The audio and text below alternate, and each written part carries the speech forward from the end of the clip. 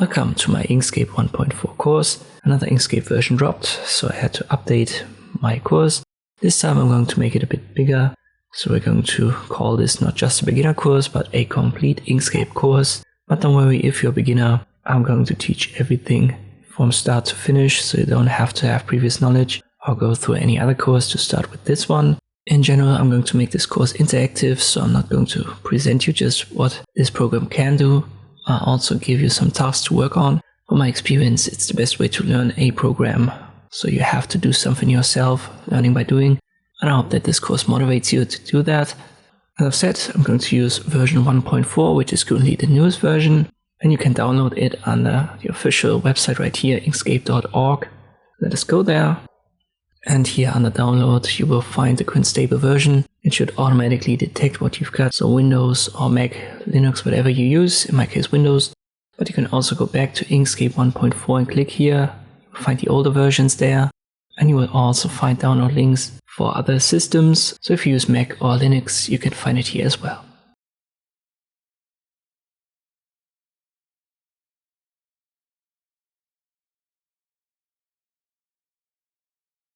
Once you've downloaded it, click on the installer. It should do its magic in the background. And once it's done, you should launch it, and this is the first page that you can see.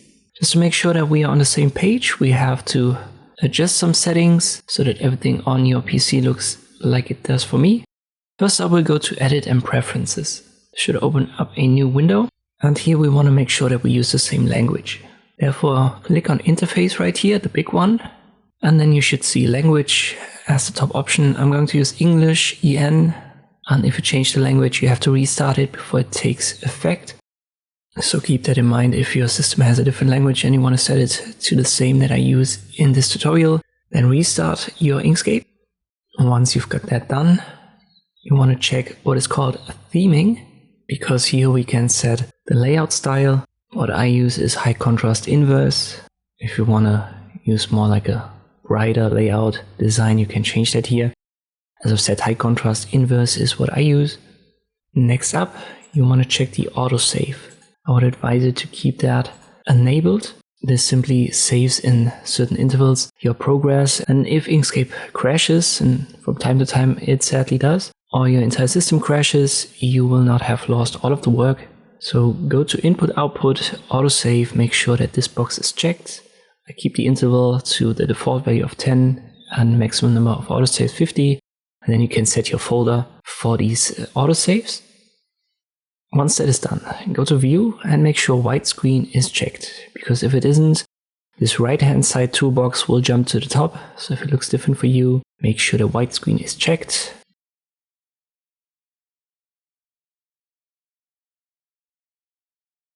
And then you want to go to File, open a Document Properties, and this determines the starting canvas in your first project. In my case, I'm going to use an A4 set to millimeters. That's what I'm going to use throughout our course here.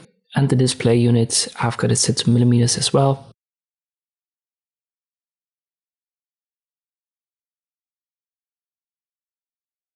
One more thing to check is under guides. We want to make sure show guides is checked, and you can create new guides and delete them here. For now, I'll delete the guides, but for you to check, create some guides and make sure that you can see them. If not, it might be because of the box. So check that.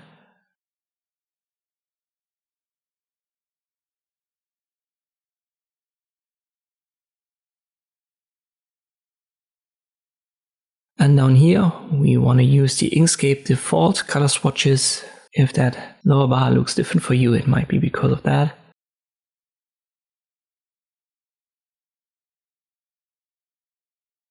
And then I've jumped to the highest position. So this should be the colors that you can see as well. If these swatches look a little bit different, might be because of the configure. I've used the default values here. So it should look like this for you if you've just downloaded and started Inkscape. But just in case, we're going to use tile size of 16, border 1, rows 2, and both boxes should be checked. And now we're starting on the same page, and we can begin using Inkscape in the next chapter. One more thing, I'd like to go to Edit, Preferences, Interface, Windows.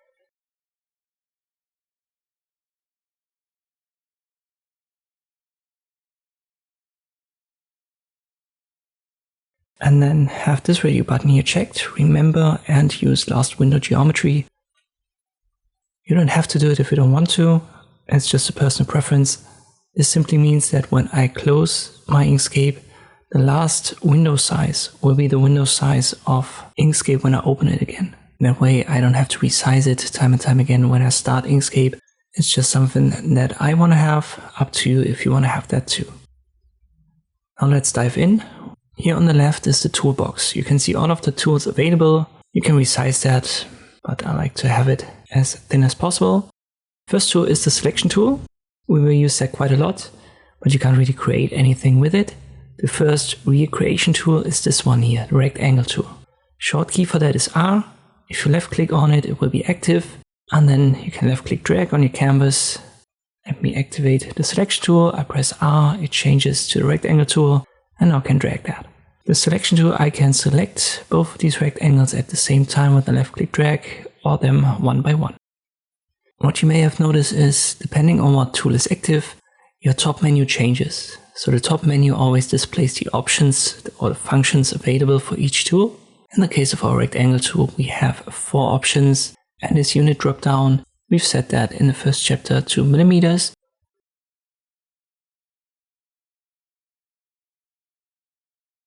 If I left click drag, width and height are set, and you can see that numerically up here and change that. Let me make that 100 for height and W width 75.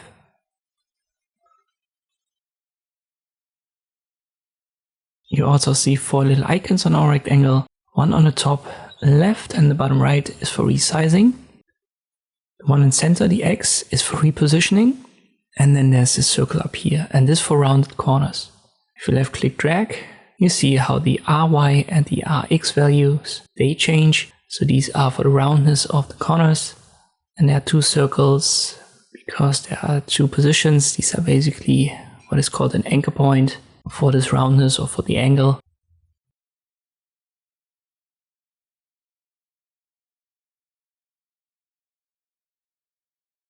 You can reset that by typing in 0 and 0.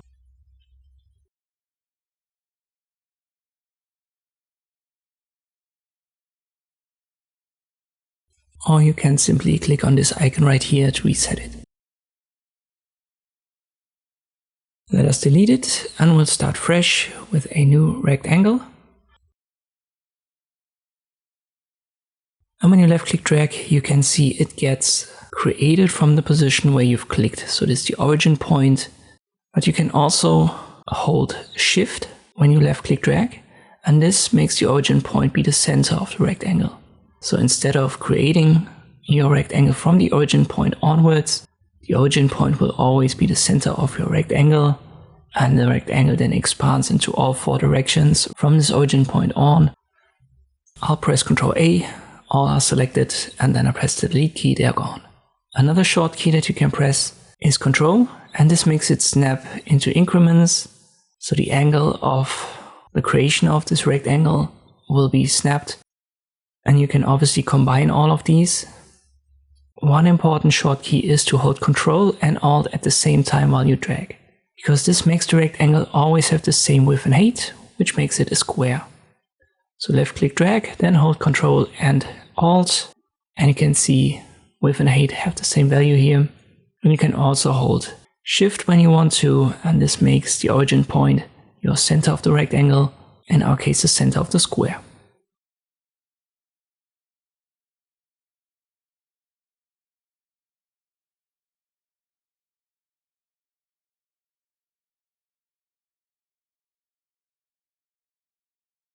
All of these rectangles so far, they have had a black fill and no stroke. And you may have been wondering, how can you change that? Well, it's fairly easy. At the bottom left, you see the current state of your object.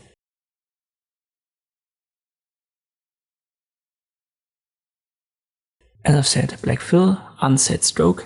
And then there are these little circles on the swatches. In our case, on the black swatch, because it's the fill.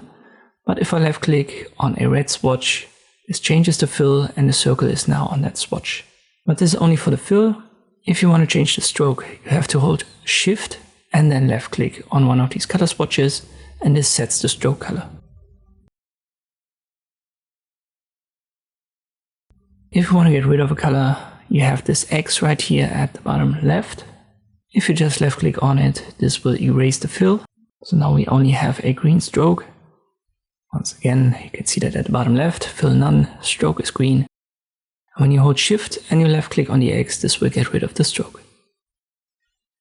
You will also find under Object, Fill and Stroke an entire menu. I will go over this in a future chapter, but here you can set fill and stroke as well.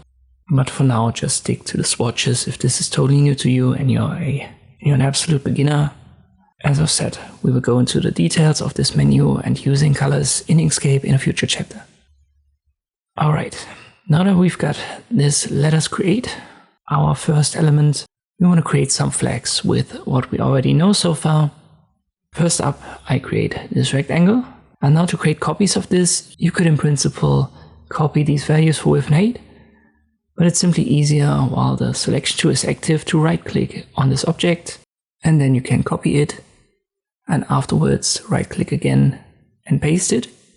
So this is the copy paste, Ctrl C, Ctrl V also works if you want to use shortkeys, but right click and then copy and paste is a sure thing.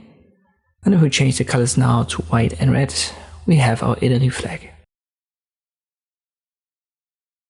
What you can also see is you can select these objects and then you have these little arrows. You can left click on them with the selection tool and resize the entire element.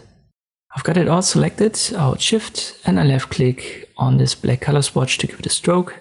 So this entire flag has now a black stroke and these different fill colors.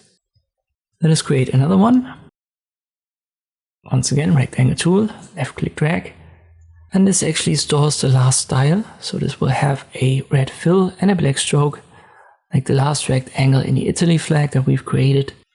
Now you can right click on that copy, right click paste, or you can also use a shortkey called Ctrl D. This will copy the selected element, in our case the red rectangle, and it will paste it in the same position as the first one. So now I have 2. I'll do it again, Ctrl D, drag it out of there, and now I have 3. And let's reposition that, and we'll give that a different fill color.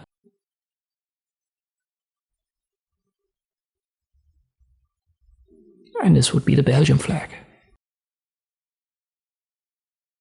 And let's do one more. This time we want to have horizontal bars. So create a rectangle, press Ctrl D, drag the copy out of there with a left click drag. Reposition that.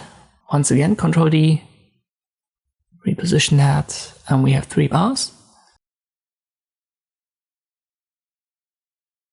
We need different colors now. I'll make it black, red and gold, and this will be the Germany flag. What I want you to do now is to create some flags of your own. Just pause the video right here and then try to find a way, try to think about how you can recreate these flags. So there are 5 in total, and only continue after you've tried. I'm going to give you the solutions obviously, but it's always a good idea to just try before watching these solutions. It helps you getting some experience using Inkscape. Alright, if you've gotten stuck, here are the solutions. Let's start with the Austrian flag. Use a rectangle. Press Ctrl D. Reposition that, Ctrl D again, reposition it. It has a black stroke, so hold Shift, click on a black color swatch, and then give that different fill colors, which means don't hold any keys, just click on the swatches for each element. We need red and white, and we're already good here. Let's create the next flag. I'll start with this color here. I'll press Ctrl D. As long as it's selected, it's going to get copied. I'll drag the copies out of there. I'll give that different colors, and again it has a black stroke.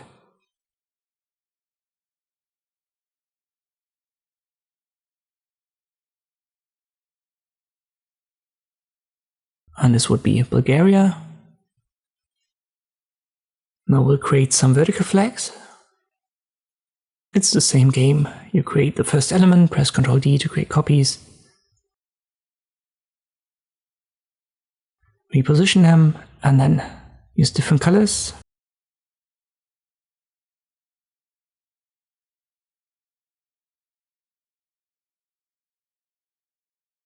It's supposed to be the France flag. And what you've also seen is you can cycle through these swatches using the up and down arrows on the bottom right.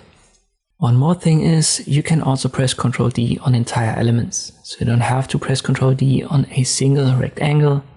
You can also select the entire flag here of France and then press Ctrl D and you've got that entire flag copied. Now we only need to change the colors. And this would be the Ireland flag.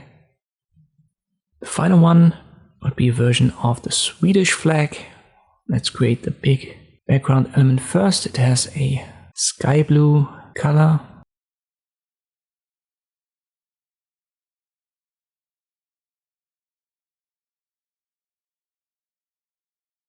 Not this one. Let me use that.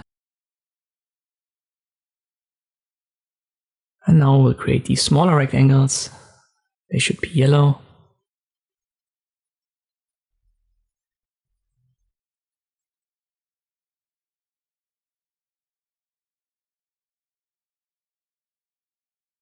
And then we're good here. I hope that was easy. If you haven't done that, once again, try to do it. You need some experience using Inkscape, and only after you've recreated these flags, continue with the next chapter. The next basic shape on our list is the circle, and we can create that using the Ellipse Arc tool. Short key for it is E. If you left click drag, you have this free form, just like with the rectangle. And when you release the left mouse button, is the shape that you get. When you select them, you can give that different fill colors, and if you hold Shift and click on a swatch, you can give that a different stroke. In this case, the stroke is pretty thin, so let's go to Object, Fill and Stroke. I've already shown you there is a fill option. Right next to it is the color for the stroke, and fully to the right is the stroke style. And here we can set the width. Let me make that 15. Keep in mind that the ellipse must be selected for this to work, but 15 is a bit too thick. Let me go to 5. Just as a reminder, we've set our entire system to millimeters in our first chapter. And here you can use now the color wheel to recolor that. Just left click drag on it. Same goes for the fill. But this is only visible when you have the drop down open, and I'm using the HSL Hue Saturation Lightness color mode. But once again, we're going to talk about this menu in detail in a future chapter, so that should be enough for our ellipse chapter. And we'll go back to creating circles and ellipses. Let me delete all of them, and here let's see two values, Rx, Ry, and this determines the radius in the 2 dimensions.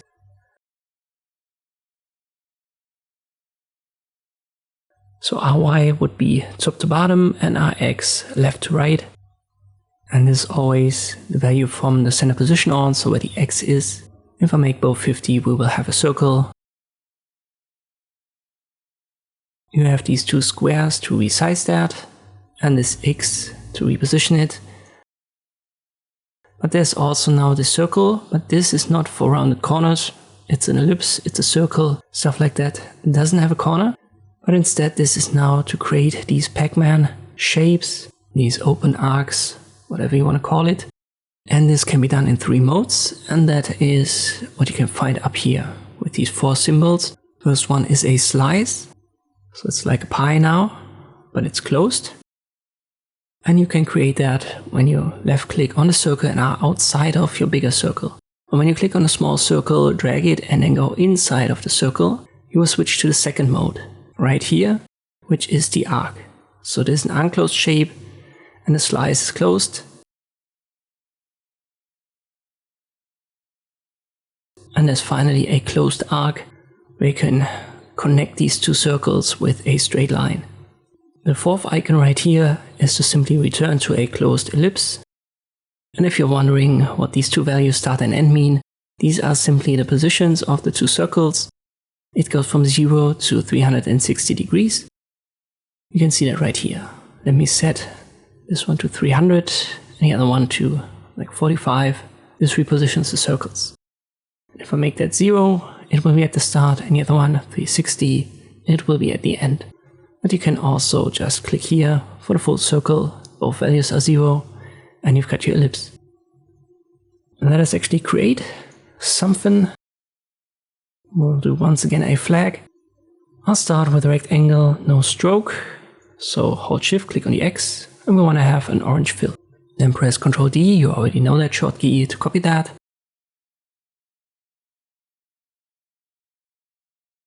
And I want to copy that again. Well, let me make that white, grayish, something like this. Once again, Ctrl D, and I make that green.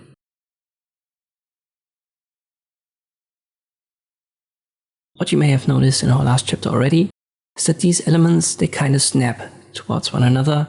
There's you could call it a magnetism between them. And this is called snapping. And this only works because it's enabled by default. And you can find it up here, at the top right. There are two icons. One opens this more complex menu, and there's the general enable snapping box. Let me uncheck it. And now these rectangles, they don't snap to one another, so there is no magnetism anymore. And the icon right next to this arrow, this is the general snapping. So if you left click on that, it's enabled. If you left click again, it's disabled. We will go over the details of this menu in a future chapter. For now, just try the general snapping here, enable and disable it, and then try it out. Now let's continue with our flag. I selected all and expand it a little bit to the sides, like this. Now I use the ellipse tool. I go to the center, and the center is indicated by this X, and we can left click drag. And we want to create a circle in center, so it's a good idea to hold Shift now. This works just like with the rectangle. It repositions this origin point, and in our case it makes it the center of the ellipse. But we don't want to have this ellipse, we want to have a perfect circle where Rx and Ry have the same value. Therefore we not only hold Shift but also hold Control, and then we go to a 45-degree angle with our mouse, and this sets Rx and Ry to the same value, and then I release it. You can see that at the top it's 14.279 for each. Let me show you this in detail. We drag this circle, and when we hold Shift, the origin point is now the center, and when we hold Control, it jumps to these increments and we go to a 45-degree angle. Now we have a perfect circle.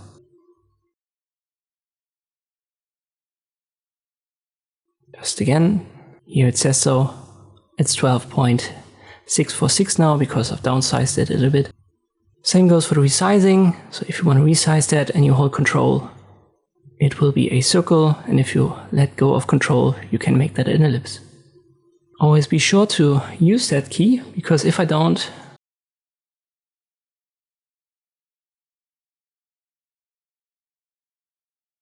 look at this, it looks like a circle, but if we check the numbers, it's not a perfect circle. This is why the short key is so important. Your eye may fool you here and there. Always hold Control, 45-degree angle, and now we can be sure that we're dealing with a perfect circle. Alright, I've got some more projects for you to try. To be honest, 2 of them use text, so if you're totally new, you might not know how to do that. Don't worry, I'm going to guide you through that now, but check out the other designs, pause the video and try to do it. What I've given you so far should be enough to recreate that. Let's start. We'll create a rectangle. I'll make that white, hold Shift and click on a black color swatch to give that a stroke. It's a little bit too thick, so I'll go to Object, Fill and Stroke, Stroke Style, and go down to around 2 mm.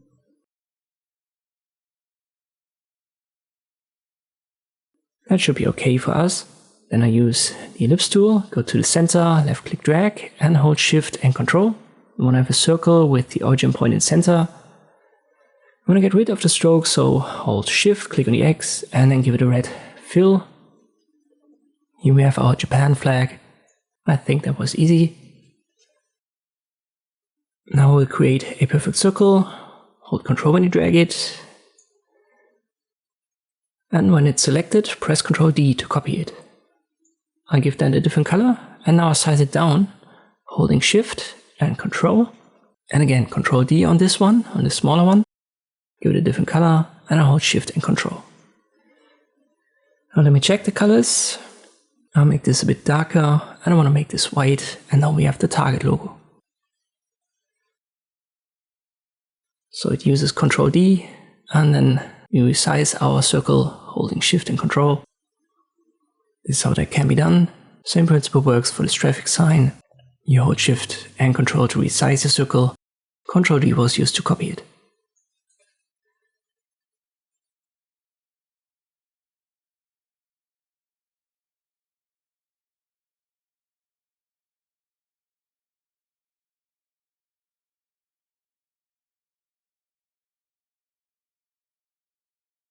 Now let us create two logos that use text. First up, we create an ellipse, and now we want to rotate that.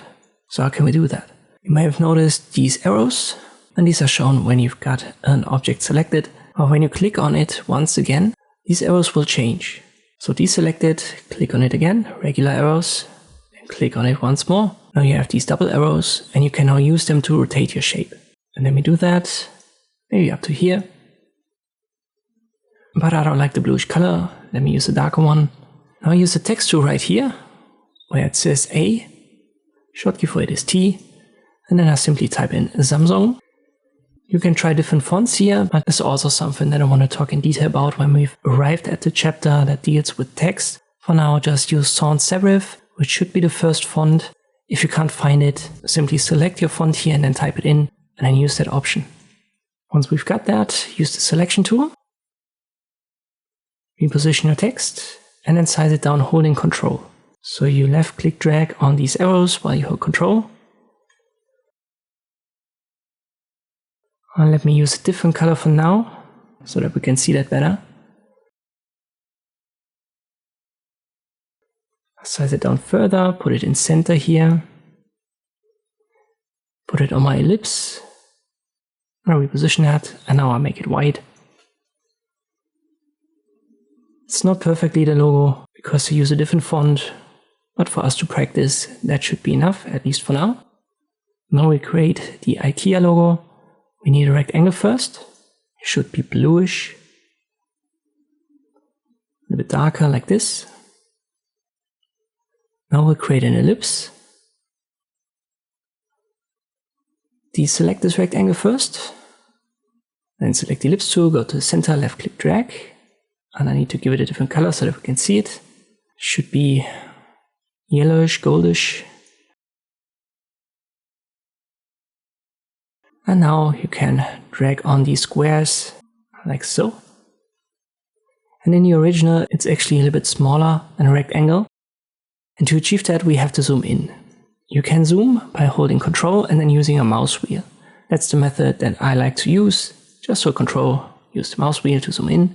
And now you can drag these squares a little bit further towards the inside of the rectangle. We're good here. Now we need the text. So again, I click on the A to activate the text tool. Type in IKEA. It needs to have the same bluish color. We put it in center and I size that down a little bit. I always size it down and size it up holding Ctrl. This keeps the font intact and doesn't transform our text. Alright, I hope you've done that. If not, do it now. You need some practice. Try to make sure to understand the snapping and this ellipse tool. So definitely create some basic ellipses and a circle. You have to hold Ctrl for that. And also play around with the swatches a little bit. Add different fills, different colors for the stroke. Just to practice. Because we need all of these principles in the future chapters.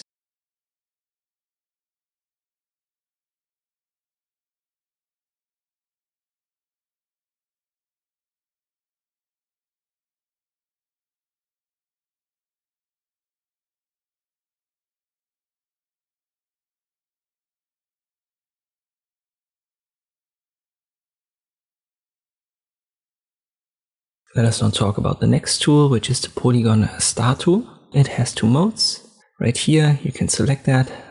I want to talk about polygons first, so select the first mode here next to new. You can set the corners, so 5 corners makes it a pentagon, 6 a hexagon, and so forth. You can left click drag, like with rectangles and circles, and you have these options to resize that, and if you click on it again, you can rotate it. And there are also these double arrows in center, and they are for skewing. So you can skew that in the X and Y dimension, and the ones on the corners are for rotating.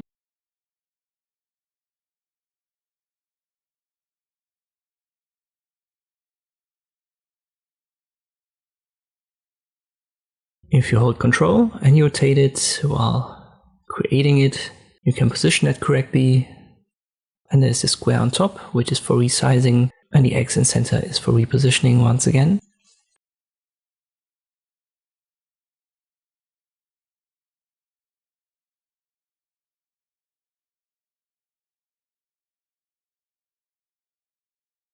We also have a rounded option here. This rounds the corners until they actually go into the other direction. So from turning inside, they turn outside, and you can even go into the negative values. By default, you want to have it set to 0. This gives you straight corners.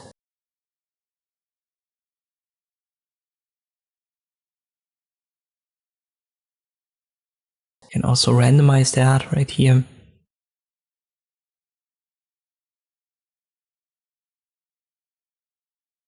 And the option right next to it is for resetting everything. And this gives us back a star, because this is the default state for this tool. We want to stay with polygons for this chapter.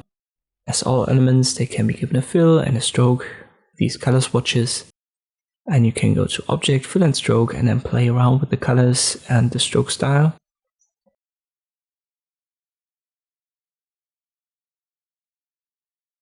Let me make that 5 millimeters. And one thing to add with this color wheel is there's a little circle inside of the triangle. You want to find that and then reposition it to the 3 corners. One corner is always black, one corner is always white, and the third one is the color that you select in the color wheel. So you can see this little circle, and if I rotate the color wheel now, our stroke gets this color. You can also drag it right here to black or up here to white. This works for stroke and for fill color. As I've said, you can set the corners right here. 5 makes it a pentagon.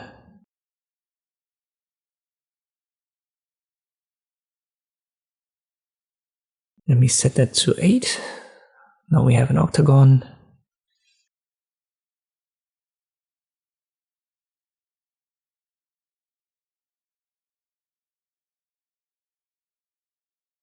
And 3 makes it a triangle. So this is actually how you can make triangles in Inkscape. I'm going to talk about triangles in the next chapter, but we will use primarily the polygon tool for it. Let us create a couple of designs for you to practice. Once again, pause the video here, try it out yourself, and if you get stuck, I'm going to guide you through this now. Alright, let us start with a pentagon. Make sure to get rid of the stroke. We only want to have a fill color of black.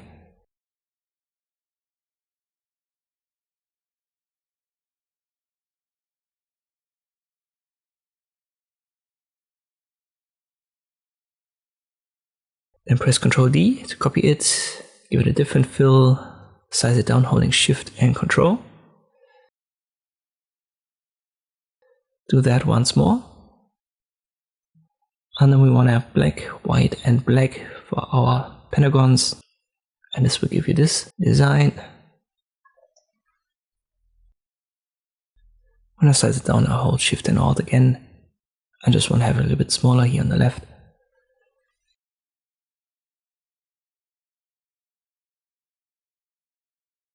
Next up, we'll switch to 8 corners. So we have an octagon. And now I want you to skew this. I'm not going to give you exact values, just try it out so that you have used this function a little bit.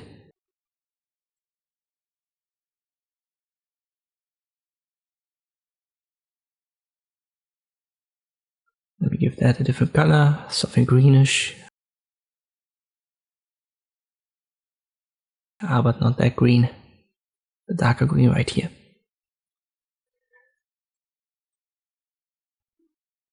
Now switch to 6 corners. We need a hexagon. Hold Ctrl and position it like this. So we want to have 2 corners at top and bottom and only 1 on left and right. Give this a brownish stroke and this light green fill color. We go to stroke style. Make sure it's set to 5 millimeters.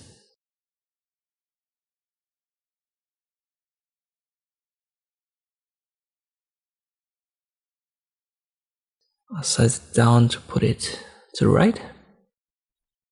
We'll create another hexagon, and this time rotate it so that you have one corner on top and bottom and two on left and right. So it's a different orientation now.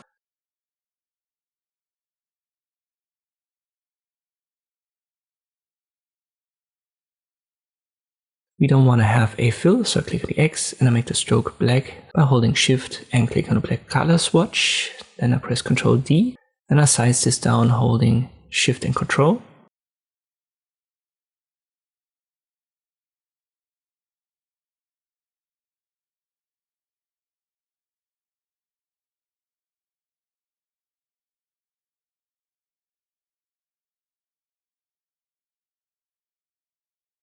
And I repeat this a couple of times. And you can see how the stroke gets thinner and thinner.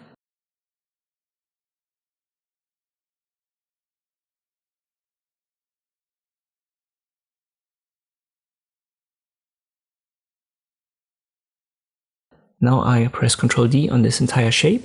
I go to Object, Fill and Stroke. Go to Stroke Style. And you can see it's set now to percentage because all of these hexagons are selected and they have a different stroke width in absolute terms, but in relative terms it's always 100% of the size of the hexagon. If you now want to change this so that each of these hexagons have the same stroke width, we need to set it from relative to absolute values. To do that, we'll select it all and then set this to millimeters. You might have to do it 2 times. And then set it to 2.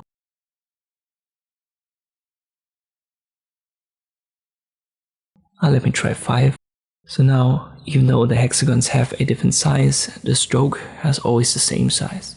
And that's the difference between these two. The one at the bottom has a relative stroke width, the one on top an absolute.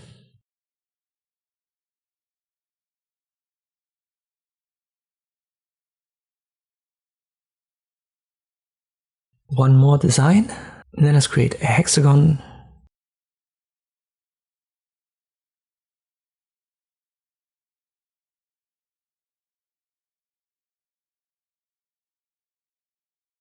I'll Ctrl when I rotate it. Now I use Ctrl D to copy it. And I want to reposition that so that these stroke lines, they overlap. And this is how you can create this honeycomb design. Always use Ctrl D, and the snapping helps you in finding the perfect positions here for overlapping. So that's all stuff that you can already do with the functions that I've given you. I hope you've done that. If not, do it now and then start with the next chapter.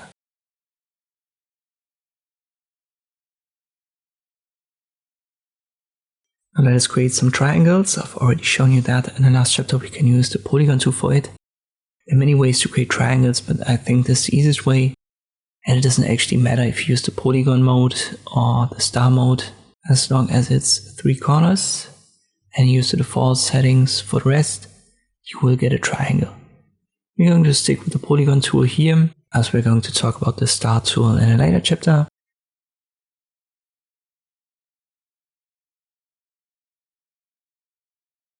We can also hold Ctrl here to make the snap into certain angles.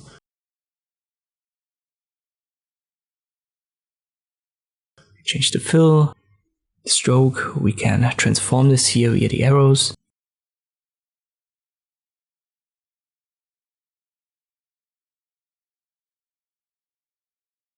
If we click on it again using the selection tool, we get our skew arrows and the rotate arrows.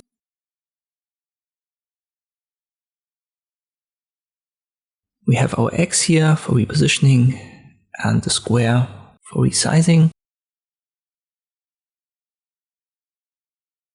Roundness works here as well.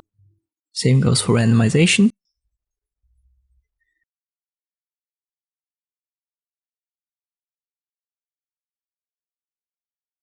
For our needs, we're going to stick to roundness of 0 and randomization of 0. So let me reset that, switch back to 3 corners, polygon tool. This is what we're going to use now to create some designs.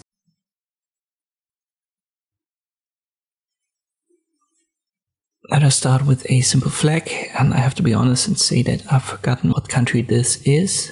It's something in Africa. We're going to hold Control to have this angle here, and we're going to make it red, no stroke. and then I transform it and make it a little bit wider on the sides.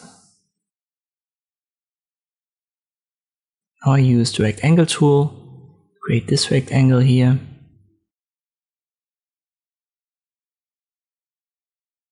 Let me give that a yellowish color. I transform it using the selection tool, and you can see our triangle is behind it. We don't want that. And there's an easy way to adjust the stacking order, so this hierarchy between the positioning of different elements. When you have the select to active and you select an element, you will find these 4 options right here.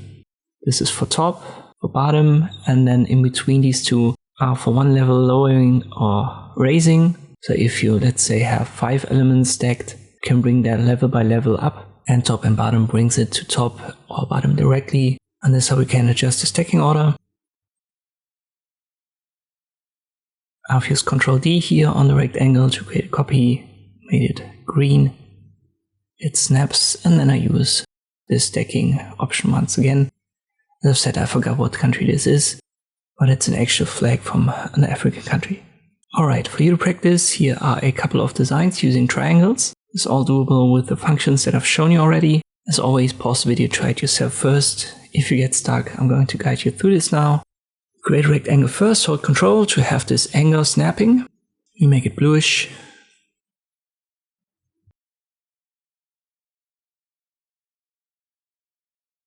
We'll use a darker blue. Let me use this one here. Now we'll create a rectangle. I'll make that white. Use the stacking order to bring it down. I transform it, so resize it to the right. Ctrl D to copy. Give the copy a reddish color. Use the stacking order once again.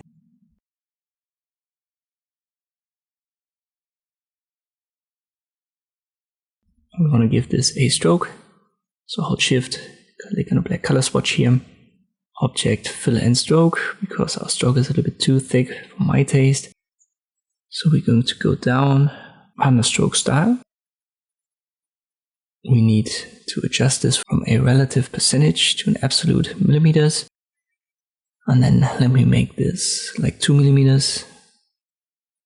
And that's better. Don't worry too much about the stroke here in center. It's not part of the original flag of the Czech Republic.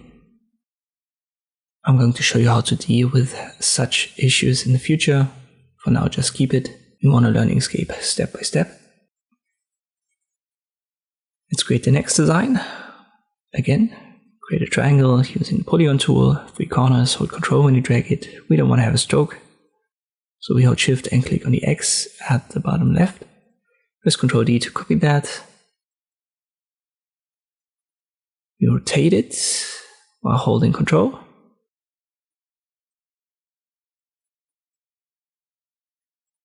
We'll copy this one again, Ctrl D.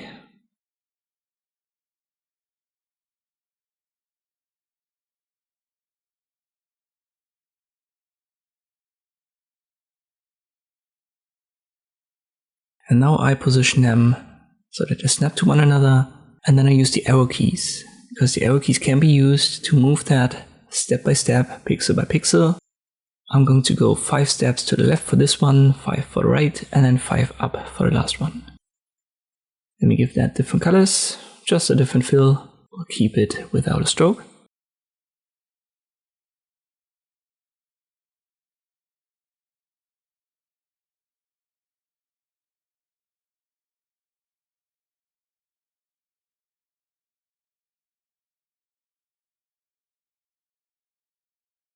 Next one, we want to start with a rectangle. I'll make that green.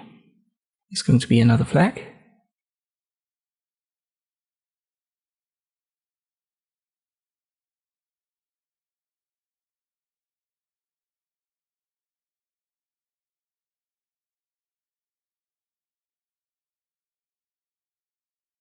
Now create a triangle. Let me first give that a different color so that we can see it properly. I'll hold Control. I want to have this angle here. I put it in center right there on the left side, and then I transform it up and down without holding any keys until it snaps. And I give that a black stroke. Same for the rectangle, it needs a black stroke. Now I copy this triangle, pressing Ctrl D. And I give that a yellow color.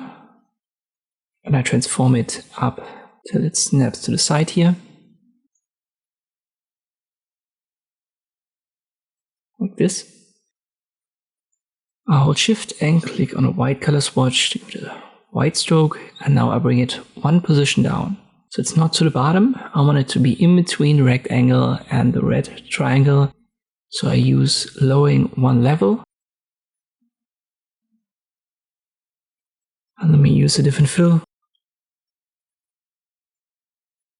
And I believe that's Guyana. So yet again, it's an actual flag that exists.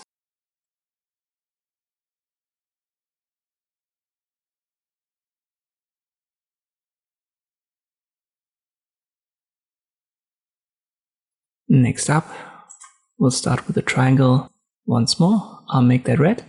Then I press Ctrl D. Then we make that white. When I set it down, I hold Ctrl and Shift, and I put it to the bottom like this.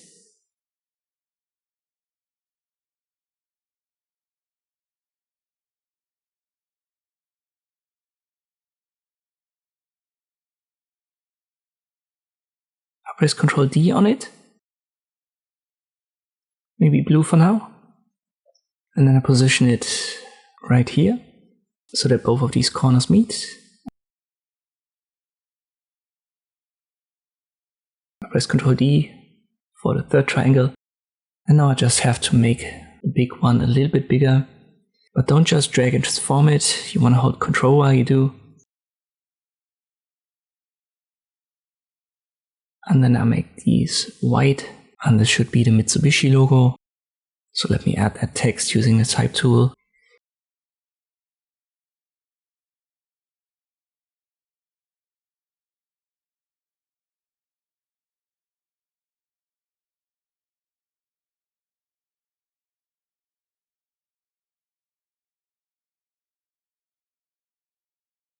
It has the last style stored, so it has a black stroke. I'll use the sans serif font yet again and get rid of the stroke. So hold Shift, click on the X, and then I give it a black fill. So recoloring text works just like recoloring objects. You simply use the swatches down here. Hold Shift when you want to adjust the stroke. Don't hold any keys when you want to adjust the fill.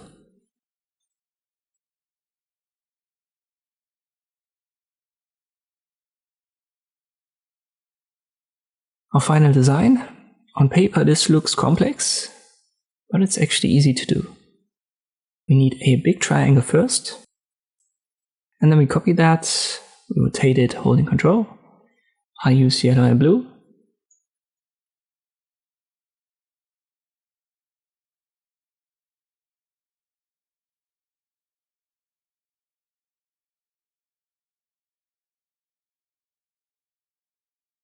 And now we copy the big yellow one in the background and size it down.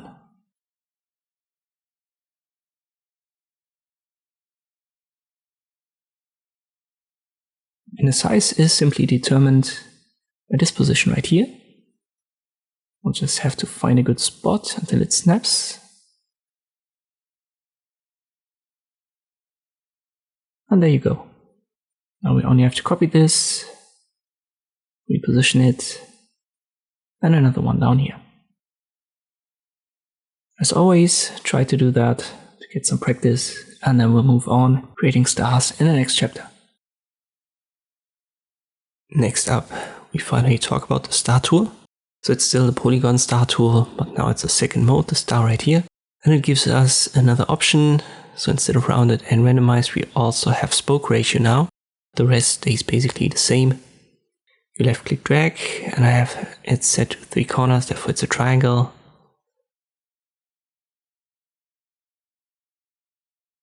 You can rotate that. Let me make that 6 corners, and now we have a star. So default spoke ratio is 0.5. This gives you these 90-degree angles, you could say, but you can adjust them from 2 directions with both of these squares, both of these diamond icons that you can see. It goes from 0, where you can't see it anymore, upwards. And I've set 0.5 gives you these 90-degree angles. But you can also skew it a little bit, as you can see. So you cannot just drag it up and down, but also left and right.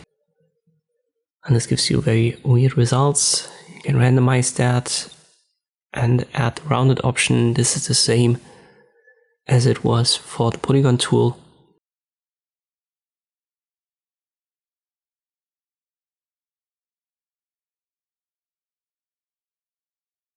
And you can set that all back by using this icon right here. The X is to reposition it, but you can't really resize that directly here anymore because the diamonds are only there for the spoke ratio. So if you want to resize that, you have to use the selection tool and then deal with our arrows here. You can also skew it and rotate it.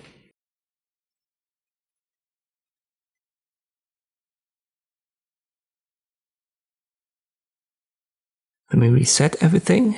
5 corners, spoke ratio 0.5, rounded and randomized 0. And now I can only hold Control. So this is the only shortcut here. Holding Alt and holding Shift doesn't do much, but holding Control makes it snap into these angles. So if you want to have a set orientation, remember that shortcut, hold Control while you left click drag. As always, these stars also work with the swatches. So left click to give it a fill, hold Shift and left click on a swatch to give it a stroke. And this is how we can do the basics here. Let us create a flag together first. Just a simple one. I'll start with a rectangle. I want this to be white and it should have a black stroke.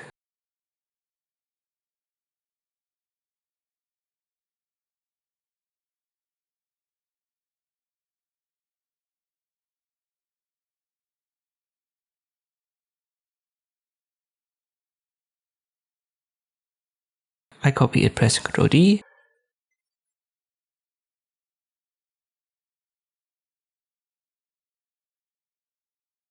Let me resize that a little bit.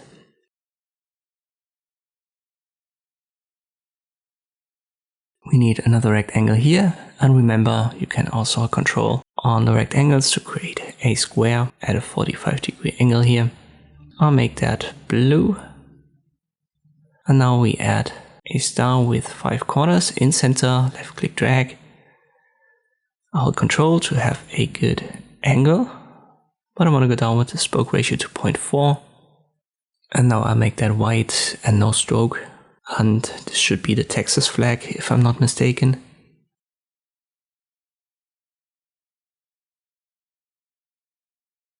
And now I've got a couple of tasks for you. As always, pause the video first, try to figure it out.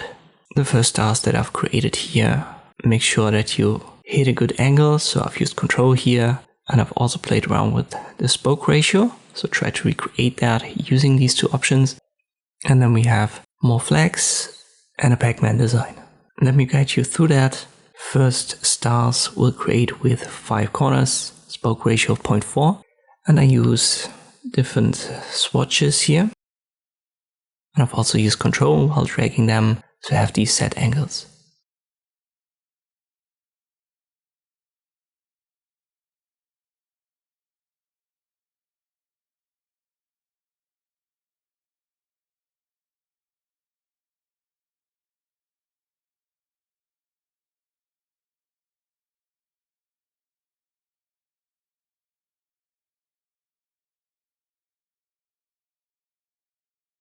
I will create some stars with 6 corners, and I want you to use a different spoke ratio. I also want you to add a stroke, and remember, if you can't see a stroke, it might be because of the stroke width. So go to Object, Fill and Stroke, Stroke, Style, and then adjust it here. 2 millimeters are fine for me. Now we play around with the spoke ratio. I hold Control to drag this, and then I go down to 0.2.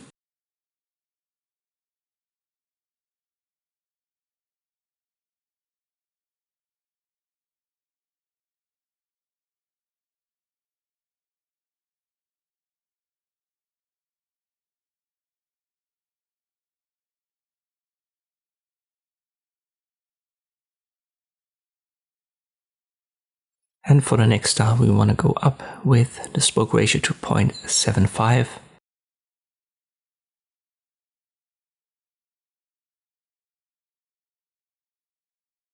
You could also use the diamonds, but we want to use specific values here, so try to use the numerical options there.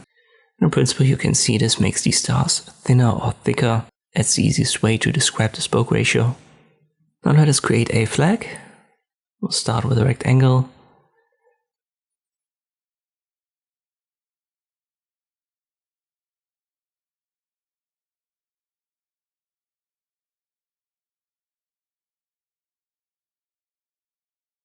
Right fill, no stroke. I'll reset the star here to 5, spoke ratio of 0.4.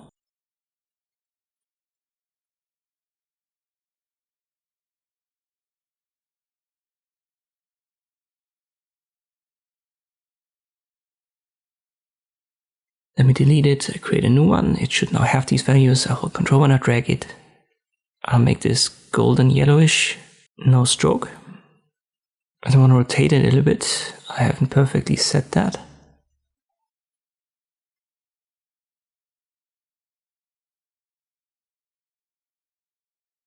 Now we're good.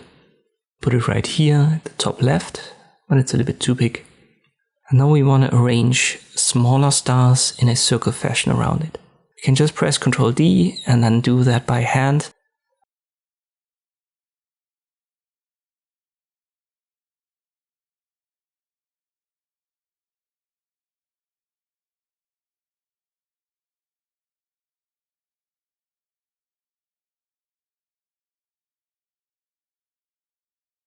But you can see we're not really hitting it well. So let me show you something new. We can simply select the first star, position it, left click on it again, and then we can rotate it.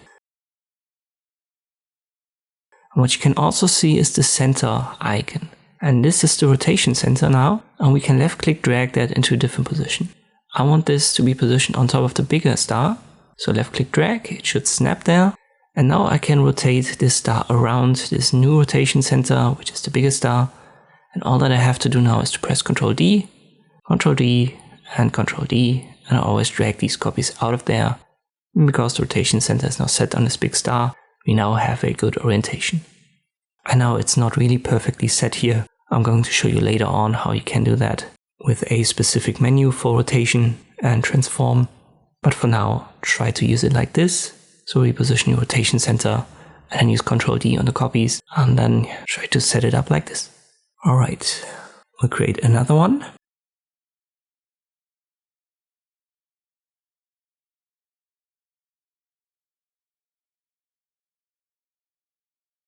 And we want to go down to 3 corners to have a triangle.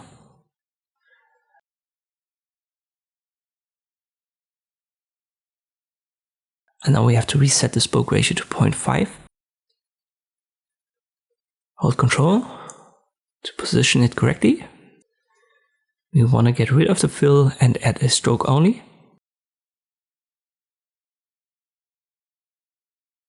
Press Ctrl D and then rotate this one while holding Ctrl. And this is how you can create these stars of David. It's super easy, just 2 triangles and they create a star then.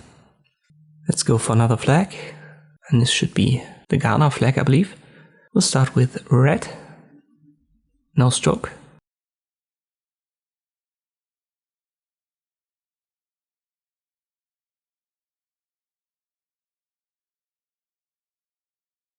Ctrl D to copy. Now we want to have a yellowish color. And finally a green color.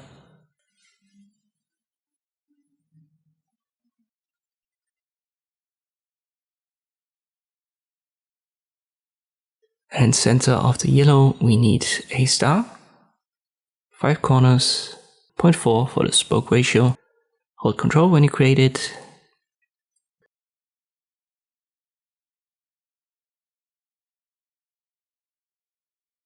We have to reposition that a little bit and then resize it. So left click on it, and then I use the arrow keys down until I've got a good position at the bottom.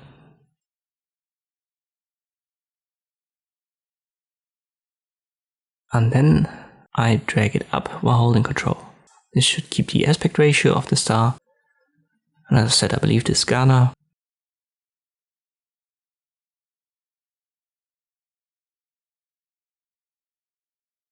Finally, let's create a small little minimalist Pac-Man design.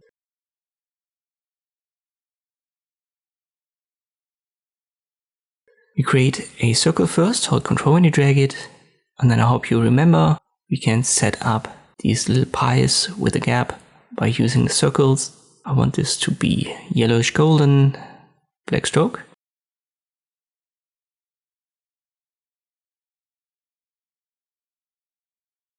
Then I add a star as an eye, hold Control when you drag it. I want to have a black stroke and the same fill color. And now I create these small circles, only black, fill, no stroke. Control D to copy them. And when you drag the copies out of there, hold Control. It's going to make it snap into the horizontal line, so they have the same center position horizontally.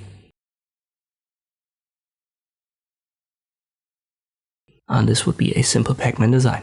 As always, try to create that yourself. If you haven't done that, go over it, and then you're ready for the next chapter.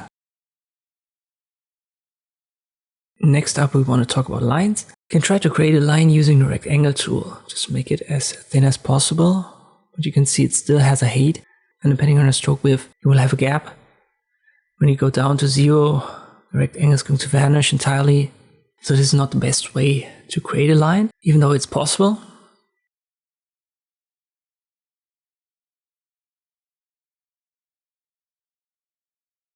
Best way is to use the pen tool, pencil tool, or the calligraphy tool. We want to stick to the pen tool first. Don't worry too much about the options. We'll just use the first one that's active by default. And you can left click and left click again, and this creates these start and end points for your line. Same goes for the pencil tool.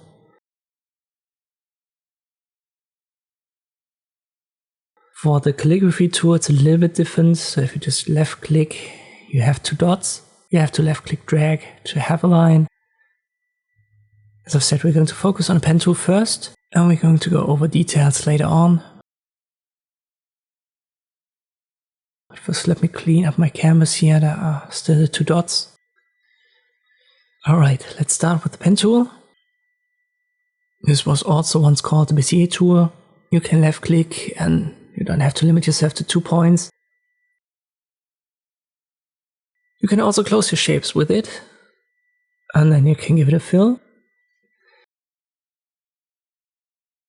Be aware that fill and stroke color, they affect the appearance of the stroke massively. So if I get rid here of the stroke by holding Shift and clicking on the X, and then only adding a fill, everything is good because it's a closed shape. But if we create an open shape, it has only the fill stored and no stroke. It looks like this now. We select it, I get rid of the fill, and then I hold Shift and click on the black color swatch to give it a stroke. And now we can see our line again. So always be aware of fill and stroke and how it's set. For the most part, when you draw a line, you want to have the stroke active and no fill. Still have our arrows here for transforming, rotating, and skewing. So this works just like with all other elements that we've talked about so far.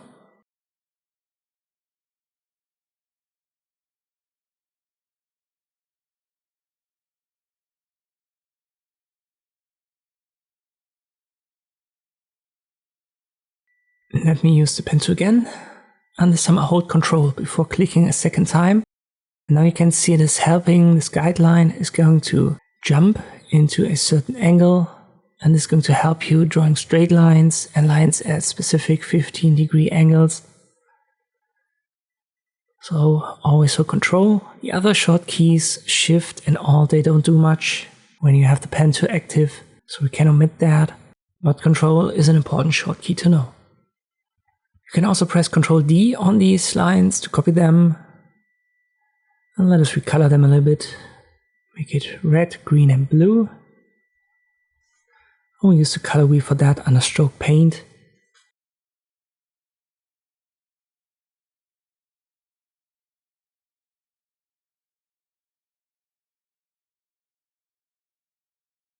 Under Stroke Style we can set the width.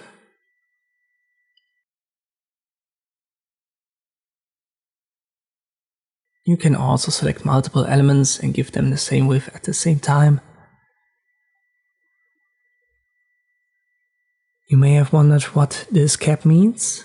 Well, cap is for the end position. We have a butt cap by default. Then we have a round cap and a square cap. Now let's compare it by zooming in a little bit. Just as a reminder, I hold Control and then use the mouse wheel for zooming. Round cap is self-explanatory, but square and butt cap, they look the same. But square exceeds what is called a node, and these are the start and end points in lines and basically any element. So where we left clicked 2 times to create this line, this is then determined as start end point and then called node. And with the butt cap, the line ends where this node is, and with the square cap, it exceeds it a little bit because it only starts where the node is. And later on we're going to use that a couple of times, so it's going to become a little bit clearer how this is used and how it affects the designs. For now, just keep in mind that you have these options and round cap, which is, as I've said, self-explanatory. Then we create a new line. I copy that 2 times.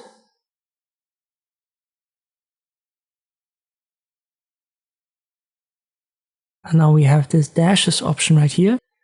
And here you can create dash lines. The second option here is for the pattern offset.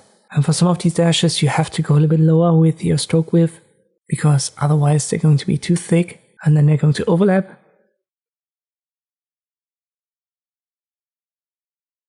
But now you can see our dashes very clearly.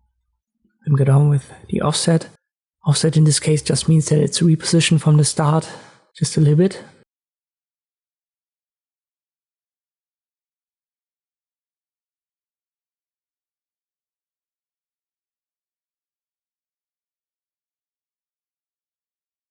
And here again it overlaps. We use a different one here.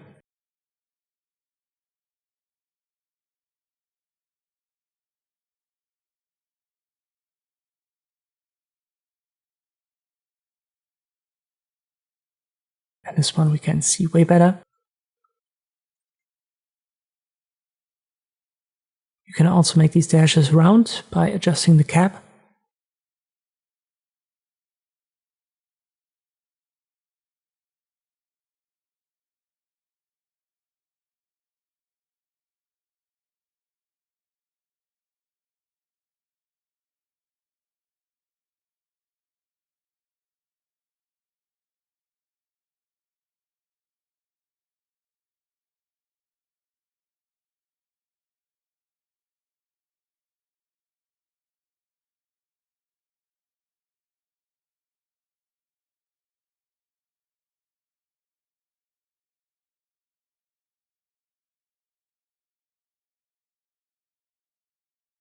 We can make our lines snap by simply using the pen tool and then, for example, using page borders. But this only works when the snapping is active.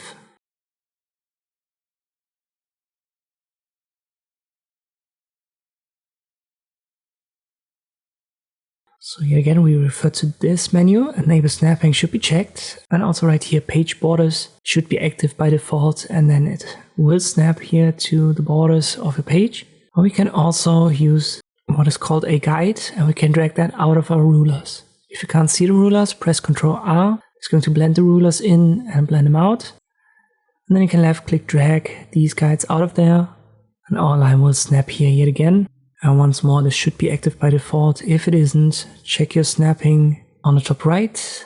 And by the way, you can drag these guides back into the rulers with a left click drag.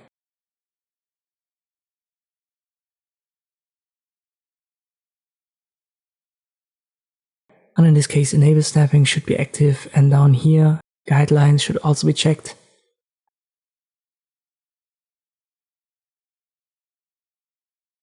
Finally, we can also create curved lines using the pen tool. Instead of just left clicking, we left click, and at the second node, we left click and then drag. This gives us these handles that we can use to adjust the angle.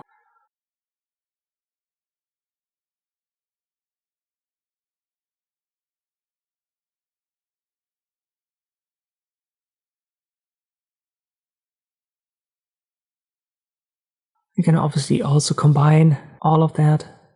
So straight lines, holding Control for a specific angle, and then left click drag for curved lines. We're going to go over the pen tool a little bit more in detail in a future chapter, but for the basics, that should be enough. Let me show you a couple of projects, just some simple lines that I want you to recreate. We'll start with a straight horizontal line, so control menu, left click 2 times, and we want to give that a black stroke, a regular straight line right here.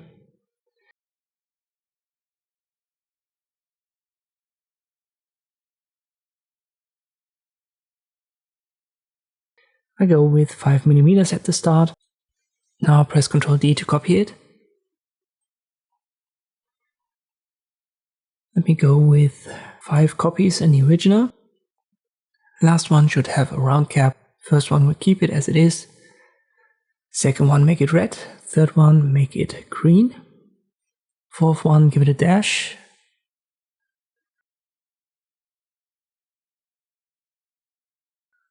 I can even use this one. Fifth one, also give it a dash, maybe that. Alright, now create a diagonal line using Control.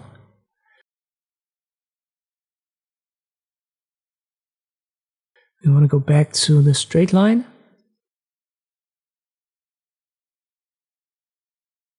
And then create this zigzag line. You have to hold Control for it to snap into 45-degree angles.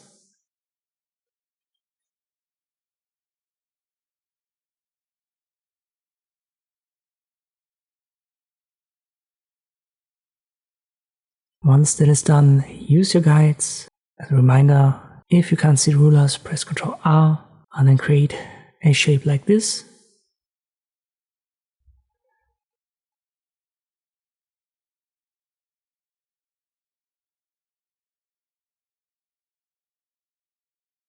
And finally, I want you to create 2 curved lines. Just a simple arc. So left click, then left click drag.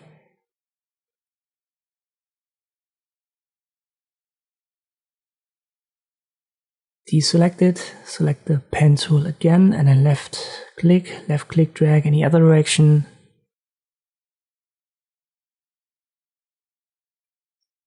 And then we're good with the basics of drawing lines in Inkscape. Next tool, next basic shape is the spiral. Left click drag and it's created.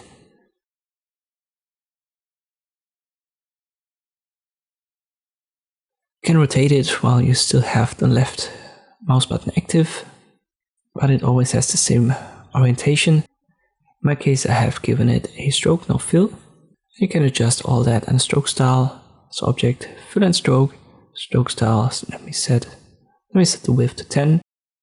We have these 2 diamond icons for start and end point, and the X in center for repositioning.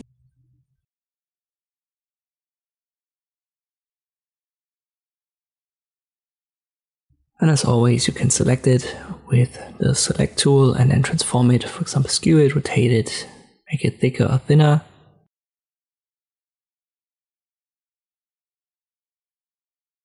But what now if you want to change the orientation?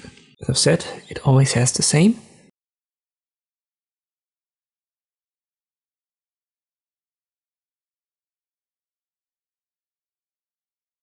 Well, we can select it with the select tool and then watch the top menu right next to our stacking options. We have the flip options. And a horizontal flip gives us what we need. And there's also a vertical flip, so you can flip that in X and Y axis, and that does the job.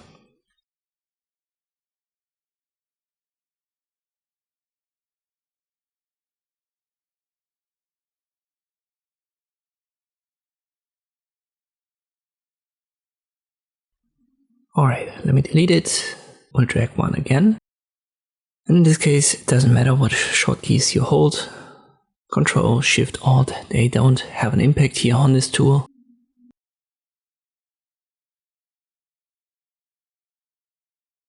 But you can see we have 3 options to adjust it. For example, turns and inner radius. These are the 2 diamond icons. Inner radius is for the inner one, turns on the left for the outer one.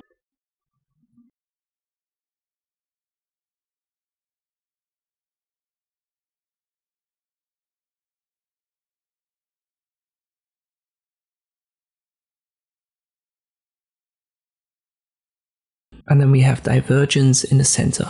Depending on where you go here, you will get a denser spiral on the inside or the outside.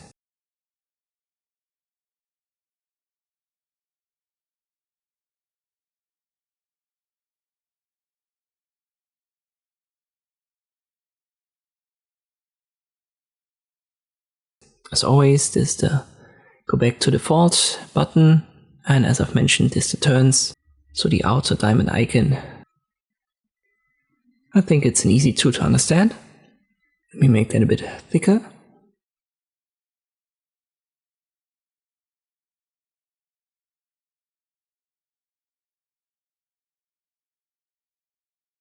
And now you can hold Shift, click on the swatches to give it a different color. And you can also release Shift and left click, and this gives it a fill. Usually you don't want to have that, but the effect exists. For the most part, you want to have no fill, so click on the X, and a stroke, so hold Shift and click on the color that you want to have for your stroke.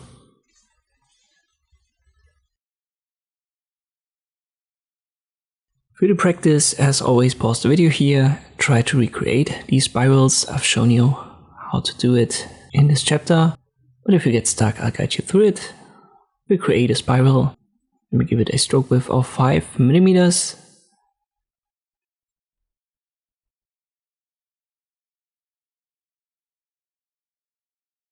And we can also press Ctrl D on them to copy them.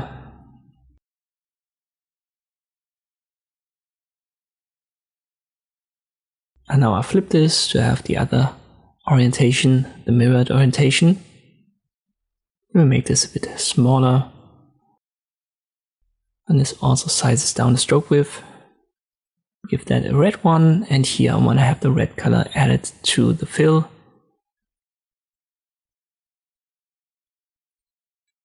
Next up, I want you to add 5 turns here, 0 for inner radius, and then play around with divergence.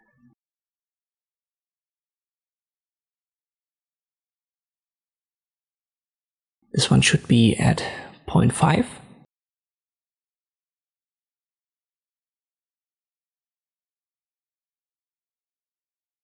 Then set the stroke width to 2 millimeters. I press Ctrl D. And for this one, I want the divergence to be higher. Let's go to 1.5.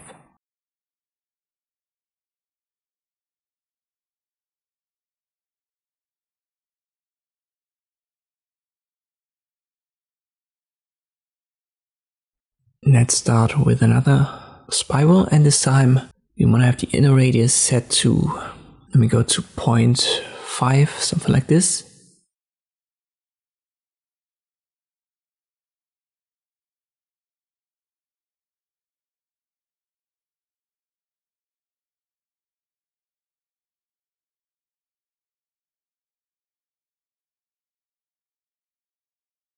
Then set the turns to 5, divergence is 1.0. Another one, I reset it to the defaults. I make this thicker, I'll try 5.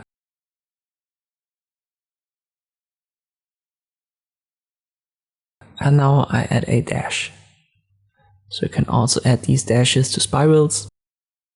I want to have 2. One with squares and the other one with rounded rectangles. And we can achieve that by using the round caps here. We've covered the caps in the last chapter. If you haven't done so, try to recreate these spirals now, and then you're ready for the next chapter. Let us create some rounded corners. For rectangles, we've already done that. Let me make this a little bit thinner here.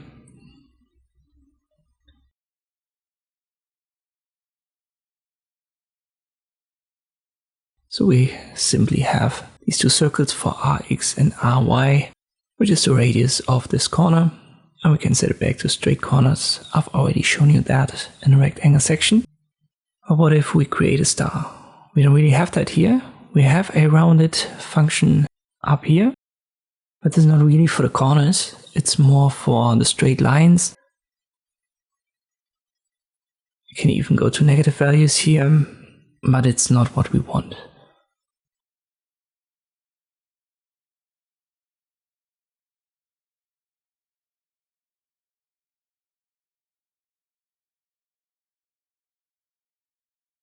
Let me deselect this here, I'm sorry.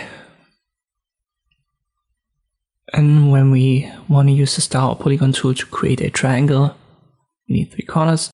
It's the same, and here you can see it's not a rounded corner effect for roundness, but a rounded side, you could say. So how could we make rounded corners for triangles, for example, for stars or every other shape?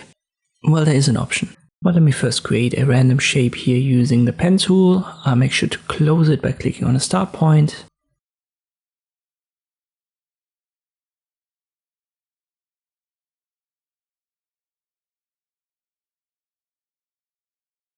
And you can see we can use the nodes tool and reposition all of these anchor points, and there are circles, but these are circles of the handles and not really circles to make these corners round.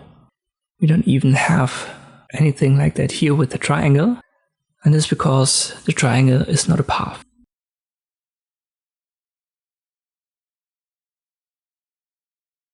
In the next step, we want to use the path effects. To do that, we need a path. One that I've created with the pen tool is a path. You can see that down here when it's selected with the selection tool. But the triangle isn't, it's a polygon. The rectangle is a rectangle and the star is a star. So none of these top 3 elements are paths, only the bottom one is. And to apply a path effect, we need to turn them into paths first. To do that, we'll select them, and then we go to path in the top menu and use what is called object to path. And now you can see down here, it's not a triangle anymore, it's not a polygon, it is a path. Rectangle is a path, star is also a path, so we've successfully converted these top 3 elements into what the bottom element already is, and now we can perform path effects onto them. So again, go to path effects, and via the drop down you can see them all. Don't worry, don't let that confuse you for now. I'll go over this in later chapters, but in this chapter we want to focus on the first one at the top left, which is called corners. I'll simply left click, this opens a new menu. Looks a little bit intimidating, but for us important is the radius here. Just click on the plus sign, and there you go. You can see how these corners are gradually rounded, and this works on any path. So we can simply add that here to our triangle path. And this is what we actually wanted, so we didn't want to turn these sides round, but the corners. As long as this path effect is active, we can also activate the nodes tool, which is the second tool here in our toolbar. And then you can left click drag on specific corners to only adjust them. When I already have a roundness, you will get these triangles, and when I don't have that, you will get circles. Let me add that here, and here you can see the circles now. Once you've drawn these circles somewhere, they turn into triangles. It's always the same effect.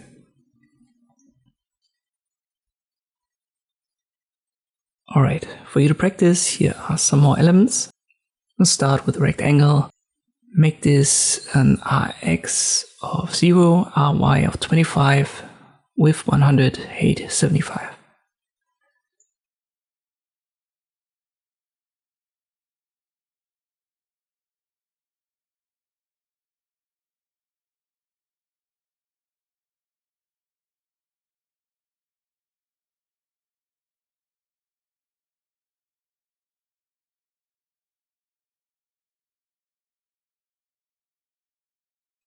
Now we want to create, well, let's create a star first.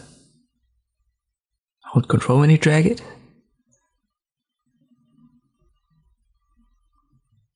Now we want to have a triangle.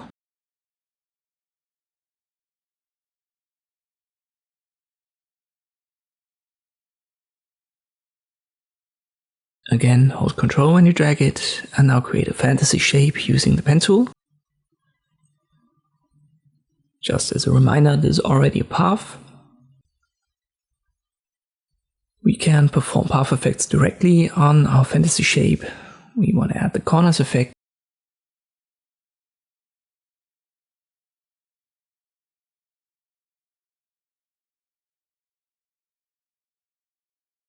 Set the radius to, let me go to 50.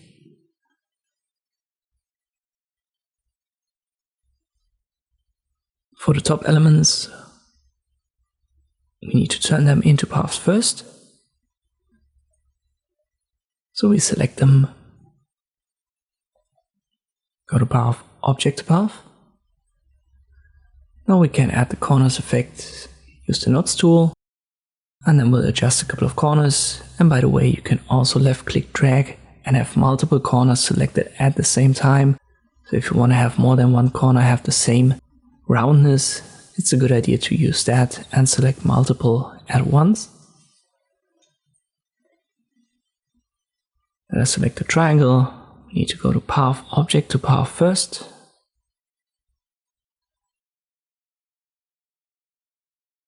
Then path effects, corners. Use the nodes tool, select all, and then drag them a little bit in.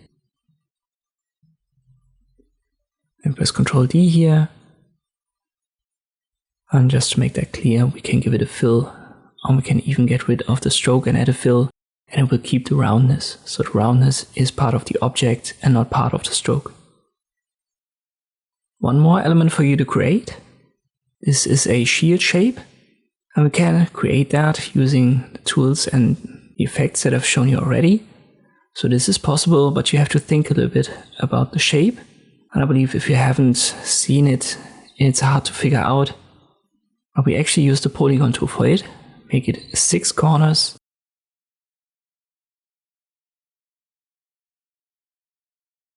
Hold Ctrl when we drag it. We want to have the spike on top and bottom, 2 spikes on the sides, left and right. I'll copy that Ctrl D and I'll work on the copy above. It's a polygon, so I have to go to path, object to path first. Then I go to path, path effects, add our corners.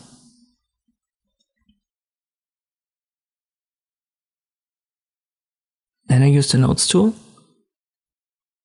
And I specifically drag in this one at the left bottom, one on the right bottom, and then one on top. And this is how we could create a shield very quickly, very easily from a polygon. As I've said, if you haven't seen it before, don't worry if you couldn't figure it out by yourself. But now that you know, this is how shields can be easily created in Inkscape. Alright, let us continue. We want to create a couple of arrows, and to do that we'll simply create a line. I'll give it a stroke, so I'll shift, click on black color swatch, and then I get rid of the fill. I click on the X without holding any keys. Let's go to object, fill and stroke. And you might have already seen it, there is this markers option. For now I take a width of 5, simple butt cap. And with the markers we have 3 drop downs, and there we can add inbuilt designs to start and end point and even the midpoint of lines. And all that is adjustable.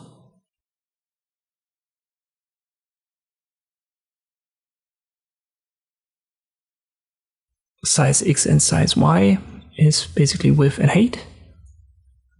By default it's connected via this link, but if you uncheck it, you can adjust width and height separately.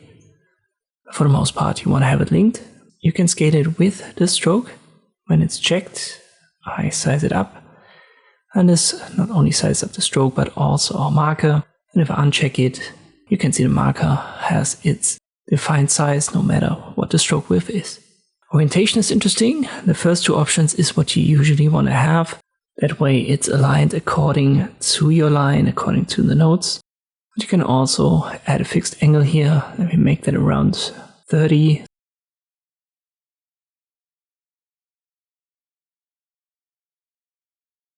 Let me zoom in a little bit. And you can see it gets then tilted. And there's also a flip option right here. As I've said, the first 2 options are usually what you want to have because this aligns it according to the line. The offset is for repositioning it according or in relation to the end node here.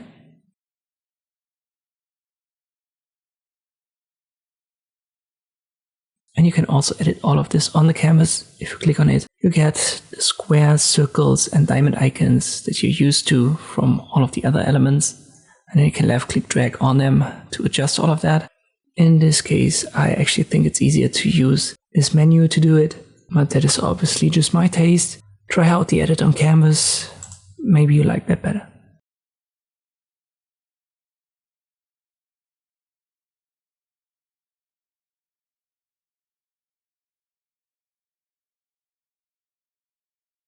Alright, let's switch to the endpoint. And there's just the first drop down here. And there's a mid drop down. But if I add something, it's not going to be visible. So we can't see that on our line because our line only has 2 nodes, the start and the end. And this mid is for the midpoints. So if I create a line with more than 2 nodes, something like this, you can see that when I activate the nodes tool, we have now 3 diamonds. And now we can start ends and also the mids.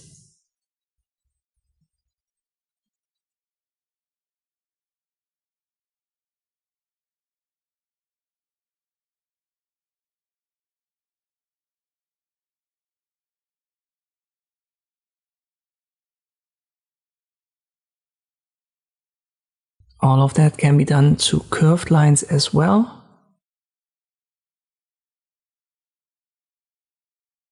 You know what, let me press Ctrl Z here. I'll make it a 3-point line right away. Something like this. And again, start, end, and mids are adjustable now. And this is how you can create these arrows in Inkscape. As a project, I simply want you to recreate these 3 arrows and then create one of your own. It all can be found under Object, Fill and Stroke, and then Stroke Style. Next up, we got a shorter chapter. I'm just going to create a rectangle here, and I've already shown you. We have these arrows to readjust them, to skew them, to rotate them.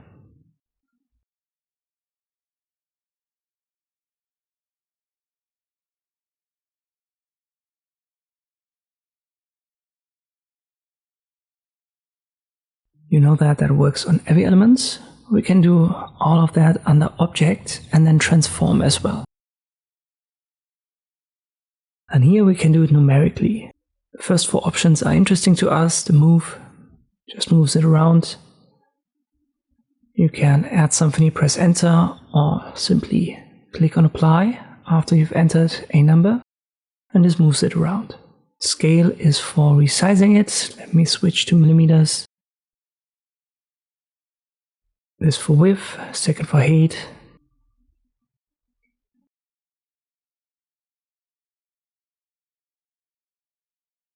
Then we have the rotate function, it's set to degrees.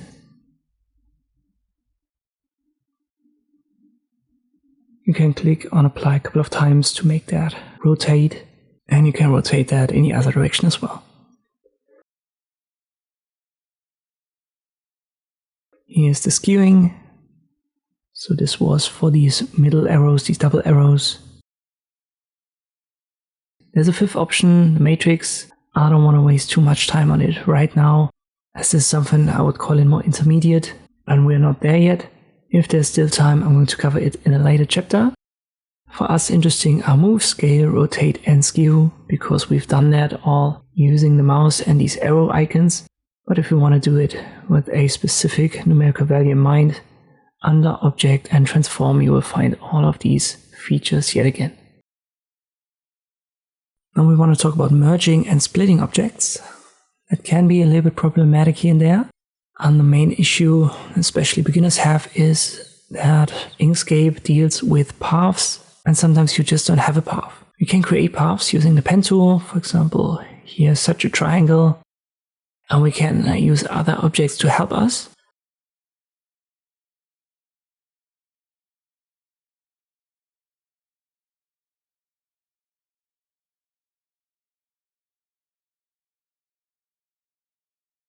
But what if we, for example, want to create a very complex cutout of this ellipse here? Let me use pen tool again. And now we almost want to have a zigzag cutout. So how can we do that? Well, there are many options, as always, but the one that I want to introduce to you uses path effects. So we need to make sure that we're dealing with paths. When you select your objects, you can see that down here.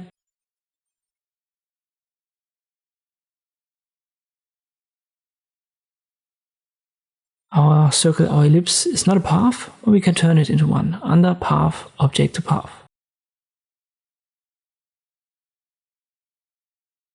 Now both elements are paths. When we select them both, it says so that we have two objects selected of type path, and this is usually what you need to perform path operations, path actions on it. And for merging and cutting out, we have them right here under path. There are a couple. For now, I want to just focus on three, which are union, difference, and division. And difference is simply explained. It takes the top element and then cuts it into the bottom element. And we reverse the order. And again, difference. And now our zigzag line cuts into the ellipse. You can also use division. And this gives us a cutout of the overlap while leaving the rest of the bottom element.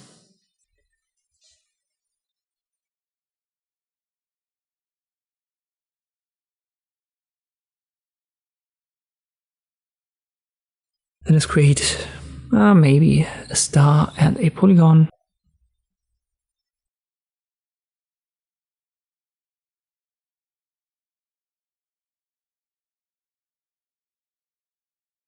Something like this should be fine for this demonstration.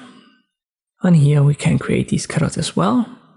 For now, both are stars or polygons, therefore we have to convert them paths to make sure that everything runs properly. Then select both, go to path and use division.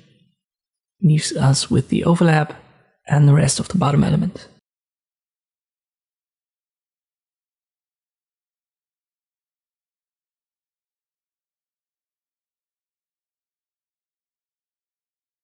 We can also combine elements, for example, to create an idealized minimalistic Mickey Mouse icon. I use Ctrl D here to copy these circles.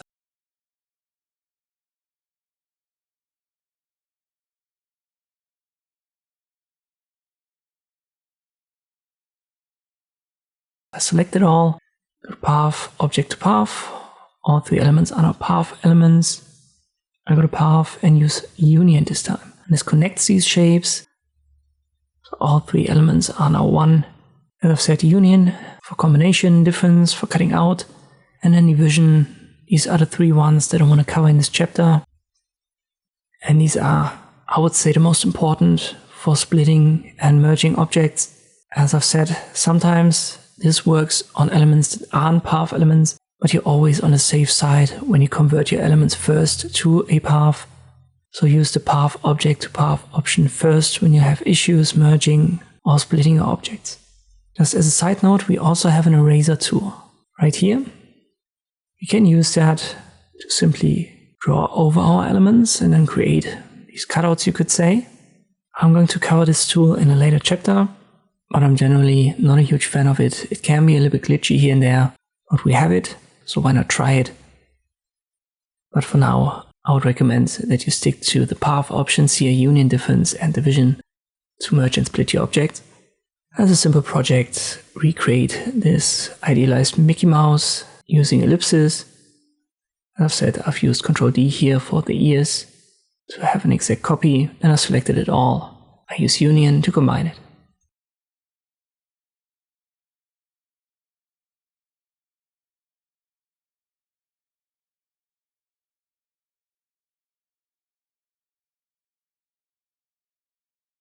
And as a second project, create a star. Hold Ctrl when you drag it. Ctrl D to copy. Then size this star down, so the copy. Hold Ctrl when you size it down. And then place it at the heart of the first star.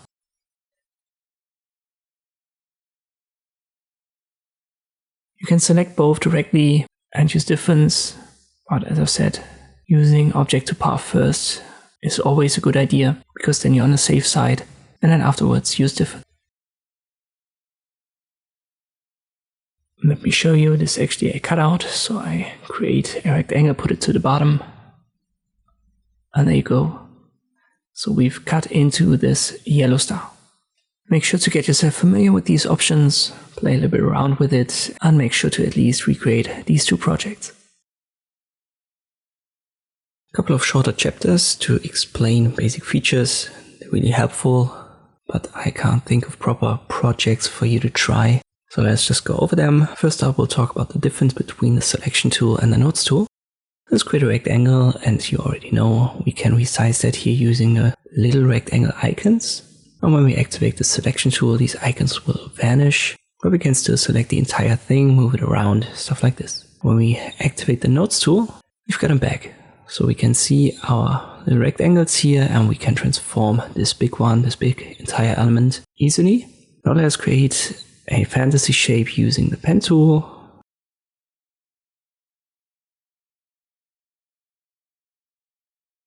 I close it, and now you can't see any rectangles. No matter what tool you use, even a rectangle tool doesn't give you these small rectangles to transform it. But when we activate the nodes tool, by the way, short key is N, we have them back. And in principle, these little square icons, these little rectangle icons, they always indicate what is called a node. In Illustrator, they're also called anchor points. And these anchor points, they make your shape. And with the nodes tool, you can select them individually without selecting the entire element. So an entire fantasy shape here. And then you can left click on them and reposition them. And you can see some have these handles and some don't. And this is simply because straight corners, so wherever there's a node and there's a straight corner attached to it, they don't have an angle. But the ones with the curved lines here, they have an angle, and the angle can be adjusted using the handles. So you can use the nodes tool, left click on these handles, and then make them longer, shorter, and reposition them, and this will adjust the curve. And in center you still have the node that you can reposition.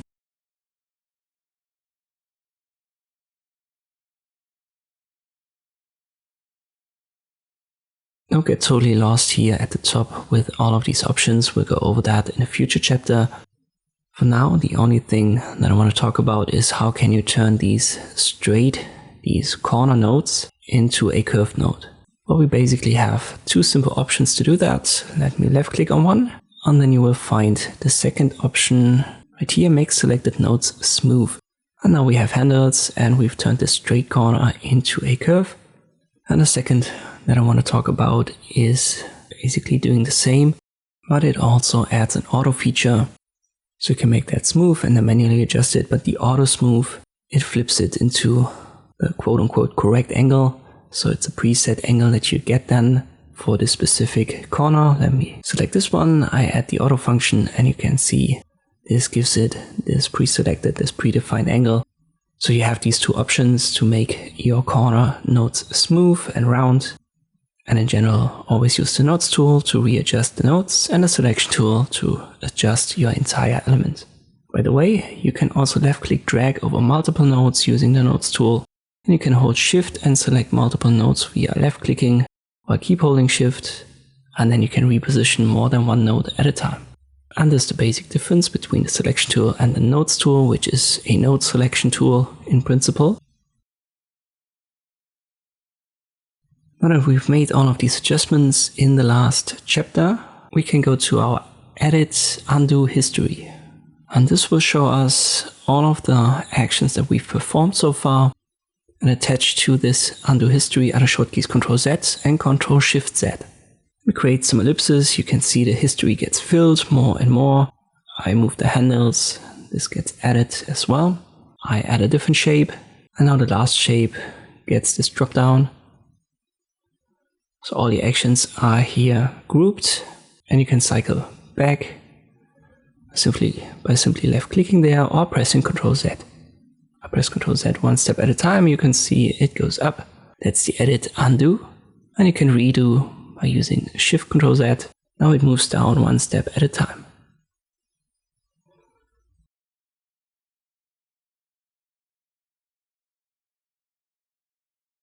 When you want to jump back to the start right here, just left click on your undo history.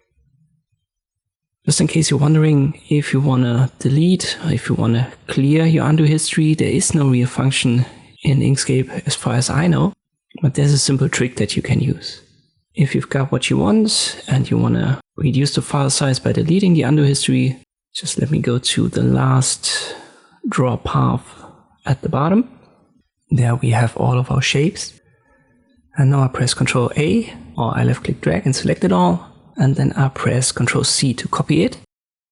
So all of these shapes, say all of the illustrations that you wanted to have at the end, are now copied. And then I go to the start point in the undo history where the entire canvas is empty. And now I simply press Ctrl V to paste. So I've got my final illustrations here and the undo history is cleared.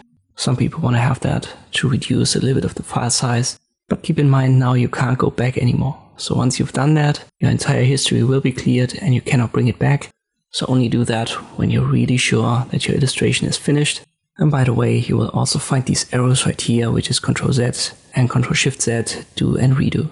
As stated initially, I can't think of a good project to work on, but it's definitely a good idea for you to try out this undo history, play a little bit around with it, and then come back for the next chapter. Next up, we want to talk about group, align, and distribute. It's all connected, I would say. Let me create 3 elements. Rectangle, circle, star. We can drag that around using the selection tool. Or we can also select it all, then go to Object and Group right here.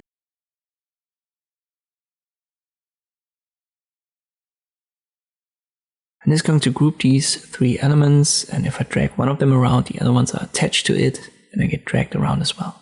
You can also ungroup it here. Short keys are Ctrl G and Ctrl Shift G. So Ctrl G for grouping, Ctrl Shift G for ungrouping. Let's go to Object, Align, and Distribute. As I've said, it's a little bit connected. We want to stick to Align here. Forget about the grid and the circular, at least for now. And most important here is relative to, because this sets the relation. So whatever you want to align it relative to something. And if we use, for example, the page, this is going to be our canvas page here. The circle is selected. I use the center align, and this puts it in center of the page. Same goes for the star and a rectangle. Let me give that different color so that we can see it a little bit better. What you can also do is to select it all and then use the alignment directly on all 3 elements. This time it's not set to page, but to selection area. Let me set it to page, and now it's in center of the page. We've got more options here, but I think they're self-explanatory. Last selected, first selected, biggest, smallest. And the selection area is always what you select. So in my case, these 3 elements. Let us go back to grouping. I now group circle and rectangle and leave the star out of the group. So both are selected, Ctrl G, or go to Object Group. And now I can align this group. You can see circle and rectangle, they don't overlap anymore, because they're now seen as one element by this align option, because we've grouped that. Let me group it all, and now it keeps this relation. Shift Ctrl G to ungroup, and you can also see down here, when you've got a group selected, it says so at the bottom line. So we had this group inside of the group, therefore I have to press Shift Ctrl G 2 times to ungroup it all. Other alignment options are then for left, right, up, down, and so forth.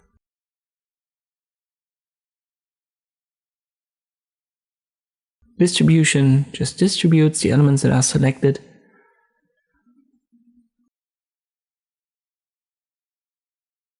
For example, here, the rectangle is a little bit closer to the circle, and if we want to put it directly in between circle and star, we select it all, and then we use the distribution option down here. This pulls the rectangle a little bit upwards, and it's now in center in between circle and star.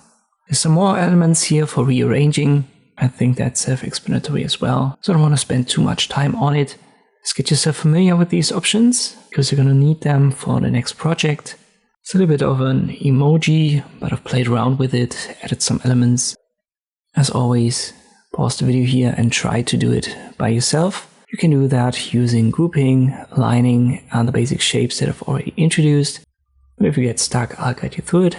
We'll start with a circle. Hold Control when you drag it. To have a perfect circle, go to a 45-degree angle, then left-click drag using the Circle Ellipse tool without holding any keys to create an eye.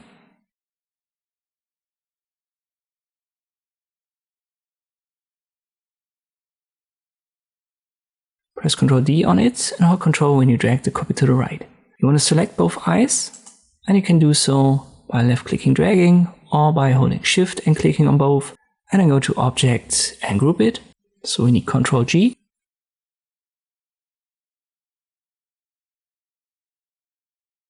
Place it on top of the face.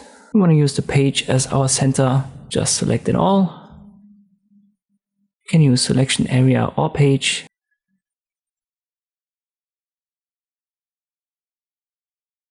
But the page is the center for our face anyway. So it's a good idea to use that. And then we put the grouped eyes into center, but only horizontally and not vertically. That way we know it's in center, or we can pull it up a little bit, because the eyes are usually only horizontally in center and not vertically. Next up, I'll create a mouth using the pen tool. Left click, hold Ctrl, go to the right, left click again, and then drag to have this curve. You want to get rid of the fill, so click on the X while it's selected, hold Shift, click on the black color swatch to give it a stroke. It's still set to relative to page. I can align that horizontally, but it needs to be thicker, so go to Stroke Style on Object, Fill and Stroke, and we need a round cap.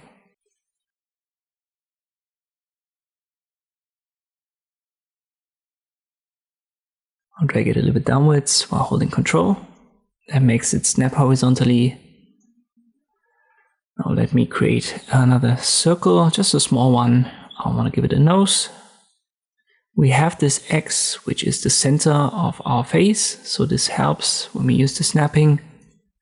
We could also use, yet again, the align options right here.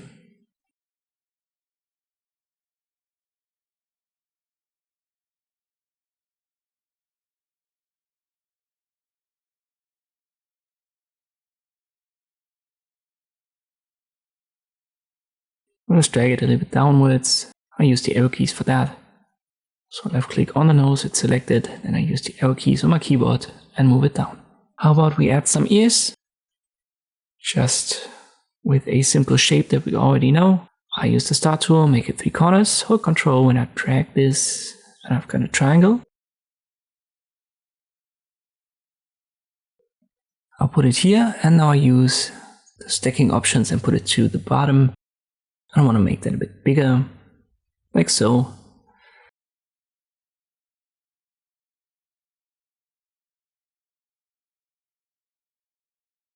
Then Ctrl D to copy, put the copy behind the face as well. Hold Shift, left click on the second one to have them both selected, then group it under Object. And now we align it to the horizontal center. As you can see, align, distribute, grouping. This is all connected, and it comes in handy when you want to create symmetry. So it's definitely something that you practice, for example, by recreating this design. There was a new tool introduced in Inkscape, I believe in version 1.3, which is the Shapebuilder Tool. If you're familiar with Adobe Illustrator, this has been a thing for quite a while, but in Inkscape it's fairly new. We can use that to achieve the same union and difference and division effects that we've created under Path in one of our earlier chapters. For example, we can connect rectangle and circle here, or we can use difference to get a cutout. And these so-called binary options are nice, but since the Shapebuilder has been introduced, I think that this is the easier to understand, easier to use option. I definitely use the Shapebuilder more often than these binary options. To use it, we'll select our elements, in our case rectangle and circle, and then we click right here on the Shapebuilder tool, which is the third option from top. Its short key is X, and then we have 2 modes, which is addition and subtraction, so we can add or we can delete parts from our selection. I'm under add, I left click drag over it, and when we accept, these shapes are now connected. Then we press Ctrl Z, I select it, activate the Shapebuilder tool, go to the second mode, which is delete, and now you can see this cursor doesn't have a plus sign anymore but a minus sign. If I left click now, I can delete parts from our selection. I confirm we are finished right here. And as I've said, I believe this is the easier to use option. Keep in mind you have to have something selected to use it. So if there's nothing selected, you're going to get this warning message and the tool won't work. Let us go back to one of our earlier examples where I've promised that I'm going to show you how we can fix an issue that we had. We want to create the Swedish flag, the Sweden flag. Start with a rectangle, something bluish.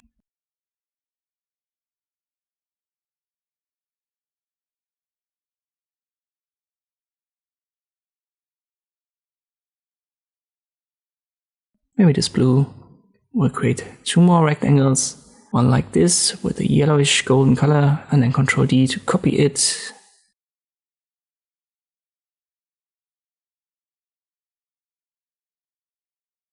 Left click on it again until you have your rotation circles. You can hold Ctrl when you rotate it, and now we transform it a little bit.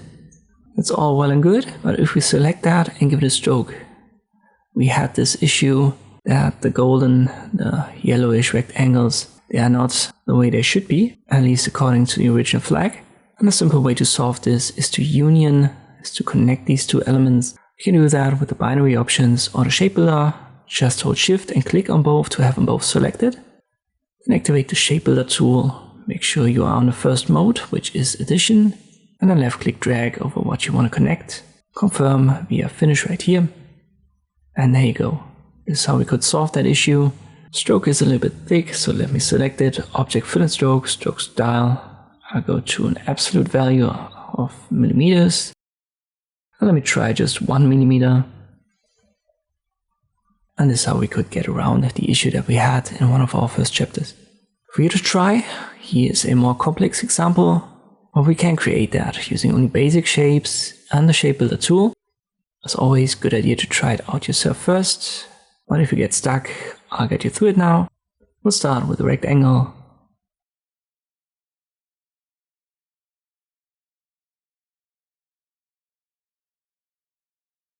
Then I create a smaller rectangle from the center position on.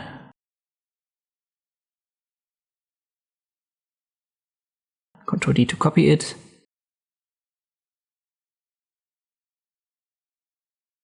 We need another smaller rectangle right here. Don't worry about the colors for now, I just give that different colors so that we can see it properly. I transform this and the snapping helps me finding the center.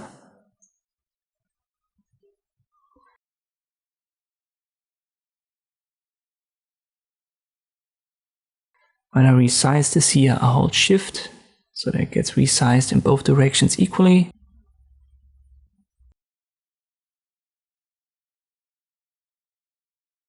Ctrl D again, size it down holding Shift.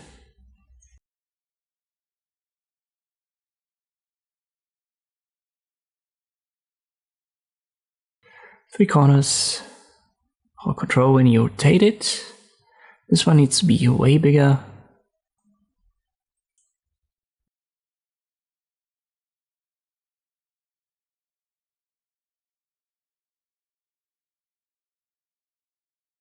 And I want to put that in a stacking order behind for now. So go to the bottom. I'll hold Ctrl when I transform this. Then Ctrl D to copy. Let me turn off the snapping for now.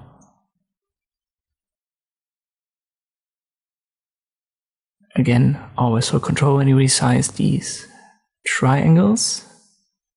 Play around with the stacking order to have it at this position. Ctrl D again. We need a smaller one.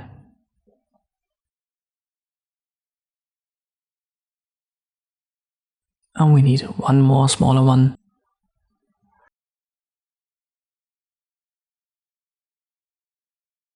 And now we should have everything that we need. Let me select it all and then I activate the Shape Builder tool. We use the Add mode first. We want to keep this shape on top. And this right here as well.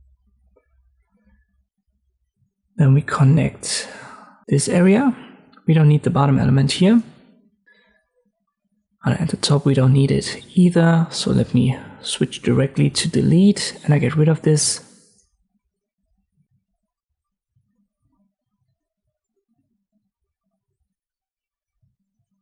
Now let's switch back to adding. Here's another stripe that we need. Now we connect the center rectangle, and then it goes down and up.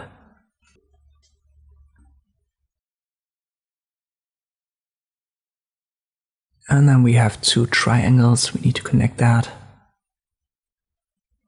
Just like this.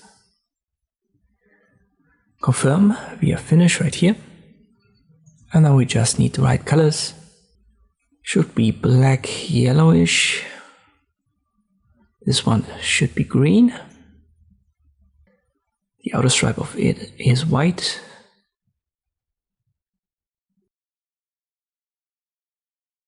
And then we need red. Maybe this one. And a bluish color. I'll go with that. As I said, a little bit more complex when you haven't done it before, but just simple shapes and the Shapebuilder tool, and we were able to recreate it. Try it out yourself before I continue with the next chapter. Let's round it off by adding some final projects for these basic shapes and the basic tools that I've shown you. Let's start simple with the AU flag.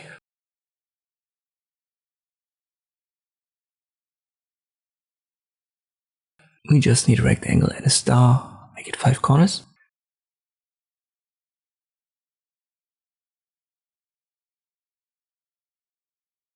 Hold Ctrl when you drag it, and we need to adjust the spoke ratio. Instead of 0.5 we use 0.4. Give it a yellowish golden fill. When you size it up and down, hold Ctrl.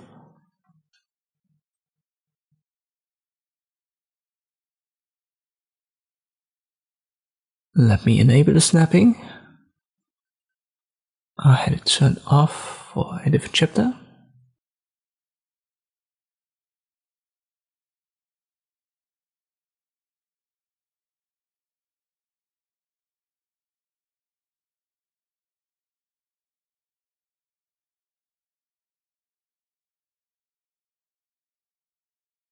And we can find the center right here. But be aware that the snapping also finds the center of the page right now. It's actually a good idea to align that properly. So we'll align our rectangle to page.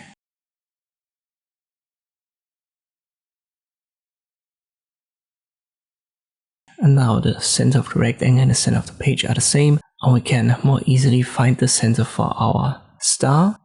We want to left click on it again. And then we want to reposition rotation center onto the center of the rectangle.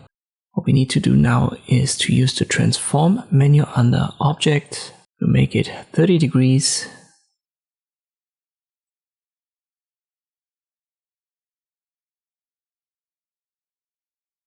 And that should be what it's like in the original. Just press Ctrl D in between to create copies and then apply the rotation to the copies.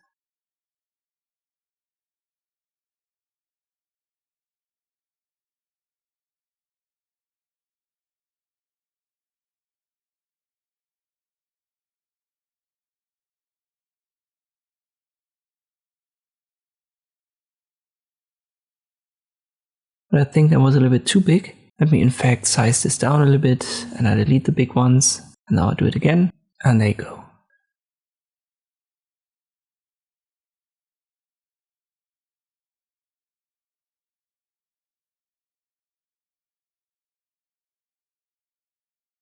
As I said, I think that was easy. When you know the transform tool, know how to reposition the rotation center and use the align and distribute menu. Just in case you were wondering, I use short keys for zooming. Right here in the view zoom you can find them.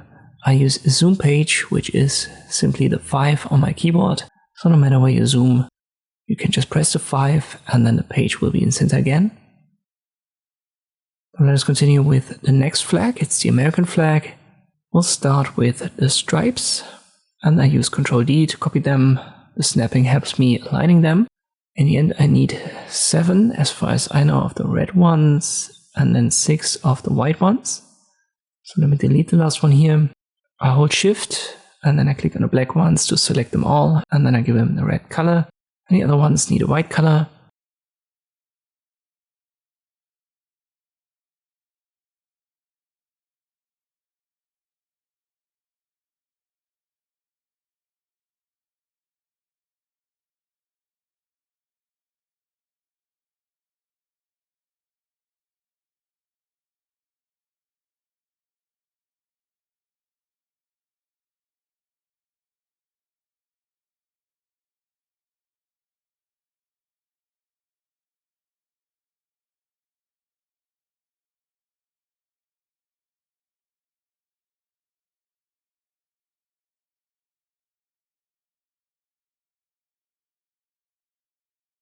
Now let's continue with the stars. Spoke ratio of 0.4, hold Control when you create them, 5 corners. Press Ctrl D to drag copies out of them, hold Control when you drag these copies to the right.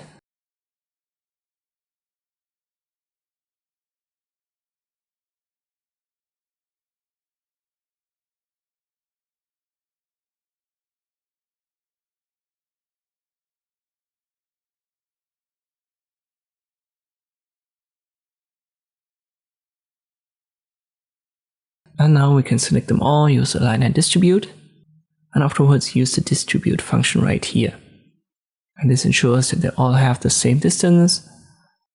And now we can press Ctrl D, copy the entire group here, and then I just eyeball this for the second line.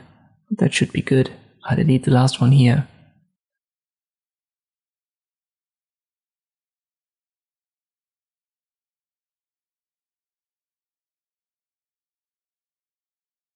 Now I copy paste these groups of stars.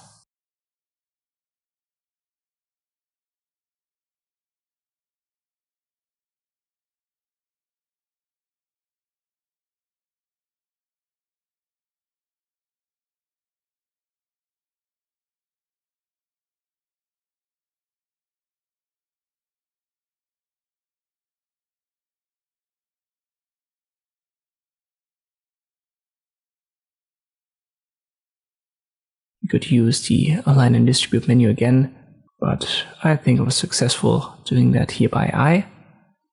I select it all, I give it a white fill.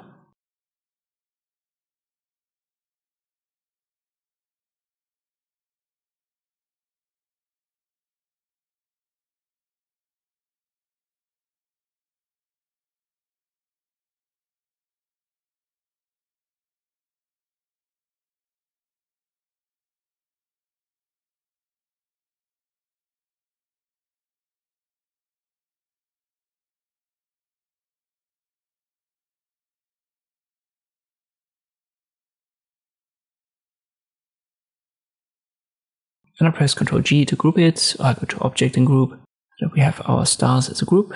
I want to add a rectangle, and it has to be placed below the stars. I make it blue, and I resize that a little bit so that it fits my stars.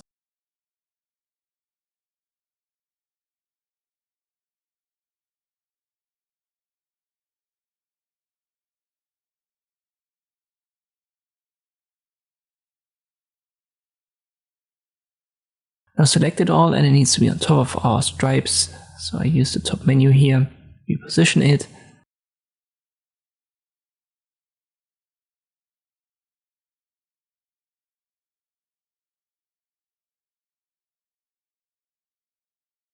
And I have to resize that a little bit more so that the bottom right here fits with the red stripe number 4, so right there.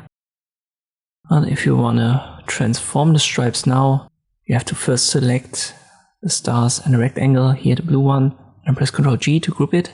Then select it all, hold Shift and click on the stars. So this deselects this element and we only have the stripes selected, and then you can transform that a little bit. So this would be one way to create an idealized US flag. Finally, I would call this the hardest project. Let's create an idealized version of the Great Britain flag. We'll start with a rectangle. Then we create more rectangles and we use the snapping again to reposition them to center, transform them.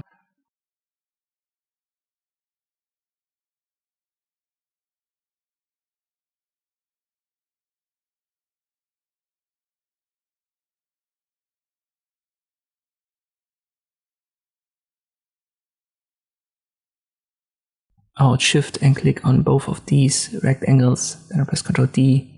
And now I want to create these diagonal stripes. To do that, I copy our rectangles again. I have to make them a little bit bigger. And then I hold Control when I rotate them so that we've got this 45-degree angle.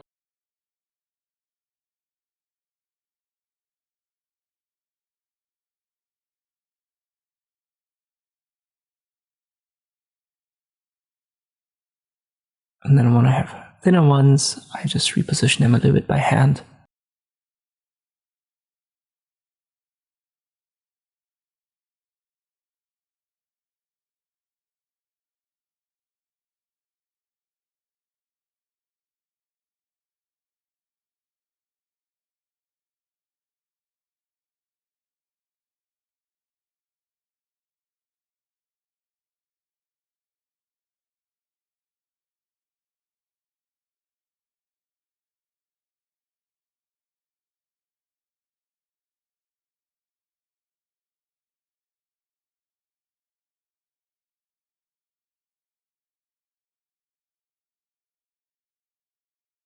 And now I think we've got it all. So what I do is I select it. You can also press Ctrl A to select it all. And then we use the Shapebuilder tool. Delete the excess parts right here with the second mode.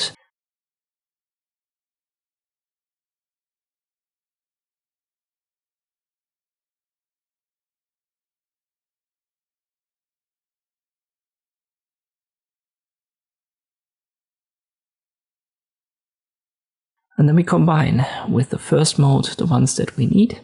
Don't get lost here. Once we've got the big cross and center done, everything else looks a little bit easier.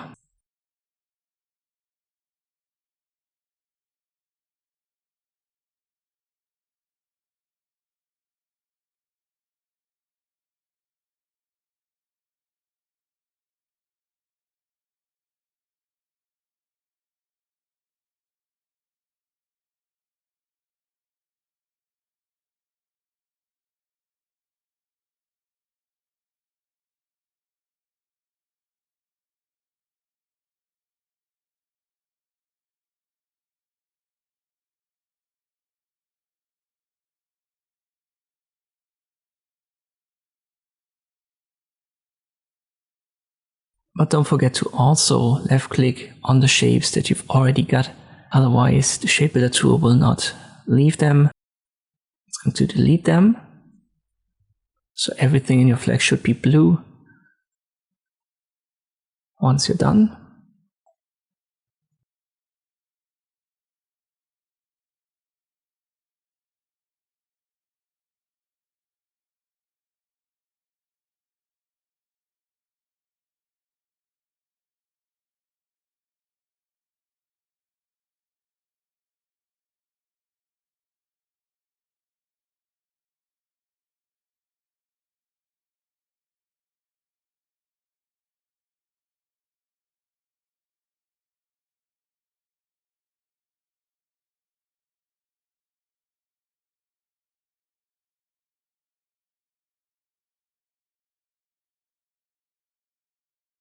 Confirm we are finished.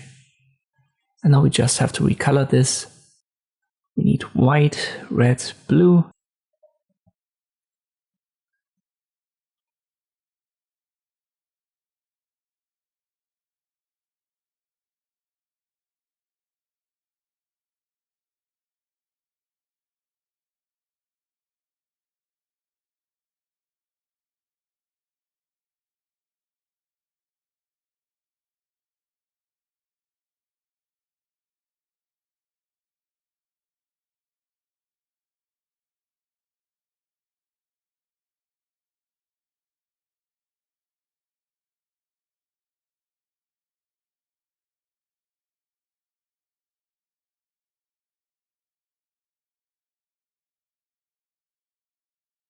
And that should be it.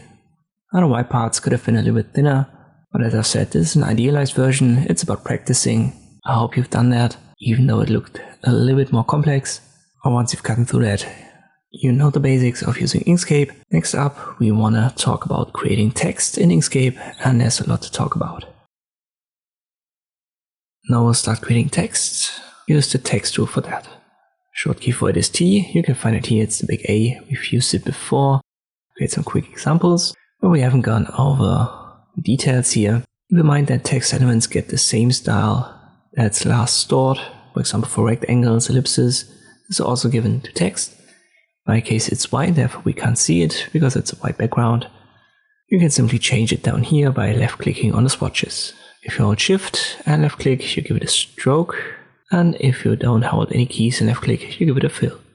You can also use the X to get rid of colors, so hold shift if you want to get rid of the stroke color, and just left click if you want to get rid of the fill. In many ways, text can be treated like all other elements, so we have our arrows here when we use the selection tool on it.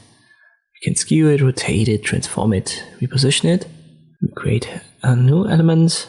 You can see two icons. We've got a rectangle and a diamond. Diamond determines basically how much of the text should be visible or not, so you can reposition that to the left and cut off the words. For the most part you don't want to have that, and this icon down here is simply the start point of it, so from where the text is created. While the text is active, you can press Ctrl A, and this is going to select the entire element. And now we can use this drop down here to give it a different font. And now that I've repositioned the diamond, some fonts don't fit anymore, so you have to reposition that. By default, let me delete this. You don't have to worry about the diamond icon. It was just repositioned because I messed around with it. When I create text here and use a new font, it's going to get adjusted automatically. So don't worry too much about it. As I've said, it was repositioned because I played around with it manually. The drop down next to the font is for the style. And not all fonts have inbuilt styles. This one, for example, doesn't. But let me switch to Duotone MT. I know that this has a couple of styles. And there you go. You can change this now to condense, italic, bold, combinations of that. Some fonts have that, some fonts don't. It all depends on what's installed on your system and what Inkscape brings along by default. Next dropdown is the size, and you can set its value. For example, right now it's set to points. You can make this millimeter, pixels, whatever you need.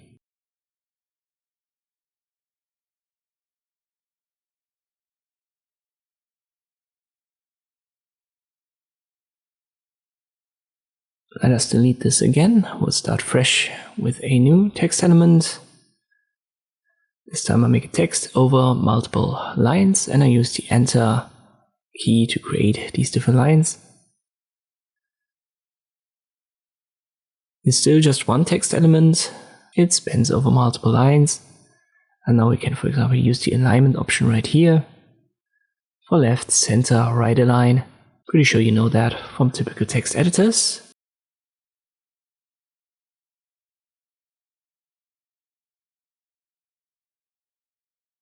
And here's an option to adjust the spacing between the lines manually. If you want to have this overlapping effect, use that.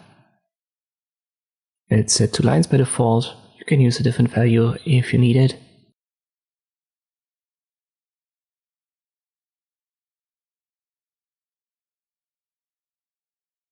Let me go with this. The next option allows us to create these super and subscript letters and words. Pretty sure you know that from chemistry. We make that H2O.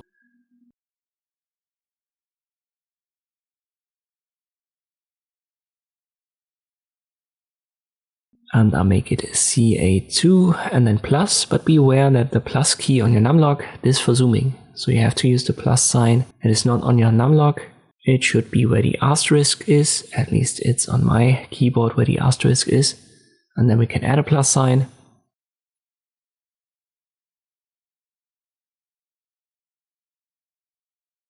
I'll select it with a left click drag and I'll make this superscript. Next up, we have options for the orientation. So everything you've seen so far is horizontal text, where we can easily make that vertical text.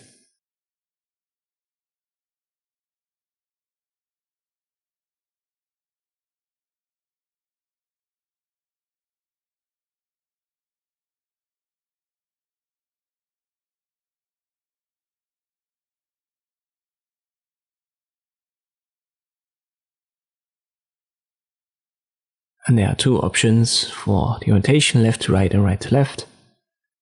Horizontal text you can also switch. Here's left to right, here's right to left. And then we have for the vertical text a different glyph orientation.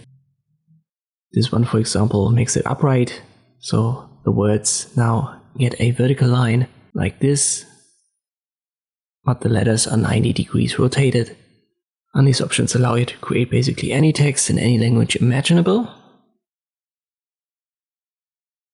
And what you can also do is to select certain parts of your text and only apply all of that to this certain part. So if you want to have a certain line, word, or letter have a different effect, just left click drag on it and then apply it. As mentioned before, if you want to have everything selected, press Ctrl A.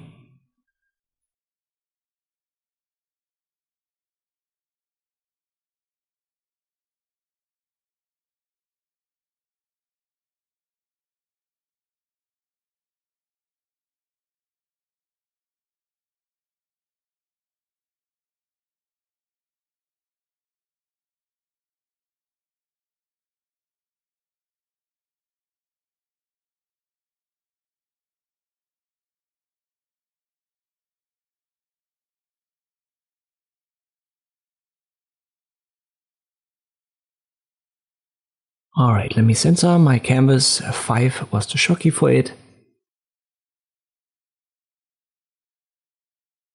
I create a text of 3 lines. I increase the spacing a little bit.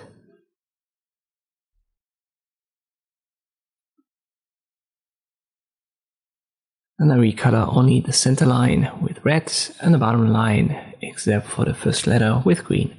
So this selecting and adding effects also works for color. Always left click drag and then left click on the swatches to give your selection a color. Now for you to practice, I want you to recreate these text elements. They all have a different effect. Let us start with the inbuilt sans serif font. This shouldn't be available with a bold italic style.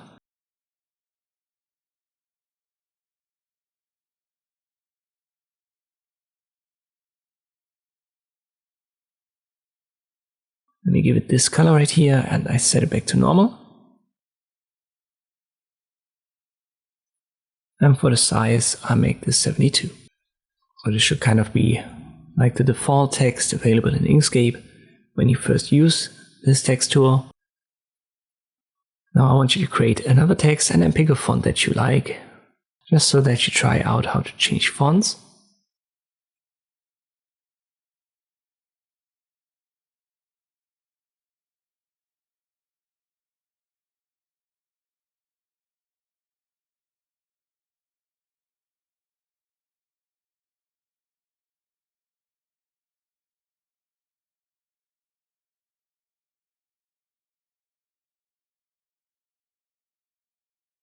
Then add a font that has a different style. I want you to specifically pick something that's italic.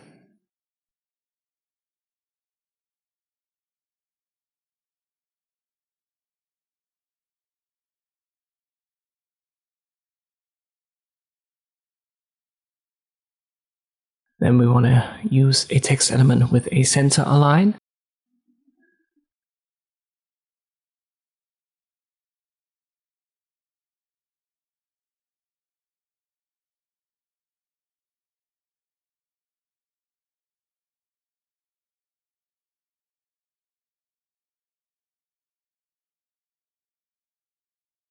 Now I want you to color this word one letter at a time.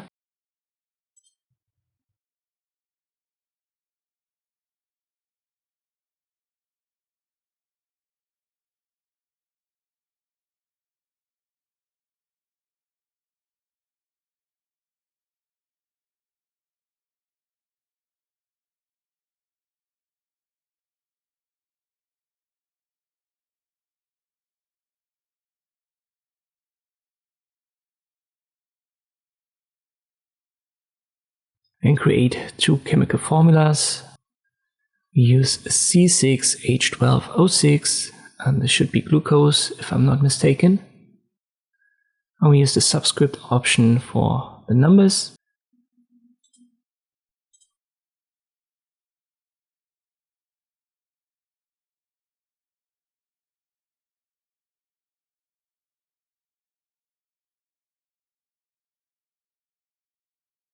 And then create this one, CR2O7 and a 2 minus. The 2 minus should be superscript, 7 and 2 subscript.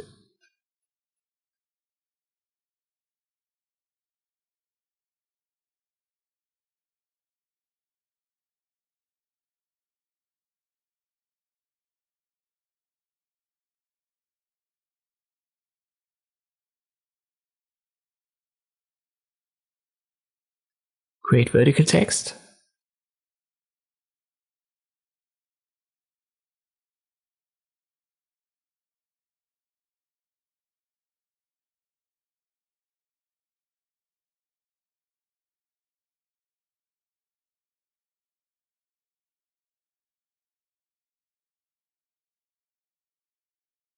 And finally, create text that spans over multiple lines, make it horizontal.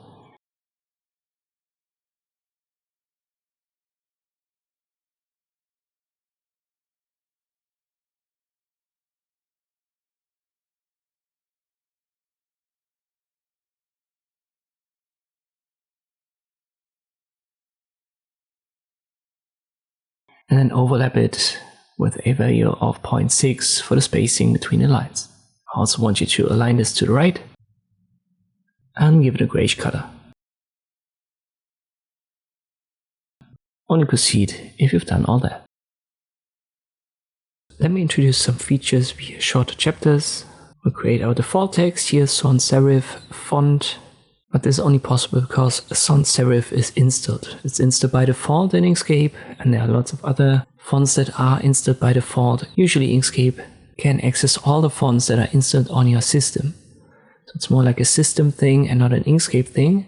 So depending on what you've got installed, it will be also visible in Inkscape. And you may be wondering, how can I add fonts to my system?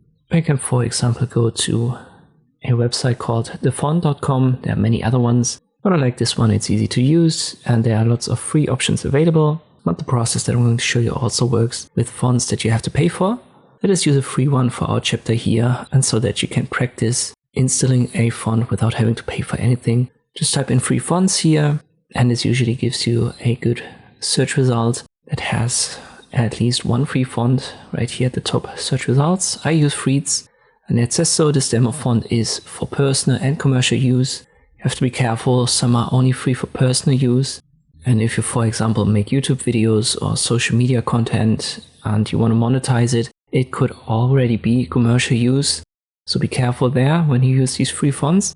But this one's free for personal and commercial use, called Freeds. I'm going to link to it in the video description. Just click on download here. You will get a zip folder. It should be called like the font, so freeds.zip. I find it in my download section in the Explorer. Just select it and then click on your tools for extraction, extract all, confirm via extract, and then it opens this extracted font folder directly, and there you should find the file that you need. That's usually a true type. Double click on it, it should open, and then you have two options. You can print it out or you can install it. We want to install it, so I use the second option here, left click. It should only take a second or two. Now it's installed in the system.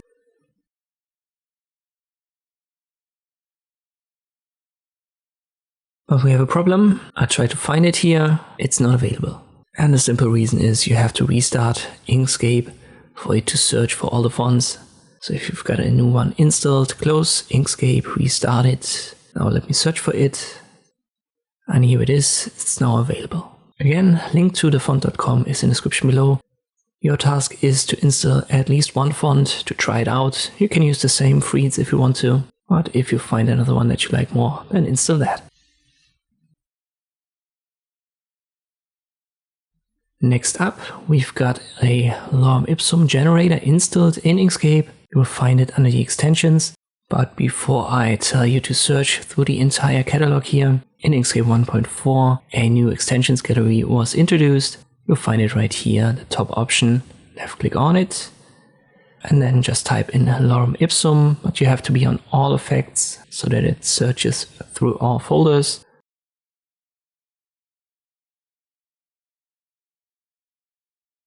Could find it, double click on it, it opens the menu for the generator. It's easy to use. Simply check the live preview and then the text will be generated. You can adjust number of paragraphs, sentences per paragraph, which is self-explanatory, I think. And then there's a length fluctuation. The higher it goes, the more variation there is for paragraph length. So if I go down from 4 to 2,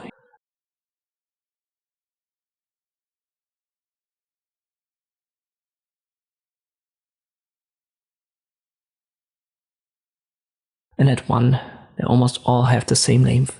Don't forget to apply before closing it, and then you can use this as a text element. So use the type tool, left click on it, Ctrl A to select it all, and adjust the size maybe. Oh, that was way too big. Let me go down.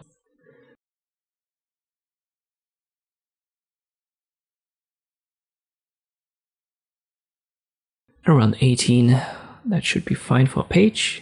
And you can obviously also recolor it using the swatches.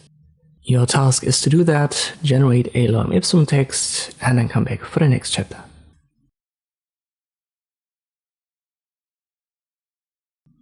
One more shorter chapter. There is a Spellchecker inbuilt in Inkscape. It uses the default language that's set, in our case English. Let me create a text here. I have to adjust this a little bit. I'll make this is a text with a typo in English, colored in maybe red. So let me fix that here. And instead of writing typo, I write title.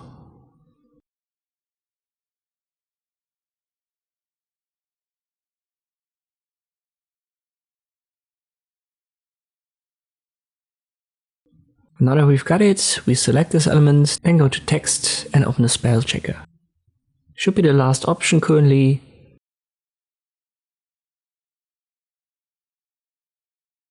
And then you can set your language down here. As I've said, it's set to the default English in our case. But via the dropdown, you can specify the English that you need. Begin the spell checking via start. It finds the title, gives you suggestions. You can select it and then accept, or you can ignore it if you want to.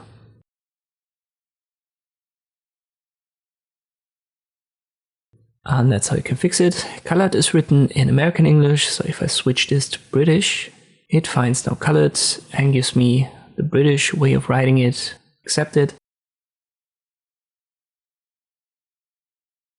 If I return to English, it's not going to find a typo because English is just general. It covers British, Australian and American. But if I set this specifically to US English, it finds the colored again so that I can change it. One more thing to add, we can open the preferences. That doesn't work here on the button. Just go to Edit, Preferences. And the last option should be the spell check. You have two boxes, ignore words with digits and ignore words in all capitals. So if you want this to be active, check the boxes. If not, uncheck them. And that's how you can use the spell checker. Got no idea what project I can give you for this chapter, so just try it out. Maybe recreate what I've done here and then come back for the next chapter. Alright, after introducing some shorter chapters, here's something to do. It's going to be a little bit longer again. Create a text element. Now let me give that a fill so that we can see it.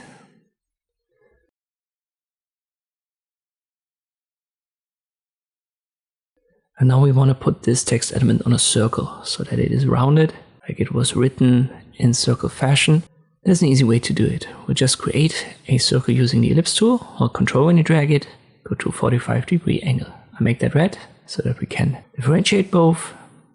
Then select both elements, the text and the circle, and then go to text, and there's an option called Put on Path. Left click on it, and it's going to put the text on the circle, so the circle is seen as a path, and then the text is placed on its outline. You can rotate that by rotating the path, in our case the circle.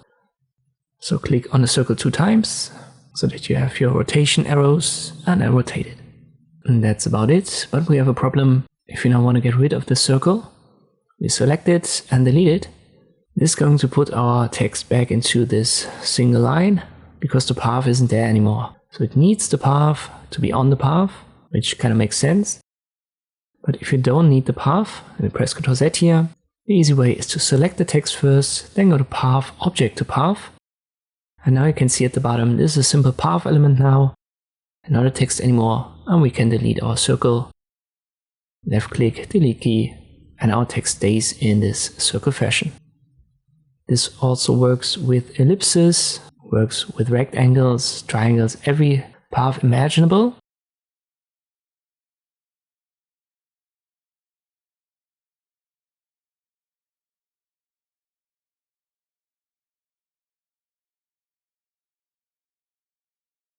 But here we have a little bit of a problem. You can see the text was too big for this roundness, for this angle of the ellipse. So sometimes you have to size the text up and down a little bit to get what you want.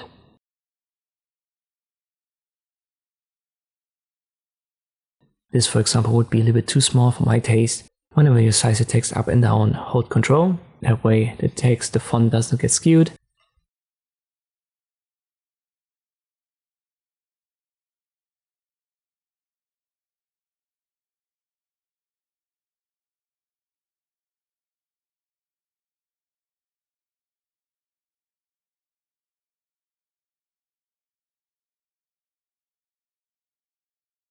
We can also create paths by simply using our pen tool. To do that, we want to make this an arc. We left click, then we left click again, and I drag. And once I've got my angle, I release it. Let me get rid of the fill, and I only give it a stroke. Stroke is relatively thick. Let me go to Object, Fill and Stroke, I make it smaller. And I use this simple cap, the first option. We don't need a round cap. Now I'll add a text element.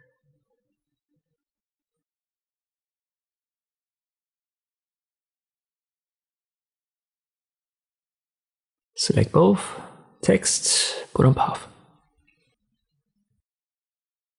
Select the text, path, object to path, delete your path. And we can still rotate this, just like that.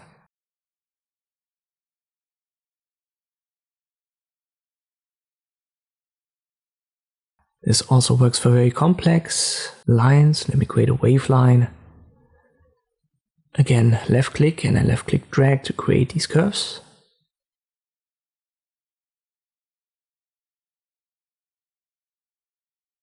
Create your text element, select both, text, put on path.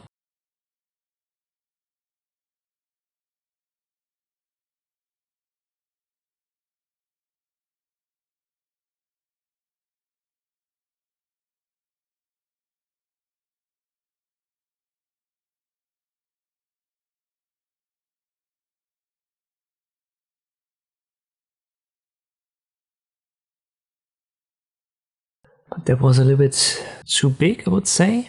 You can see it cuts off my text. So press Ctrl Z, and then I size the text down holding Ctrl, and I try again. And that's way better. Select the text, path, object to path, delete your path, and we can also recolor that. So it's always the same principle. Whatever shape you've got, you can use that as a path for your text. And when you don't need the shape anymore, make sure to turn the text into path first. If you want to practice, create this text once with an ellipse. Make it a circle if you want to. Then create a text with an arc using the pen tool. And then create text with this wavelength form using the pen tool as well. Let us go over a couple of text effects, and I'll show you how they're done. You can recreate them right away, or just watch the video and then do it afterwards. First up, we're going to create a slice text effect. I'll make that a black fill. I size it up holding Ctrl. But you know what, let me use a thicker font, maybe Bahnschrift. And semi-bold should be fine. We'll go with that. So this is regular text, and now we want to create this slice. There are multiple ways to do it. Let me show you two simple ways. We use the pen tool and then create this slice line. And I go on top and close my shape like this. It's important to have the entire upper part of the text covered with this shape. And then we'll select both. So the shape on top, text below. And now we can, for example, use the Shapebuilder tool. I'm on delete mode, get rid of the shape. And then I switch to plus mode. And now I go over the elements that I want to keep. I have to connect them a little bit here.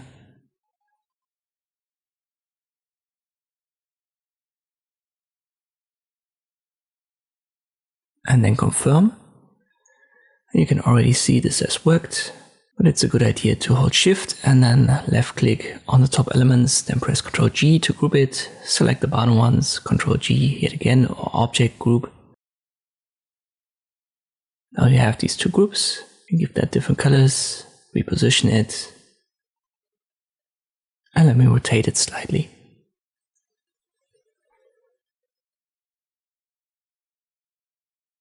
So it was pretty easy, but there's actually an easier way to do all of that. Let me create another regular text element, still Bahnschrift. We create our slice shape using the pen tool, give that a different color. It doesn't have to have a different color, I just do that so that you can see it better in this tutorial. Now select both, text below, shape on top. Then go to path and use division right here. And this is going to have the same effect. You can see I can drag these top parts now out where the slice line of this element was. We now have separation. I hold Shift, left click on the top elements, Ctrl G to group. Same for the bottom elements. I recolor that, reposition it, and I rotate it yet again a little bit.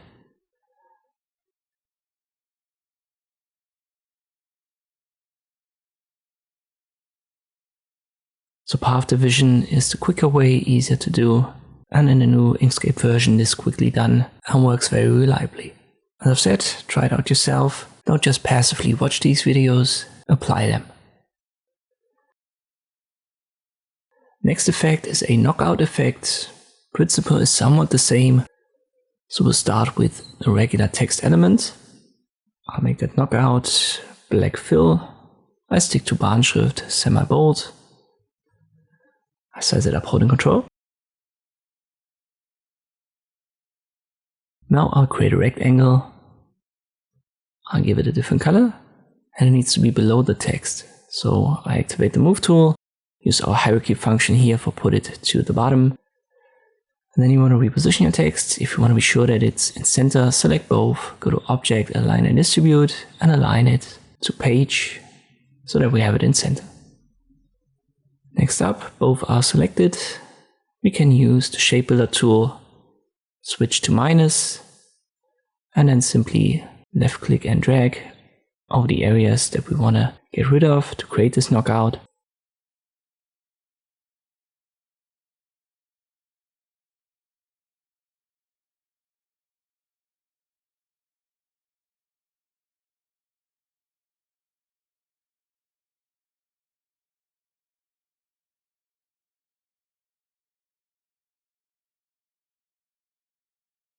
Don't forget to confirm in the end.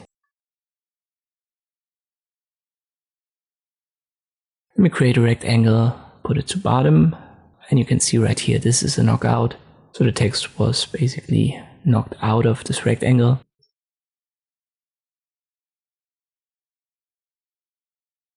Here's also a quicker way to do that. Let me press Ctrl Z until we've got our rectangle and the text in center.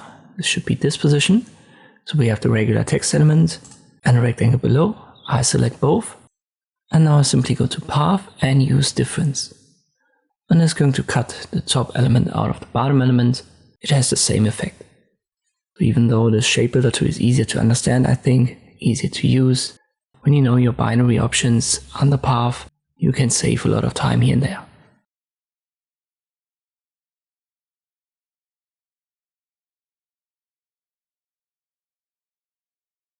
Our next text effect is a drop shadow.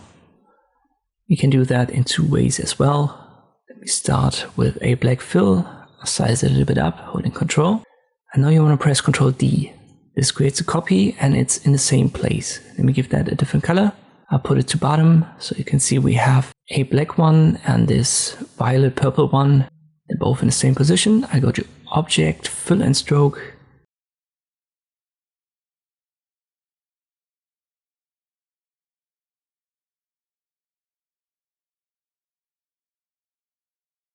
Top one is selected, which is the black one. And now under fill, I go to the bottom where it says blur. And here I increase the blur. You can already see how that works in real time, but it's on top. Obviously I want the shadow to be below our purple one. So what we have to do is to simply select the purple one, add a blur, reposition it. I'll make it black.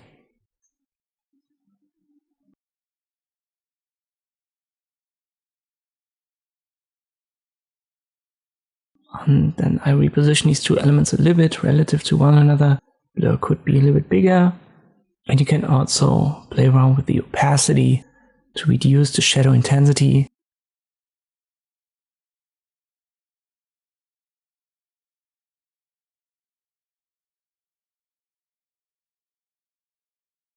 And this should be a good position, I think.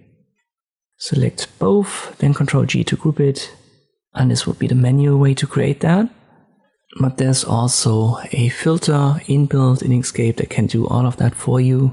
So if you want to use that instead, let me show you. One side note here, I create a new text and you can see even though it has a black fill, it looks a little bit grayish. And the reason is Inkscape doesn't just store the last style when it comes to color and dashes, stroke, but it also stores the last opacity setting. So this is a black fill, but I've reduced the opacity for the shadow. Therefore, the black has been reduced here as well. So we have to go to Object, Fill and Stroke, and reset the opacity from 70% to 100. And now we can see it's a black fill. So whenever you feel like you have an issue with the colors, check your opacity. This might be lowered and then set it back to 100%. Alright, now let's add the inbuilt drop shadow. This can be found under filters. You don't have to search your way through all of that. In Inkscape 1.4 a filter gallery was introduced. It's the first option right here. We left click on it and then we just type in drop. You have to be on all filters to find it. Then double click on it. Our text is selected. We can check the live preview. And you can already see the drop shadow. For a drop shadow, you want to go relatively low with the blur radius to around 2, maybe even 1.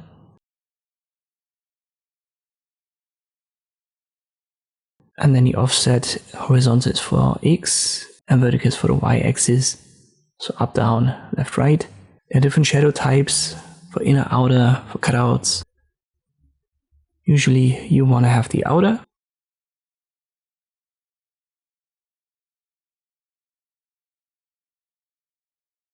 And you can also change the blur color, which would be our drop shadow color in this case. But keep in mind when you change that here via the color wheel, you have to uncheck and check the live preview again for it to be active.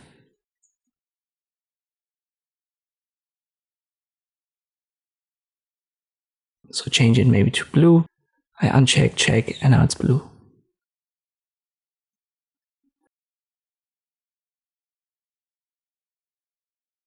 Don't forget to apply before closing it or the drop shadow will vanish. Try out both methods and then go with what you like more. Let us create a reflection text effect. We'll create the text using the type tool. I stick to Bahnschrift semi-bold and I'll control when I size it up.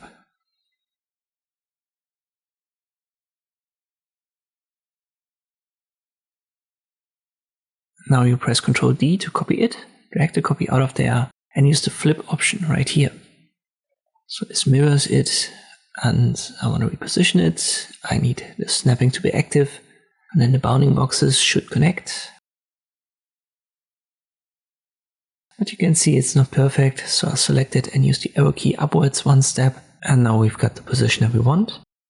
Let me give this a grayish color and you can still transform it, but keep in mind when you do, this might rearrange a little bit of the position where it connects. Let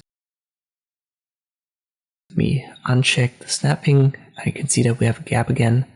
So use the arrow keys once more, and then you're good. One more thing to add. When you have a cutout background, let me make one just like this.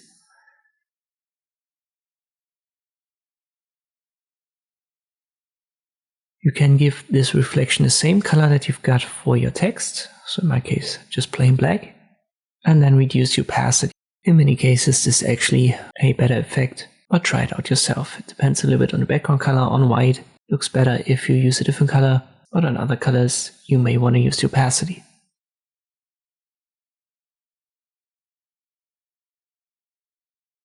Let us create an outline effect.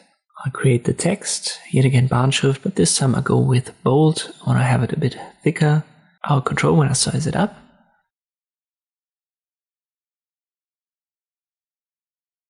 Now I'll give this a stroke, so shift, click on the stroke color, and we go to object, fill and stroke to adjust the size.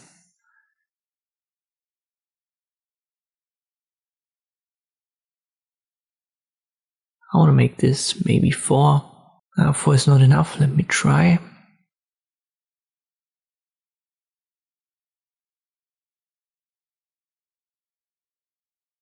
I want to go with 8, let's go with 8.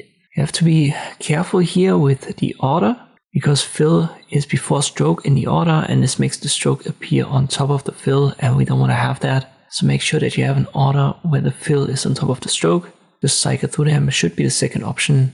But you can try them out with a left click and see the effect applied in real time. You definitely want to have the fill on top of the stroke to have this effect here. Once we've got that, we go to path, stroke to path. And now we can add a second stroke to the already existing stroke. We make that blue, so hold shift, click on the blue color swatch. And I have to make that a bit bigger, maybe to 4. You can see this adds the stroke to both directions. So the red one was our previous stroke, and now it has a blue stroke on top and at the bottom. When you use that method, keep that in mind. And again, be careful with the order. When I have one where the fill is on top, and you can do that once more. So path, stroke to path. And add yet another one. Let me go to 2. And again, this adds 2 strokes at once. Keep that in mind.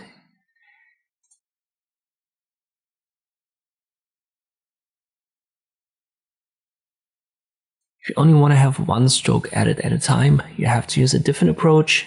Let me start again with our outline text. I'll add a stroke that has the same color as the fill. So in our case, black. Let me go to 8.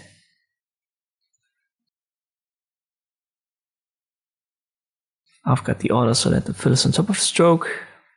And then I copy this, Ctrl D. And for the copy, I go down with the stroke, but let me give that a different color first for fill and stroke. And I can go down quite far. Let me try maybe 2. And then again, I copy it. And this is what I'm copying. So I'm copying only the red text element, not the black one in the background. It's on top. And I go down with the stroke to 0. We give that a different color. And here you can see now, this only adds 1 stroke, this method, because it's more like an overlap effect. So if you want to have this outline style, then use that approach. If you're fine with having multiple outlines, just use the approach that I've shown you earlier that uses path, stroke to path. Good idea for you to practice doing that. So create both styles at least once and only then continue with the next chapter.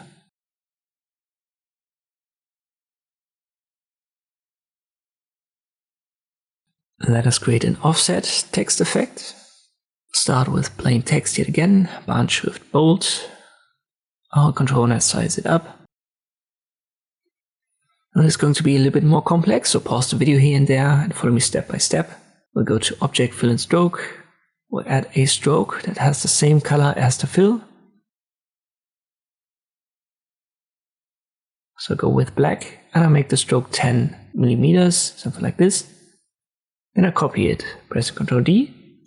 I give the copy a different color for fill and stroke, but yet again, it needs to have the same color. Let me go with red. Then I go down with the width to like 4, and it looks good. I copy this yet again, and now I get rid of the stroke. So hold Shift, click on the X. I only have this black fill now. I select them all, and then I go to Path, Object to Path, and again Path, Stroke to Path. So all text elements are now paths, and not just the element, but also its stroke. Top element didn't have a stroke, so it's a path element. You can see that at the bottom.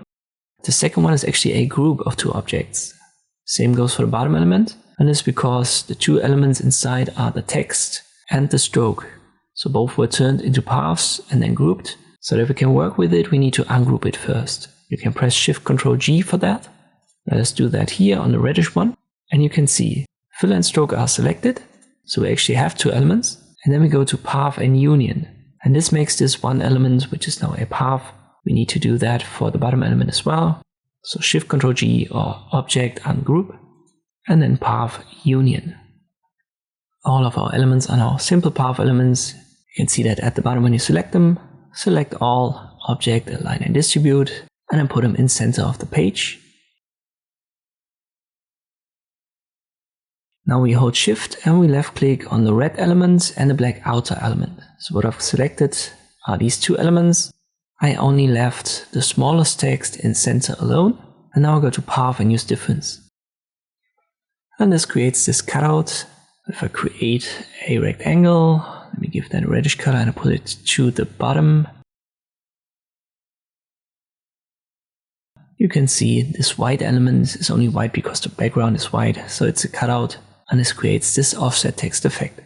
As I've said, a little bit more complex, so you may want to get back to the start of this chapter and then recreate this step by step.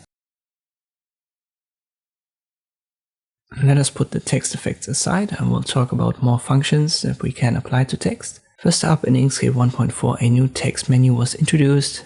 And I think that's very helpful. Let me create a text here and I activate the type tool. You can cycle through the fonts right here. I've already shown you that. But there's also under text a text and font menu that does that. This is the old menu. And the problem is, to see the effect applied to your text, you always have to click on apply.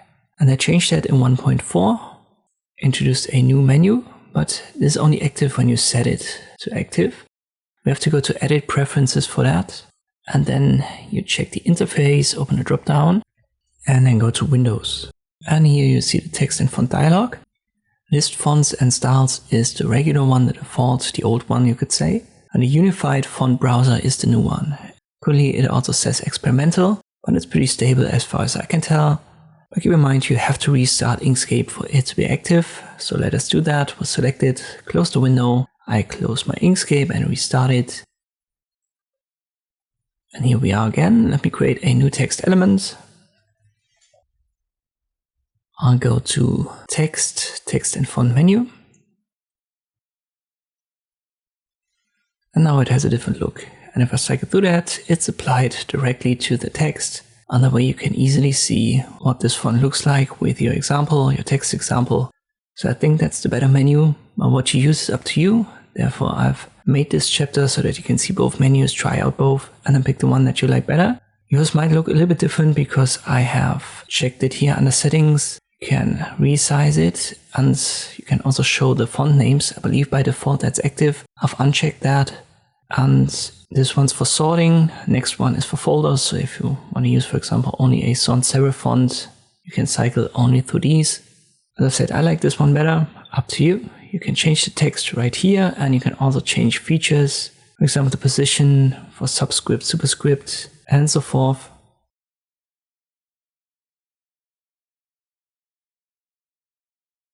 The font size down below here, this is actually for the size of your text. So not the preview fonts. Again, edit preferences, interface, Windows, this way you can find and set it.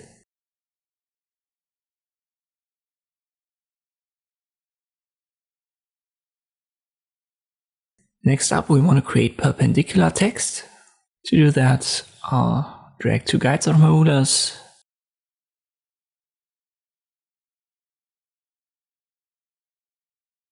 And I want to have the snapping active. If you can't see your rulers, press Ctrl R. This blends them in and blends them out. I create an ellipse and hold Shift and Ctrl while you drag it. That way we have a circle at a 45-degree angle, and its center will be where our guides meet. We give that no fill but a stroke.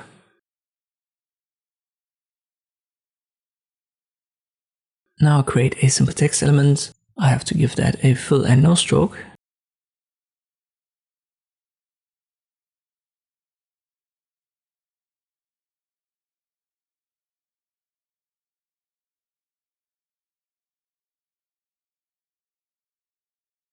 And also let me use a different font, a sans serif, maybe like Franklin Gothic, something like this. Wanted to have a thinner one. That should be fine. I size it down holding Control. Now I click on it again and I rotate it holding Control. I reposition it a little bit, and you can already see our rotation center. So when you click on it 2 times, and you have to drag this to the center of the circle. And this only works when the snapping is active. If you haven't messed with it, it looks like this by default. For us, important is the object rotation center for other points. So this needs to be active. But as I've said, if you haven't messed around with it, this should be. Alright, now if we rotate our text, it will be rotated around the center position of the circle, and this is what creates this perpendicular text.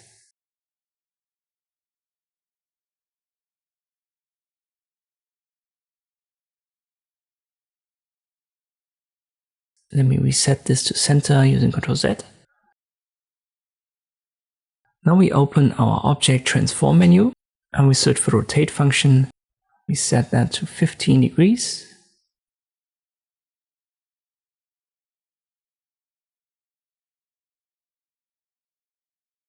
And if I apply that, you can see how this text moves around the circle clockwise or counterclockwise. And all that we need to do now in between is to press Ctrl D to have copies.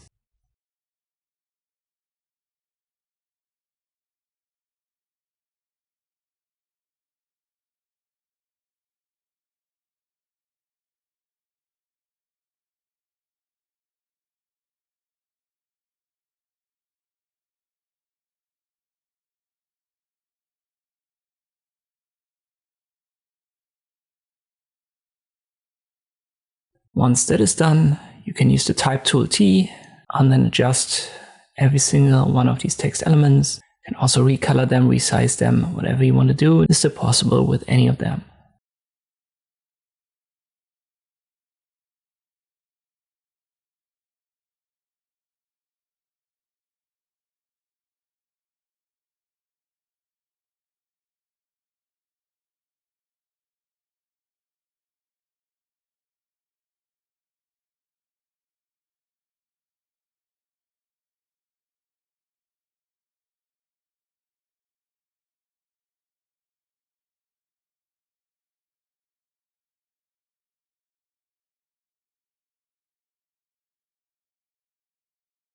Just as a reminder, don't get them mixed up with text on a circle.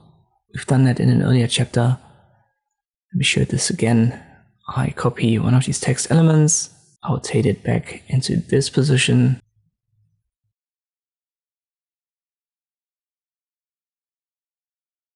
And now I select that, hold Shift, click on the circle, go to text and put it on path. I rotate it. Now I go to path, object to path, and I delete the circle.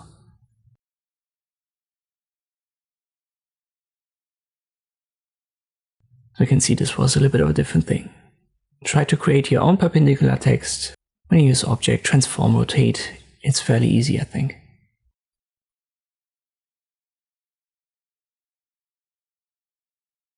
You can also float text around objects, but in principle it's more like a flow around a shape. I use an image for that, and I've used Unsplash, which is a free website. You'll find the link to the image and Unsplash therefore in the video description for this chapter. Once you've downloaded it, drag and drop it into Inkscape. You will get this menu, just confirm the defaults, and then it should be right here on our canvas. It's a little bit big. I size it down holding Shift and Control.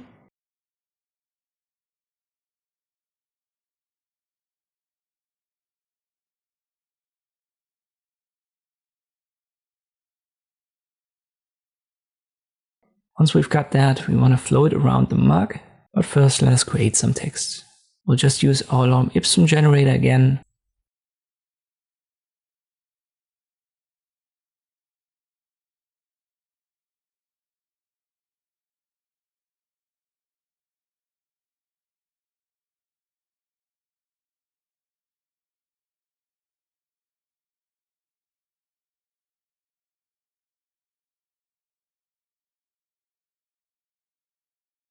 We don't need that much, so let me go down with the paragraphs and the sentences, maybe to 3 and 8.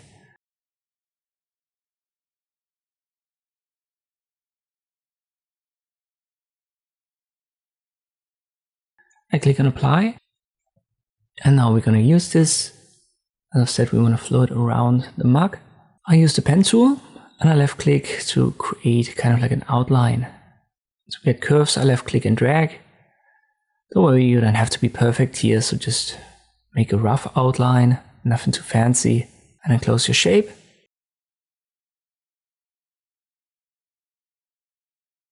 It has a fill, no stroke.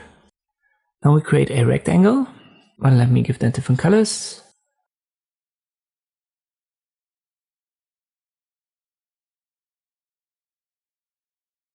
We drag the rectangle right here where the text should be. And I want this to be one position below our outline. So the red element, that is the outline for the mug, should be on top of our rectangle.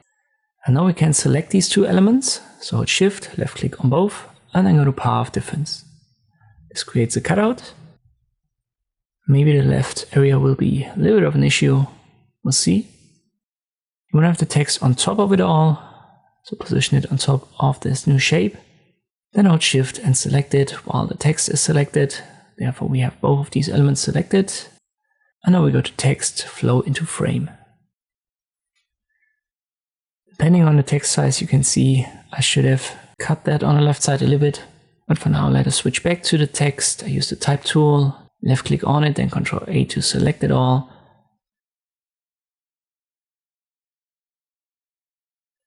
And I go up with the font size, and there you go at 18.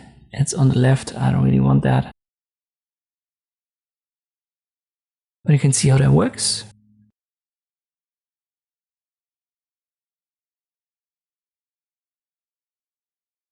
All that you have to do is to select it. It's auto wrap text. You can see that down there. You can turn it into a path first, so object to path, and then drag your rectangle out of there. But I believe that's not even necessary. You can just directly delete the rectangle. Let me go over this again because I don't like the left hand side here. So I create a rough outline with the pen tool.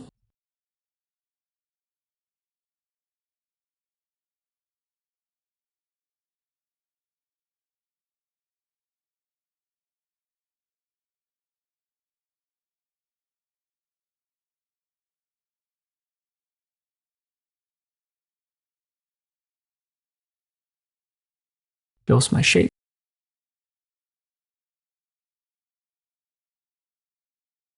Then I create a rectangle, give it a different color for you to see it better. And this time I want to cut into the left so that we have an open shape there, something like this. So select both while holding Shift, path difference. Now I generate text using the Lorem Ipsum generator. And as this was the last extension active, I can just use previous extension right here under extensions, and it should generate our text directly.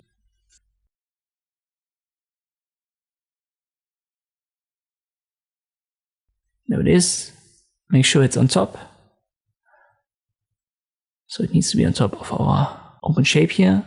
Select the text and the shape, and then go to Text, Flow into Frame. Then activate the Type tool, left click on it, Ctrl A to select it all, and resize it. And now let me just select the rectangle and I delete it, and there you go, the text stays in place, so you don't even have to transform this into a path. For you to work on, go to Unsplash. As I've said, it's a free website, so it doesn't cost you anything to use these images, and you can also use them commercially. Find one that you like, and then create this text flowing around an object effect.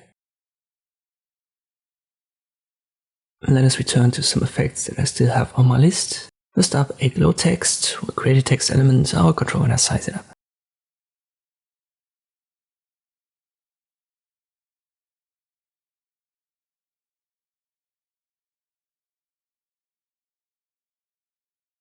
Now we go to Object, Fill and Stroke. And we want to use the blur. We have to copy our text element first, so press Ctrl D.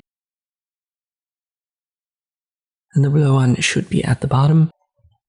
So select it and then use the option for placing it to the bottom. Reposition it. And now you can blur it. It's black for now, so we get this simple blur effect.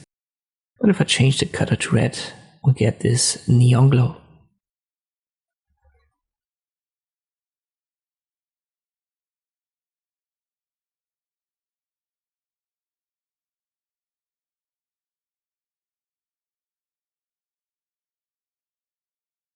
Pick the bad font for this effect. Let me use a different one to show you how we can also add a glow. I want to have a thicker one, so I'll return to Bahnschrift. Let me use bold.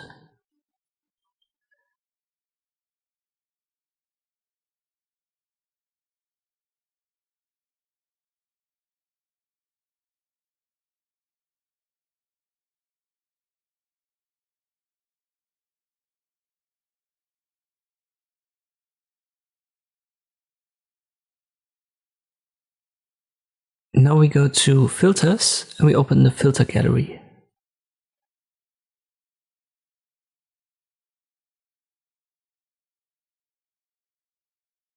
When we type in glow, we'll get a couple of inbuilt glows. Make sure that you've got all filters selected. And then it filters through all folders. And the ones that you should try definitely are darken glow and cutout glow. Just double click on it, and it's a one-click option, so you don't get a menu. It's simply going to be applied to your text element.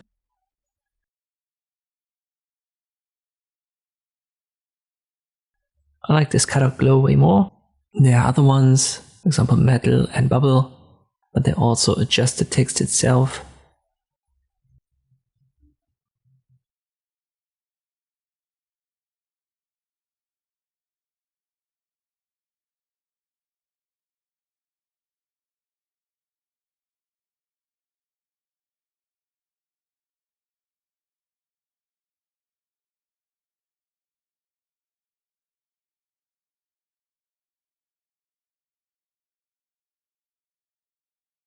To be able to compare it better, let me use this text element again.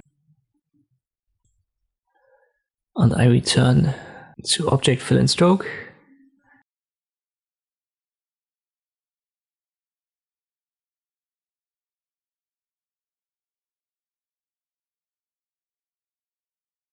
Ctrl D to copy this one.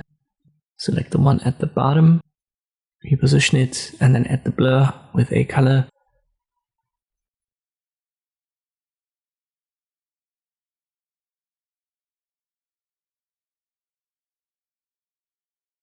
So this menu way gives you way more freedom, as you can see, and you can adjust the colors, but the inbuilt ones for quick effects, that's nice to have.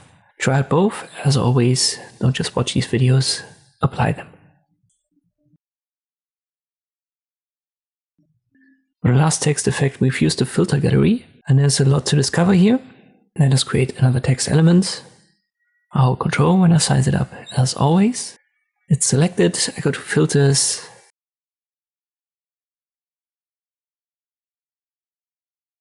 You know what, let me drag copies out of that directly, Ctrl D. 4 should be enough.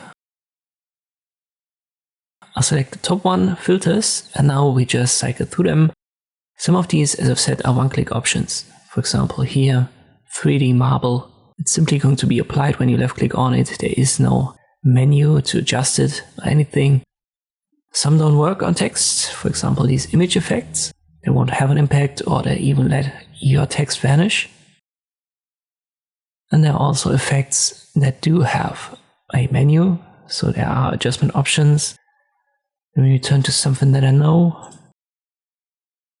Right here, cross move, we can see that on the effect when I check the live preview. And now we've got a couple of options to adjust it. So some filters one-click options, some filters have menus. The ones with menu are usually indicated by 3 dots after the filter name, and you have to click on apply for closing the menu so that it's active.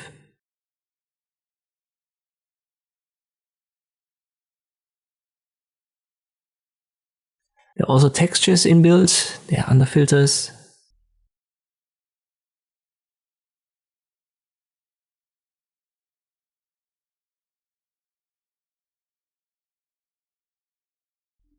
Let us go to the filter gallery. Here you can cycle through them as well. And you can also add multiple filters to the same element. In our case, the text. Let me use dripping and fire.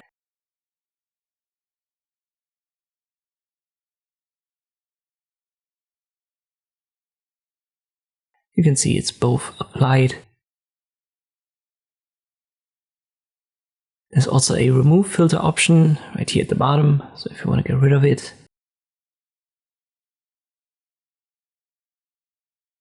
And then there's a filter editor. I would advise you to not mess around with it when you're a beginner.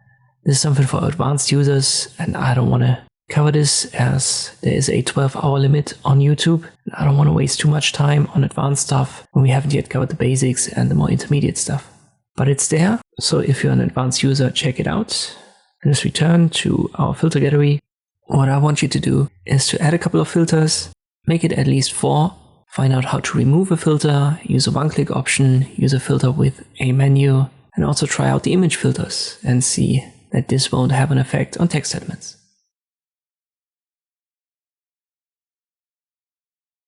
Another effect, we want to create a 3D text.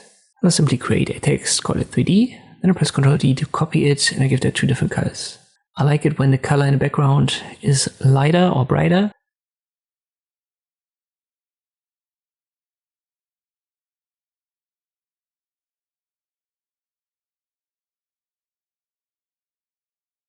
Then I select both elements and I go to Path, Object to Path.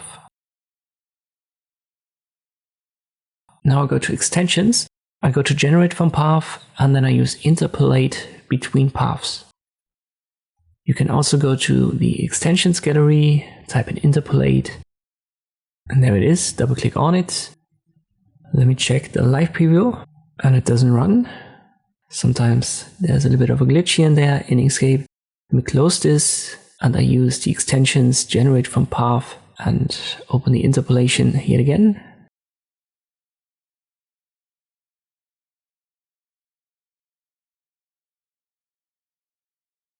Check the live preview, and now it runs. So you can see this creates copies of the selected 2 path elements, in our case the 3D text, and I place these copies in between, and it's perfectly distributed. How many copies there are is defined by the interpolation steps. Keep the exponent to 1.0, that way you get the perfect copies, and then keep the default values here for duplicate and path, and the method should be split paths into segments of equal length. When we use that, we can apply it. Keep in mind this is a group, so if I recolor it, all will be recolored. We don't want to have that, so press Shift Ctrl G first to ungroup. Then select the top one, and we'll make that darker. We're almost there, but we have this zigzag line on some edges, and where this is the case, we need to use the pen tool now to fix it. Just left click on the 2 outer positions and then close your shape like this. You need to do it 4 times in this case, so once on the D, 3 times on the 3. Always close these shapes, that's important. And I've got the snapping enabled, that helps me.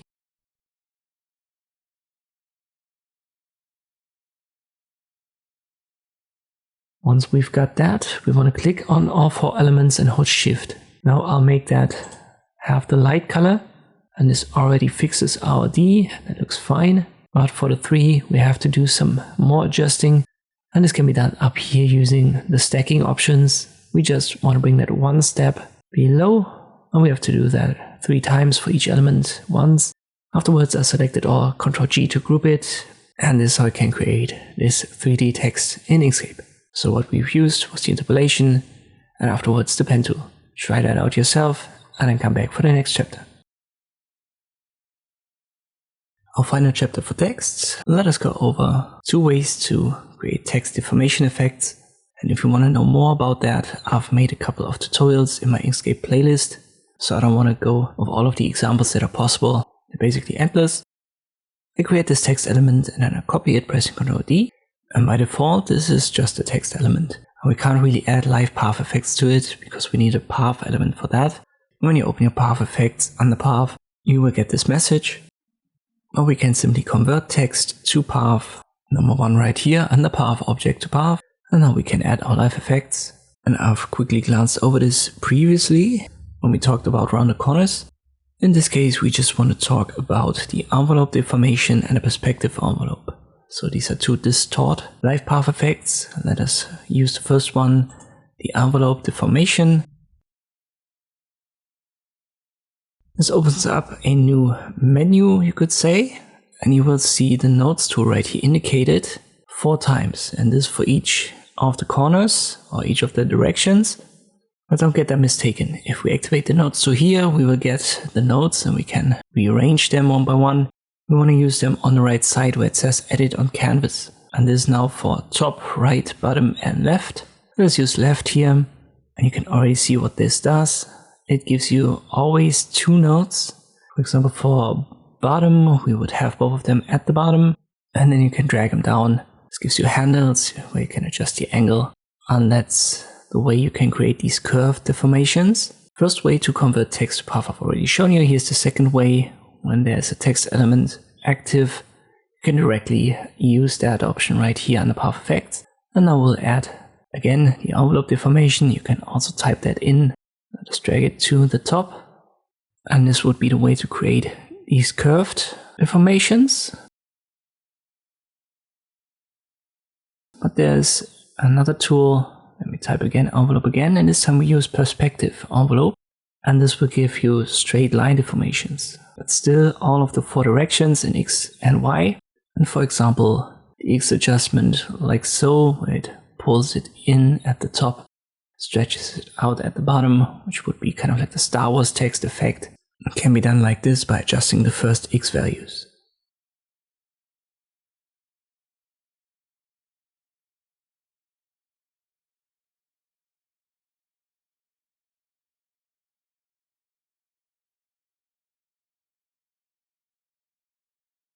As I've said, this also goes in other directions, so let's use it again, and this time we will actually combine 2 directions. I use the second X value right here, which is then for the bottom. We make that 25 and 180.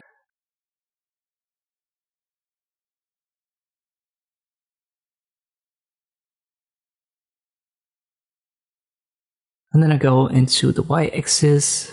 If you go too far, the text is going to vanish, because it will then get flipped in this axis, but at around this value it's fine. So you can see here we have it skewed in 2 dimensions at the same time, so it is also possible using this perspective envelope.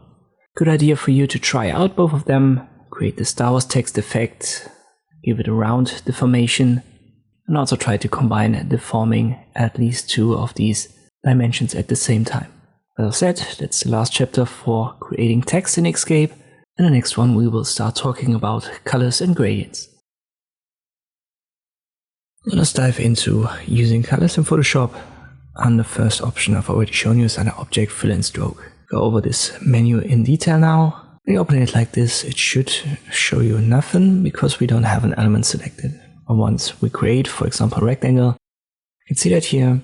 And up there we have Fill and Stroke yet again. It's the same as here at the bottom left.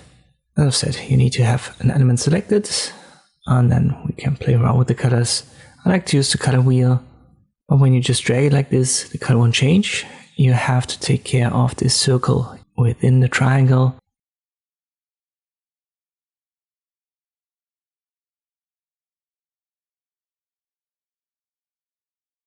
If it's over here, everything will be black. Over here, everything will be white, no matter where you rotate your color wheel.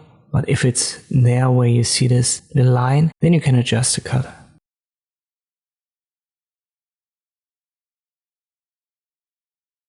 I've picked flat color for this example, and this simply means that the color that's given to the element is the plain color that's selected. And we can also adjust our color wheel, our triangle right here, using HSL, which is Hue, Saturation, Lightness.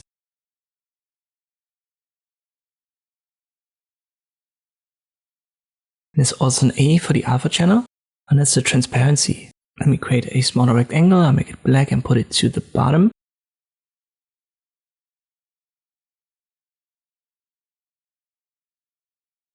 Now select my turquoise, and I go down with the alpha channel, and then you can see this one blends through. It kind of does what the opacity does. We also have a blur, already talked about that, and we have blending modes. I'm going to talk about that in a later video. But there's also this icon right here, and it's the eyedropper, and you can use that to sample colors from your canvas. If you activate it and then you left click on something, for example this black rectangle, the color will be given to the selected element, so a bigger one. Let me invert it, so I select the smaller one, and now I use the eyedropper tool to click on a red one, the bigger one. This color will be given to the smaller one. As I've said, I use HSL, Hue, Saturation, Lightness, but you also have different modes here, RGB, red, green, blue, and CMYK print colors. For our tutorials we'll stick to HSL. As I've said, we are under fill and we've used the flat color, but we also have gradients here, linear, radial, and mesh. Gradients, another thing that I'm going to talk in a specific chapter about.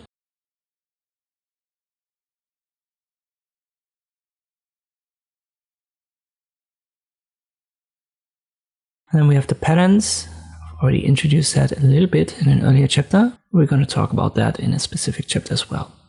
The other options, I would just tell you to ignore that for now. If we still have time in the end, I might talk about it, but these are just minor features, minor functions.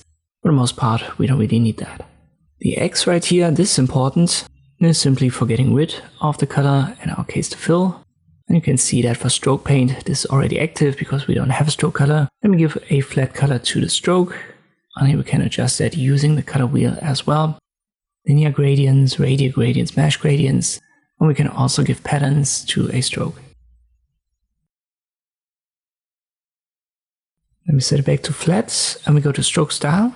We've basically talked about all of that step by step in earlier chapters. The width can be adjusted, the dashes, markers are for the arrows. And in this case, we don't have a cap anymore because caps are for lines, start and end point. And the joins, they are for, you could say, corners. So when we have two lines connecting, and in our case, the rectangle, it has in principle 4 lines to create the stroke. Right now it's a rounded join. We can make that midder, which is basically sharp edges, and also bevel.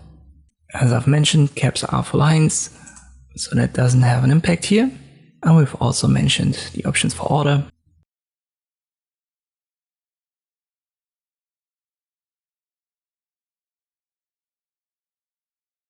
For you to practice using this fill and stroke menu, create 3 elements, a rectangle, a circle, and a text element.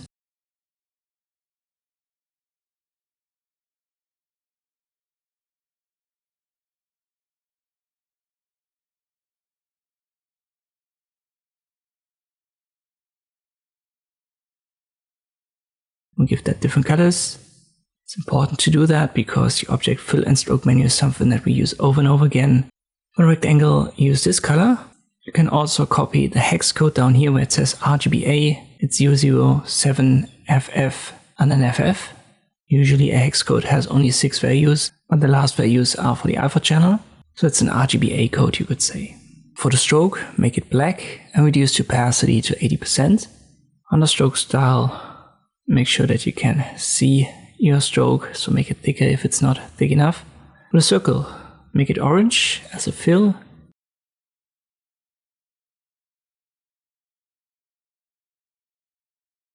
Then we go to stroke paint, set this color to something greenish.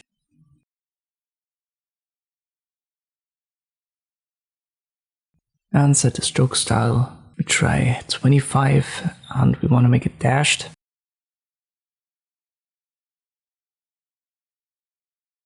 But 25 is way too big. Let me go down.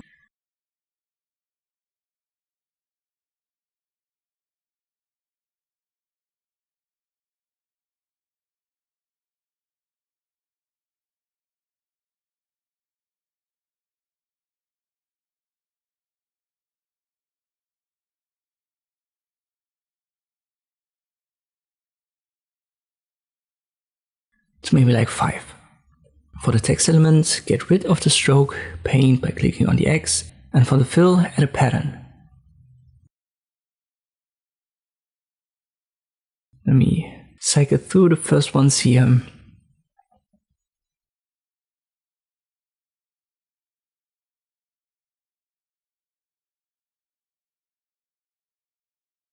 I want to use abstract fill 1.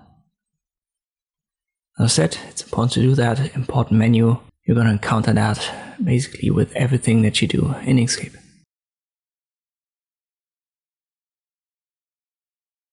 Now let us talk a little bit more about the swatches that you can see at the bottom. I'll create a rectangle, so I'll control when I drag this to make it a square. Then I press Ctrl D and I create some copies.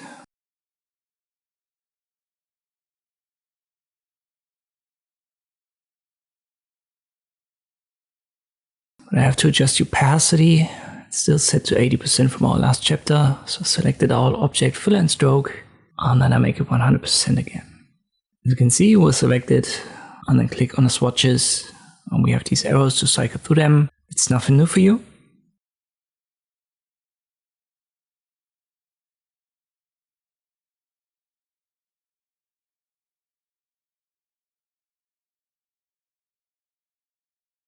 Let me copy the entire palette here. And now we click on the 3 stripes. And here you can see your color sets.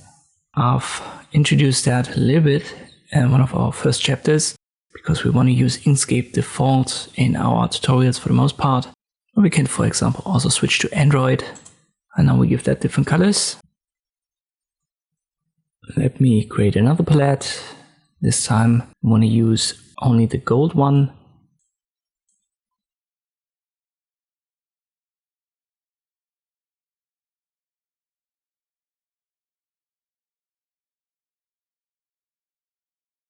And another one, I'll use Ubuntu.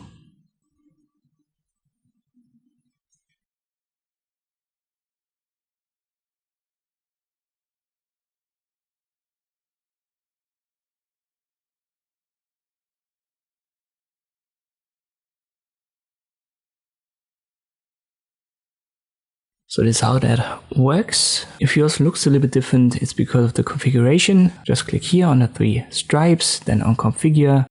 And here you can adjust the tile size that makes these swatches bigger or smaller. You can also stretch them by unchecking stretch to fill, and then you can adjust the aspect.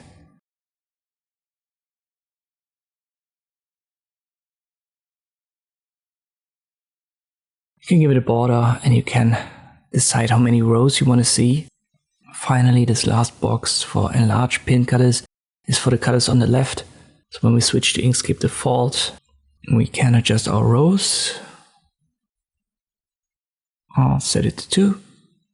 And on the left you see 4 colors, the X, black, gray and white. And if you uncheck that, it's going to vanish and you only see X. Good idea for you to create some color palettes yourself. Pick 2 or 3 of these swatch sets and then check out the configuration. Maybe you want to adjust that.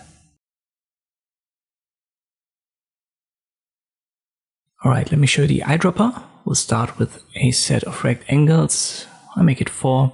Use the rectangle tool, hold Control, and to copy it, I press Ctrl D. Now let's say you don't really know what colors to use for a specific project. You can just use Google or a different search engine, whatever you prefer. It's important that it has an image search. And then let me switch to soft, summer color palette. And maybe I like this one here. I right click on it and I save it as. Put in my download folder, switch back to Inkscape, and now I drag and drop the soft summer image right here. You get this menu, just confirm the defaults. And you should have it right there. And now we can simply select our elements, in our case the squares, and then search for the dropper tool. I like to also call it the eyedropper or color picker. It depends on the software that you use, but it has these different names, dropper, eye picker, whatever. In Inkscape, it has the shortcut D. So we select it and then we click on our image that we've downloaded. And this will now be given as a fill to our rectangle. Don't worry too much about the top menu, it just says pick and assign. So you can assign a color or directly pick it. And now we don't need this image anymore. And if you, for example, have some weird shape, some drawing, you can also use the eyedropper here. Just make sure it is selected, then click on the dropper tool, and then click on a color that you want. But this doesn't just work with color palettes, we can also directly import a very complex image. Maybe this one here. I have to size it down a little bit.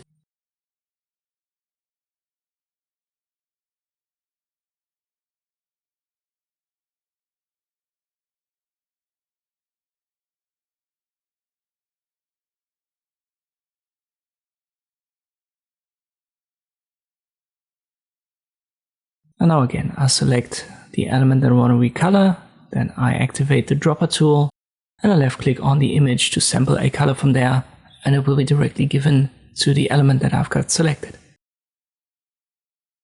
That's a very helpful tool, easy to understand, but still try to practice a little bit. When you have an image, download one from Google, and then create 2 color palettes like I did here.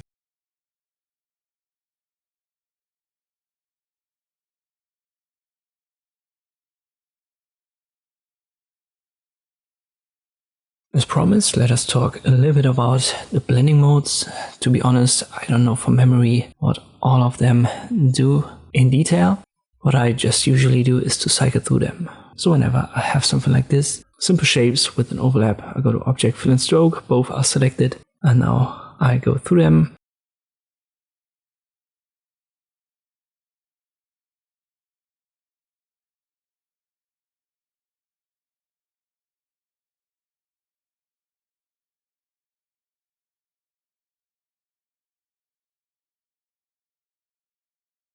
You can left click and then select one, but once you've got one selected, you can also use the arrow keys up and down to cycle through them and see the effect applied in real time.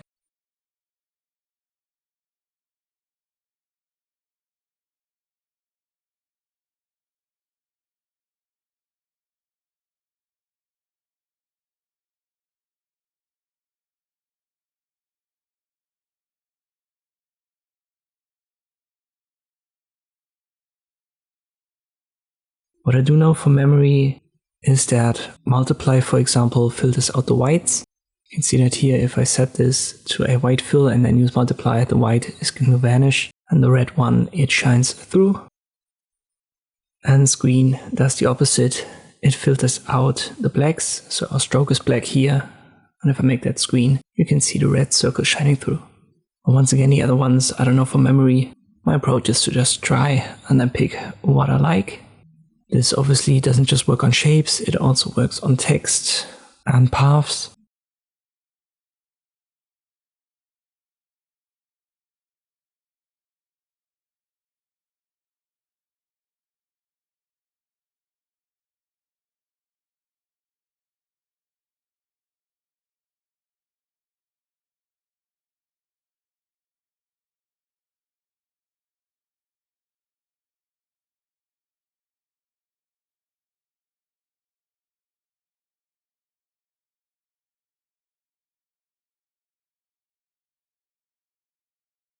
But for logo design in particular, I use the Shapebuilder tool now, since it was introduced, I believe, in version 1.3. This is the tool I like to use, so I would select these two circles and then left click with the first mode addition on each shape, and now I can recolor them with the swatches.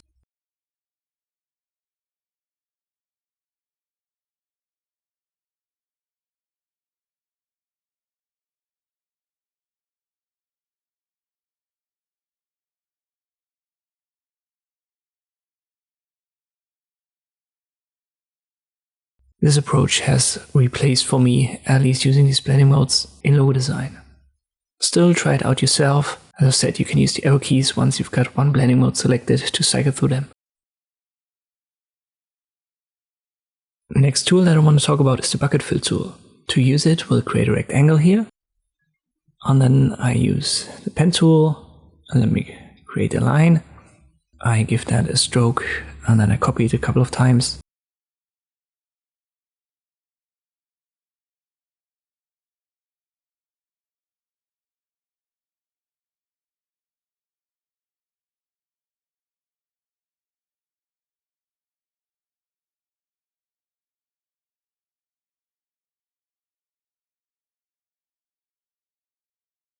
Got a little bit of a grid here, and now I want to use the bucket fill tool down here. The short key for it is U. It's a simple tool, simple menu. Just pick fill by visible colors. Threshold, it determines basically where it searches for the shapes. And grow and shrink, I'm going to show you that later on, is pretty useful. And you can also close gaps. Usually I set that to none. Then this tool is going to work a little bit more stable and quicker. Because sometimes I still have glitches that makes Inkscape crash when I use this tool. Let's hope this doesn't happen here in our tutorial. Alright, I'm going to select a reddish fill, black stroke, and now I just click on one of these areas of our grid, and there you go. You can see this gets recolored, and I can recolor this again. So the last one that I've recolored with this tool will be active, and then I can use the swatches and go over this. Let me recolor the second one. You can see this changes its color, but the first one now stays in this green. Then you can also click on open areas right here. It's going to give it this stroke now. When I zoom in, the stroke will be a little bit smaller.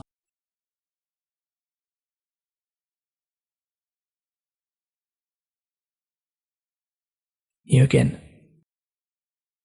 One thing to know though is it doesn't really recolor these shapes, instead it creates new shapes. So if we left click now using the selection tool, we have new rectangles created with this black stroke and the color that I've got selected. So this is what the tool actually does. It creates new shapes wherever it fits to the grid that we've created. For this easy example, the Shapebuilder tool would have been a great alternative. Well, let me show an example where the bucket fill tool is actually pretty handy. I create a coordinate system.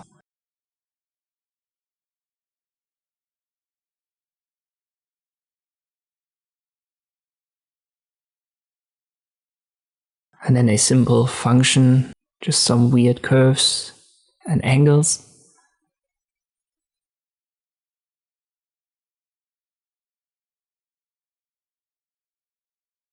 I'm going to get rid of a fill here. I'm going to make this at the bottom a little bit longer. Alright, now let's say we want to fill the area below this graph. I would use the pen tool and then create this connector here. Let me make that red so that you can see this is a different element. And now I simply use the bucket fill tool and I left click here on this open area. Now we've got only a stroke selected, so let me press Ctrl Z and I switch that to a fill, no stroke, and there you go. And this is much easier than using, for example, the binary options or the Shapebuilder tool. But we have one problem here. You can see wherever there's a curve, didn't really hit the spot, so there's a little gap. We try that again, but I'm getting confused here. It's not close gaps, so this is not going to fix this. It's actually grow and shrink that does that. And the exact amount is something that you have to try out from project to project. It's going to be different. In my case, due to the stroke being pretty thick, I tried 2 millimeters, and this actually hits it very well. Could have gone down a little bit, but 2 is fine. And yet again, this creates a new shape. So this filled area is now a shape in itself.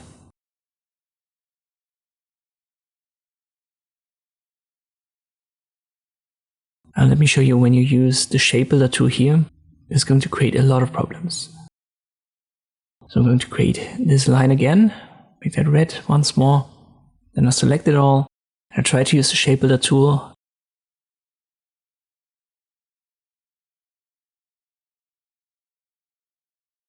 And there you go. I also have to play around now with the coordinate system and make sure that this is covered. And to do that, I have to go to path and use stroke to path. And then I have to make sure that I don't get rid of something here using the overlaps. So it's a little bit more complex than using the Shapebuilder tool, and a bucket fill tool would be the better alternative.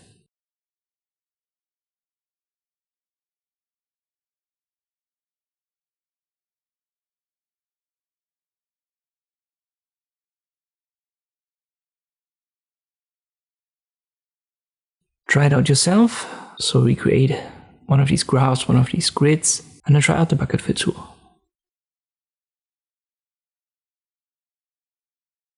Let's talk a little bit about patterns. We create a new shape.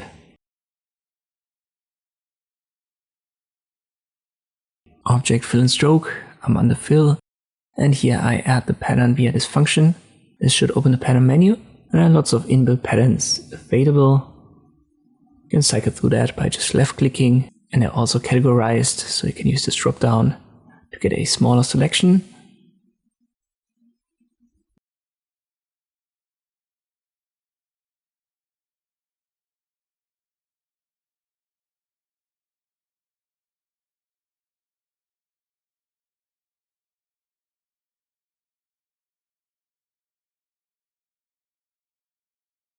We can adjust all of these patterns. You can scale them up via X and Y. You can use the link icon to keep the aspect ratio or not.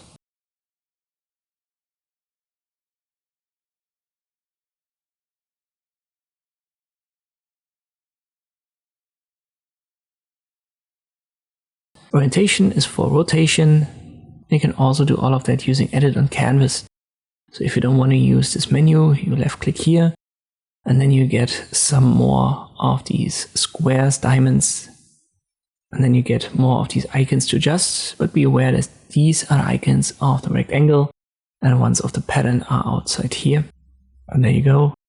This is also for scaling and rotating and stuff like this. I like to use the menu though, But it's up to you. Try out both options and then pick the one that feels better, feels more natural to you.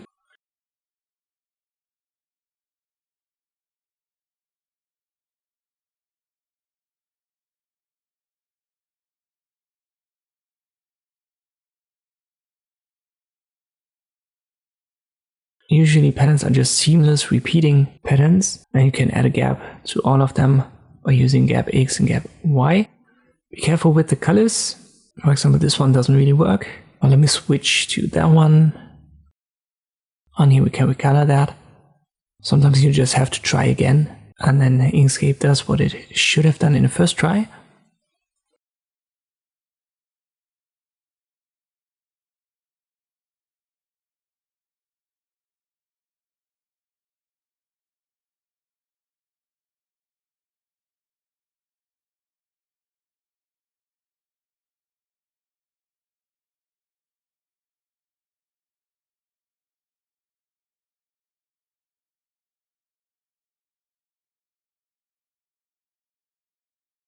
You can not only add that to fill, you can also add patterns to strokes and make the stroke big enough, maybe like 10. Then I'll go to stroke paint and add the pattern option here.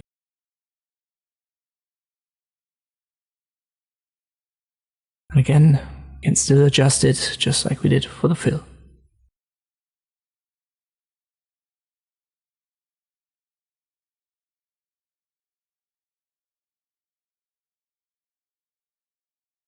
Finally, patterns can also be added to text elements. I'll add it to the fill. You just have to be careful because some patterns, they create open shapes then for the text so that a couple of letters or at least parts of the letters are vanishing, but everything else still works, so we can recolor that, resize it, rescale it, stuff like this. Again, try it out yourself. Create 3 elements, then add a pattern to a fill, add a pattern to a stroke, and then add a pattern to a text element. Definitely check out Edit on Canvas and the menu, and then pick the one that you like better for adjusting patterns.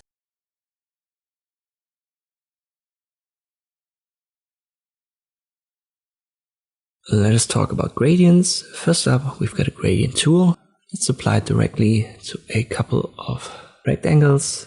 I want this to have a fill, no stroke. So I click on a black color swatch, and then I hold Shift and click on the X. You can see that down here it has just a fill. And here's now the gradient tool. G is the shortcut for it. You can left click on it, and then left click drag over the rectangle. The rectangle was selected before I activated the gradient tool. And you can left click drag on both of these points, start and end. And it's called a stop in Inkscape. So gradients have at least 2 stops. And you can activate them with the left click and then change the color down here by simply left clicking on a swatch, for example red to green.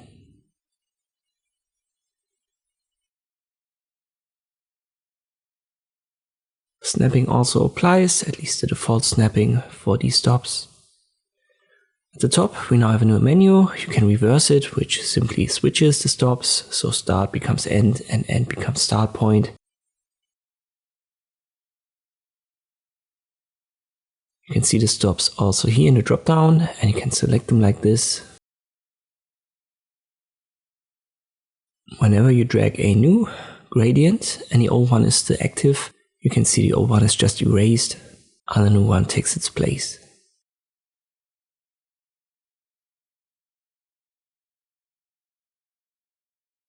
But this only applied like this because I've activated the first mode right here for linear gradient and a third icon right here for fill. So there are 2 more. Let us go over them with different rectangles. So here's the rectangle tool yet again. Left click drag. I activate the gradient tool. Let me give that only a stroke, no fill. To do that, I click on the X, then I hold Shift and click, for example, on the black color swatch. Now I activate the gradient tool, and we switch to right here, stroke. We still keep it a linear gradient, so first and fourth icon are active. Left click drag, and now we can recolor the stops. Let's make it red to green yet again. You can see how this is just applied now to the stroke, and you can increase the thickness via object fill and stroke, stroke style. and make that 10 millimeters, and there you go. The second drawing mode that the gradient tool has is the second icon at the top, and is simply for radial gradients. So for now we've just applied linear gradients, but radial gradients are also possible. I'll switch to fill and to radial gradient right here, left click drag, and you can see now we have 3 points, but it's still just 2 stops. The center point and then the 2 outer ones to create basically an ellipse for the gradient.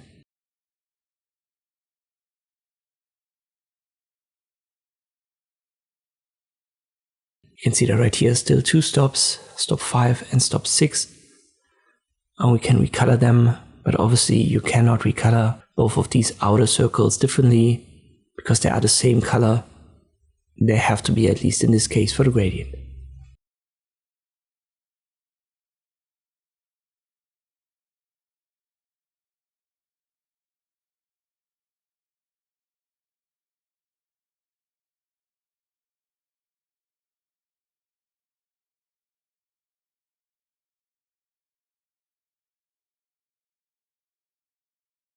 And this also applies to the stroke. So we need second icon for radial gradient, fourth icon for stroke. I'll make that red to green yet again.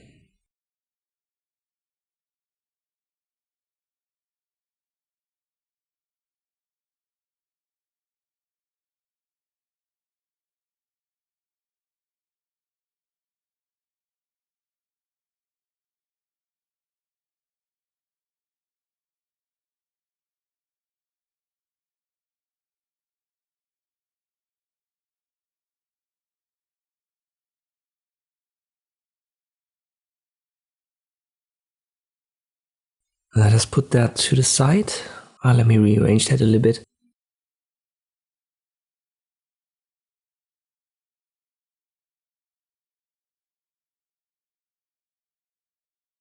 And now we create a text element using the type tool. Let me get rid of the stroke. So I'll shift click on the X. It only has a fill. I activate the gradient tool. I make it fill and linear gradient. Left click drag. And by default, you can also see it always has this transparent stop. So it takes whatever fill color the object has and then makes the second stop transparent to have this gradual transition from color to transparency.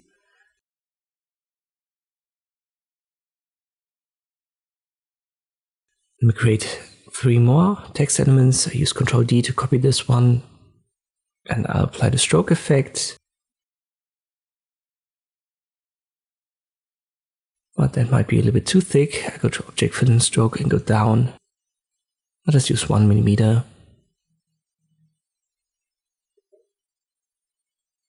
And there's the stroke that fits the specific font that I'm using here. But no matter what the stroke looks like, we can add a gradient easily and use yet again red to green.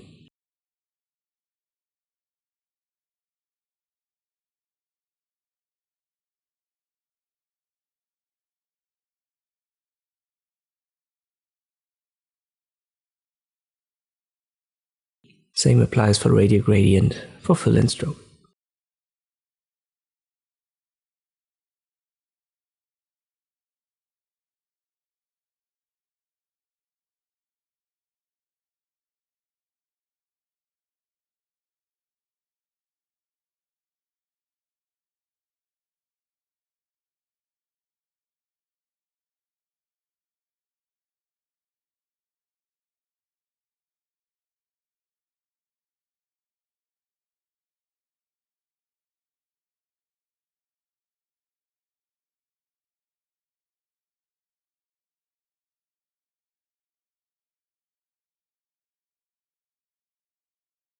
There's certainly more to gradients, but try to recreate this for now. Create 4 text elements and 4 rectangles.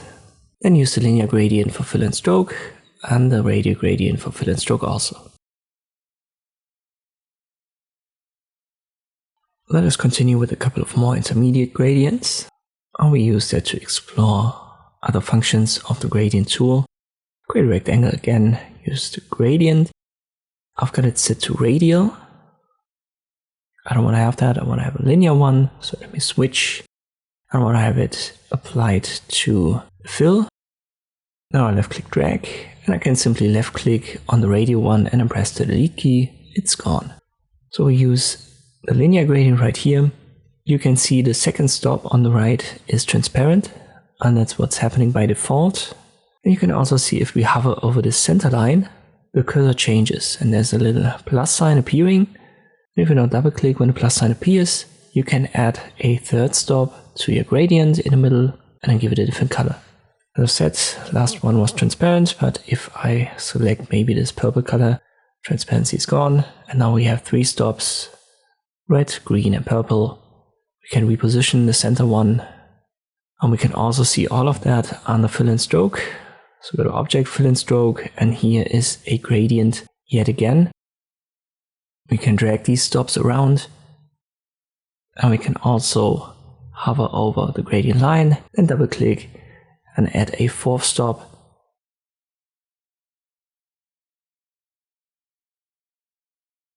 We make that somewhat bluish. Keep in mind, when you now use one of the swatches, it's going to get applied to the entire shape. So it's going to erase your gradient. Then press Ctrl Z. You have to reselect one of these stops, and then you can use the swatch on it. So once you've used the fill and stroke menu, the stop will be deselected, and then you are dealing with the entire shape when it comes to the swatches below. And here again, you can see the stops in the drop-down, cycle through them. Let me create a new one. Yet again, we'll start with a rectangle. We don't need a stroke, just a fill. We use a linear gradient applied to the fill. Here are 2 stops, and the second one has this checkerboard design which indicates transparency, and we can deal with that right here under A, the alpha channel. So transparency is 0 for the alpha channel, and 100 will make the color fully visible. So whenever something like this appears and you don't want to have transparency, check the alpha channel.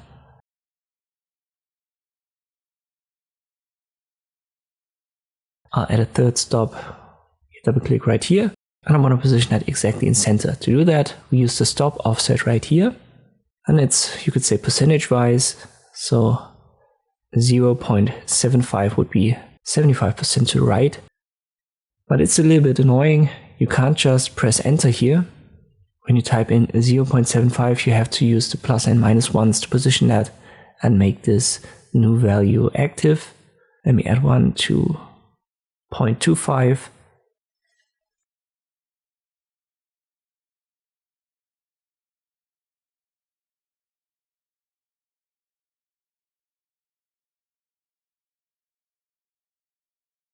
And now we have these stops positioned at around 25%, or at least 25% for each of the 2 ones in center. Don't get that mixed up with the offset above. That's a different thing. And I personally think it's very confusing, because you can see that here, if I select this one and I reposition that, it's going to give you an offset basically for the start and the end point of the gradient, so the feather will be erased. So this is something to keep in mind. Then we reposition the start stop here to 0, and I can do that under fill and stroke, and then we're good again.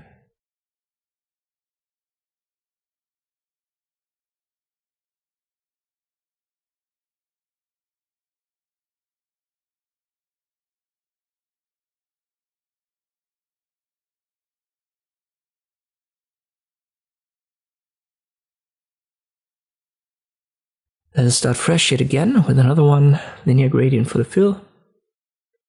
I use the offset right here, and by default you can't really position that with 2 stops. If I add a 3rd one, I can't reposition that either. We'll have to first adjust it right here, and now we can adjust, as I've said, basically the feather, so the gradient transition between 2 stops.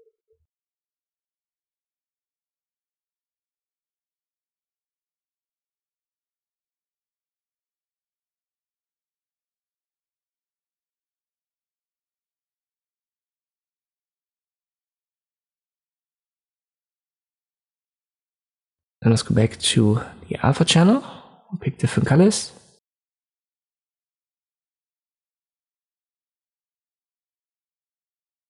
And now you can see this option right here, repeat. It's a drop down, use reflected, direct, default is none.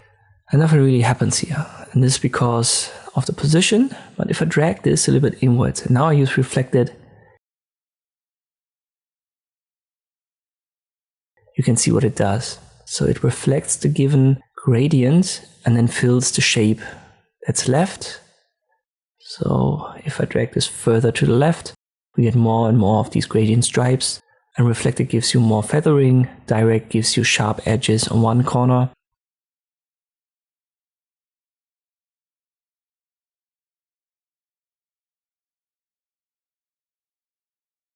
Let me create a circle this time.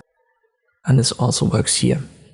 So I don't drag the gradient fully over the shape, and now this gets reflected. All of this also applies to radial gradients.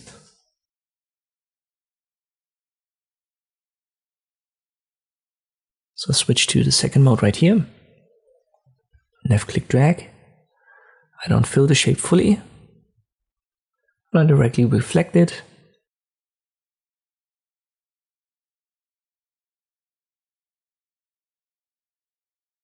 And you can see how that works on circles as well. The same goes for text. So you can apply this gradient with the repeat function just as we did without to almost anything in Inkscape.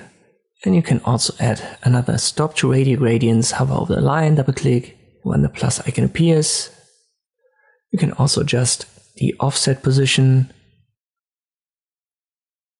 and the alpha channel.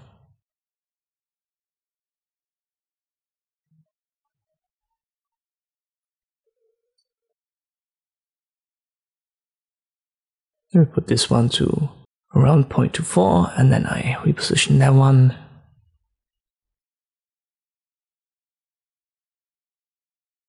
You can see the changes applied in real time. So we've covered quite a lot in this chapter. I'm going to give you a couple of practice shapes. As always, this is going to only use the effects that I've shown you so far, so you can pause the video here and try it out yourself. And if you get stuck, I'm going to guide you through the solutions now. Let's start with a rectangle. I'll make that reddish. Use the gradient tool, linear gradient applied to the fill. Left click drag. We want to add another stop, so double click on the line. We use the first three colors right here. We want to do that yet again, but this time we want to use specific stop positions. To do that, we need an object, the fill and stroke menu.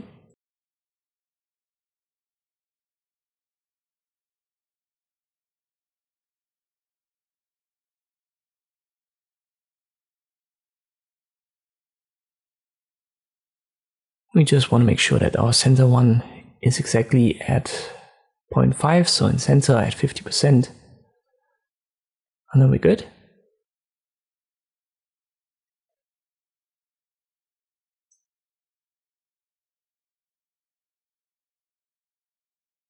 I'm going to keep the fill and stroke menu open. Start with the next rectangle. This time I'll go from bottom to top. First, let me change the color to maybe red.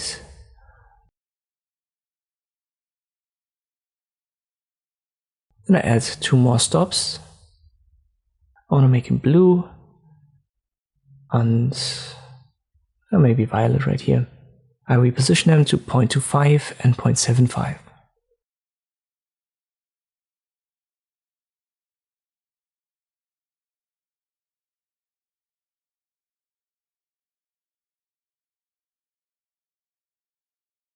Next one, we'll create a circle. We use a radial gradient. Go to the center, left click drag.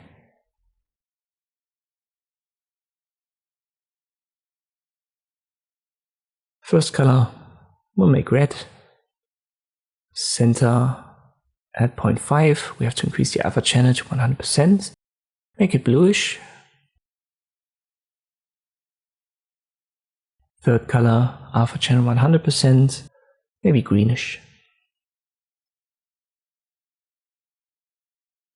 Two more for the repeat function.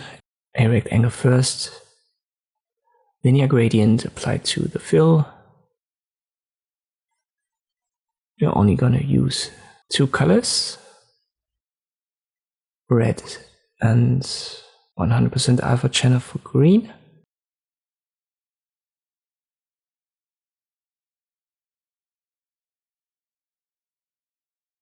Drag it inwards. Then we use direct.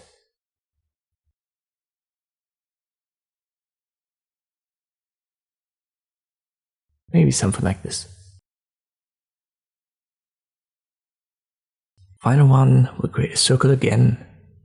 Hold Ctrl, go to 45-degree angle so that we have a perfect circle. Gradient tool, radial gradient for the fill. Left click drag on the center. Let me adjust the colors.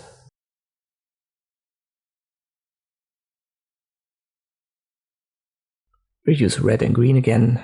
Alpha channel 100%. I'll drag these circles now inwards using the reflected option.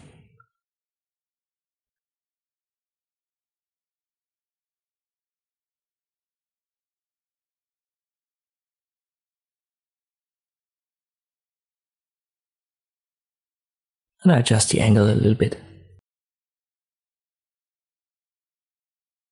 As I've said, a little bit more complex, but with some practice, this is not that hard. As always, try to recreate it yourself and then continue with the next chapter. Let us talk about some advanced gradients, and I'll show you a couple of tricks to achieve them. First up, simple rectangle. Use linear gradient yet again.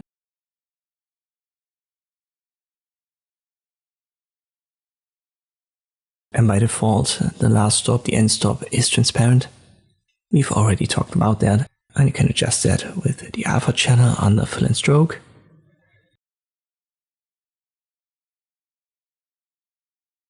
Just make sure that the stop that you want to make transparent is selected, and then reduce the opacity right here. You can still change the color, and now it gradually blends over blue into transparent. And all of that applies to text as well, as I've said in the last chapter. So let us make this a text that gradually goes to transparent.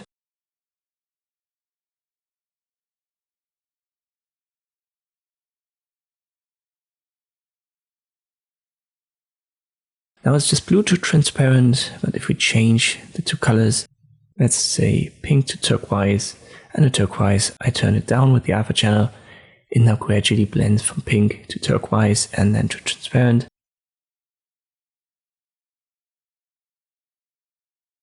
Same goes for radial gradients. Let me add a circle here.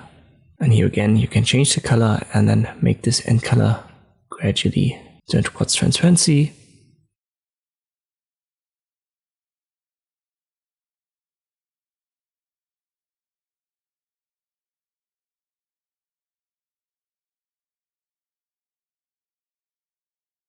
And you know what, let me just copy this one, Ctrl D. Can do that up here as well. So now the inside is transparent and it gradually moves towards a full opacity at the edge of the circle. So this is also possible to simply inverse the alpha channel and bring it to the center. Pause the video right here if you haven't created these gradients as we went through them. And then I'm going to show the next trick.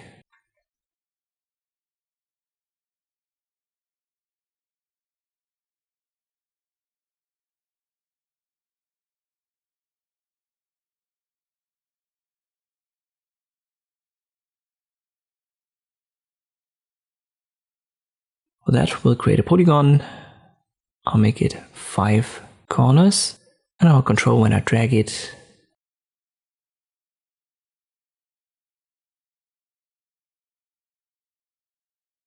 Then Ctrl D to copy it. I'll make the second one white, the first one black.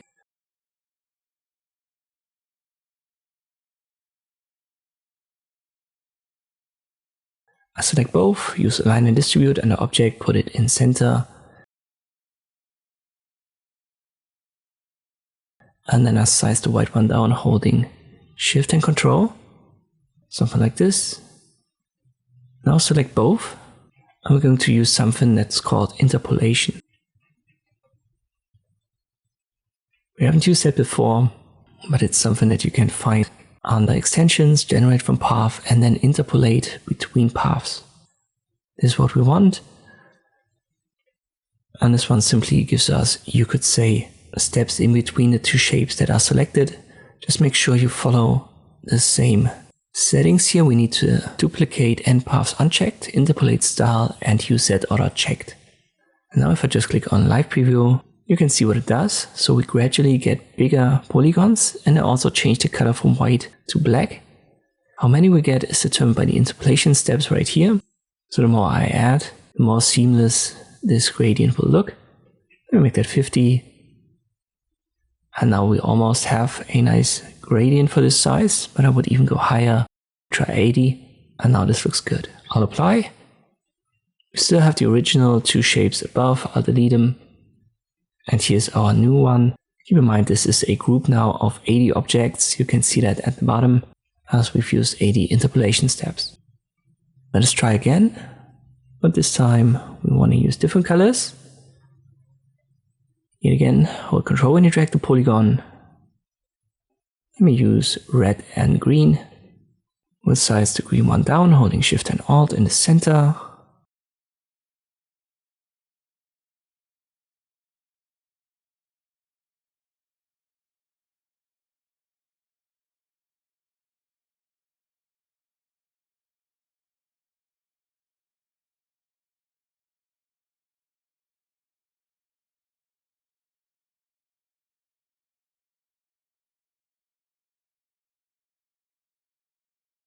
Select both extensions, generate from path, interpolate between paths, 80 steps, and I simply apply because I don't need the live preview anymore.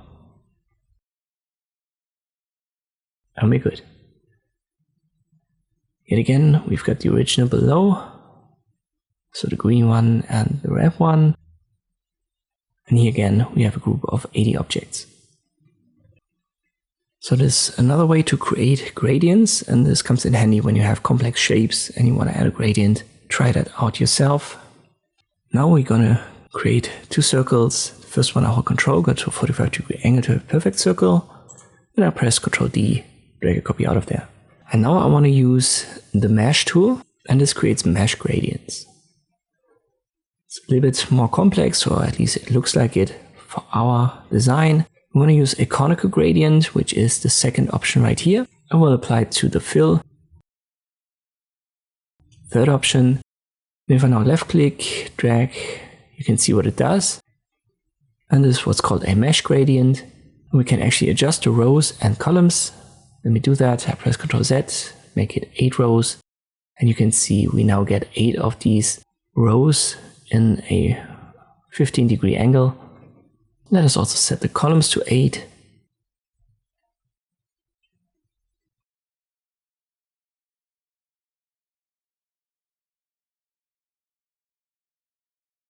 Now that we've got that, we can adjust all of these points inside of the gradient. We have to activate the mesh tool yet again, and then we can left click drag over the points that we want to select. And I want to make the bottom part white and the top part reddish.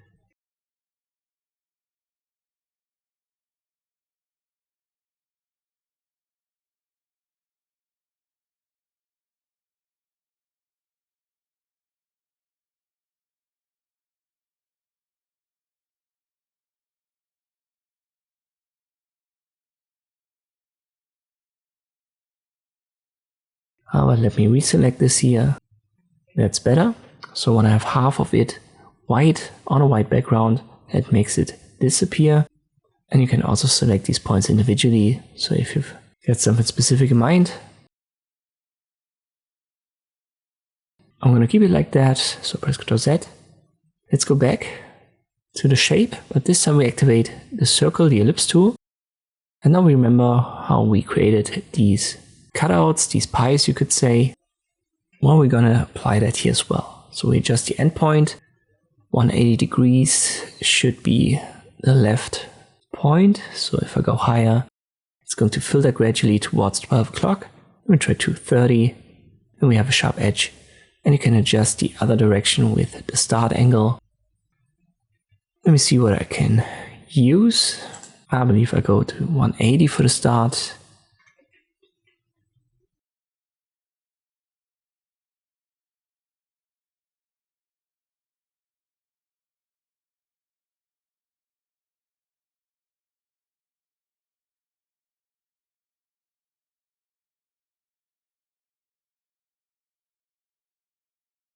and then even lower than this for the end.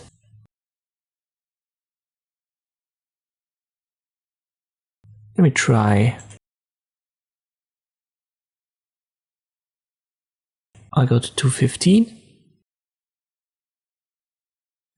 And now we have this simple shape right here. We want to bring it on top for now. So use the top menu right here. It's on top of our black one. And now the snapping is enabled. It helps me to find the center position right here. So just drag it till it snaps to the center. Then select the black circle. We want to click on the X to get rid of the fill. Then hold Shift. Click on the black color swatch to give it a stroke. Now we want to select the cutout, the pie element, and bring it one step back again so that our black outline is on top of it. Now click on it 2 times, and then you can reposition the rotation center, put it to the center of the big circle, and now you can rotate that, but it's a good idea to turn off the snapping for this, or otherwise it's going to snap the entire time. So let us disable it for now, and now you can just rotate this like a radar. If you want to flip it, just use the top function right here, and then the blurry part will be on the other side.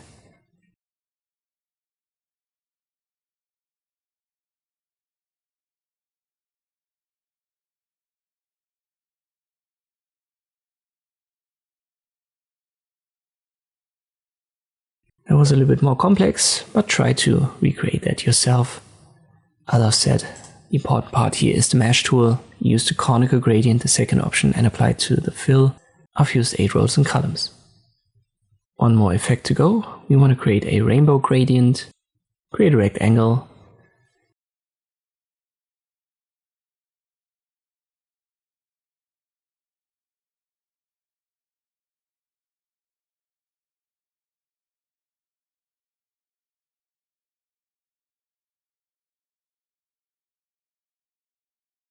use the gradient tool, linear gradient for the fill, left click drag.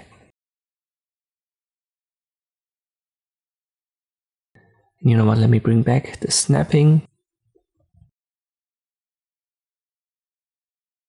And then you add stops by double clicking on the line.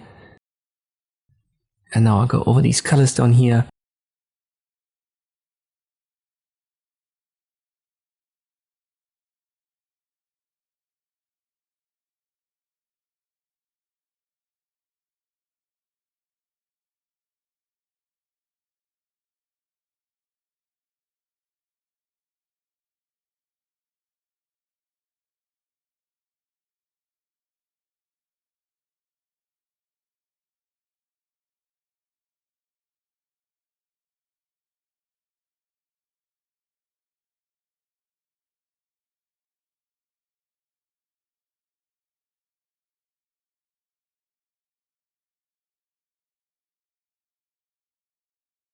But I think that was a little bit too much. Let me delete every second color and then I'll reposition the rest.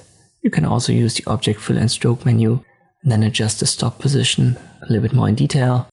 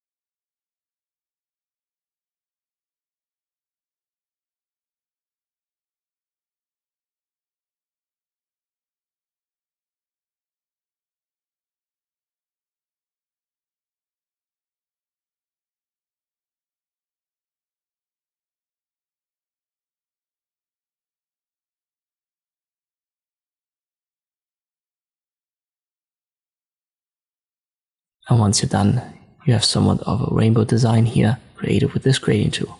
Again, don't just watch this video, apply it, and then come back for the next chapter.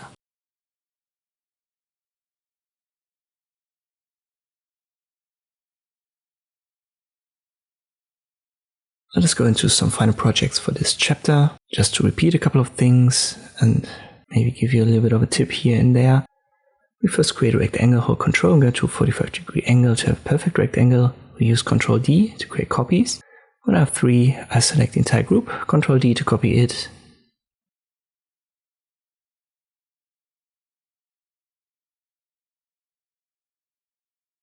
We want to have a 3x3 cube.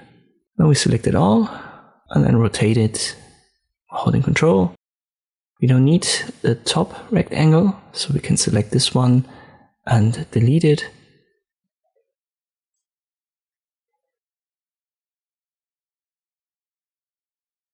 And now we want to use the corners effects. We're going to use it on 4 of these.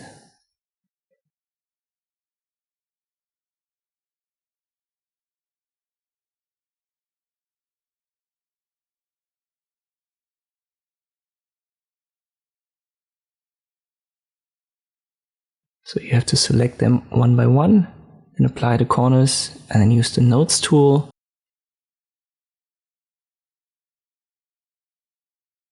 Then you can drag this circle inwards, just drag it to the max to create this full curve.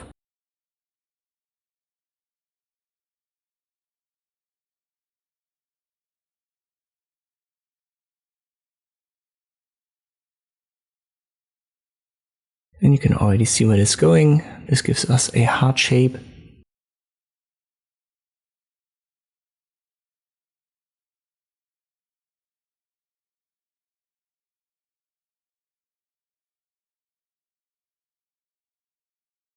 Now that we've got it, we want to select a color swatch set, a different one than the default. Pick one that you like. I'm going to go with Royal.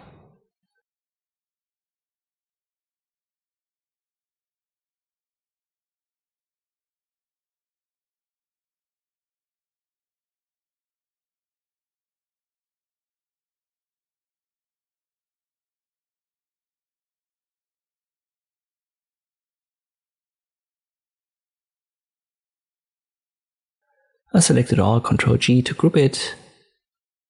So this would be the first shape that I want you to recreate.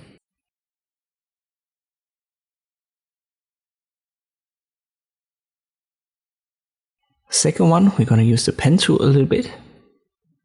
But first we're going to start with a rectangle. Press Ctrl D to copy it, and then reposition the copy.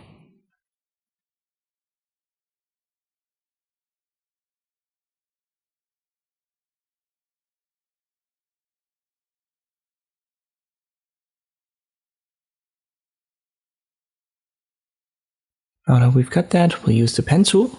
To create this 45-degree angle, you can just hold Ctrl and then always left click to create these corner points, these nodes. Select these 2 objects, holding Shift and then left clicking on them, and then use Path Difference.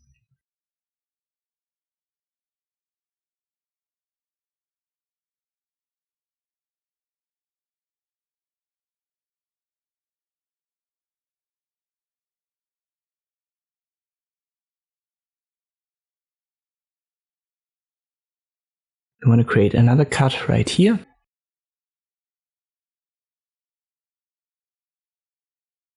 But let me rearrange that first with the top menu.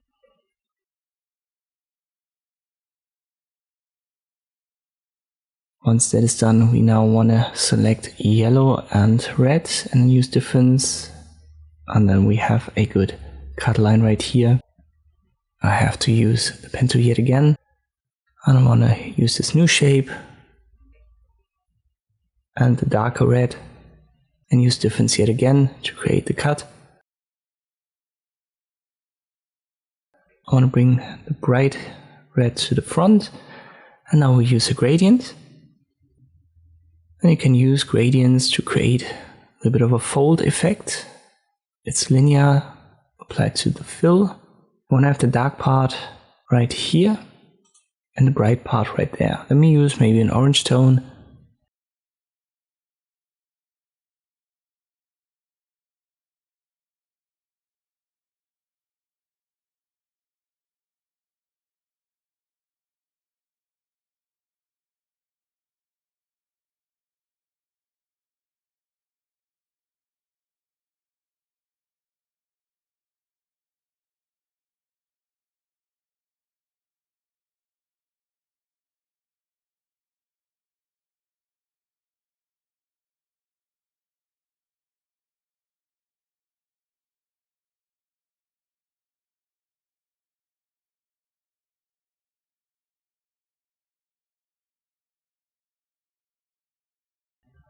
And for the other element, we'll switch it.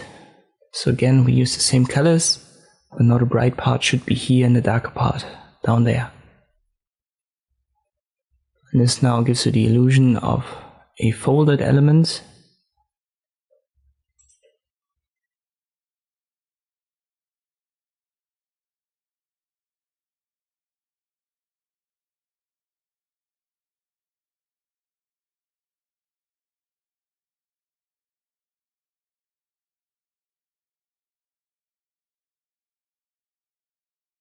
Next up, let us create a version of the Instagram logo.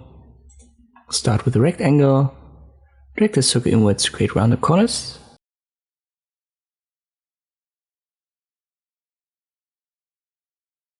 We want to copy that, hold Shift and Control to size it down. Then hold Shift, click on a white color swatch to give it a stroke. Click on the X without holding any keys to get rid of the fill. Under Object Fill and Stroke, I'll set the stroke size, the width. I have to adjust it later on anyway, but let me go with 10 for now.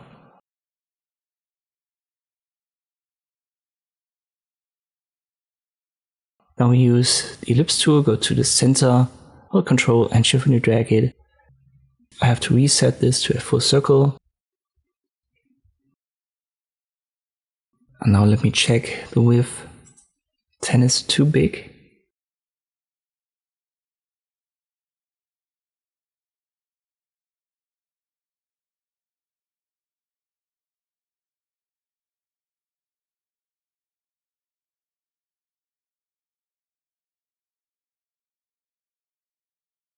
Maybe I'll go with 8. And we need another circle. This time it should have a fill, no stroke.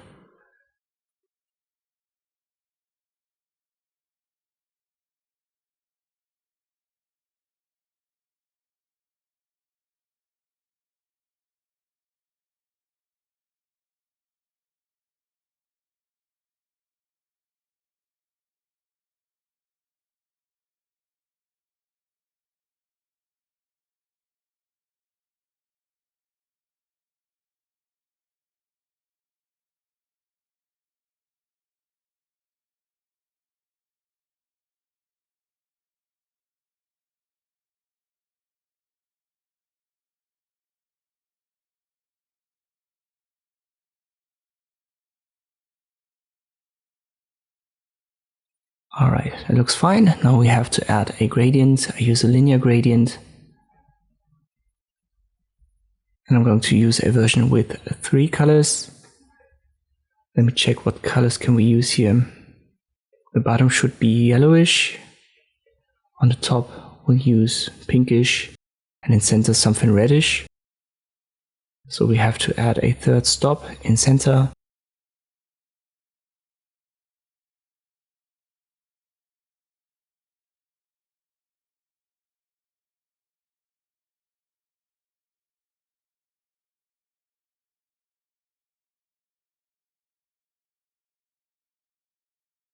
And maybe let me adjust the angle a little bit.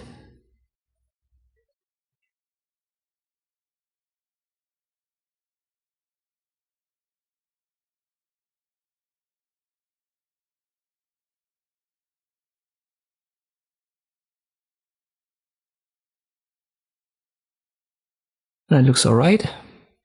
Final project. I want to create a text.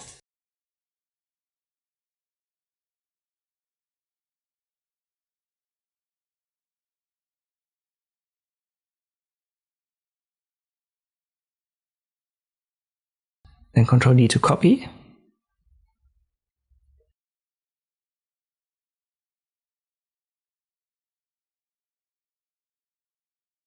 Let me make both of them black. I'll flip the bottom one and then I'll resize it a little bit to stretch it out.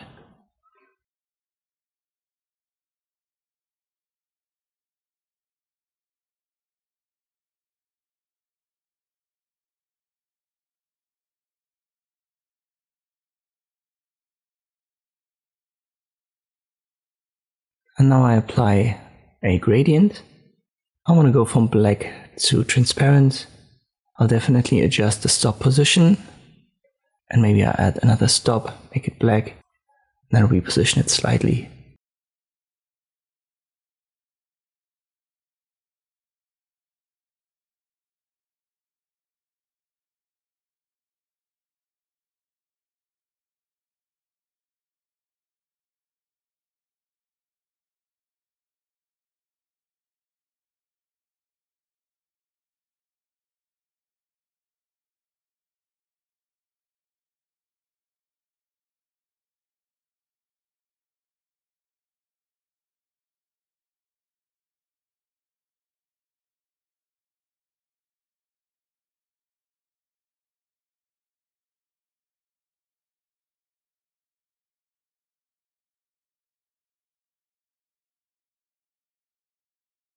And this would be how you can create a long shadow effect using gradients.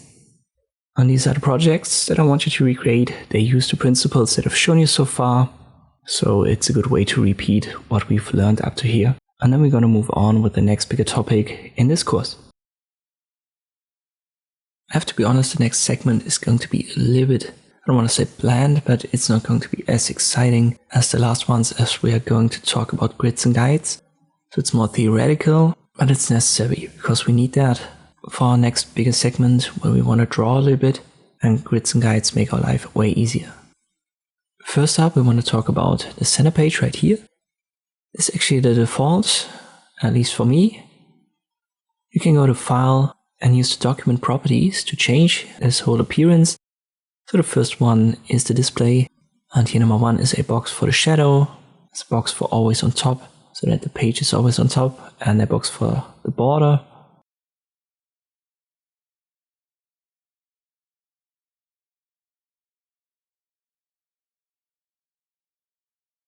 There are 3 colors for page, border, and desk. So this would be the page. Border is from black to transparent, and the desk is this background. I would advise you to keep it like it is. I like that design, and it's okay for making YouTube tutorials, but if you want to change it, go ahead and do so. Pick a different color. It doesn't really matter for the behavior of Inkscape and the projects that we're working on. But the display unit is important. I use millimeters, as I have mentioned in one of the earliest chapters, but you can change that to inch right here if you want to. And then you can see it appearing on the rulers. Let me close this. If you can't see rulers, press Ctrl R. It's going to blend it in and blend it out. Let's get back to our document properties.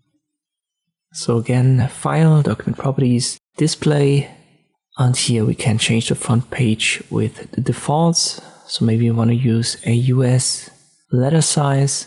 You can pick that here, and it automatically switches to inches in this case for US.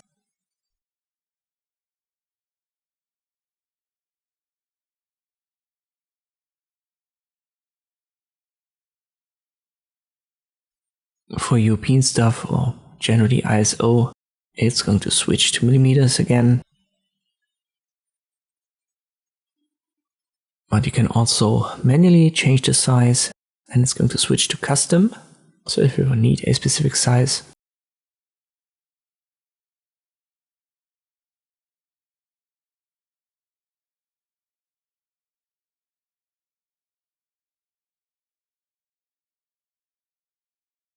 you can flip it. So 90-degree rotation of the page. You can resize the content and scale it. But to be honest, I've never used that, so you don't really need it. And you have an adjustment for the view box. Once again, I've never messed around with it, but X and Y is for position. Width and height is usually the height of the front page that you've chosen in the format. So in our case, the A4. So just keep it as it is.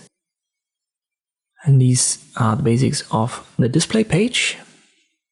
And right next to it, we have grids and guides. We want to talk about guides first. You can show the guides right here. You can lock them, change the color.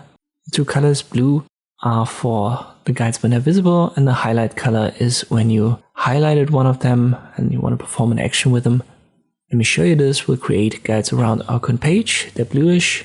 Then we reposition them to center. And you can see when I drag them, they get red. And when I drag them out of the rulers, they're red as well. This is the highlight color.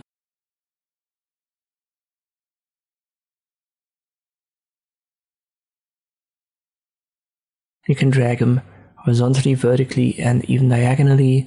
If you want to get rid of them, you have the option below where it says delete all guides. You can bring them back like this with create guides around the current page. One more way to delete them is to hover over them and then just press the delete key. This would get rid of the guides one by one. But if you want to delete them all, use the option under document properties, and there's also another option to do that. I'm going to show that later. First, let's check the locking.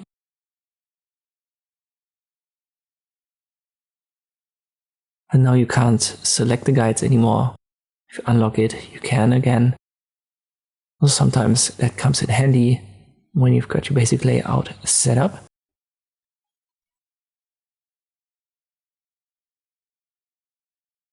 Here are more options that we need for guides. Number one is under view. There's the box for guides. If this is unchecked, you won't see your guides. So even if there are guides on a page, you will not be able to see them. So make sure that under view, this box is checked. If it isn't, left click on it. And under edit, we have two more options. Here's the locking again and delete all guides. So this is the fastest way to get rid of all of them under edit. And you can also lock them here the fastest. As I've said, a little bit more theoretical, but I still want you to create a project, play around with the document properties and change your format to ISO D.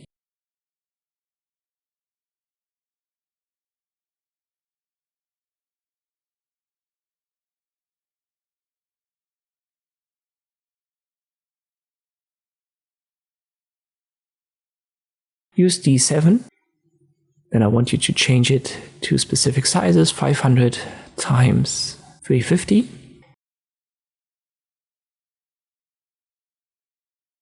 Flip the orientation. We want to have vertical. Then go to guides, create guides around the current page, lock them. Then drag guides out of your rulers. Horizontal guides for the center position, they should snap. Then diagonal. You can find them at the corner right here. Then vertical and the other corner for another diagonal guide. Afterwards, make sure to uncheck lock all guides if it's still locked. And then I want you to hover over the center one here, the horizontal one, delete it, and the center one for vertical also delete it. As I've said, you can do that by hovering over them and using the delete key. Once you've got that done, go to Edit and delete all guides.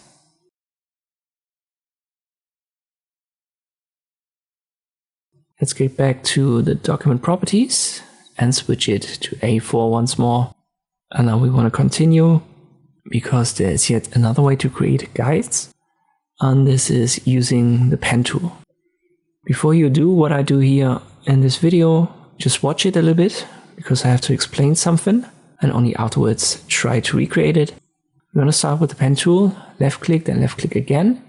Let me select this, I give it a stroke, no fill, and I size it a bit down under fill and stroke.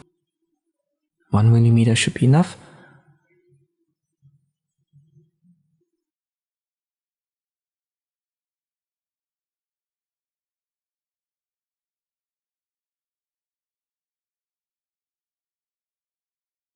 You can press Alt-G on this. You can now turn this line into a guide, but you have to watch out for two things for this to work. Number one is you have to select it and then activate the pen tool. And number two is you have to set a shortkey for it. I've already done that for myself. I've set it to Alt-G. If you're totally new to Inkscape and you've just downloaded it, never messed around with the shortkeys, it should be empty. So this shortkey shouldn't be set for you. Therefore you need to go to Edit first and use the preferences. There you will need to go to the interface, open a drop-down if it's not open. Then go to keyboard. And here you'll find all of the shortkeys. They are grouped, categorized. You want to find the one under tools. Right here, pen segments to guides. As I've said, mine is Alt-G, but yours might be empty. You can double click here on the shortcut, and it says new accelerator. And then you can press Alt-G at the same time, and this will now be set. You can also type in guides if you don't find it, and then it will be filtered, And here you see it under Tools, Pen Segments to Guides. As I've said, Alt-G.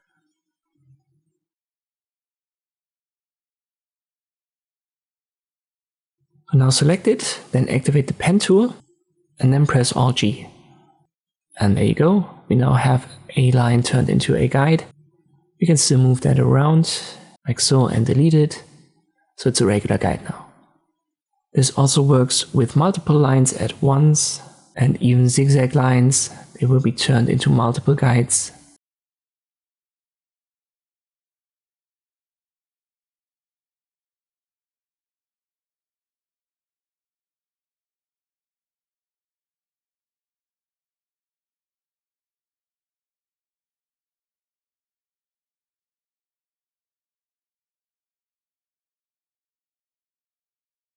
We press Ctrl A, all are selected, activate the Pen tool, Alt G, and there you go, we've turned them all into guides. This doesn't work though on curved lines, so if I left click and I left click drag to create this curve, I'll try again, it's selected, I activate the Pen tool, let me delete the other guides first, activate the Pen tool, then Alt G. This is just going to make your line vanish, because the guides are always straight lines and Inkscape doesn't know what to do with a curved line when you want to turn it into a guide. So this is something that's not possible, at least currently. Yet again, edit preferences under interface, keyboard, and then change your shortcut for pen segments to guides. So this would be your task for this chapter, and then try it out. Create some guides, and then we're going to continue with one more way to create and adjust guides. Let me drag one out of the rulers.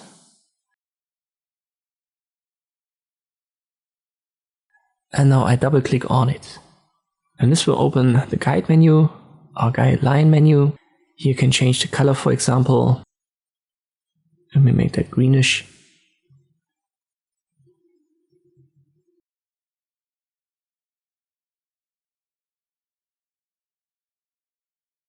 X and Y is for the position of the guide. And all of these changes will only be visible when you confirm we are OK.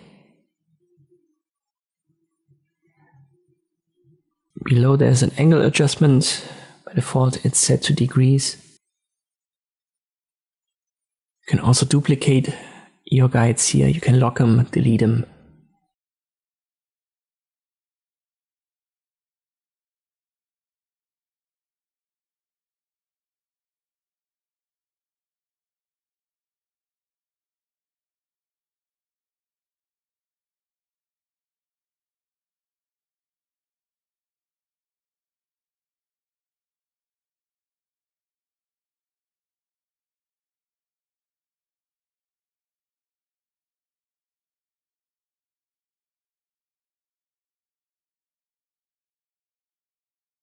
For this option, I want you to drag a guide here and then play a little bit around with it.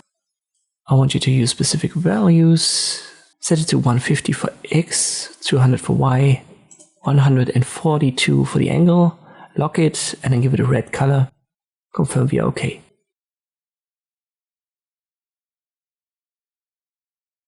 You can now see the X, it indicates that it's locked. But locked guides can still be deleted under Edit.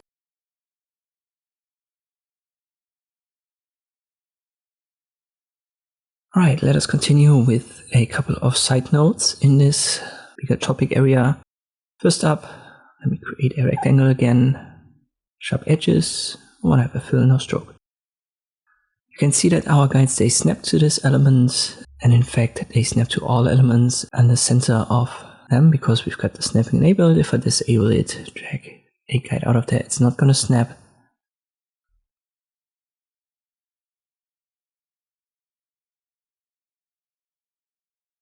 If I re-enable it, it is going to snap, but it's also because we've got guidelines checked down here. So this is the specific snapping for the guidelines. Snapping is enabled, but guidelines isn't, and therefore this one doesn't snap. I activate it. And there you go, next one snaps. And these guidelines now even snap to other guidelines, so not just to the objects that we've created, the page, but also right here, for example, and right there. Let's get rid of that, and I'll show you a simple use case, nothing too complex because we haven't yet started drawing with the pen tool. So I only want to use basic shapes. I'll use this rectangle, I make it a bit bigger. And then not the gradient tool. I use the rectangle tool and I make it round a little bit here. When I have rounded corners, I press Ctrl D to copy this and give it a reddish color. I resize that down here. And when I resize the sides, I hold Shift. That way both sides are resizing at the same time.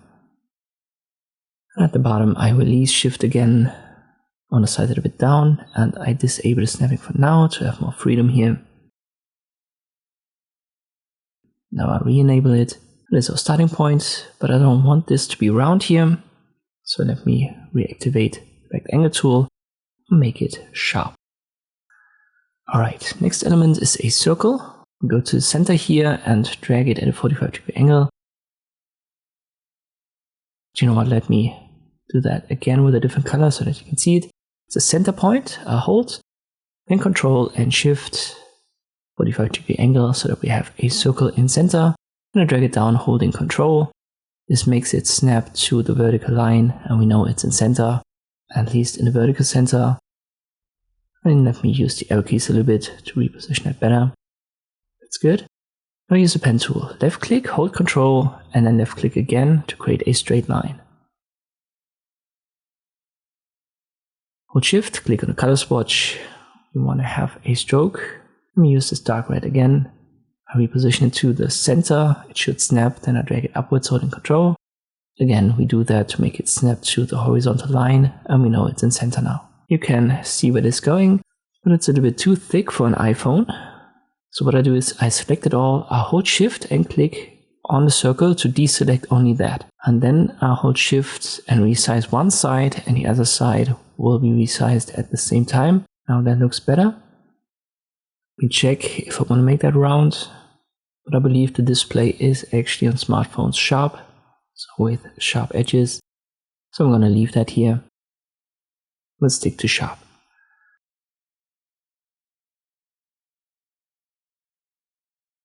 We use the Ellipse tool again. Let me use a different color. We go to the center, hold Control and Shift.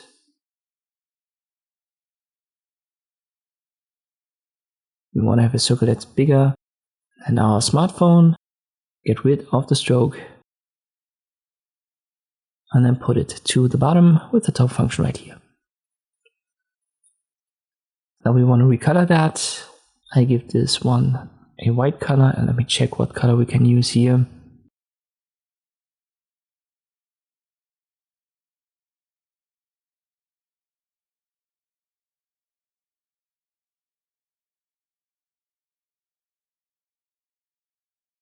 Or let me use something reddish, a darker red, like this. That looks alright. Now we need guides. If you can't see your rulers, press Ctrl R and then you can drag them out of there. We want to have this specific angle here. So go to the corner and drag two guides out of there, and they should snap to your white rectangle with the rounded corners. We need a second one at the bottom. And now we use the pen tool again. Only left clicks. Let me create a simple shape.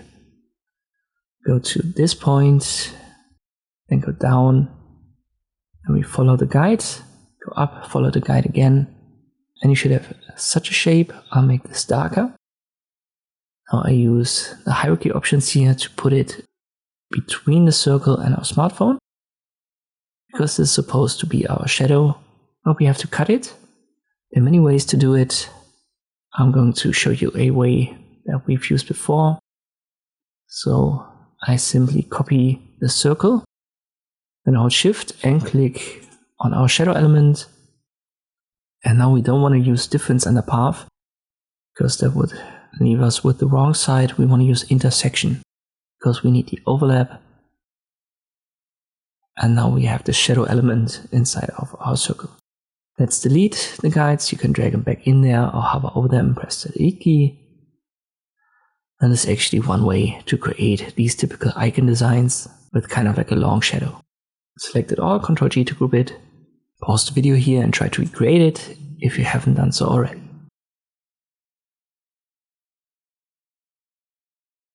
Alright, next side note is the view mode. And you know what, let me keep this icon and press Ctrl Z. I can directly show you how this works with the views on this icon. You can find it under view, and there are two options I want to show you. It's a display mode and a split mode. Display mode by default should be normal, but you can change it to outline. And then you can see all of the outlines of the elements. So we have a couple here. There's also outline overlay, enhance thin lines, and no filter. We haven't yet used filters. I'm going to explain that later on. And to be honest, I only use normal and outline. Sometimes outline is very helpful. Because of the fill, you can't see your outlines from bottom elements. For example, here the shadow. So sometimes you need that. You can cycle through that with Ctrl 5 if you want to memorize the short key. As I've said, I don't toggle through that. I only use normal and outline usually, and I set it under view. Split mode gives you the option to do that manually right here.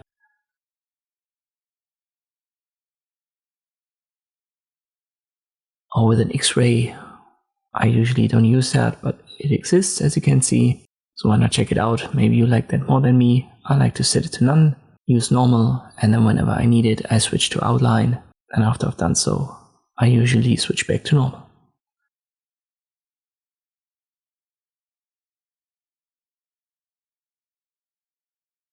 There's also a zoom. I've already talked about that a little bit.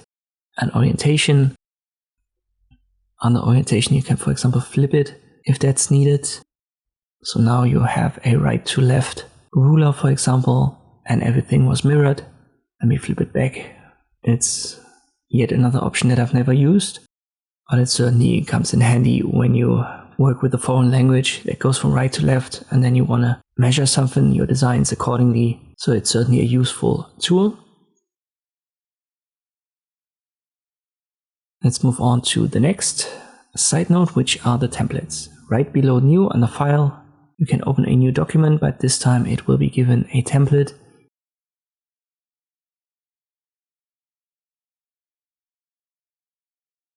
You can find yet again templates for the ISO, for example, US sizes, letter, DVD covers, stuff like this. And then are some useful options for social media. For example, if you want to create something for video, you will find a template here for different resolutions. Social is quite helpful. You don't have to search for specific sizes anymore. It's all stored here. It still calls Twitter, so not X. And you don't find YouTube here. Not really an issue because you have that under video, and it depends on the resolution that you use anyway. But just as a little detail, for YouTube thumbnails, you want to use 1280 x 720. It's usually the size, so it's the same as Facebook video. Different screens, so if you have designs for mobile, for example. And then we have the shape builder, and that's a little bit more interesting. Let me explain this in detail by using one. Let's pick a lily. I'm going to take some time to create it, but once it's done, we can use the shape builder directly.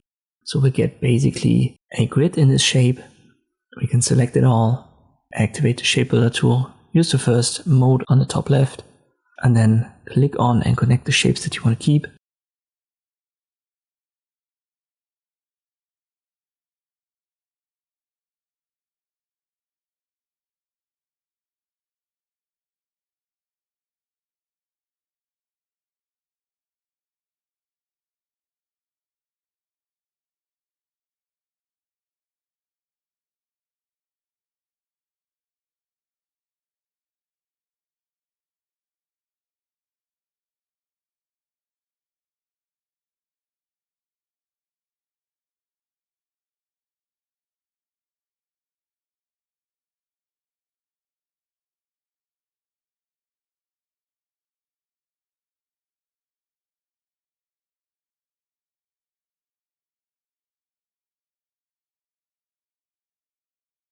Don't forget to confirm in the end via this check icon. And now we have all of these shapes, and we can recolor them. So this is also inbuilt, and sometimes this is very helpful when it comes to icon design, stuff like that. Before I forget, we have other for icons, so other templates and custom templates.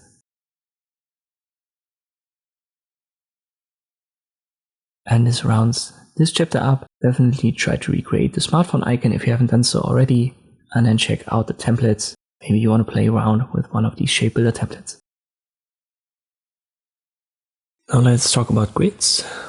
It's a little bit different from guides, but it almost achieves the same purpose. Let's go to File, Document Properties. It's the third option. We've already talked about display and guides. And then we have the grids. Let's start with the rectangular grid. Left click on it and you can see it and then adjust it. You can remove it down here.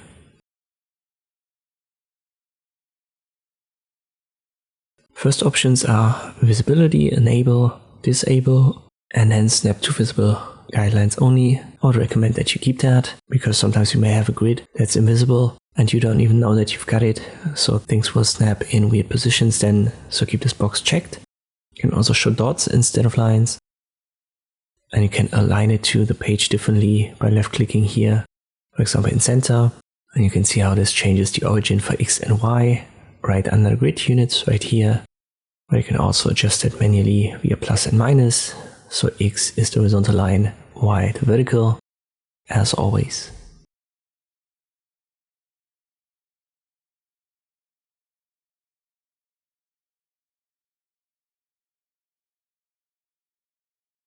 Spacing is for the sign of the grid squares, you could say. So the single unit of a grid. You can adjust the colors if you want to. And there's always, you can see that here, a major grid line. Currently set to 5, but you can increase or decrease that right there. When we return to the default, just remove and then left click again on rectangular. It's going to be the default grid. Alright, there's another option for page grid under view. So this for the visibility. Make sure that this box is checked.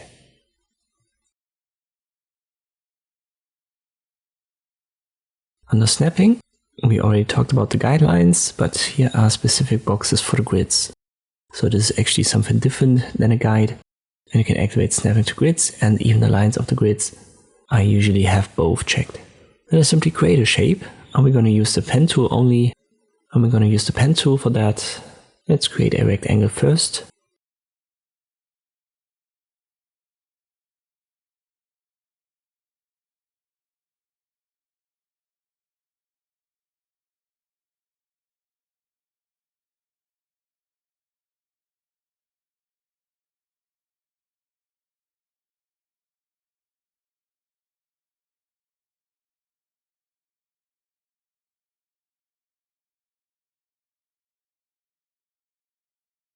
Then we go inwards. Let me go 5 from each side.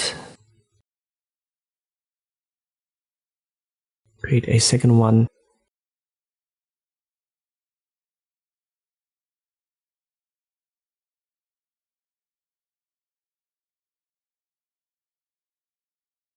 And create a third one.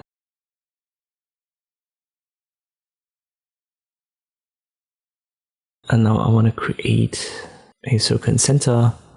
I'll hold Ctrl and Shift. I'm going to drag the circle.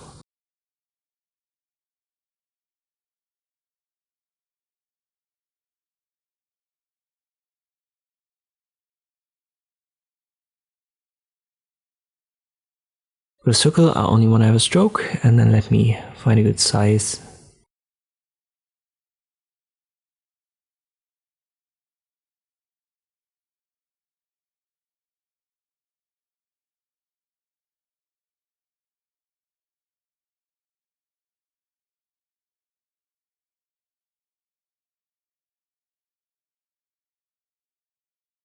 Let me go with 3.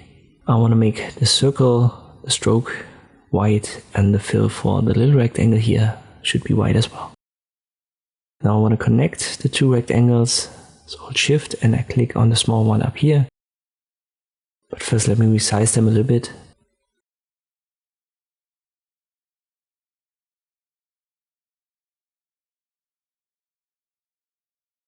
I think that's better size. Alright, I hold Shift and then I select these two and then I go to Path and Union.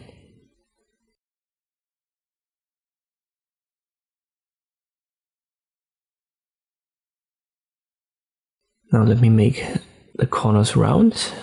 One way is to activate the rectangle tool.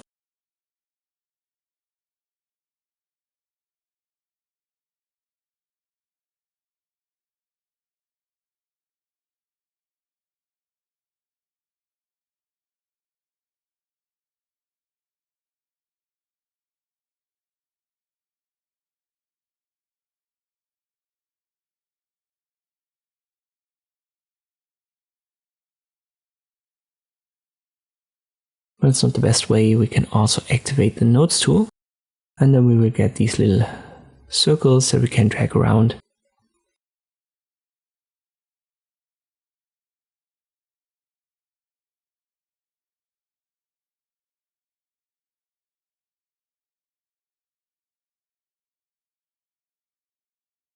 And now it looks way better. It looks like a camera, or at least like a camera icon. Final step is to get rid of the grid. To do that, we can simply make this invisible via the page grid here. Now let me give that a different color. And I want to create a bigger circle on the outside.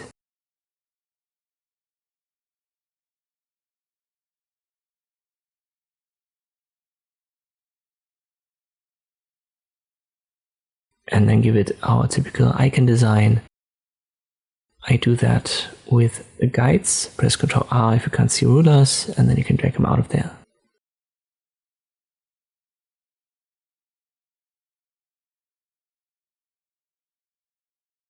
For the diagonal ones, you have to get to the corners.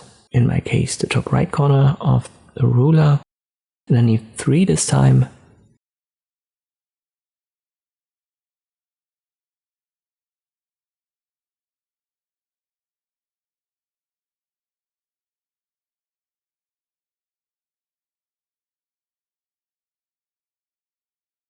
And then I use the pen tool, go over the outline.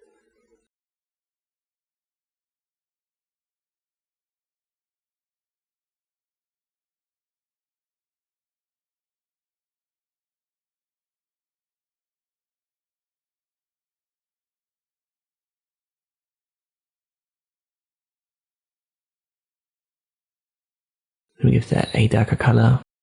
I use the hierarchy on top to reposition that in between the camera icon and the big circle.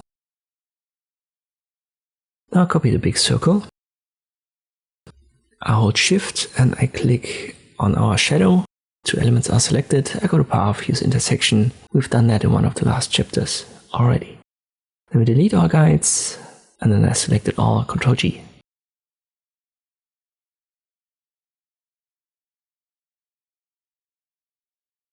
Keep in mind though, your grid isn't fully deleted, we've just made it invisible. And even if we now go to File, Document Properties, grids, and then we remove it, there's still going to be one. So if we go to View, Page Grid, it's going to reactivate it, even though we have removed it. Only once this box for view is checked and we remove it, then it's gone and we can't bring it back by simply checking the box.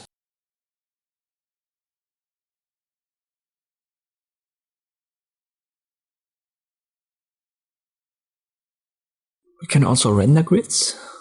Let us go to Extensions, Render, and there's a grid option. For example, the regular grid is a rectangular grid. We don't want to use that, but I just wanted to show you that this is also possible. Benefit is that we can now use this basically as an element.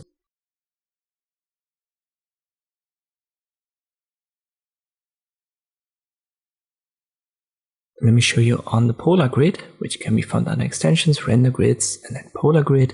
Looks a little bit more complex, but works the same way. Let us go over the details here. We'll check the live preview, and we can adjust the dot diameter for the center. So this is the small little dot in the center. If I make that 20, you can see it very clearly. You can add labels for the degrees. Well, let's just keep it to none.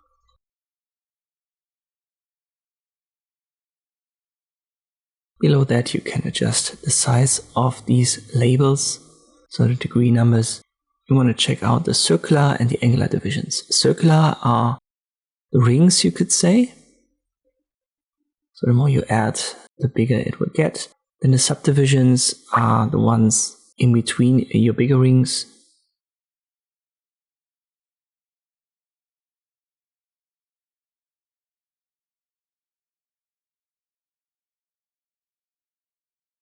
The angular, this is the angle lines here. So if I go down, you can see we have less. The ones in the center are set to 4 by default. You can make them have the same number as the angle divisions to have straight lines all the way through the center. Let me set that back to 24, and we don't need any division in the center, but 1 is the lowest that you can go. So let me keep that to 4, which was the default. Here we also have subdivisions if you want to add more. We want to keep that, and the rest for the thickness. We'll just confirm. And now let's create an icon. Start is a little bit more, I don't want to say complex, but make sure you follow it step by step, because I'm going to introduce a couple of things that I haven't yet talked about. Let's first create a circle in center. I'll hold Ctrl and Shift when I drag this. I want to press Ctrl D to have a copy. So we have 2 circles and our grid. Select the entire grid, and you can see at the bottom it's a group of 41 objects. You go to Object and Ungroup or Shift Ctrl G. Do that as often as you have to until there is no group left. In earlier Inkscape versions, you had to do that a couple of times. In the version that I'm using here, doing it once is already enough to have all of these path elements ungrouped. And now they're ungrouped and still selected, and we can go to Path, and then Object to Path, and then Path and Stroke to Path. Afterwards, we go once again to Path and use Combine right here. So this will combine all paths. And you can see at the bottom, it's now 212 node elements. So when you have that, this is exactly what we need for our next step. Let's reposition the circle in the center. And I use the hierarchy on top to put it below our grid. Now I select the grid and the circle, and I go to Path and use Division. This might take a couple of seconds for Inkscape to process it, but once it's done, you can see right here, we have all of these individual elements now that we can use. And I simply delete these now, and then recolor the ones that I want to keep. Let me use a different color, and I give it a stroke to have the dividers a little bit more visible.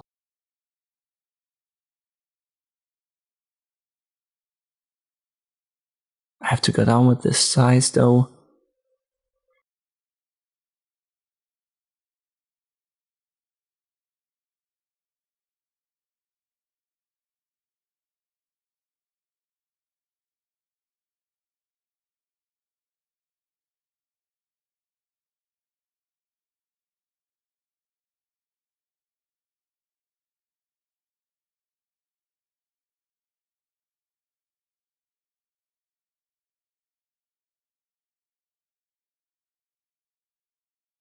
What I want to keep is this right here to create kind of like a phone icon. And then I have to delete the rest. This can be a little bit tedious, but do it anyway to practice. I'm going to show you an easier way to do that in the next chapter. But for now, just do it like this. So always left click to delete elements, press the delete key, and they will be gone.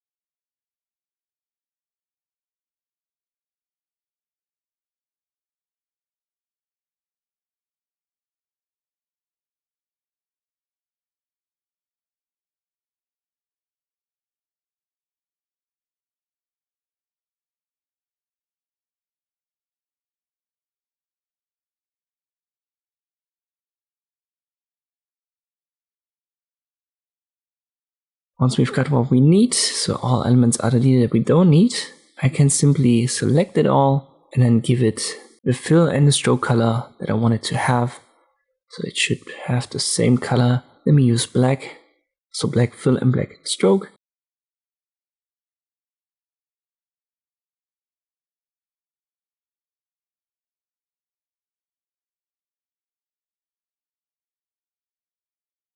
Now reposition this circle. I want to have it a black stroke, no fill.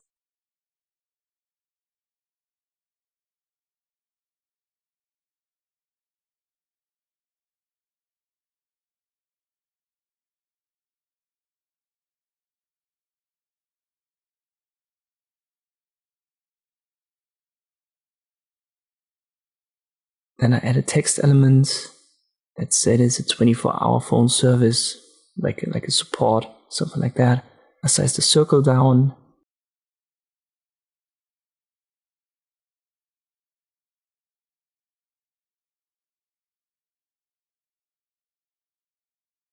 And now I want to create an open circle.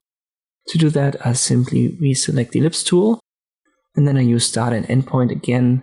And I use the second option right here for having an open circle. And now let me find good angles.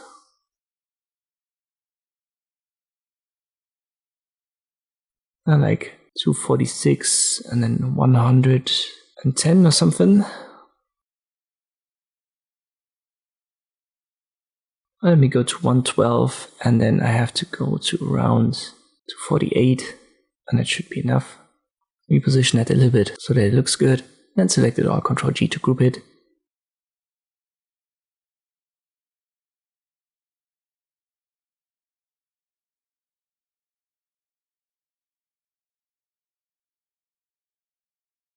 And this would be one way to use the Polar Grid tool. Let's talk about other grids before we continue with what I initially wanted to show you, but under document properties we also have modular and axonometric. Modular is almost like the rectangular, but it leaves gaps that you can adjust here. We have gap X and gaps Y, so there are gaps between the squares or rectangles depending on how you set the block width and block height. Let's remove that. Axonometric leaves you with angled grids. In this case, it's an angle of 30 degrees.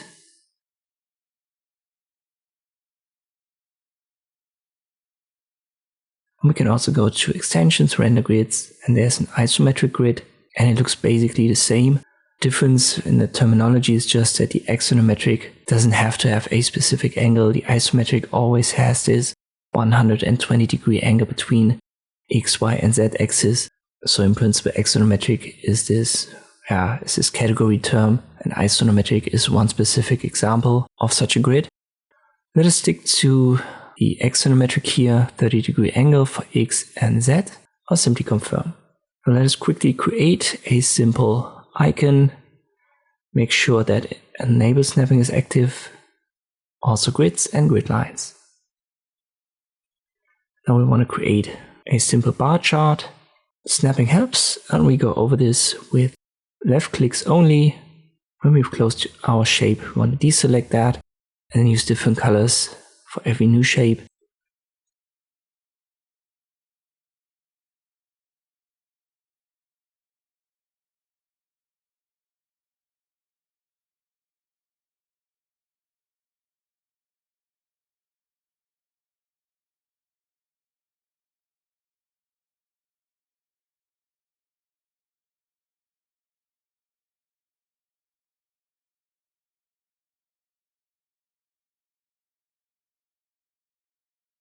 Now that we have three shapes, we can simply copy these and then work with them. So we don't have to use the pen tool again, like so.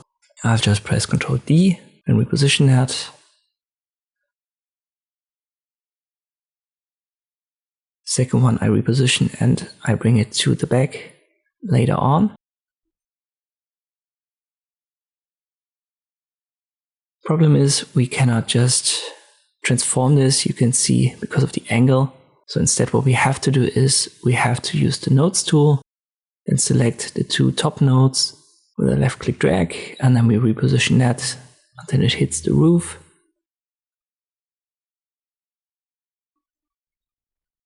Just like this. And this one we have to bring it to the back so that we stay in this three-dimensional perspective. Once again, Ctrl D to copy. Ctrl D to copy yet again. Use the nodes tool, left click drag, resize it.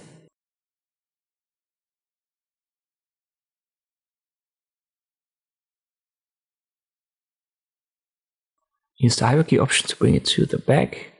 Copy the roof and bring it on top. Let us recolor this. Maybe I use a bluish color scheme.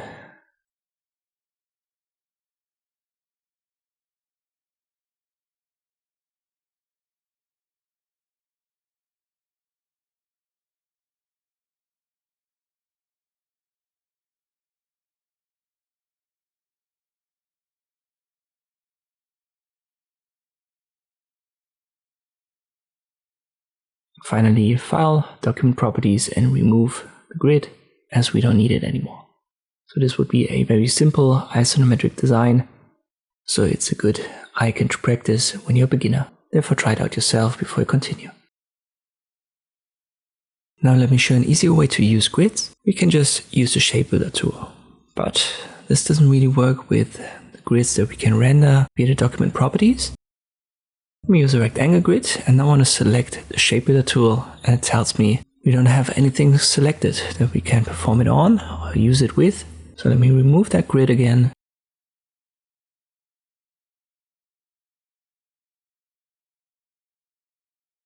And now we go to Extensions, Render, Grids, and we use the grid, which is a rectangular grid. We just confirm the defaults here. And you can see that at the bottom, if I press Ctrl A, everything will be selected. I activate the Shapebuilder tool, and now it works. So we can now use all of these squares with the first mode to connect.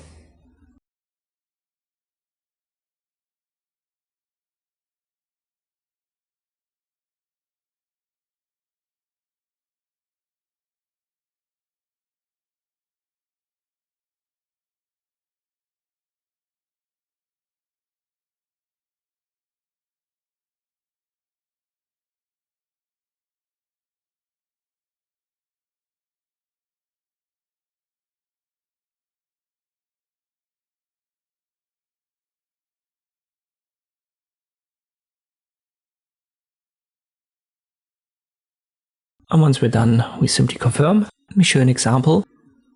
This time we want to render the polar grid.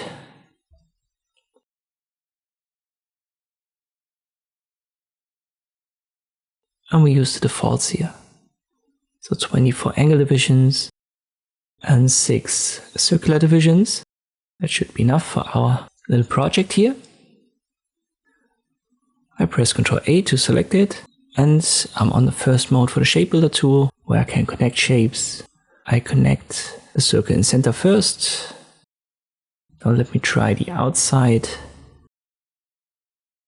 And if I haven't miscalculated, I need to have 4. Then leave a gap of 4, then use 4 again, leave another gap of 4, and so forth.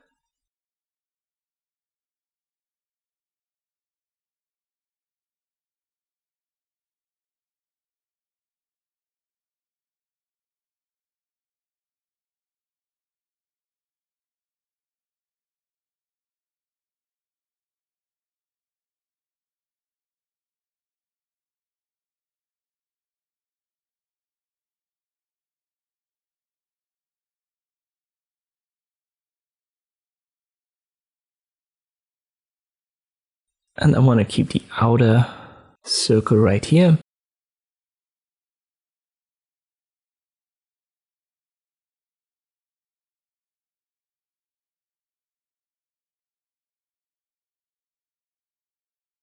Once I'm done, I confirm we are OK. Then I hold Shift and select what I want to make black. Should be these 3 elements, the big circle in center.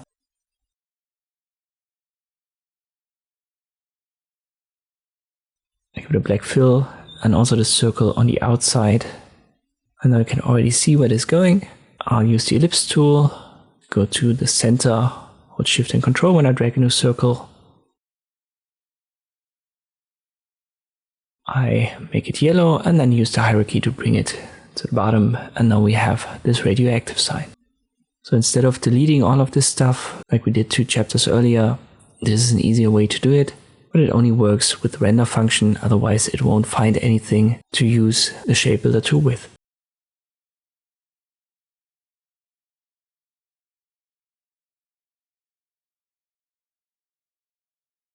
Just a small side note, because I got asked that on YouTube in the comment section, and in general, if you have a question, you can let me know in the comment section too. But let's continue here with this course. The question was, how can we apply a grid to a shape? And there is an easy way to do that. Let's create, for example, a rectangle, and then we render a polar grid. Under extensions, render grids, polar grid. We'll just keep the defaults. And let me first check the snapping so that I can put it in center of the rectangle like this. And then I disable snapping. I resize it holding Shift and Control. I want to have that bigger than my object. You can see at the bottom it's a group, so we have to go to Object, Ungroup. Then we go to Path and turn only the object to a path.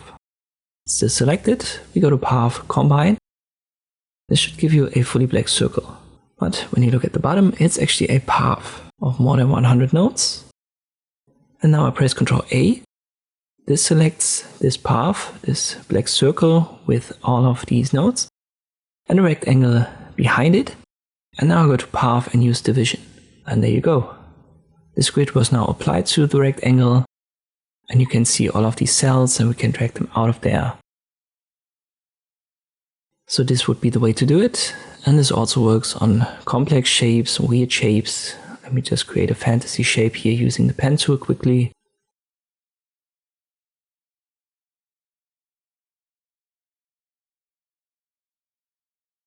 And again, I render the polar grid. I reposition and resize that. Then I have to go to Ungroup. Then I have to go to Path, Object to Path. Then Path and Combine, which makes it a black circle.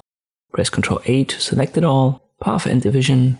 And there you go. Even this complex shape was now turned into this grid, or the grid was applied to it. Try it out yourself as always. And in the next chapter we will start with the next bigger topic, which is basic drawing in Inkscape. Let's start with drawing, or at least the basics. You can use the shapes that we already know to draw icons, to draw illustrations. Let us start with a circle. I'll make it a full circle, and then I go to minus 30 and 30 degrees to have a 60-degree pie of a circle. Let me size that up holding Control. And rotate this holding Control yet again. Let's go to Path Effects. I use the corners effect.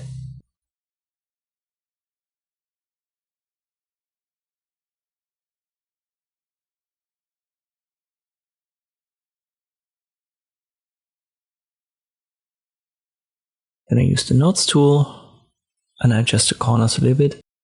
I don't want to have an extreme roundness.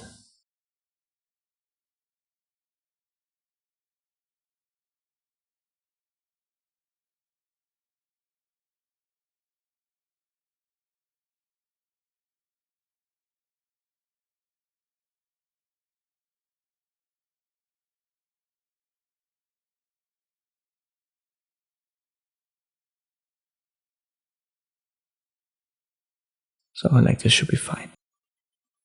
Alright, let's press Ctrl D to copy this. I drag one copy to the right, we'll keep that, and then I copy it again. Let me give that different colors. I reposition this. We want to create a crust here, so select both elements, path, and then use difference. Now I reposition the other one. Snapping helps me in finding the correct position, and then I put it to the bottom. Now I have a crust and the rest of the slice. Let me check for some good colors.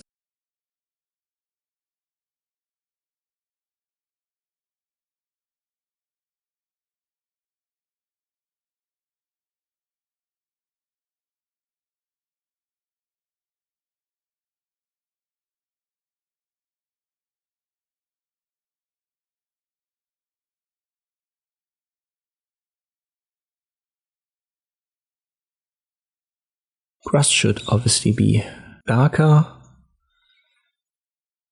Let me go with this one. Now we use ellipses. By the way, I've given everything a black stroke. And here we can reposition that below the crust, like so.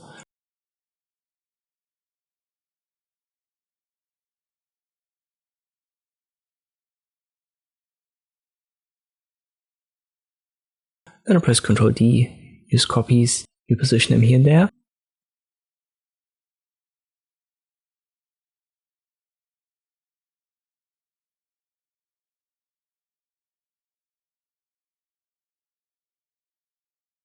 When you want to cut one of these, just copy the big shape in the background, press Ctrl D.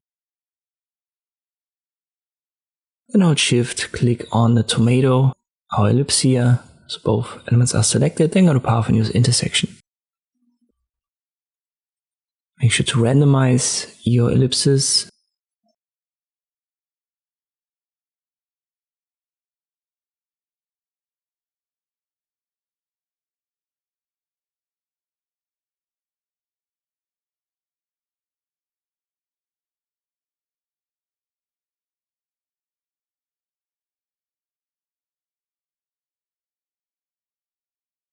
Now let's create some olives. And I use the same tricks here.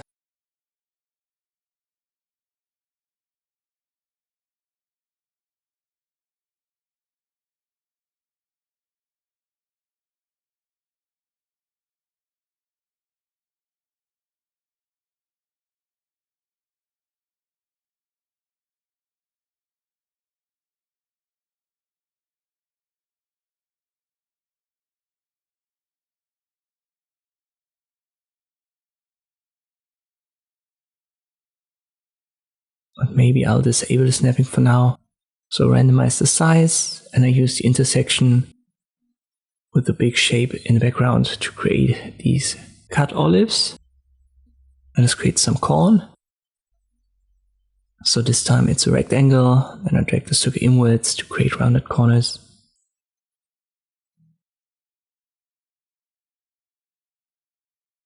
And again randomize it via rotation and size. And use once again the intersection trick.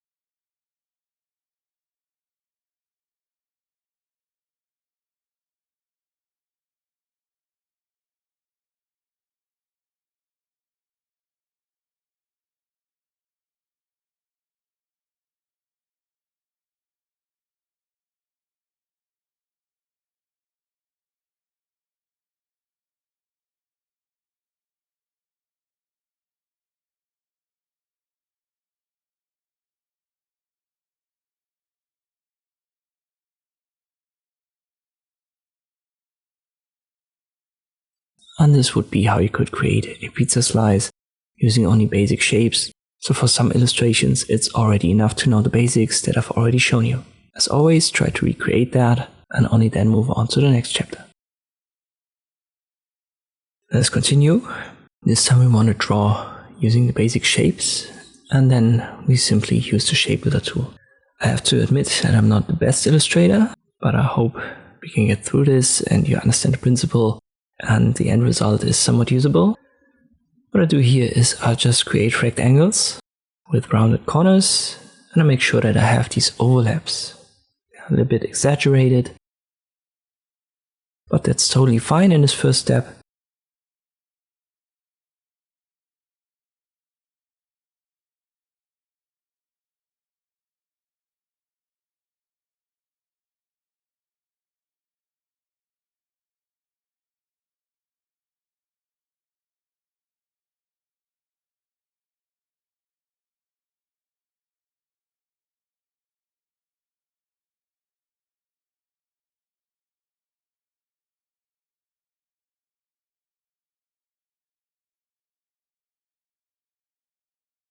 Now let me use ellipses.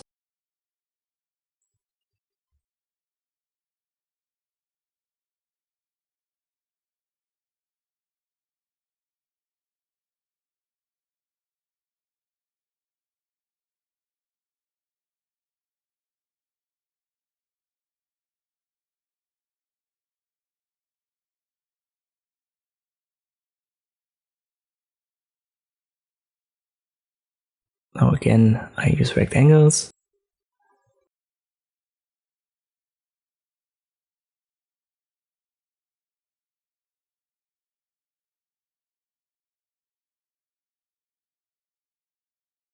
I use the line and distribute option here and Ctrl D for copying. You know that all from previous tutorials.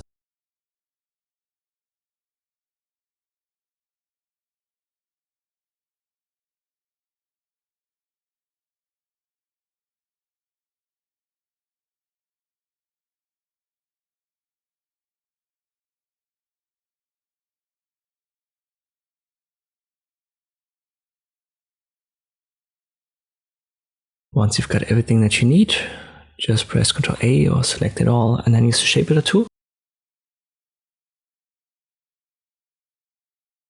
But here it seems Inkscape doesn't really allow me to use these shapes. Let me quickly create a workaround.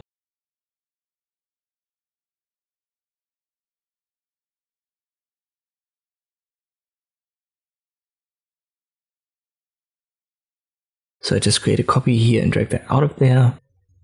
And then I use the Shapebuilder tool again.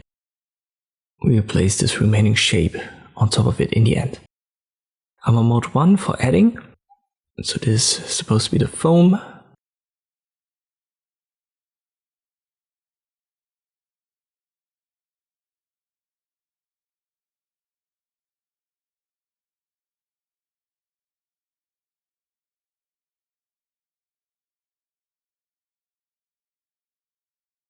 And here's the mug with the handle.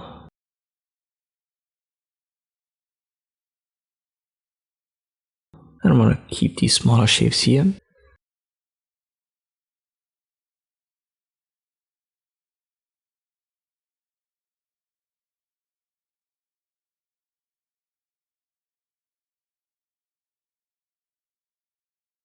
Now let me bring back this shape.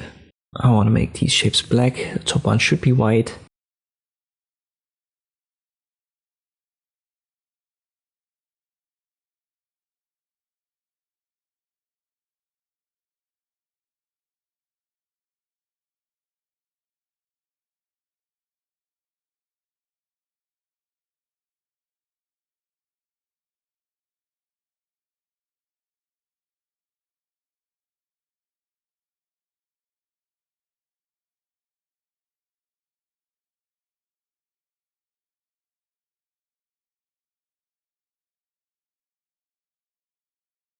And now I create another rectangle with a yellow color.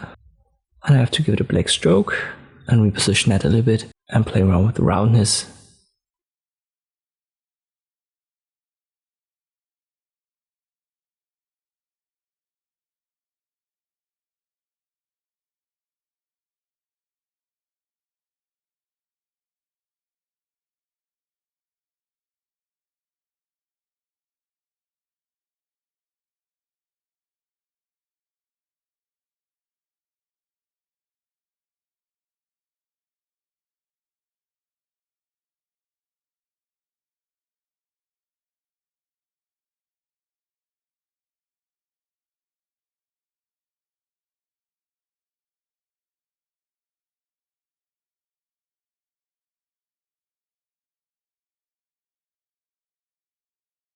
But now it should look good. So it is supposed to be a beer mug. I have to be honest, say it's not perfect. As I've said, I'm not a great illustrator, but I hope you could understand the principle. Just create these overlaps with basic shapes and then you can use the Shapebuilder tool and use that for drawing. And you can see this can save you a lot of time when it comes to certain illustrations.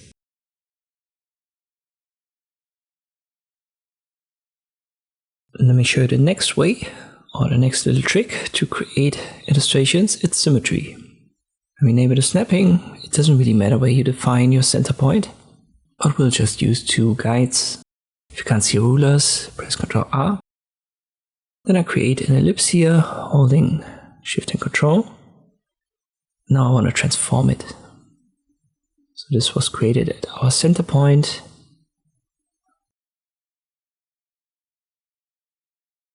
Let me disable snapping. I have to switch back and forth here via enabling and disabling from time to time.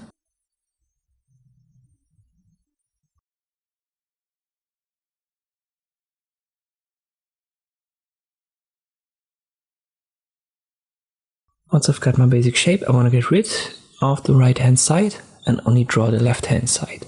To re-enable the snapping for that, and I use a rectangle. Select both, path difference. For now, I'll just stick to a circle without a stroke. Now let us create an ellipse. This is all stuff that you've already seen. I copy pressing Ctrl D. I transform via the Move tool. And sometimes I hold Ctrl and or Shift.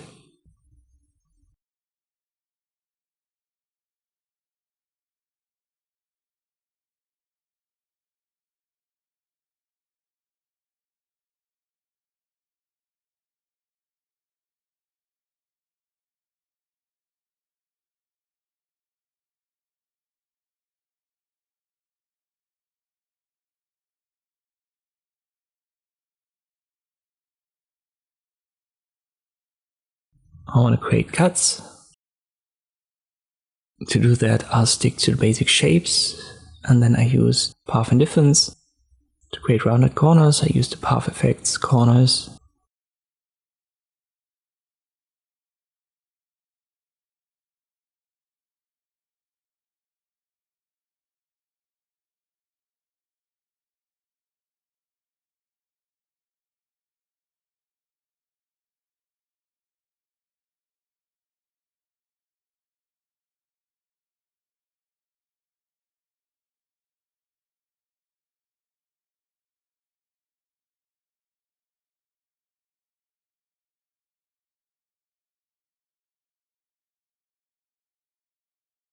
And let me create a circle for the eye.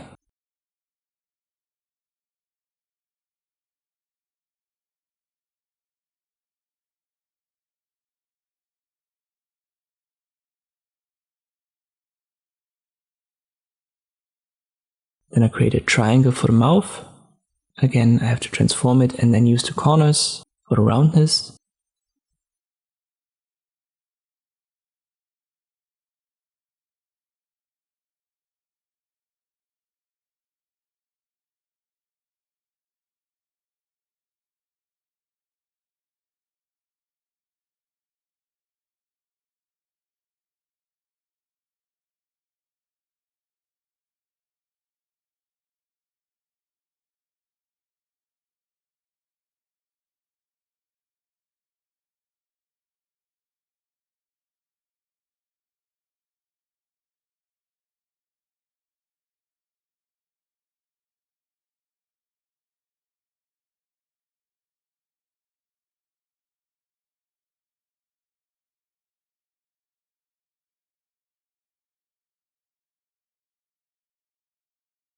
We cut half of it off.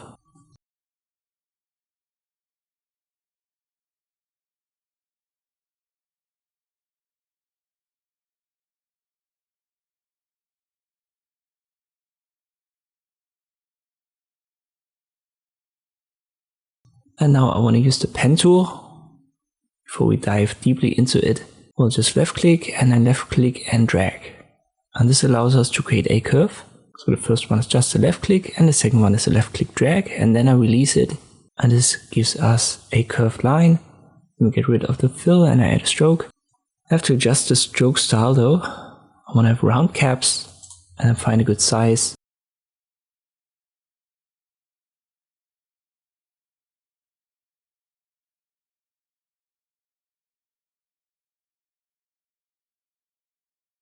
That should be enough. Now all I have to do is to select this object and then press Ctrl D to copy it, and then I can flip it right here And now we actually have perfect symmetry.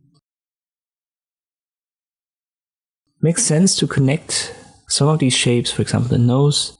Just select both sides and then go to Path Union. Same for the face.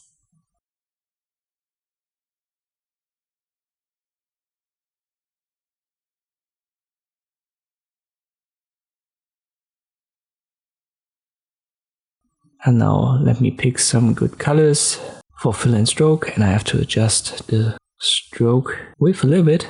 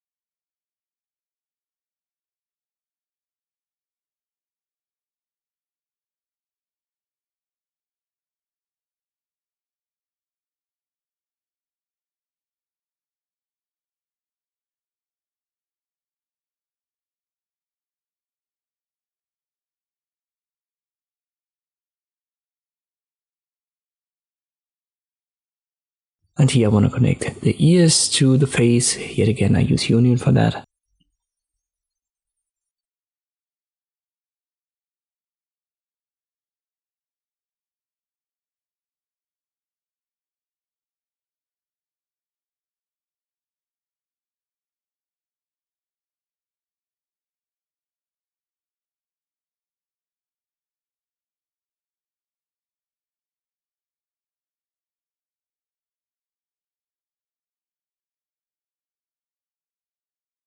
And there you go.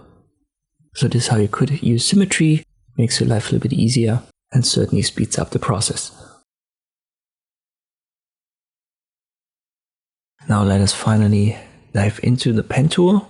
It's also called the Bezier tool at what point, because the first mode is the Bezier mode. If you just left click, you'll create straight lines. And if you left click drag, you'll create curved lines. And you can even combine that.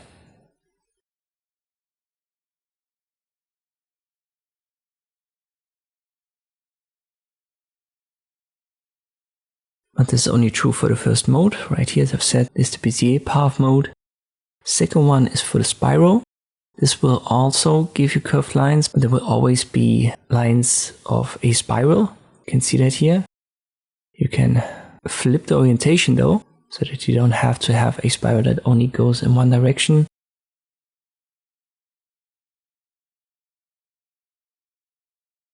The third mode is yet again for curved lines, but these are called BSpline.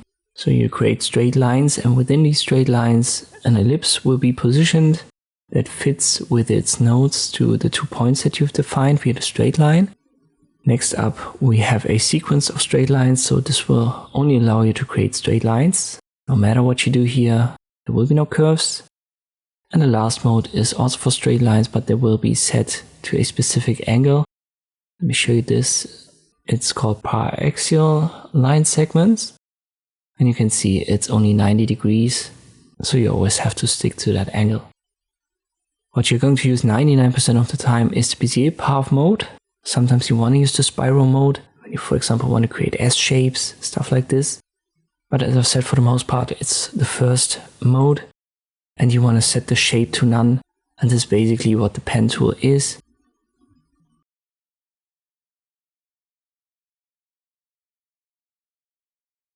One more thing to add though is usually you want to combine that with the nodes tool, and this is going to help you quite a lot. Let me show you why. We'll create yet again this shape with the pen tool, and now we'll activate the nodes tool while this shape is active, so it's selected. And now we can hover over the line and then left click drag, and this will turn these straight lines into round lines. And then you can left click on these nodes, these white diamond icons, and then you see the handles. If you left click drag, you can adjust the angle and therefore the roundness, the curvature of the attached lines. So this is usually the method that I use, and I think it's the easiest to use. Therefore I would recommend you checking that out first. Pretty sure you're going to use that in the future as well. Let me show you a simple example. We create two guides. Ctrl R if you don't see rulers. And one more thing to add, if you hold Ctrl, you can see the snaps in 15-degree increments.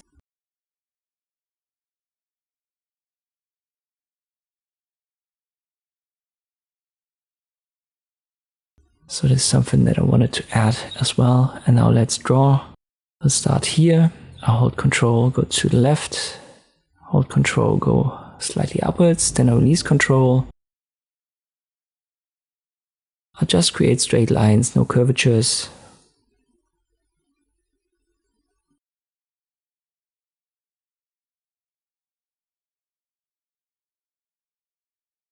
And then I close my shape by going up. For now, I just want to have an outline. So just a stroke, but it has to be thin. So let me go to stroke style under object fill and stroke.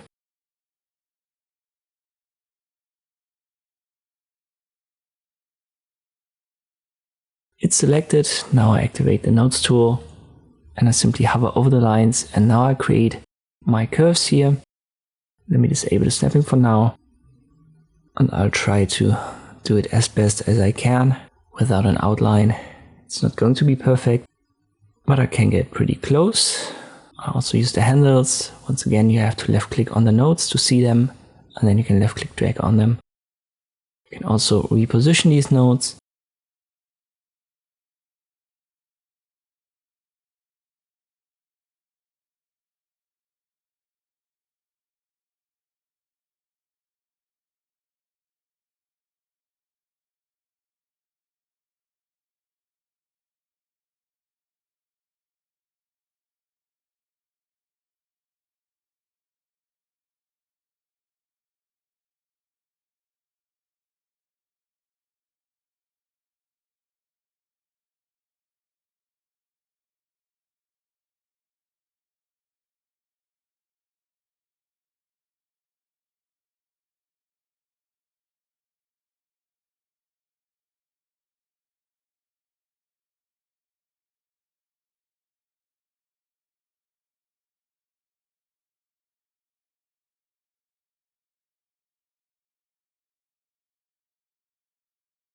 And now I guess you can already see where it's going. It's supposed to be the Batman logo. I give it a fill, no stroke.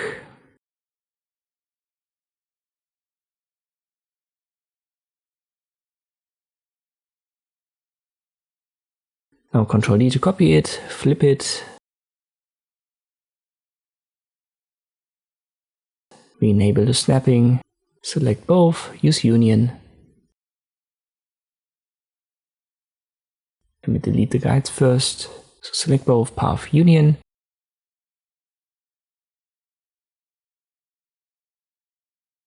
On top, there is a node I want to get rid of. To do that, activate the nodes tool, select it, press the delete key. Now we have a straight line and I can hover over it, drag it a little bit up to create this curve.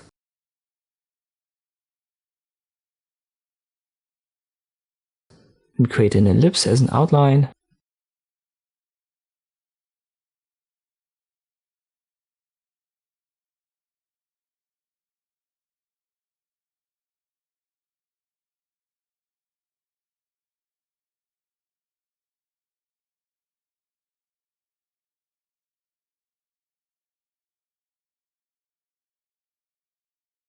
I want to give it a stroke and a yellow fill.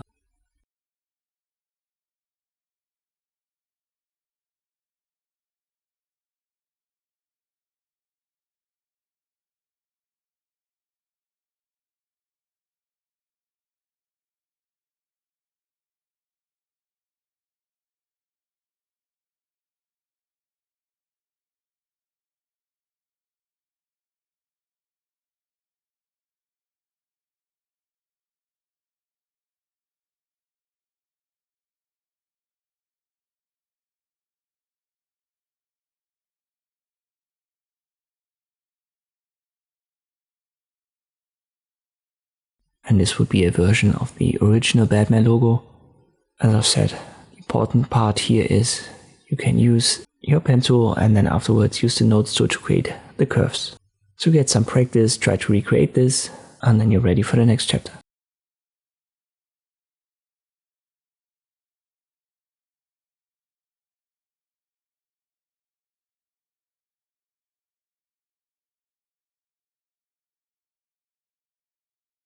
I don't want to go too deep into the next two tools, so this is just an intro chapter. I wanted to mention it, but it's more for people who use drawing boards and who are trying to get a little bit deeper into illustrations and creating digital art with Inkscape. We're going to use the pen tool for the most part, but we also have a pencil tool. And this has, you can see right here, almost the same menu, but there's a little bit added, for example, the smoothing. And if you left click and then left click again, it's just going to give you a straight line. But if you left click drag and then just follow this line, there's a completely different thing. And via the smoothing, you can adjust how wiggly these lines are, how crackly. If I go up with the smoothing, these lines are way smoother now. But as I've mentioned, it's usually something that you want to use with one of these drawing pads. So if you've got that, check it out.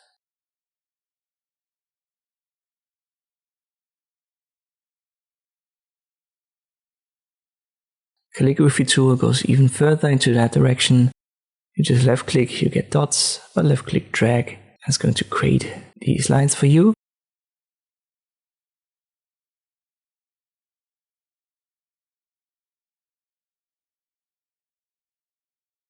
And depending on the mode that you've got active, these are going to look different.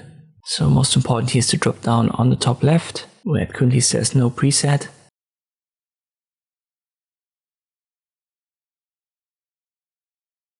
And here is the option that you can use a pressure input. So when you have this digital pen on your drawing board, you for the most part want to have that active so that the pressure also has an influence on your line. As I've said, we're going to stick to the pen for the most part, but let me show you the presets here before we move on. So currently it says no preset, and for example the brush right here, it even leaves you gaps.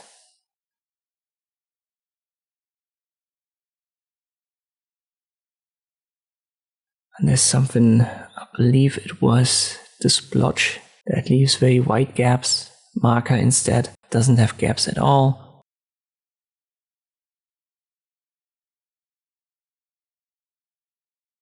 And here you can see splotch is a very extreme case.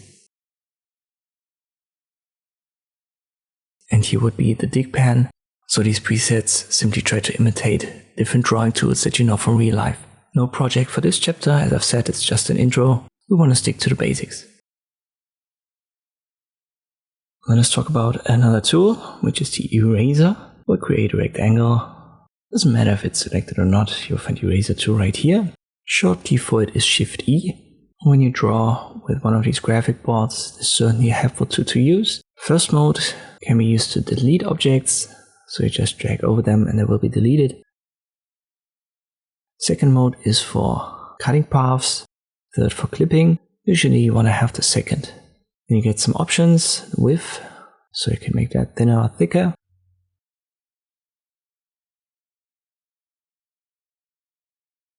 Let me set it to 25 in this example, and there you go.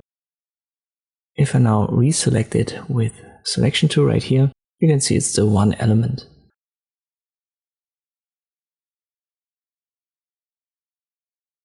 That's just because I haven't activated this function right here. I'm going to click on it, do it again, and you can already see we now have 3 elements. So depending on if this is active or not, you can also use it to break apart shapes. I want to keep it off for now. Here's yet again this pressure point feature. Let us go over this like that. Thinning was 0.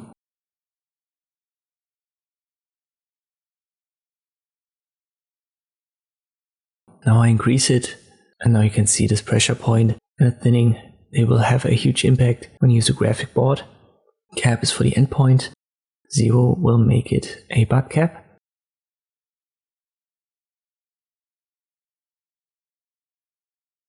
So let me drag it right here over the rectangle.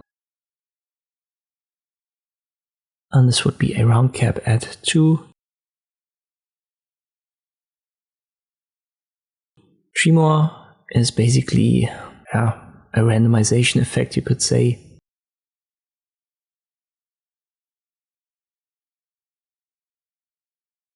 And the mass, this creates lagging. So if you have it set to 0, you raise it exactly where your cursor is. But if you increase the mass, you can see the line drags behind the cursor. I like to keep it to 0.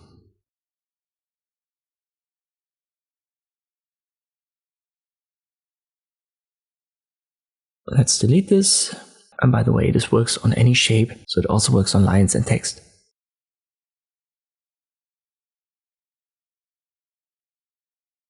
You might be wondering how to cut lines. Let us create some curved and straight lines here.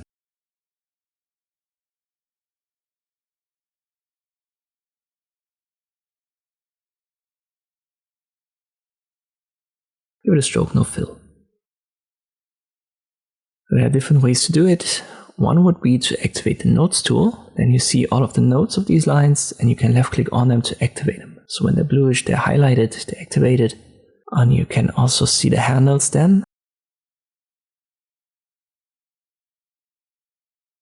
Let us just cut it right here. So I left click on this node. And then I go to option number 5 in the top menu. Count it from the left. And this is for breaking apart these selected nodes. But if you activate the selection tool, you can see it's still one big shape or one big path line. We first have to go to path and then break it apart. And then we can actually drag these line segments out of there. So now we have 2. Let me do it again. Nodes 2 is activated. I select this node. I use the break path function right here. And if I left click drag, you can see we now have 2 segments here. So we have 2 detached nodes. Now if we go to path and break apart, there are 2 different elements now. But what if you wanted to cut a line where there is no node? Well, you could create one, or you could use a different method, which is, I think, much easier and quicker.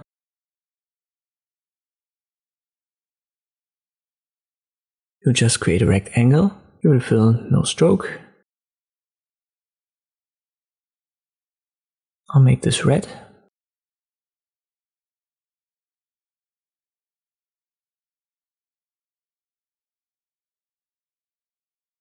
And let's say I wanted to cut my line right here on the left hand side. I make sure that it's bigger than my line on the right. Then I select it all and I go to path, but don't use difference because this will give you a closed shape. That's usually not what you want. Let me press Ctrl Z. Instead, you go to path and then use cut path right here. This will make the rectangle vanish, but behind it, you will now have your 2 line segments cut exactly where you've placed the rectangle. So path and cut path is usually what I use for these operations. Good idea to practice using the pen and the nodes tool. So I would advise you to do what I do here. You can use the same image, you will find it in the video description, or just pick your own, go to Unsplash, there you'll find free images to use. I've just typed in dancer. I'm going to use this one. I dragged and dropped it into Inkscape. And now we want to create a silhouette. And even though the pose looks quite complex, it's easy to do. Just follow me. Use the pen tool, left click, don't worry about curves in this first step. And by the way, I hold Control, and I use the mouse wheel to zoom, and I press and hold the space bar, and then I can move around in the image. Let me show you this again. I delete it. I zoom down. And I left click here with the pen tool. Now I want to move up, so I hold space, and then I move the mouse, and this moves my canvas here, and that way I can navigate through the image. Once again, don't worry about curves or edges or these sharp angles. As I said, don't worry about the details and the curves at first. We just want to follow a rough outline.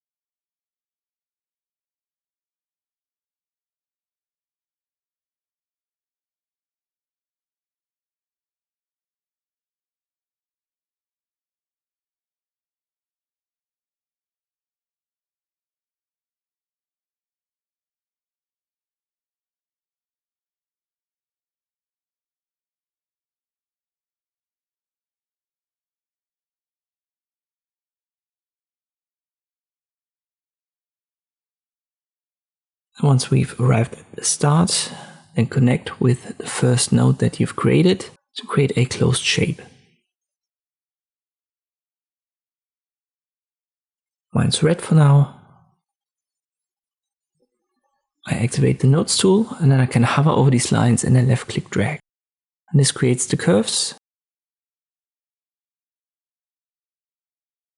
Just in case I need another node somewhere, I just double click on the line and this creates a new node and I can drag that around and adjust the curve. But it's actually a good idea for this process to go to Object, Fill and Stroke, and then go down with the opacity for the shape, because then you can see the model in the background better and therefore adjust your outline. I don't want to go over all of these little details. You can see the more time you invest, the better results will look. But for a silhouette, you don't have to be perfect. Let's just go over this to practice a little bit.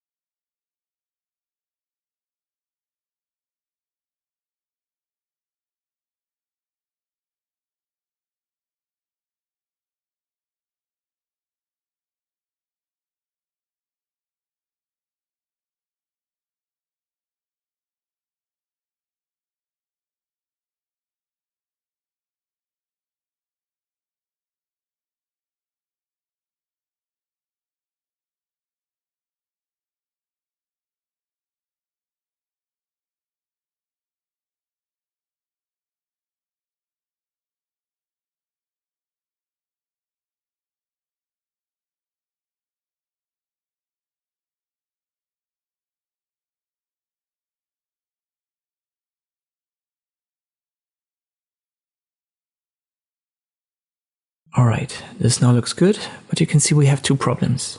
There are basically two cutouts for a shape that we need, because here where the arm meets the knee, and where the two legs meet, we can see the background, so this shouldn't be part of our silhouette. How can we deal with that? Well, we simply create yet another shape, and this time for this negative space, for what we don't want to have in our silhouette, let me give that a different color, maybe green. Again, I go over this with the pen tool first. I hold Control and use the mouse wheel for zooming, press the space bar for moving around. In the first step, I don't worry about curves, I'll just create a rough shape.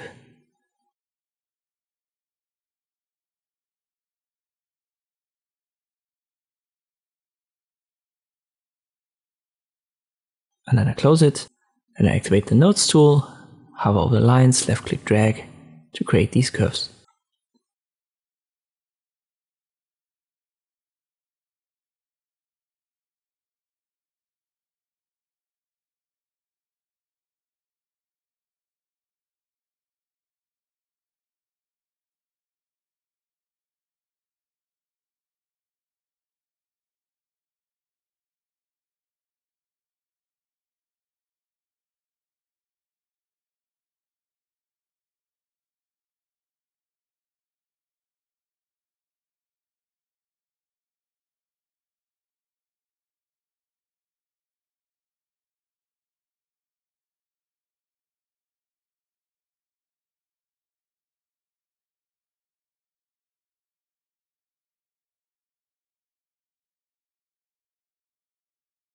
Once you've got your shape, you simply use the selection tool, hold shift, and then select the big one in the background. So we've got the red, our silhouette selected, and the green one, which is supposed to be the cutout. Now I go to path and use difference. And this is going to give me the cutout that I need. So we've cleaned up our silhouette in this area. You can see that if I change the color. We have to do that here yet again for the arm and also for the hand. There's a small negative space. Then we use a bluish color here. It's the same process yet again.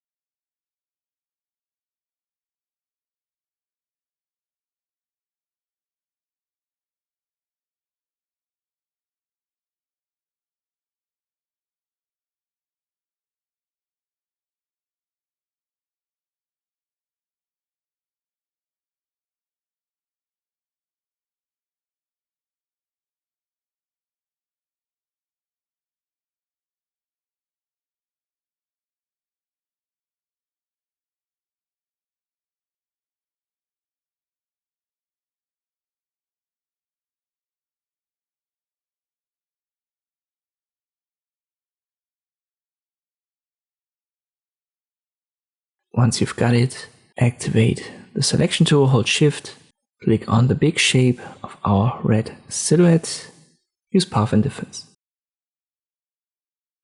One more cut here for the hand, and then we're good.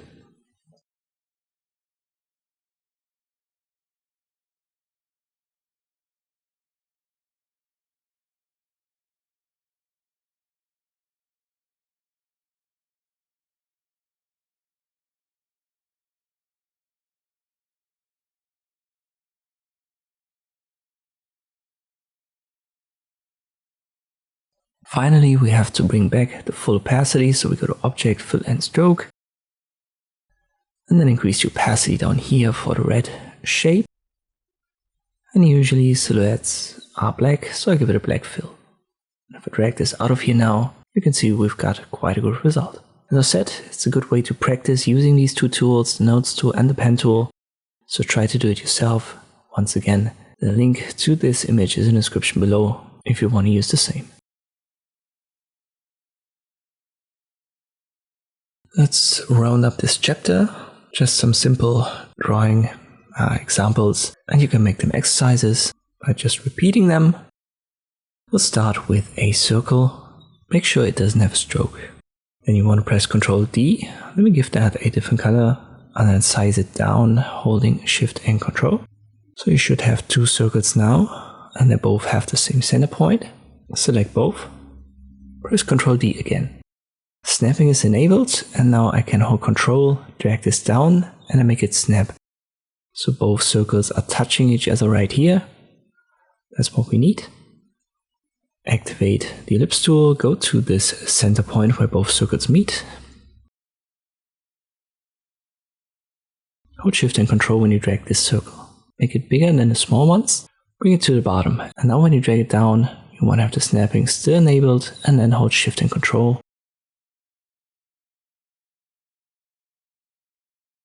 And that way, the circle has the perfect size and the smaller ones, the black ones, hit it. We'll select all, use the Shapebuilder tool.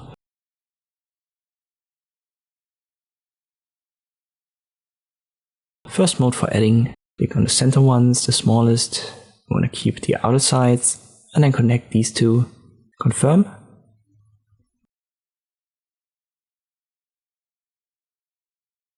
Now we just need to change the colors.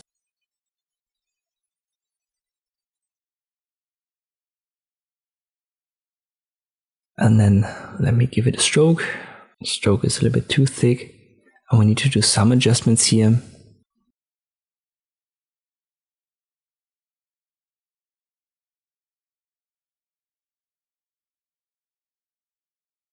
So to be perfectly in line, you need to reposition that and adjust the stroke width a little bit.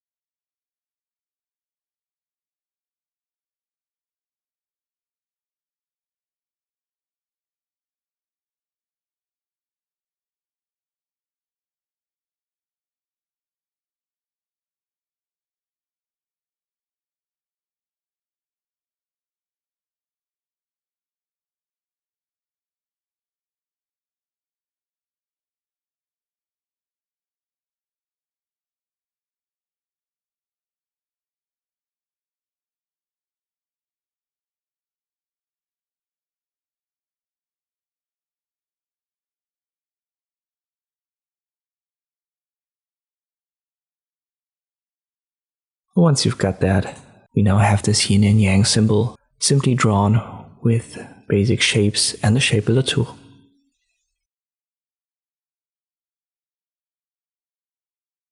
Let us now create a basic beginner illustration, nothing too big, nothing too complex. We'll start with a rectangle.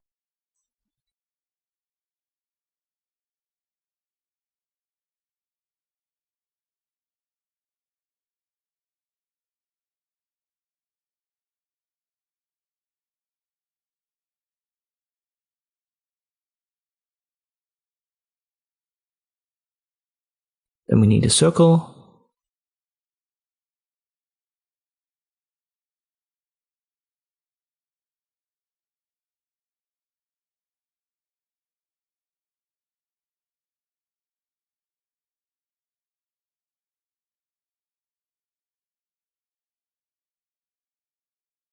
Afterwards, create a triangle. Use the corners path effects to make the corners round.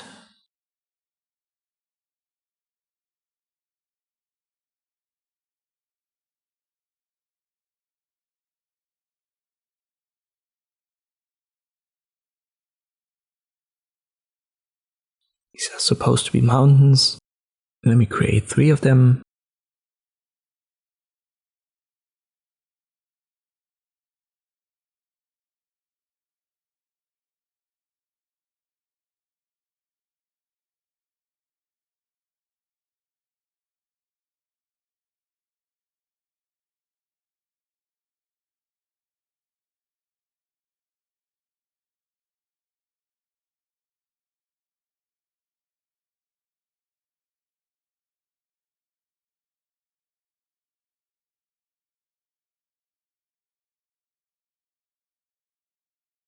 Now I want to create a wavy line. Let me disable the snapping for that.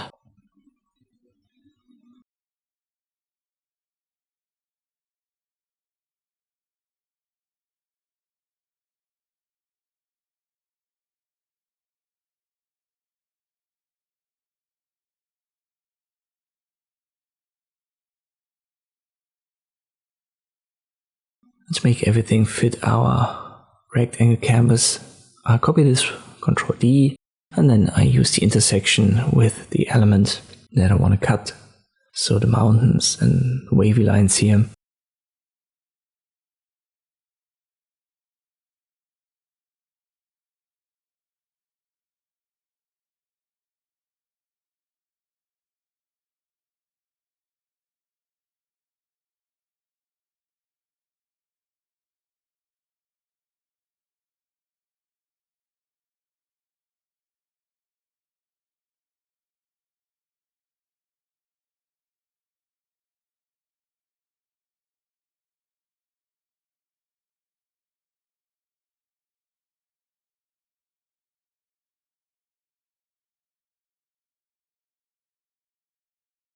Now let's create some clouds.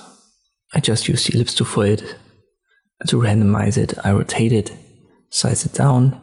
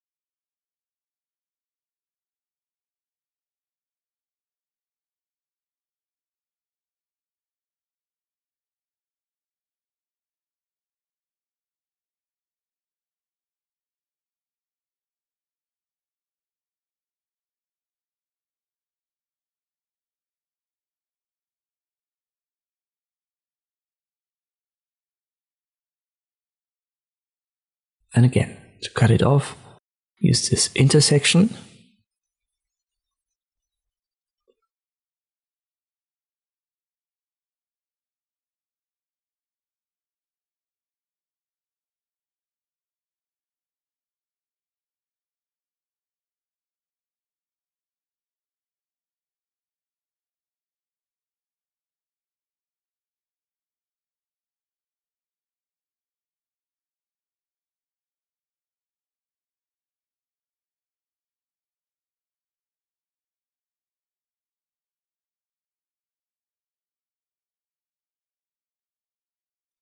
I don't think these colors are fine.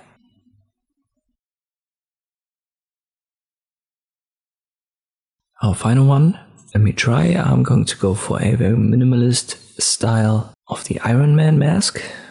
So I use a guide for the center position, and then I use pen tool.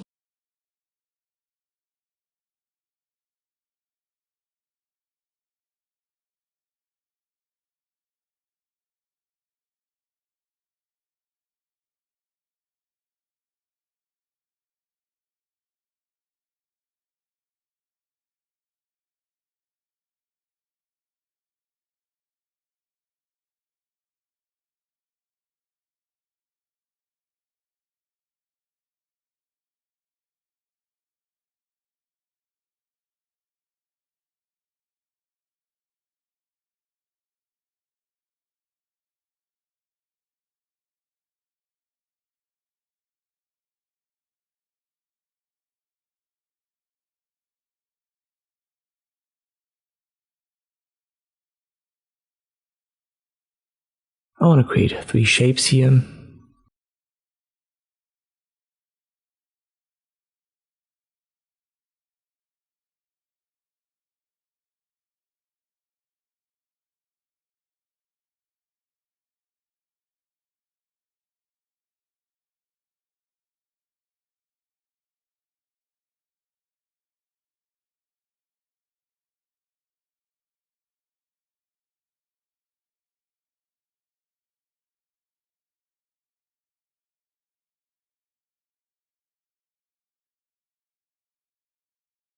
Let me use the nodes tool to reposition these points a little bit.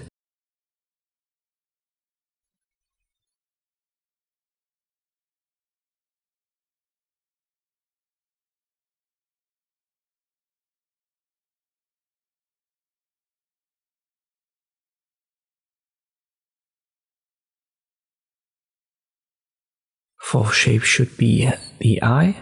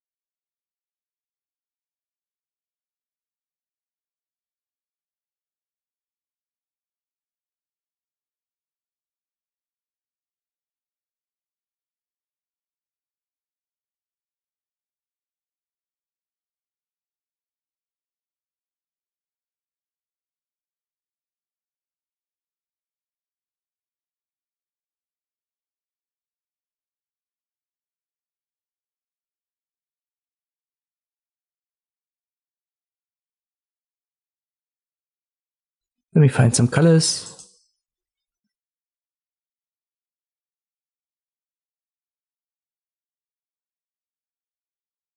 I'm still not happy with the colors here. Let's first create the other elements. So I need more guides for the shadow.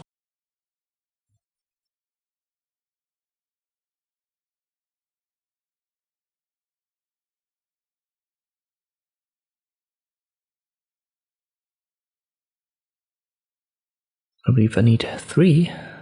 So let me drag another one out of there.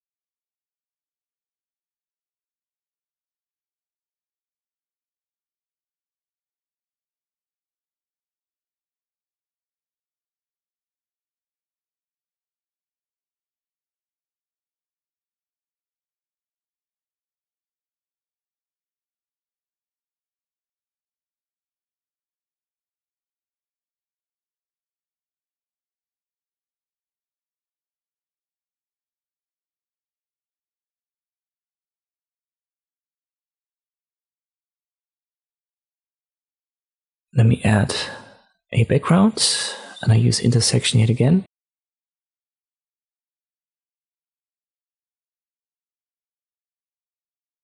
I delete the guides, and I want to make this shadow blurry anyway.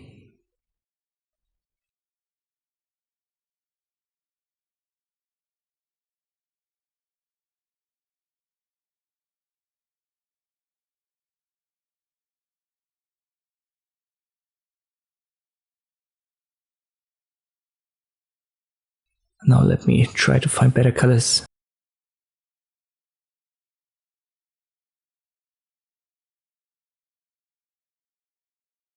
And I add a simple text.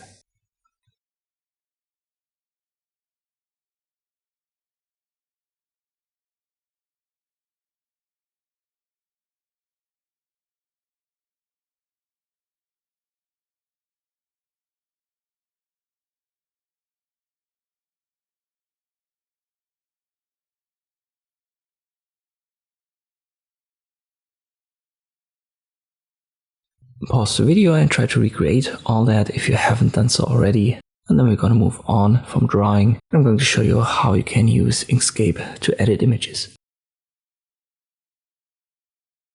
Let us talk about using images in Inkscape. In general, we can use images in Inkscape, but if you want to go deeper into image editing, I would recommend that you check out GIMP. But there are a couple of options in Inkscape exclusively for images. And you can also perform basic adjustments, for example cropping, stuff like this. So if you only have access to Inkscape, let me show you how you can deal with images. First up, we want to import them. You can do that under File Open. The easiest way is just to open your Explorer, and go where you see the images, and then drag and drop them here. This should open a menu right here. And the defaults are usually what you need, so you can embed that or import it as a link. You want to use the resolution from the file and not the default one for the most part. So keep from file. And finally, you have options for image rendering, which has got something to do with the upscaling. Usually you want to set that to none and then confirm. Here's the image now, it's pretty big. Let me size that down, and you can do that just like with rectangles, ellipses, all other objects. So you can see the arrows here, but when the file is selected at the bottom, it now says image and it shows you the original resolution. You can also press Ctrl D on these elements, and thus you can create copies. If you want to copy an image, let me press Ctrl D and I drag the copy out of here. It also snaps. So it's as I've already said, just like any other object.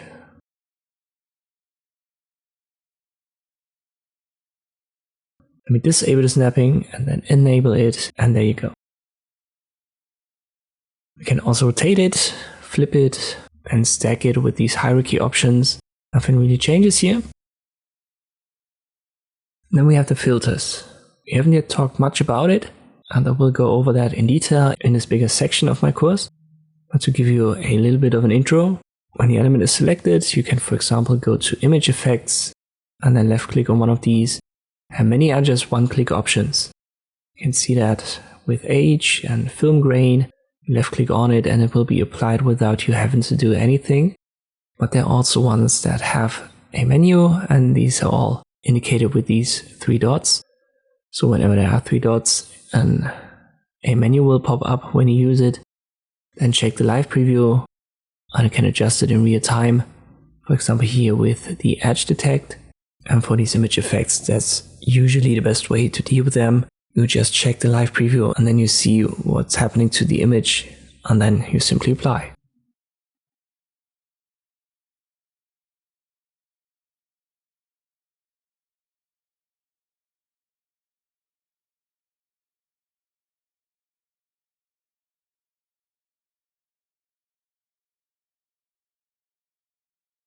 Down here at the bottom, it now says that it's still an image, but it also says that we've used a specific filter, in this case the edge detect. If you want to return, you can press Ctrl Z, but you can also just go to filters and remove the filter. So if you, for example, worked on a text or some illustration in between having an image with a filter, you can simply select it and then remove the filter without having your illustration, the work that you've done in between, affected. You might be wondering, can we actually cut stuff out of an image, for example with the eraser tool? With the second mode right here, it doesn't work. This is only for paths, so it's a cut path mode, and we don't really have a path in an image, at least not from the perspective of Inkscape. But when we use the third mode here, clip from object, now it works. In simple terms, second mode is for all elements that you've created in Inkscape itself. Third mode is then for images. We could also break it apart afterwards. When we had, for example, a rectangle, this doesn't work on images. As I've said, it's not a path element, therefore that doesn't work. And we press Ctrl Z here to get back to the original image. Besides using the eraser tool, we can also just create a shape, for example a rectangle. Let's say we wanted to crop our image, so left click, drag here, and I go to Object, Fill and Stroke, go down with the opacity.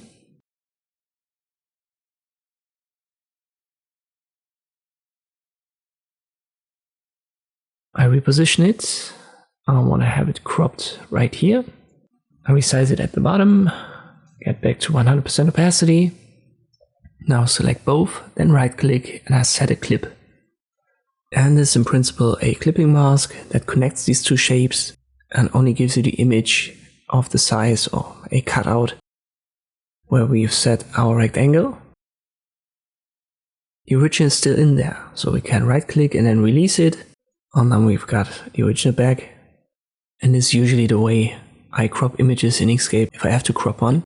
You can set a specific size for your rectangle. Once you've got a rectangle to active, let's say 75 and 100 millimeters. You reposition that on your image. Go down with the opacity to find a good position.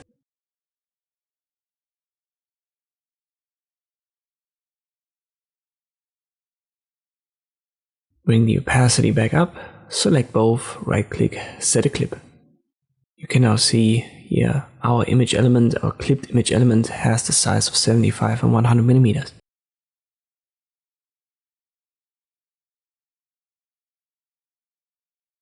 You can do the same using the Shapebuilder tool. Just left click with the first mode for adding and then confirm, and this will also clip it.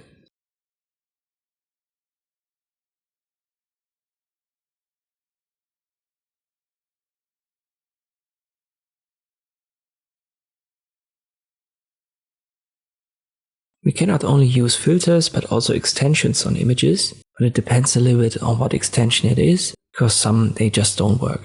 Let me copy the original here, press Ctrl D. I'm going to keep it at the bottom and I'll select the top one. And now, instead of going to filters, we'll go to extensions, then we use raster, and here we'll find something called HSB adjust. This definitely works on images, and it's for hue, saturation and brightness. Let me check the live preview. First adjustment changes the color. Let me go to extreme cases.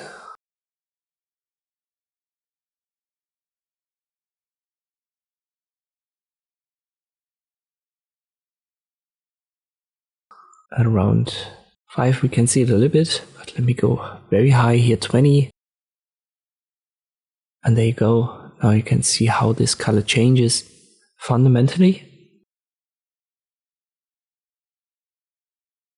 Saturation, we can go down to 20 on this, grays it out, so it goes from 0 to 100%. And the brightness can be used to make it darker or lighter.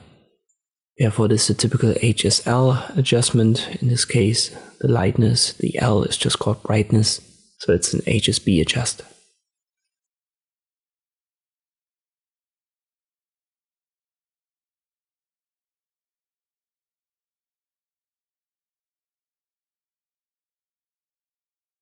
Let us get rid of this, and I'll copy the original yet again. And we want to adjust it once more. Go to raster and use right here contrast.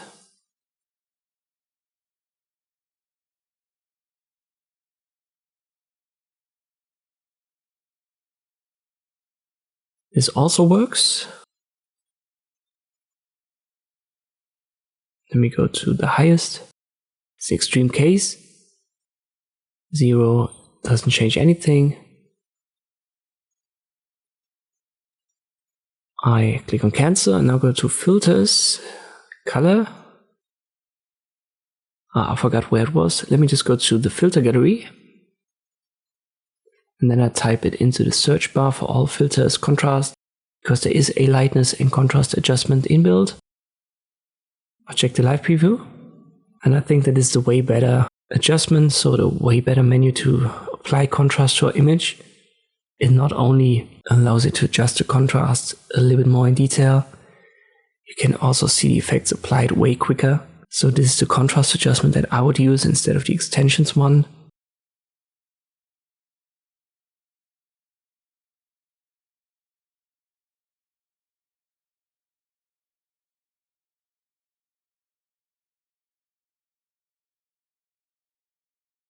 And there are also extensions, as I've said, that don't work at all on images.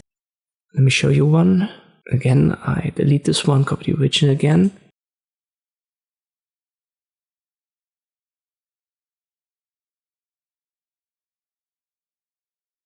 And I go to filters, color and colorize.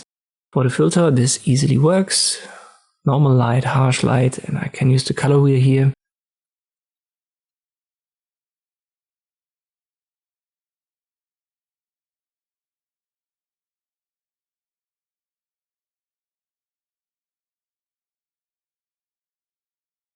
As long as the live preview is checked, we can see the effect applied. Let me cancel this by clicking on close. And now go to extensions, yet again raster, and here's also a colorizer. But if I add this, absolutely nothing is changing. And it's not that it doesn't work because of the alpha channel. It just doesn't work because it's looking for a shape. And we don't have that here, we have an image. So this colorizer doesn't really work on images.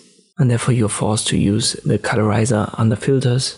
Over time you'll find out which of these effects you can use under filters and extensions for images. I just wanted to include this chapter to tell you that sometimes things just don't work on an image, as they are meant for shapes, for example rectangles or the illustrations that you've created. We can create our own color filters. Yet again, Ctrl D to copy the original, and I create a rectangle, snapping is enabled.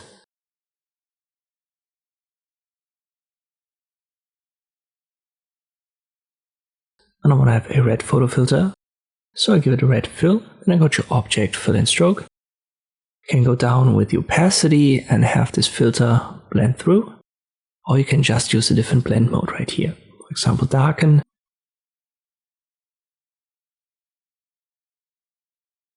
Some of them look very similar, but here you can see hue and luminosity. They have very different impacts.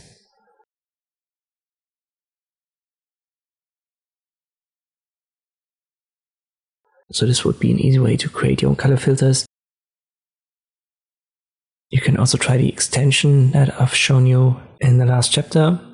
Here we'll go up with the alpha channel, and this is going to give us a rectangle of that color.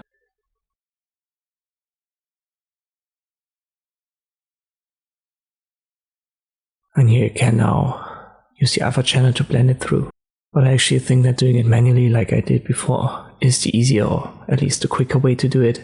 So just use a rectangle and then create this color filter yourself.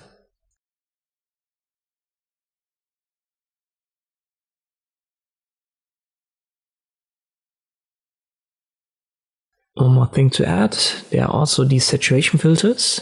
So filters where you can make this a grayscale. Just go to filters and then go to color. And there you should find the grayscale right here. And now you've got the RGB channels split up and an additional lightness. And this would be similar to the adjustments that you can make, for example, in GIMP or in Photoshop.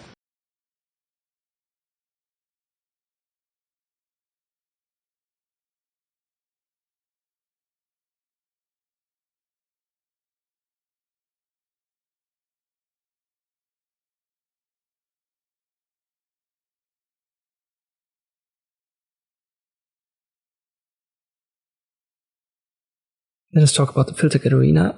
We could go over this one filter at a time, but that would be pretty boring. It would be more like a presentation, because most effects are one-click options.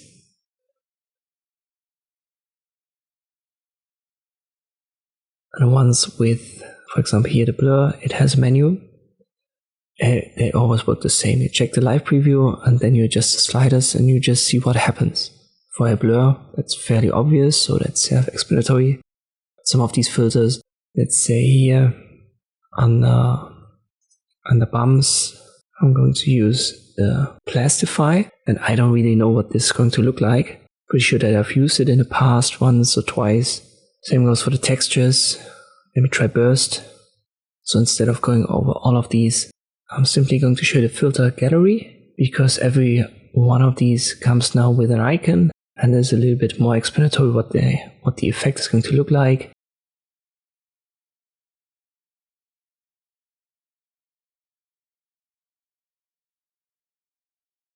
Just double click on the one that you want, for example here the fire, and it's going to be added to images. Keep in mind, some of these filters aren't really meant for images. So just like the extensions don't work on some images, this is also true for filters.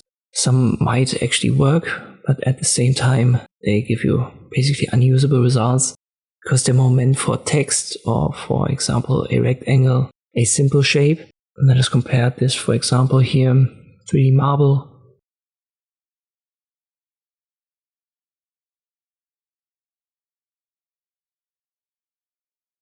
And this works pretty well on a text element, but for the image, it has completely destroyed it. Same goes for the wood effect here.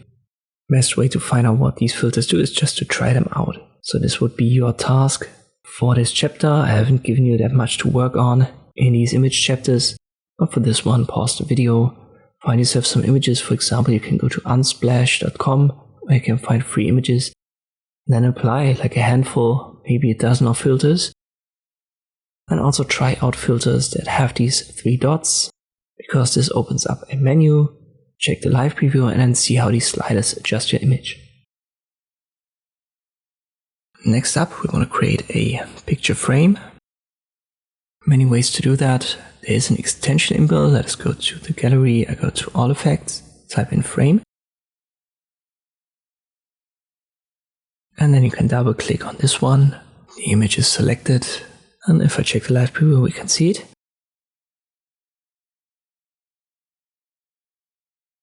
Most importantly is that you usually don't want to have an offset, as this creates a gap between the image and the frame. First one is for absolute, second for percentage. So keep it to 0.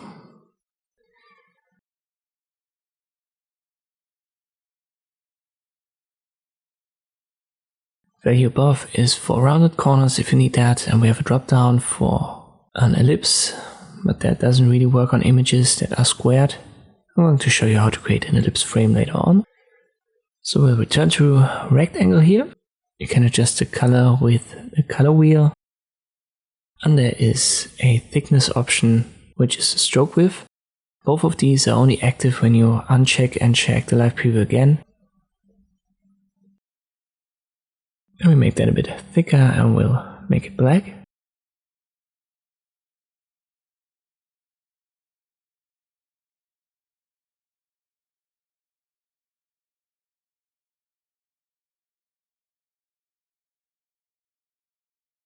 Don't forget to apply before you close it.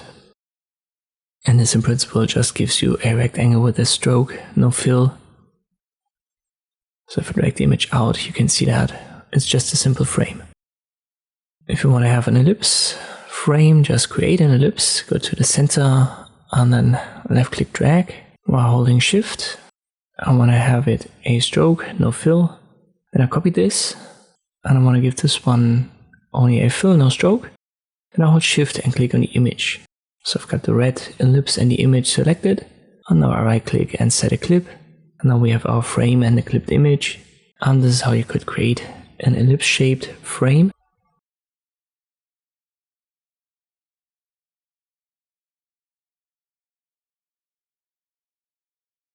Simple way to create a rectangle frame is to just create this rectangle yourself, get rid of the fill, give it a stroke, and then adjust the stroke under Object Fill and Stroke.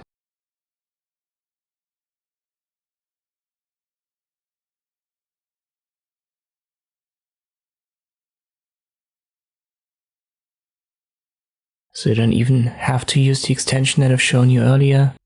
I'll make that 10 millimeters, that's way too big. I go to 5. And this is in principle exactly what the extension has created for us. A rectangle with a stroke and no fill. Finally, you may want to create a frame, a custom frame using an image. I've picked this one, an abstract image. And we want to make this our frame. I'll first have to import it here. Once that is done, I have to size it down.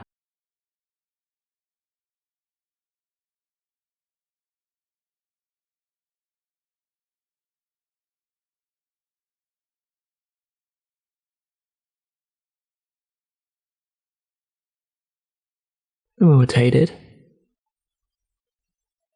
Now we'll create a rectangle yet again. Has to be as big as our image. I want to give it only a fill, no stroke.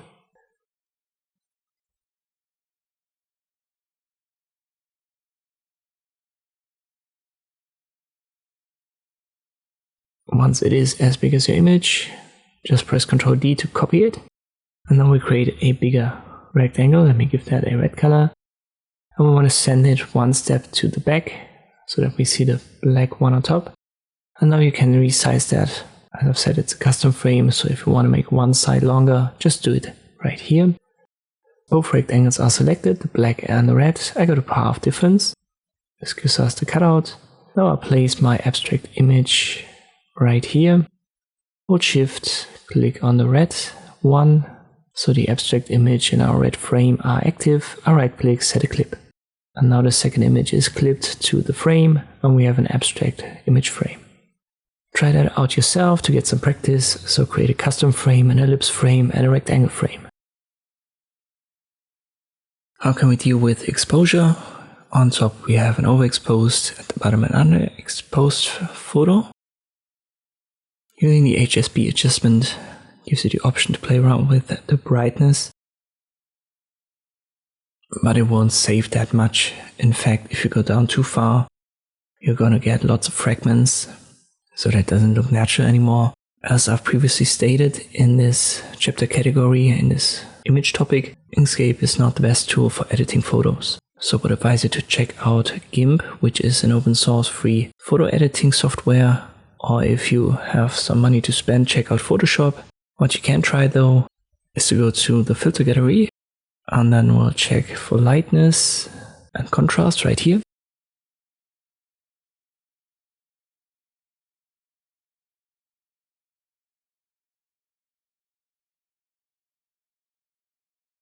double click on it, and then you can at least adjust it a little bit. Obviously an overexposed photo needs to go down with the lightness, and then you can check the contrast. Very often if you go down with one of these values, you need to increase the contrast a little bit. But in this case I don't want to go too high. But you can see we could at least save a little bit of the background. But again, software like GIMP, like Photoshop, this gives you way more options to adjust photos. And this will obviously then give you way better results.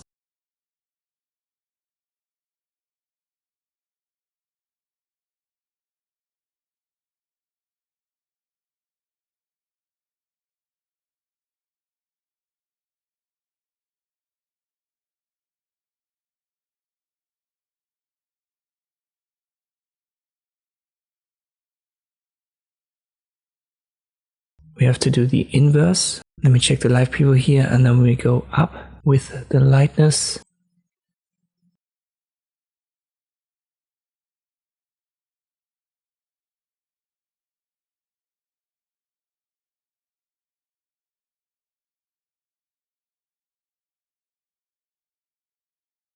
And I'll check the contrast.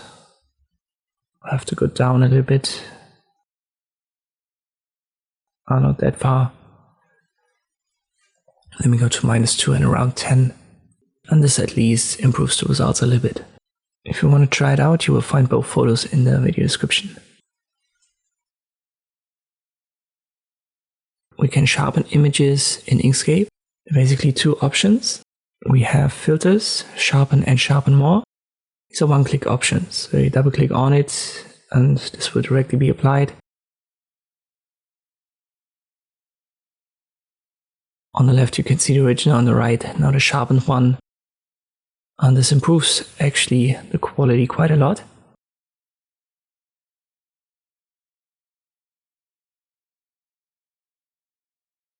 We also have an extension. I believe it's on the raster. Right there, it's called Sharpen. And here you can adjust the radius and the sigma. The sigma goes up to 10. And radius you can even increase that further.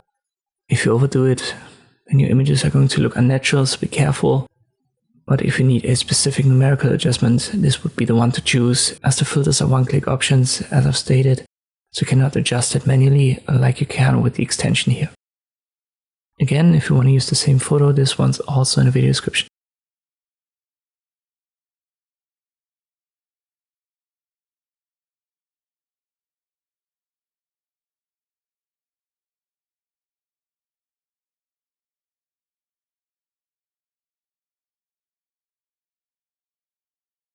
One of the typical tasks is to add noise to an image, and I think that both options available are not the best ones to choose, but I want to go over this anyway.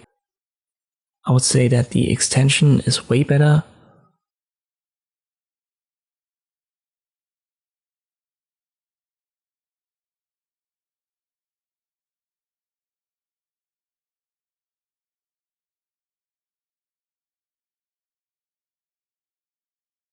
There's an add noise extension right here. Problem is a couple of these types, so you can pick a type in the dropdown. They take a long time to be added to your images, especially when the image is big, has a high resolution. I'm going to speed this video up because when I did it, it took more than a minute. But here you can now see it. You cannot adjust it any further. So you can only pick the type and then wait for Inkscape to apply it.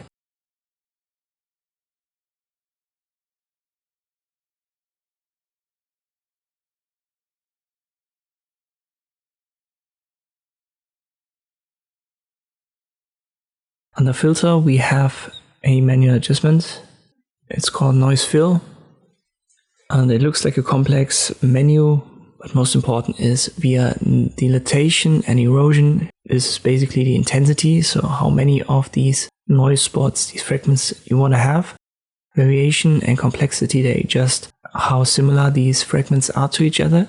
And via the frequency, so horizontal and vertical, you adjust the form, the shape. But in general, I'm not super happy with this. But if you only have access to Inkscape and you have to add noise to an image, then check it out.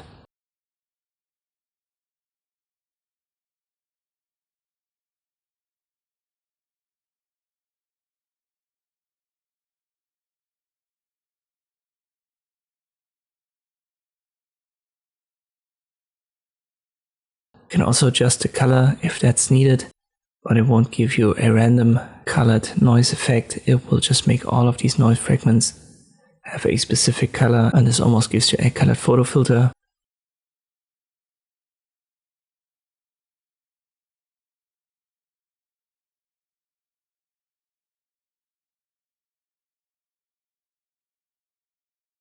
And the other options under filters are one-click options, and they produce unusable results for the most part on images. You can see that here it's way too intense, so I wouldn't advise you to apply that.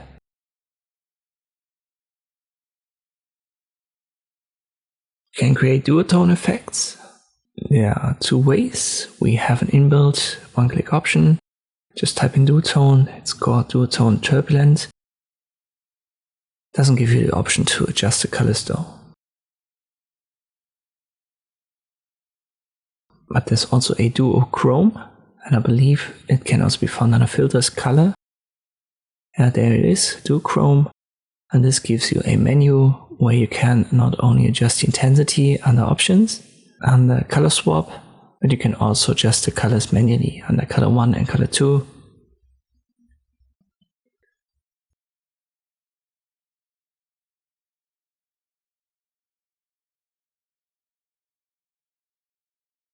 When you adjust colors, you always have to check and uncheck the live preview, and you can play around with the intensity of the specific colors using the other channel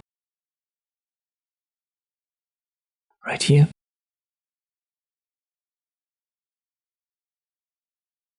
Again, not as good as the stuff that you can do in GIMP, but it's not too shabby either. So try out the duochrome.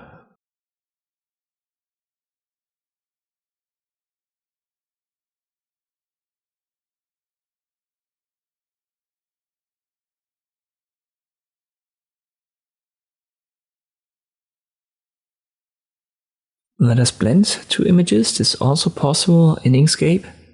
We'll first resize our images so that they both have the same size. I hold Control when I do that here to the second one.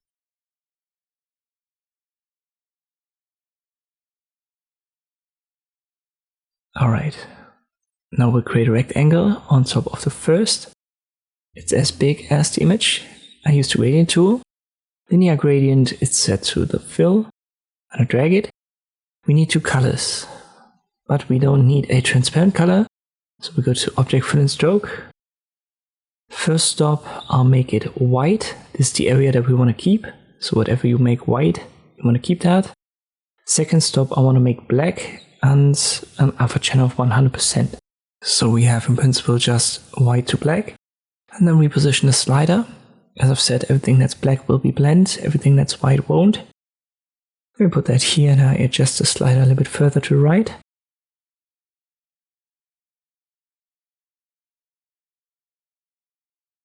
Maybe up to here.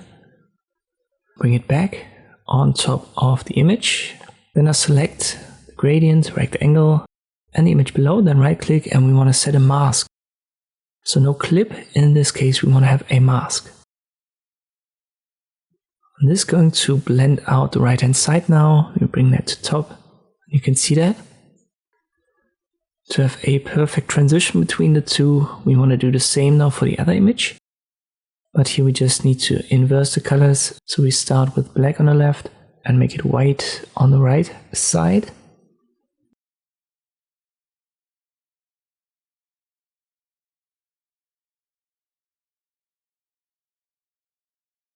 We adjust the slider yet again a little bit. And once again, select the rectangle with the gradient and the image below and then right click Set Mask. And there you go. These two images now blend almost seamlessly. For the position though, you have to try and test a little bit. So if I reposition this, we don't have the perfect result anymore. But in principle, it's possible to blend two images in Inkscape. Try it out yourself. As I've said, we've used a mask here and not a clip.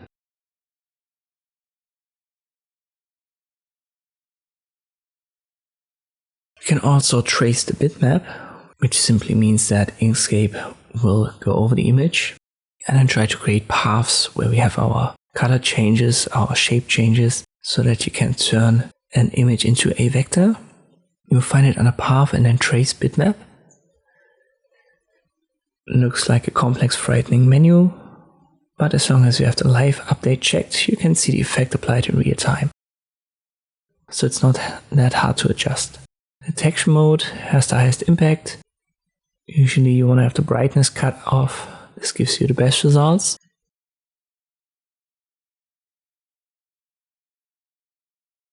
And then you adjust the sliders. Details is what it says. It's for the detail adjustment. The big one is the threshold. So if you go a little bit up and down with it, it's going to have a huge impact usually. And as I've said, as long as you've got the live update checked, it's easy to adjust. So just try it out and then see what happens. When you've got a result that you like, click on apply. It's going to take a couple of seconds. But here we are now. And you can drag that out of there. And you can already see at the bottom, there's now a path element, while the element on top was a simple image. Sometimes you've got images, for example illustrations, where this works very smoothly. For example, it can easily detect the outline here, because there's not a photo that was taken. It's a simple illustration, still an image though. If I apply it, we get a perfect outline. And if you now activate the nodes tool, we could adjust all of these nodes, recolor them, stuff like this. There's a different option though, and that's right here, a vectorizer. I'm going to link to it. It's a free one. At least as I'm making this video, it's free. You can upload your images here and then it converts it directly. Just download it. Switch back to Inkscape. Let me import it. I'll just confirm the defaults. And this is not only going to give you the outline, but also going to preserve the colors and the background on all of these inner shapes. You can see that at the bottom yet again. The second one here, this is now a path element and we can select different areas now, recolor them. Keep in mind, sometimes there are fragments, so this vectorizer isn't perfect. Let me zoom in far enough and you can see that, for example, under the eye, right here. So if you want to have perfect results, you have to put in the work, do it manually, recolor it manually. But still, for a free tool, that's a good one to try. But if you just need the outline, try under path the trace bitmap function.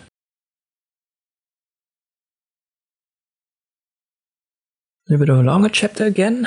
We want to talk about image and text effects. I want to show you 4, but they all use the same principle. We use the type tool, type in, for example, New York. We have our image in the background. I size it up, holding Control. Let me disable the snapping for now. And if I now select them both, right click, select clip, we have this typical image in text effect.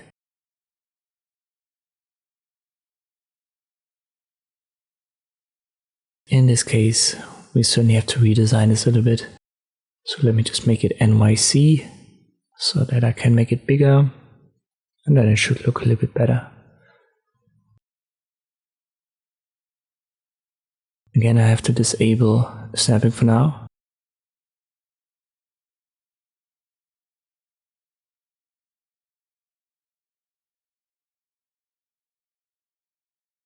Alright, that will be the first effect, pretty easy. If you want to have a stroke on top of it, you can't apply it anymore after you've clipped the image. So this is not possible. We have to find a workaround. The simple workaround is to copy the text element, in our case NYC, press Ctrl D. And you can see we can add that to the copy later on. So let me put the copy here, I clip the original with the image, I reposition the copy, snapping is enabled. Now I get rid of the fill for it and I add a stroke. Positioning is a problem, and also the thickness. So I put it in the background so that it's behind the clipped text image. That already helps. It's still too thick. Let me go to 5 millimeters. We can take this principle a little bit further, because it would be kind of interesting to have the Statue of Liberty shown and exceeding the letter Y.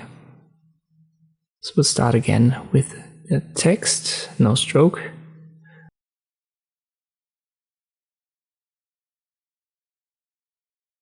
And we need the image, so let me release the clip here and I copy the image, press Ctrl D.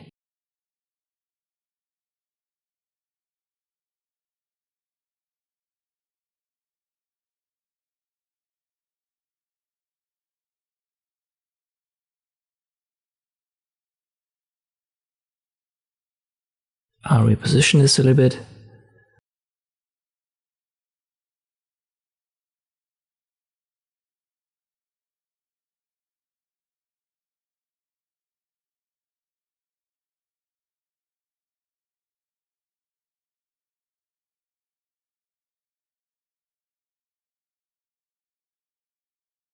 And now we can simply use the pen tool, and then we go over the outline like we did in earlier chapters.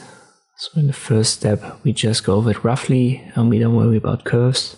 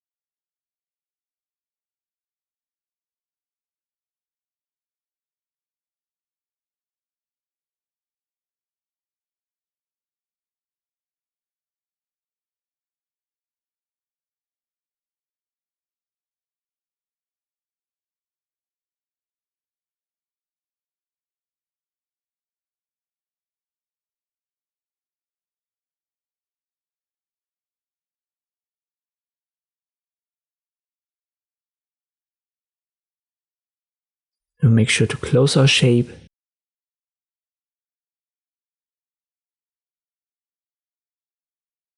And then we activate the nodes tool and we'll go over the edges, but to see them properly, we'll reduce the opacity here of our shape. I don't want to go over all of the details here. As I've said, we've already done that in a previous chapter. So let me just do it a little bit quicker.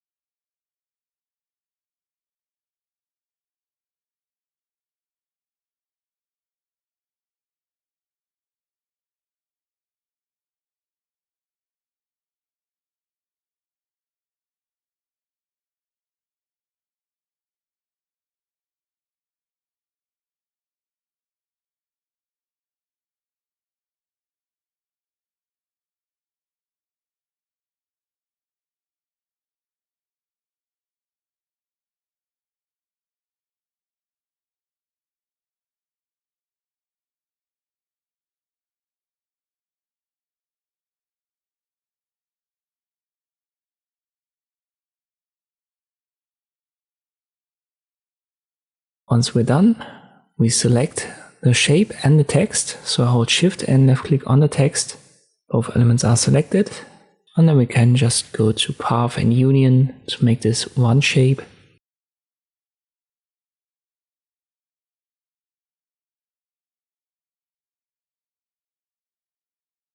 And now I select it and the image below, right click, set a clip.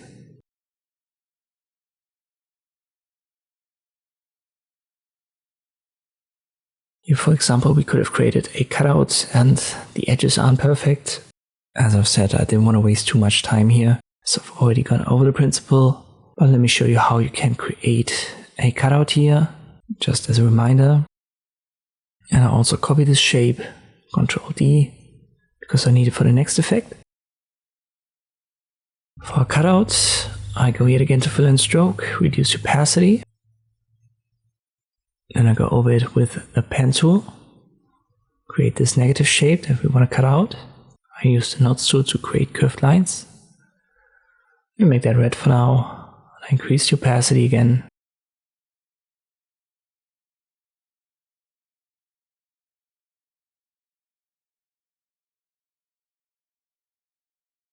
Now hold Shift and I left click on our shape, so the black one.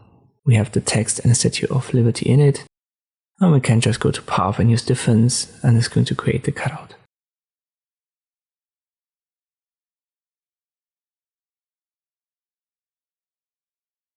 Let me increase the opacity again and select it here, right click, set clip.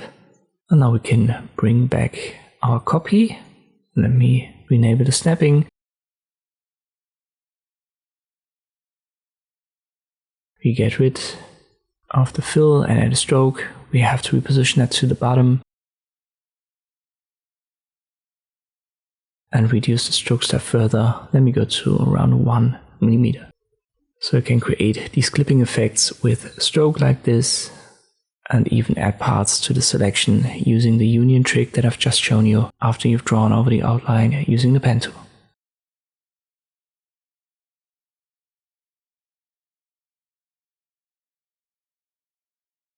Try to recreate these 4 effects before we continue with our final projects for this course section.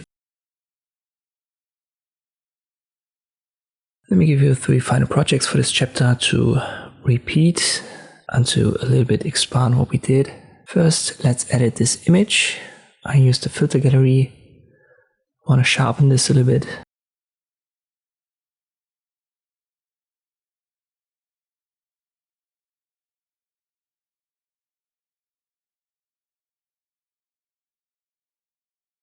Already know this image, it's the same that we've used prior. I use the Sharpen 2 times. I also want to use lightness and contrast to adjust it a little bit.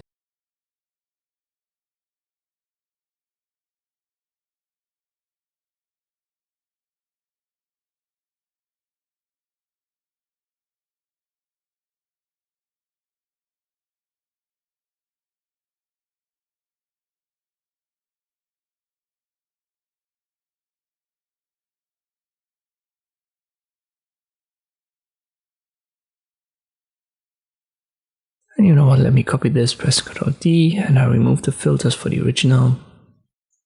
So on the left is the original, on the right, the one that we are editing.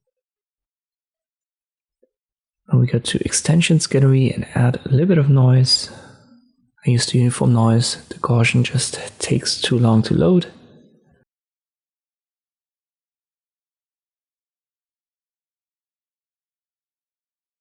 Let's confirm.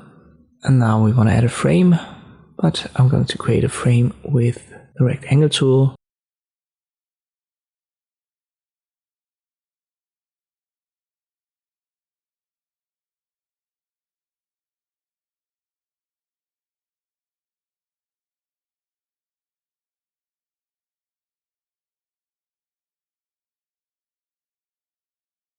Give it a fill no stroke and then adjust the stroke width.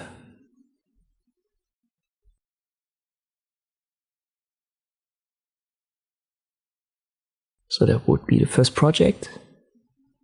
Try to recreate that just to practice. Keep the original on the left and then the edited one on the right.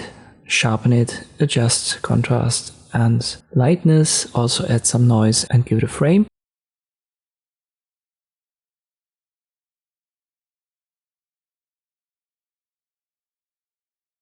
The next one was this abstract image that we've used earlier.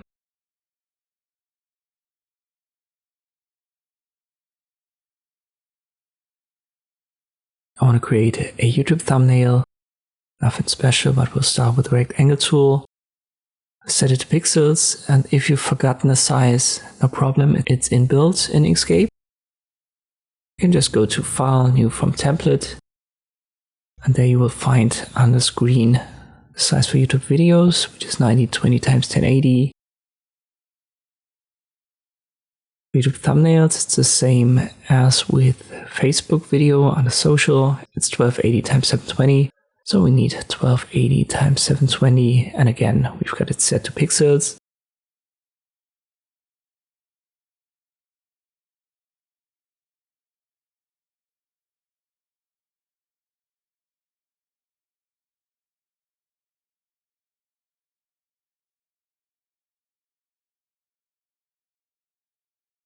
I resize the image.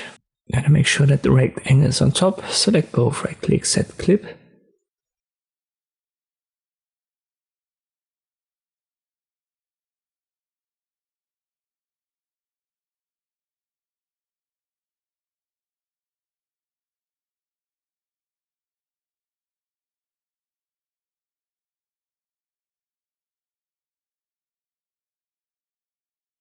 So this is the size that we need. And let us add some text. I adjust the color a little bit.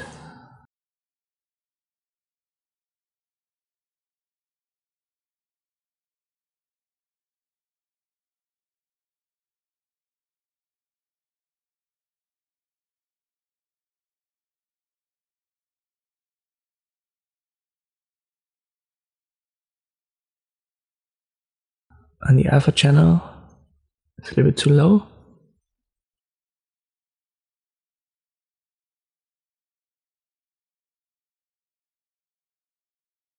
And I use align and distribute.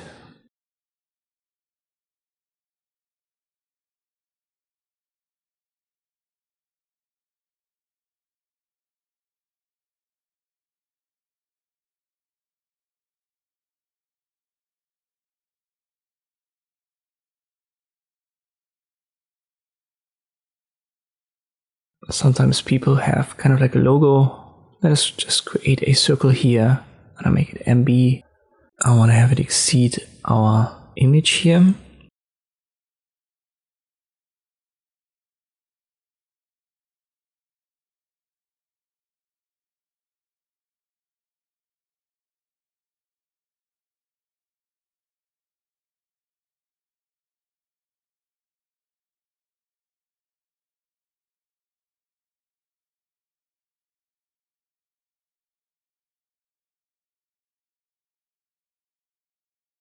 And to give it a cut, we're going to create another rectangle.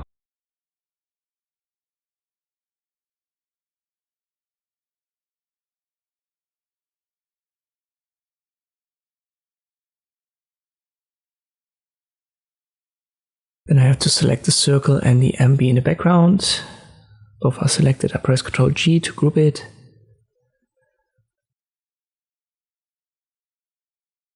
I hold Shift, select the rectangle, and then I can clip this. Let me go down again with the opacity.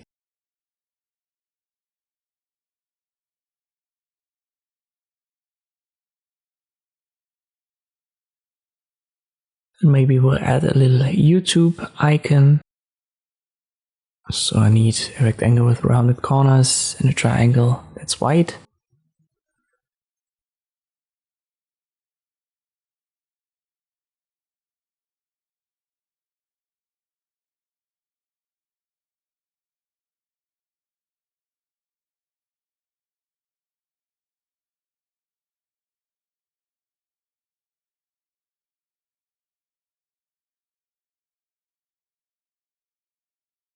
Then I reposition that.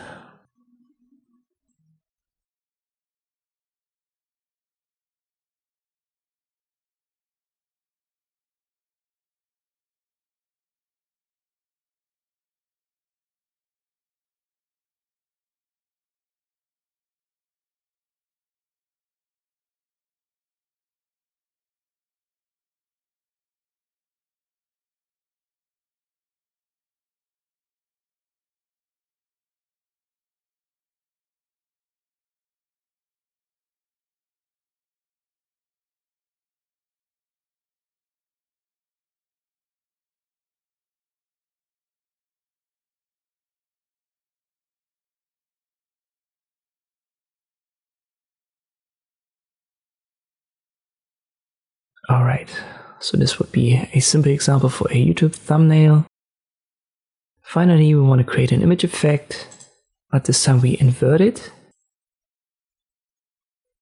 We'll start right here with the image, then add the text. Reduce the opacity if you have to.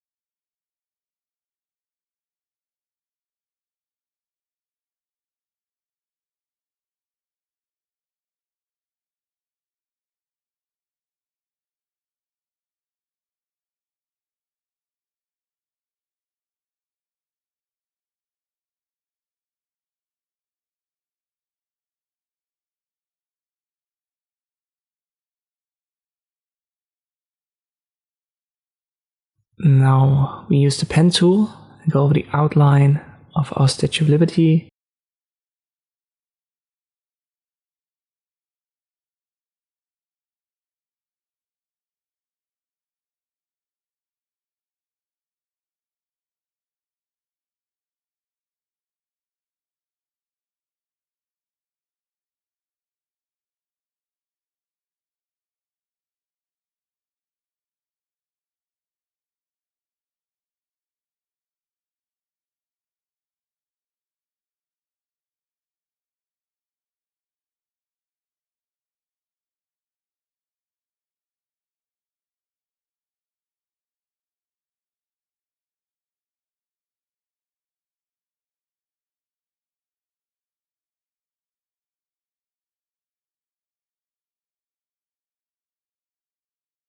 You want to go over the inside this time. Once you've got that done, you can play around with the edges using the nodes tool, make that round. I don't want to go into the details here because I've shown you that already a couple of times.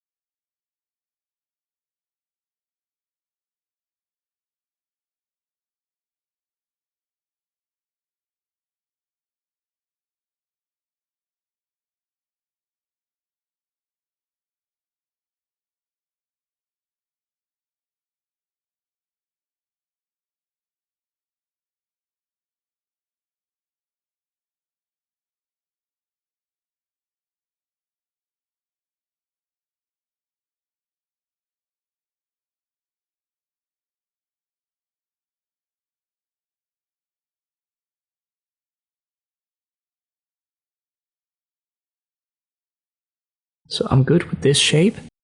Let me give that a different color so that we can see it. I want to select this and the text in the background. Let me increase the opacity. We can see both now. So I hold Shift, select both the black text and the red element, and then I go to Path and Difference. And this is going to cut into our letter and bring the Statue of Liberty in front of the Y. So this would be kind of like an inverted trick compared to the one that I've shown you earlier. As always, try to do that to get a little bit of practice. And once you're done, we're going to start with the next bigger section in this course.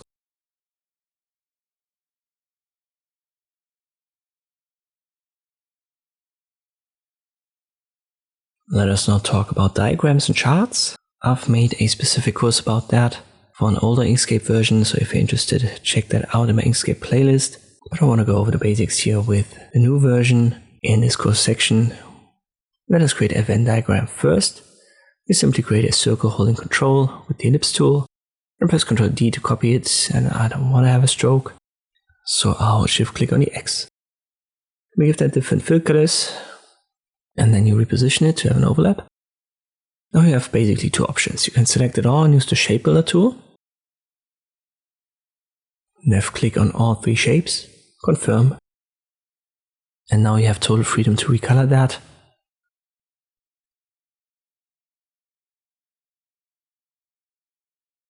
Then we press Ctrl Z until we've got our two circles again. Because we have a second option, I'll select both, then I go to Object Fill and Stroke, and I'll simply play around with the blending mode. What blending mode works depends on the colors that you use, but what is going to definitely work is always the last option called Luminosity, and this is actually what I want to pick here.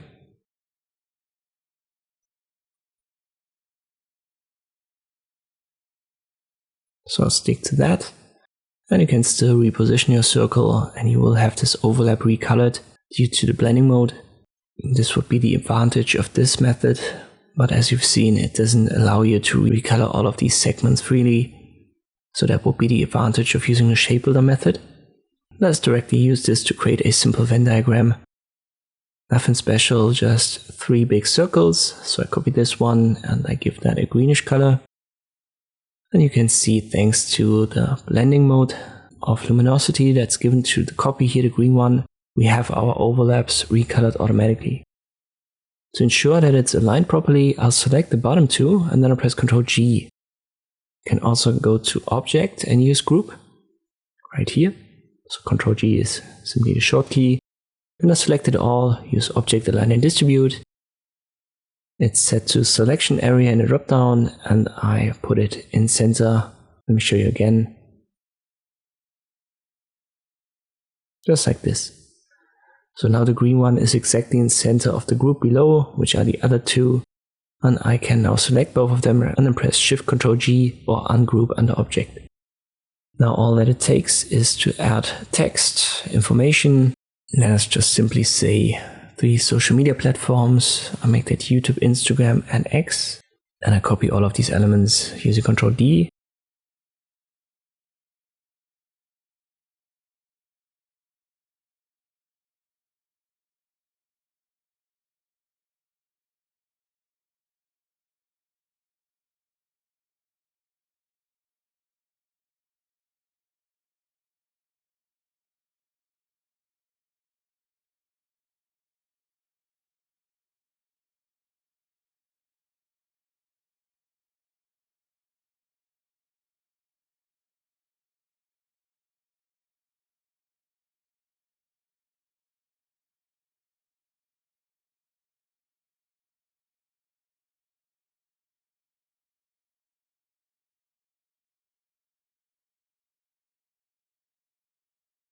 Let me think about some overlaps, or maybe like images.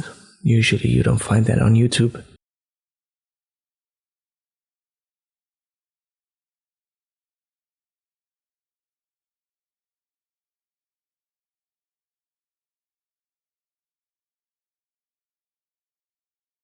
And a video here.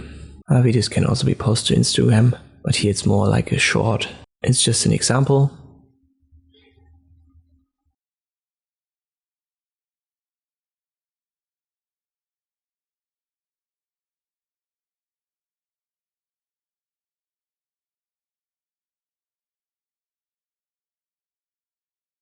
And in center we'll add media, or let me make that social media.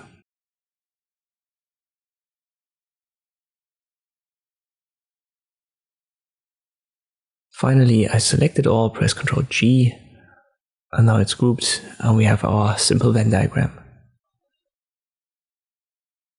I would advise you to recreate that. Important steps were using the blending mode here of luminosity.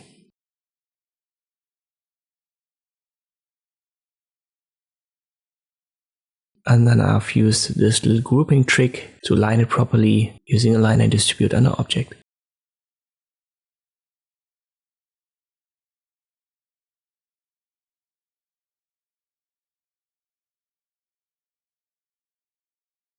Next up, we want to create bar charts. And here we have the option to create it manually or using an extension. At first, let me show you the manual way. We create a rectangle, make sure it has sharp corners, and then check the width and height. It's a good idea to simply define a base unit. I'll make the width 30 millimeters and the height 10. So 10 would be what we use as one basic unit for our values. And now let's say we've got simple values here for fruits.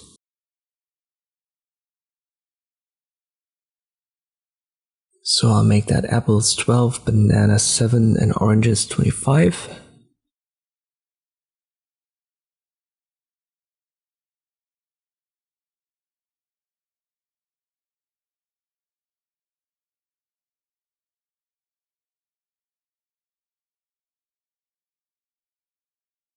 And let me adjust the text a little bit.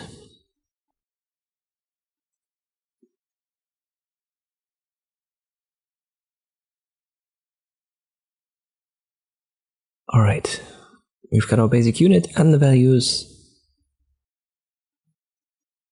And I've corrected my typo here.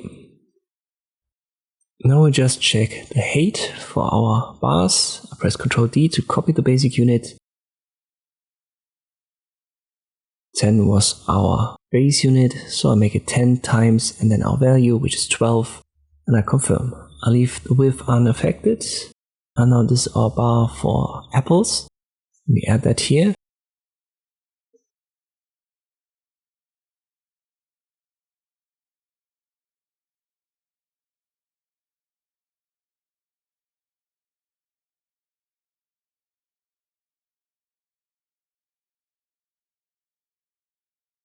And for the next set, so our bananas, we simply copy the basic unit again. And this time we make it 10 times 7 for the height. We give that different colors. And I also want to align it properly, so let me use a guide. I use the snapping function here.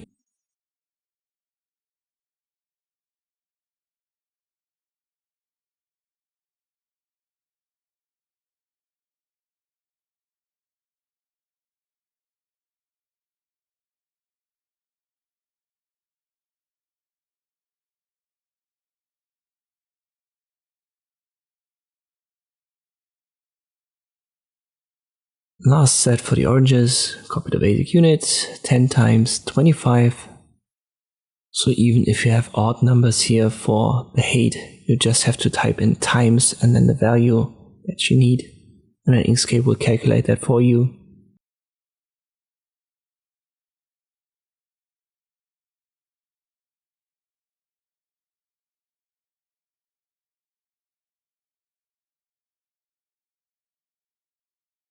Once we've got it, we only need the relative size. So if I select that all and I resize it, I simply hold Control. And this will keep the relative size or the relative proportions between these three bars. And that is actually what you need in a bar chart. So the absolute value doesn't really play a role. It's important that they have the relative size. And then I use align and distribute to distribute that evenly.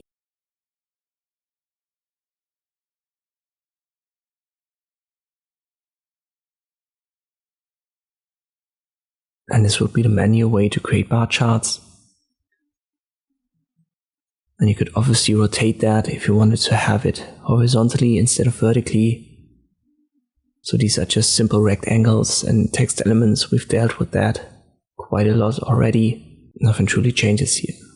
Let me show you the second way. We'll just go to extensions, render, and there is a nice charts extension.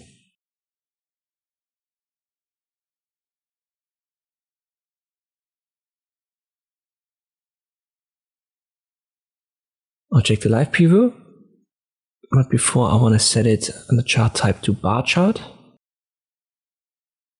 And now it gives us the default. On the data direct input, we've got some values added.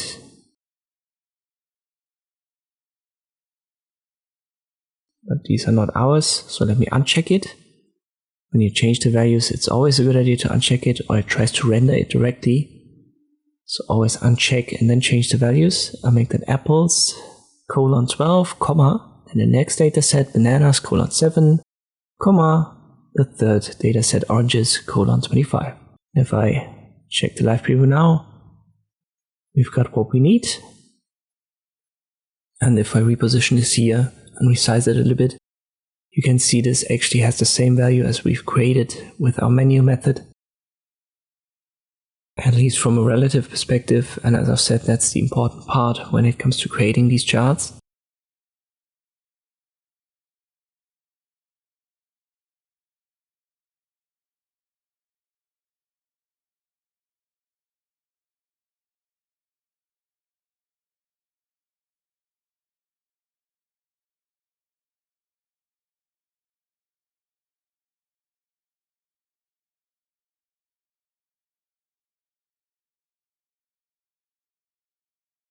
But there's more that we can do with this extension.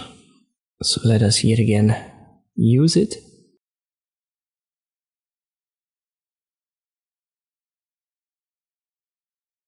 Still on the bar chart, chart type.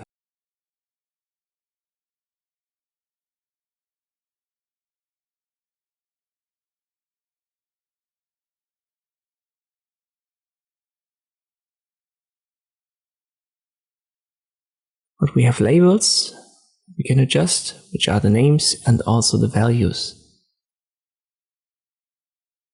Let me check the values here. You can see them.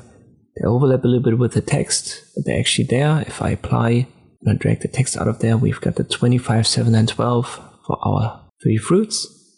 And as I've said, you can simply click on it again and then rotate it. It goes for the text and the bars.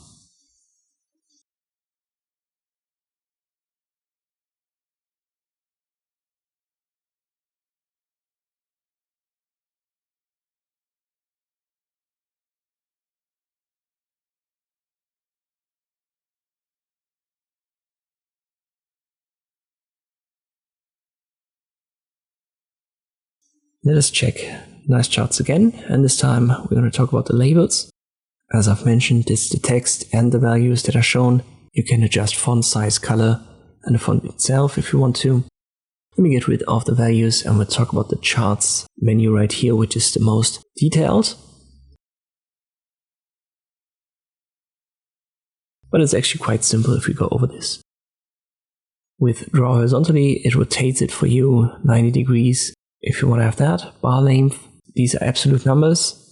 Bar length is now basically the height that we've created or that we've adjusted using our basic unit prior with the menu method.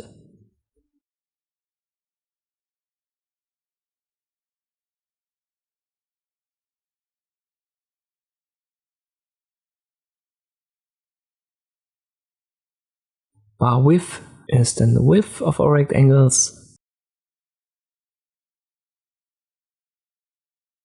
Pie radius, we don't have that here because it's not a pie chart. I'm going to talk about in the next chapter. So let us simply omit that.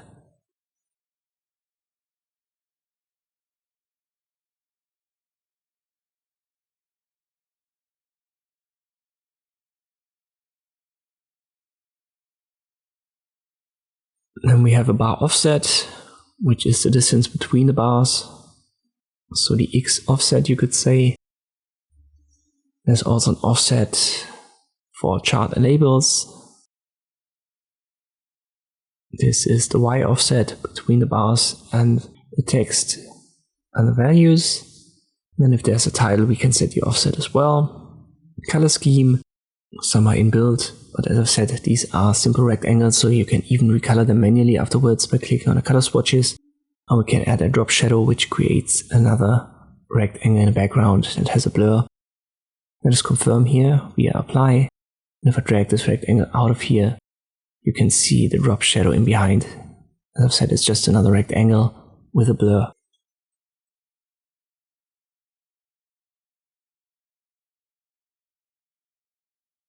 So far so good when it comes to bar charts. Try to create some of your own. You can use the data set here or create your own simple one. Do at least one with the menu method and then add at least one with the nice charts extension. Now let us create pie charts. Again, we can do it manually or using the Nice Charts extension. And in this case, I would actually recommend the Nice Charts in most cases, because when you do it manually, you have to do a lot of calculating, especially when you've got odd values. And the Nice Charts, the extension, it does that for you, so it's way quicker to use it. Well, let me show the manual way. We use the Ellipse tool, and then we make sure that we've got the ellipse tool still active, and then we can just start an endpoint.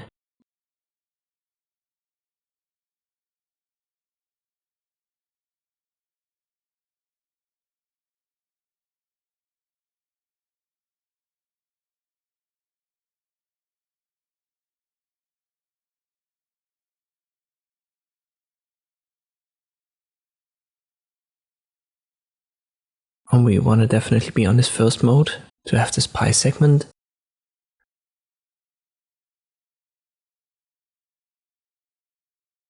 And then you have to calculate, for example, 270 and 340, this would be, let me make that 270 and 330. Therefore we have 60 degrees now. 60 degrees of a 360 degree circle is a sixth. Therefore this has to resemble a sixth of our absolute values for the data set. So if we have all of these fruits, apples, oranges, bananas, then whatever this pi segment should resemble must be a sixth of the entire sum of our fruits. And you can already see this might give you very, very odd results, especially when you then have values that don't use round numbers. So it might be pretty hard to calculate that. The next segment, you would press Ctrl D on this one. So let me make that green. You can see it's on top.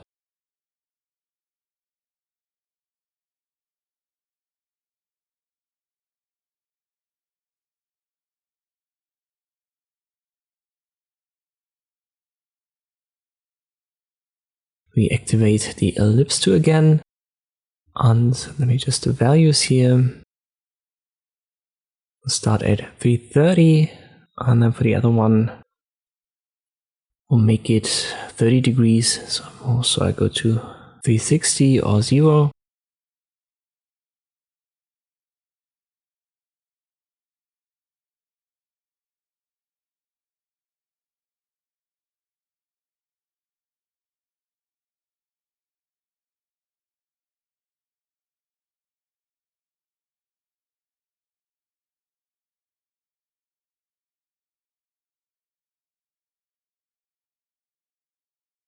Therefore this would be a 12 of the circle, and then let's say these are the bananas. Whatever amount of bananas we've got, this must be a 12 of the total amount of fruits that we have in our pie chart.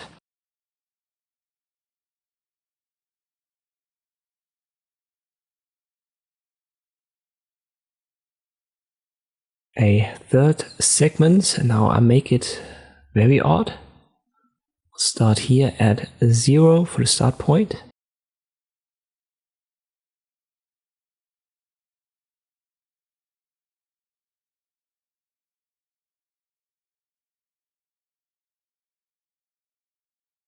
And then I make this 145. So 145 degrees. We have to check, and I can't do that in the head anymore.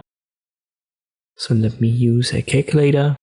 This would be 360 divided by 145. So this would actually be a 2.48275 of a circle. So as I've said, very odd numbers. And if you do it manually, that's the issue. So instead of continuing here, let me just delete it. And I go back to a real circle so that I don't forget.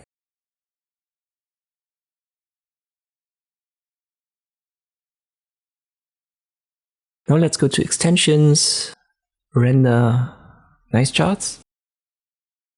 We'll set the chart type to pie charts. And then we simply check the live preview. And then it does these calculations for you. For example, we've got 12 apples, 7 bananas, 19. We have 44 fruits in total. And the bananas, 7 would then be 7/44. Therefore, this has to be a 7/44 of 360 degrees. If you have to do that manually, it's going to take a little bit of time. Way easier to just let the extension do that for you. Let me add some grapes.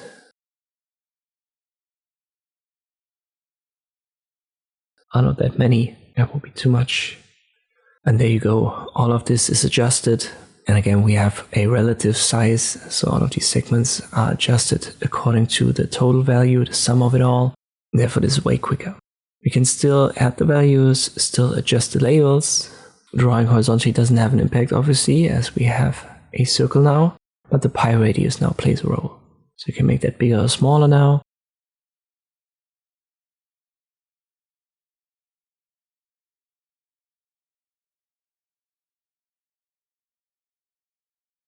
The stroke width, this is actually this little stroke between the pie chart and the labels. So if I make that thicker, you can see that.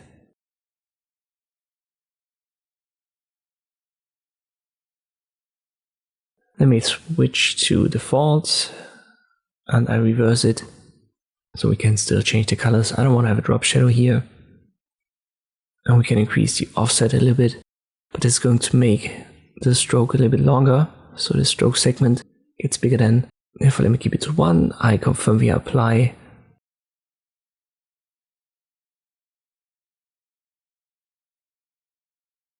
And as I've stated previously, these are just simple shapes, so we can select them and then use the color swatches and give it our own colors. Let me use one of these pinkish color palettes.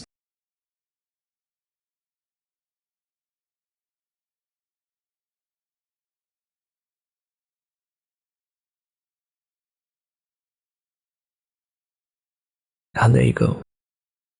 Try it out yourself. Try to do it manually at least once so that you understand how much work this can be. And then use the nice charts to compare how much quicker you're going to be done. And then play a little bit around with it. Maybe you want to change the colors using the swatches. Next up are radial charts. And here you can't get around calculating that manually. I'll switch to full circle first. General idea is to have a full circle.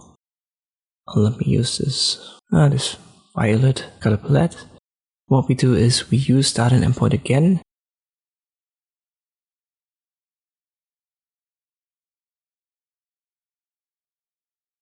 But we give it only a stroke before we do that and get rid of the fill.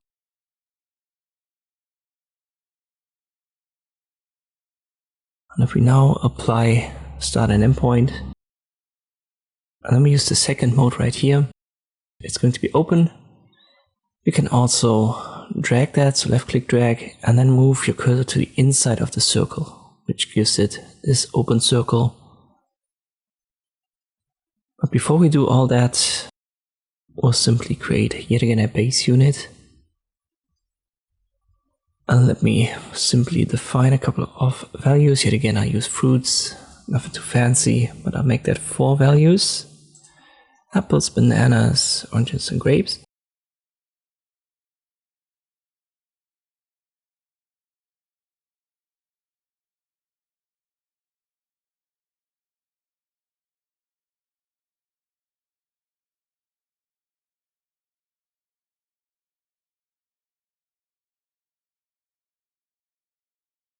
And then I copy the circle 3 times, give it different colors.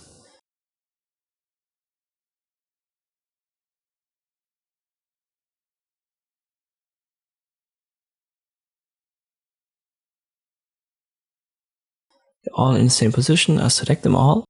And now I adjust width and height. And let me go to 100 and 100 in millimeters.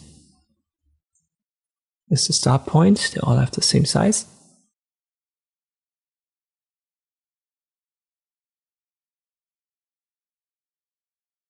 I keep the first one, then I position the second one on top of it, and I make it 80 and 80. Reposition it to the center. Third one, 60, 60, position it to center.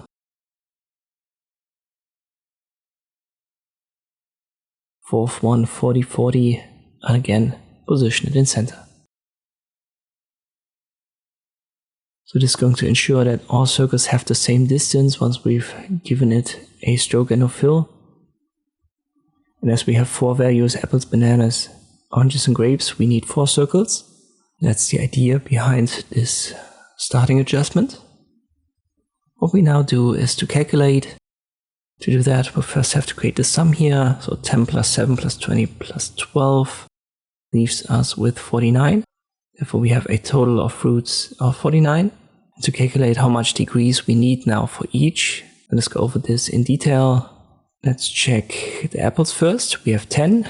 Therefore, we need 10 divided by 49.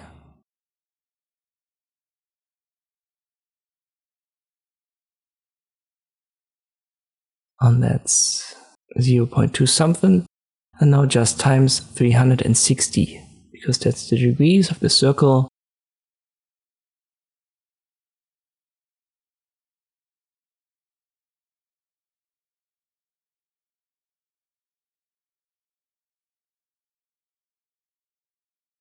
And the apples should then have 73.469 degrees, rounded up to 74.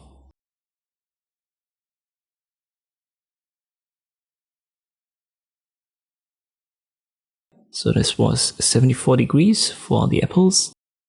Bananas, again in detail, it's 7 divided by 49, and then times 360.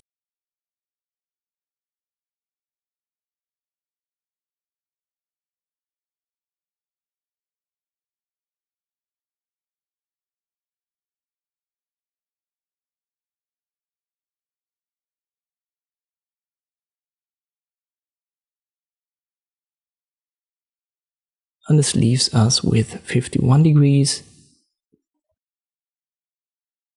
Oranges are 2 times the apples, therefore we need 148.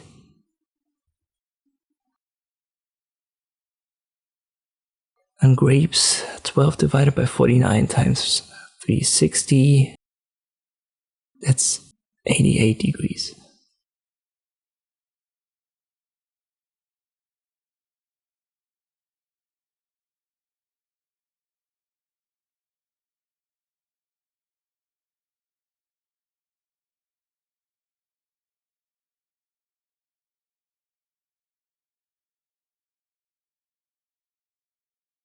On the outside, you want to usually start with the biggest. In our case, that's the oranges. Activate the ellipse tool, start at 0, end at 148. And then get rid of the fill and add a stroke.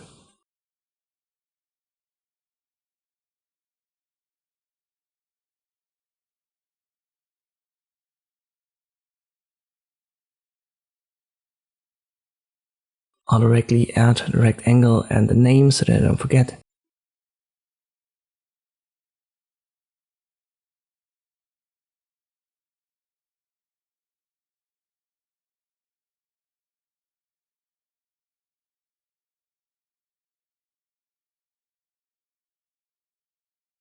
Second circle should be the second biggest, our grapes. Start at 0, go to 88, add a stroke, no fill. Go to the second mode to have an open circle, and we'll add the rectangle with the name.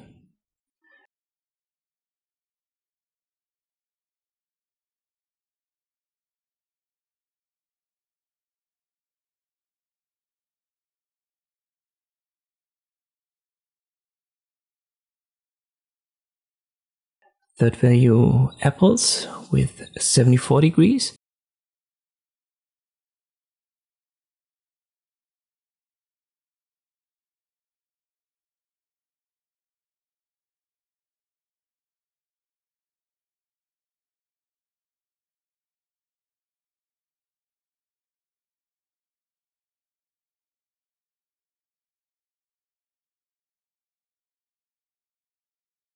And final value, bananas with 51.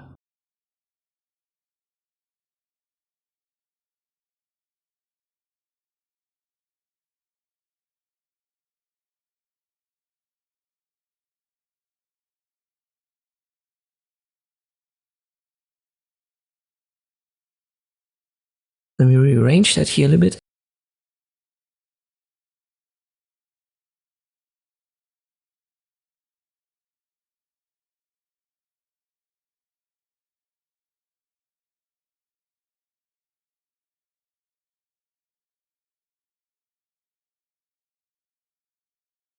Once we've got that, we can now adjust our strokes.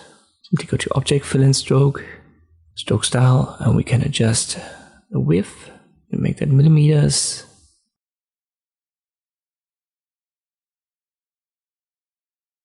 I don't want to have a round cap, so I'll switch the cap. And at 10, they should be connected due to the original size. I go to 8. And you can flip it if you want to have a different orientation. Unfortunately, there is no extension for that, so you have to do a little bit of manual calculation. So always try it out yourself. Maybe simply try to recreate what I've done here using the same numbers in Map. Let's create some donut charts, and that's fairly easy if you know how to create pie charts. You want to render it quickly using the Nice Charts extension. Pie chart is selected under chart type, and I keep what we had here prior, but I don't want to reverse the colors. Let's pick this one. Create some spacing between these circle segments, these pie chart segments, and the text. And now we'll use the Ellipse tool. Make sure snapping is enabled. We want to have the snapping for object rotation centers, and that should be enough. So if your ellipse snap to the center,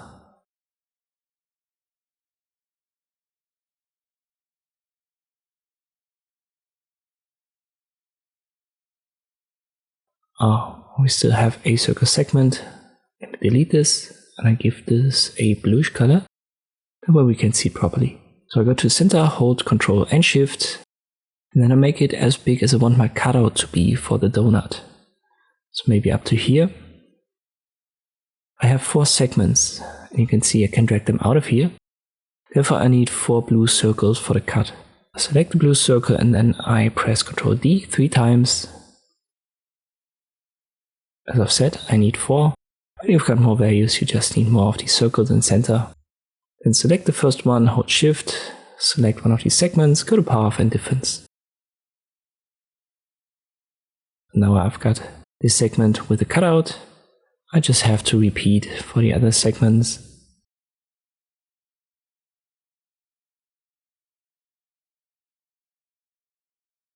Final one for the apples. And here in the background, this is something the extension automatically renders. It's kind of like a grayish circle. I'll just delete it. But there you go. This is how you can create this donut chart. So it's super easy once you know how to create pie charts. When you want to create a simple graph chart, you can do that manually. You can also plot a function with an extension. I'm going to show you that afterwards. But let us first create one manually. I used the pen tool, just a stroke style because it was a little bit too thick.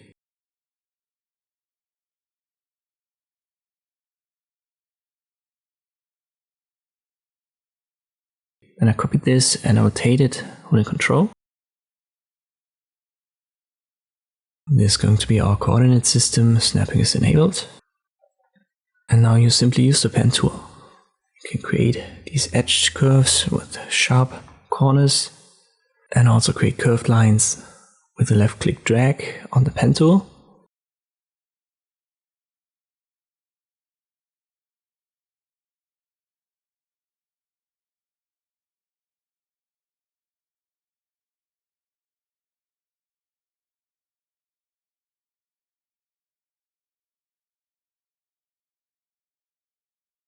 And sometimes you just want to have a qualitative graph, and this is the easiest way to do it. You can also create these lines on the X and Y axis. I'll just copy them, press Ctrl D, and once I've got enough, I go to Align and Distribute.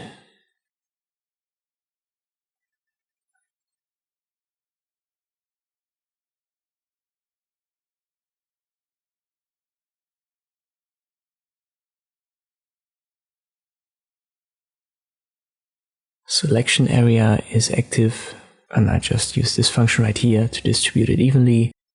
You can reposition that, copy it, rotate it, put it on the Y-axis.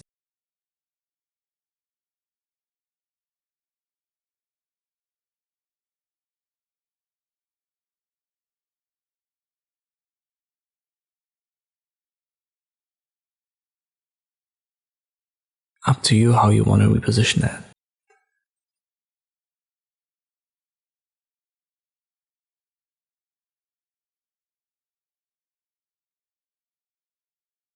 Next up, you may want to add the values. Just use the type 2 for that.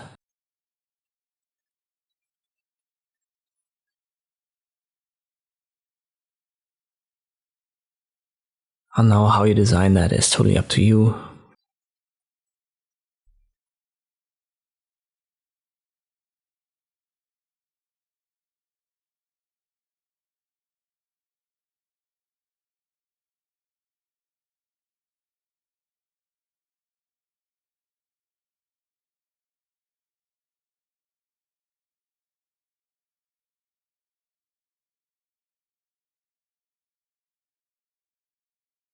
The same principle applies for an area graph, but here you don't just want to create the line, you want to create a shape every time you do it.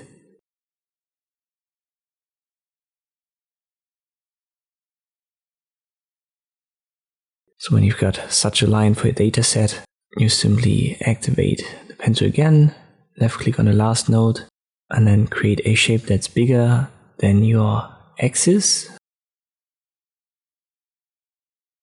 And we give that a fill, no stroke, and I create some more, let's say 4 in total, always the same.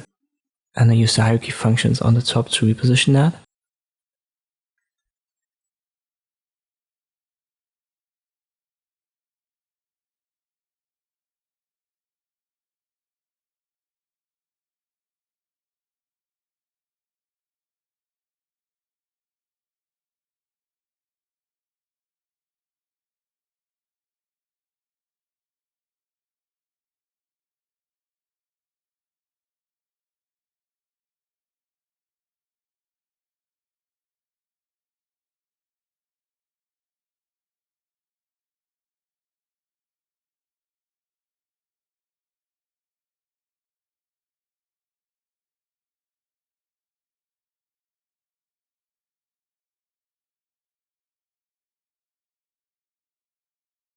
Once you've got all of your datasets, in my case 4 as an example, we want to cut this now so that it fits our graph. To do it, we have to use the hierarchy function a little bit more. For the first, the y-axis on the left, we can easily select it and bring it to top. But the x-axis is buried behind all of these area shapes, so we have to bring them down to the bottom one by one. You cannot select them all and bring them down because that would also select the x-axis, therefore we have to do it one by one until we can see our x-axis right here.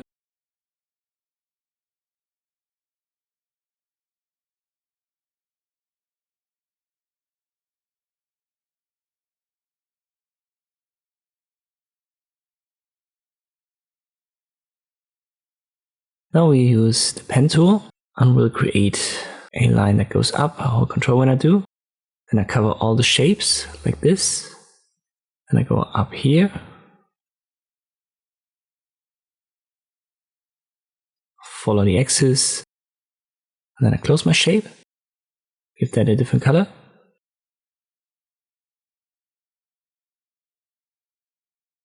We have 4 datasets, therefore we need this cut shape 4 times. So I press Ctrl D 3 times on it. You can see I've got 4 of these now. And then I simply hold Shift, select the cut shape and the area shape one by one and use path difference. And in my case, after I've done that 4 times, we've got our area graph right here that's perfectly cut and positioned according to our axis.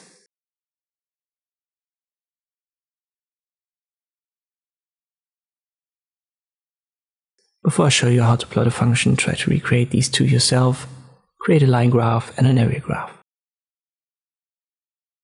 Now let us plot a function. To do that, we need a rectangle, because this is used to render it, and the style that it has will be taken for the rendered result. So if we give that a red fill, and let me just check the preview here, you can see you'll get the area filled out, and usually you just want to give it a stroke, no fill. And it is even the case that the stroke style defines what it's going to look like. So if I make this thicker, we'll get very thick lines.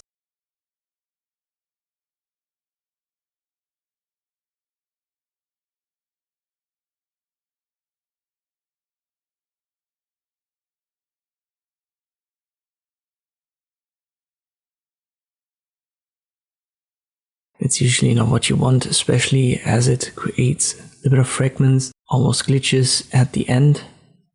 So then we go to 1 millimeter, that should be enough. And if I plot it now, we can get away with these glitches and it actually looks like a graph that's usable. The menu looks a little bit scary at first, but it's actually very easy to use. You can draw the axis, remove the rectangle, so if you want to keep it, uncheck it here.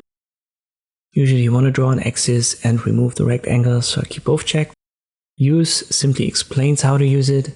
Under functions, you see the functions that are available. It's the typical standard Python math functions. And under help, it simply says that we have to use a rectangle because this uses a bounding box for our plots, for our function, and the rectangle and the axis.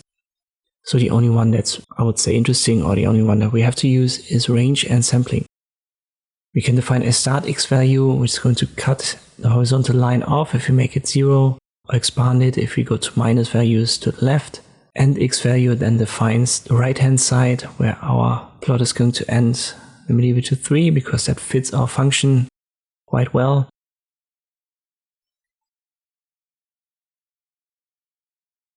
Below you can see the function. If I just change this to x, it works, but x squared doesn't work. This will give you an error, so you have to type in x times x and not x squared. From time to time you have to use a workaround, and you will see that under the functions where it is defined what functions you can use and what is not listed here you shouldn't use, it will result in error. You can add a minus if you wanna flip your curve.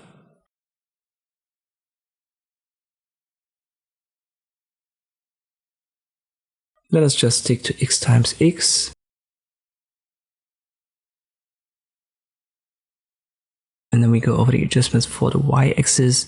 Here we have y value of rectangle's bottom. This is going to expand it if I go to -5 and shorten it if I go to -1. And then the next value is for the top of the y-axis. Currently it's set to 12. If I put it to 5, it's going to be lower. But due to the x value, we're going to get this function that exceeds our axis. Number of samples is very important, because this is basically the iteration or the number of iterations that's going to use to create your plot. And if you go down, you're going to have a very squibbly line, and if you go up, it's going to get smoother and smoother. We also have boxes for isotropic scaling and using polar coordinates. In rare cases you might need that. To be honest, I've never used it. Don't forget to apply before you close it, and then you're good. If you, for example, want to adjust the axis or the curve, keep in mind that this is a path. So it's not a group. If we go to Object Ungroup, it says no group found that we can ungroup. So we have to go to Path and break it apart. And then we can actually adjust our curve or the axis individually. Let us, for example, keep the axis black and I make the curve red. And this is only possible when you've used path break apart before you do that. Plot your own function, make it x times x, and then also make it minus x times x, and try to figure out how to readjust the axis. You have to do a little bit of an adjustment, especially for the y-axis. Finally, in this section of the course, let us create a radar plot graph. Let's make it about 6 parameters. So I use the Polygon tool, make it 6 corners so that we have a hexagon. Now control when I drag this. Now I'll set width and height to 100 millimeters. Then I press Ctrl D, size to copy down to 80-80. Again, Ctrl D 60-60, and once more Ctrl D 40-40.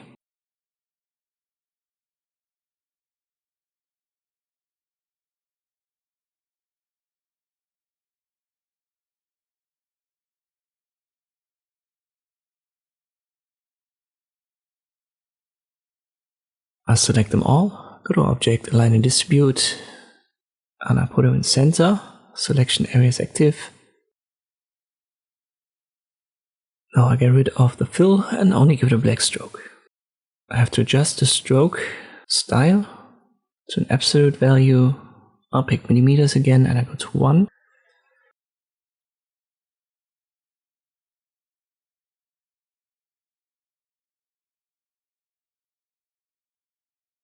I need fill and stroke later on anyway, but let me close it for now. I'll just reset the opacity to 100%. Alright, next step is to use the pen tool. We go to the center position and then we connect the corners.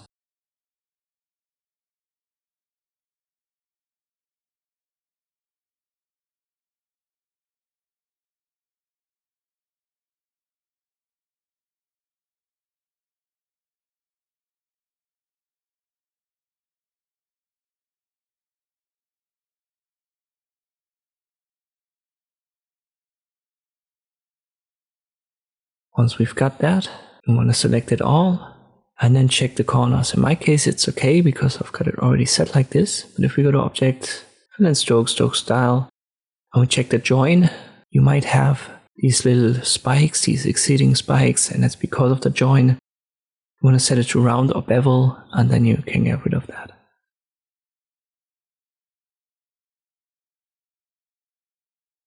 Once we've got that, our raster is ready. And we can add our datasets, use the pen tool, and then go over them. For each parameter, you should have one node position.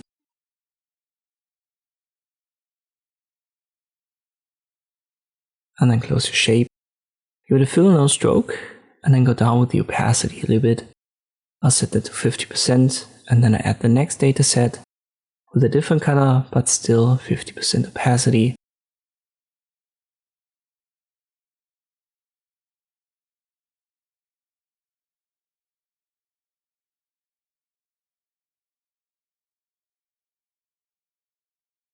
Let me add a third one.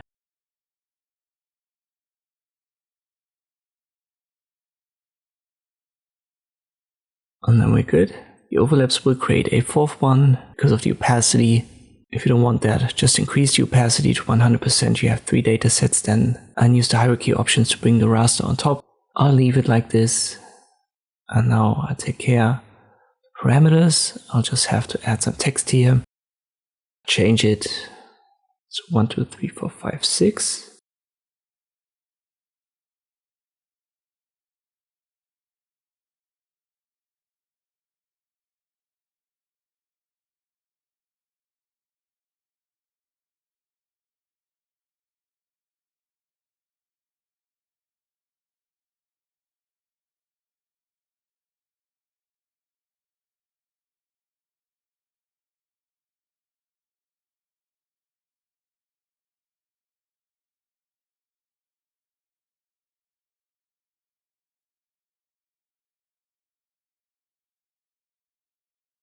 For the datasets, I've said I only want to work with 3.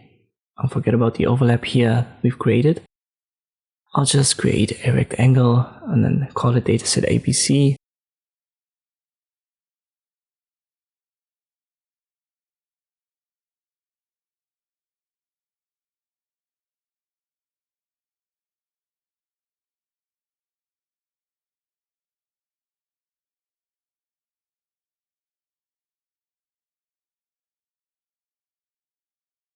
To find the colors, we can use the dropper tool, the eyedropper. Way to do it is to just select what you want to have recolored and then use the eyedropper tool and click on the color that you want for it. In our case, we want to select rectangles. In the eyedropper tool, let me make that this reddish color. Second rectangle, I'll make it this mustard yellowish color.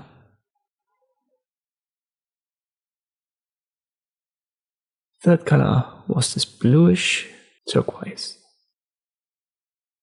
And these are the basic principles to create such a radar plot graph. As always, if you want to practice, just recreate this. And that's about it for graphs and plots, at least in this course section. If you're interested in more and you want to see some more examples, some more graphs, check out my Inkscape playlist because I've already created a special course for that. In the next section of this course, we will continue exploring the other tools that are available in Inkscape.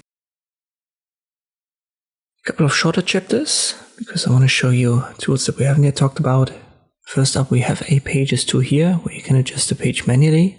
We have the drop-down yet again, where you can pick defaults.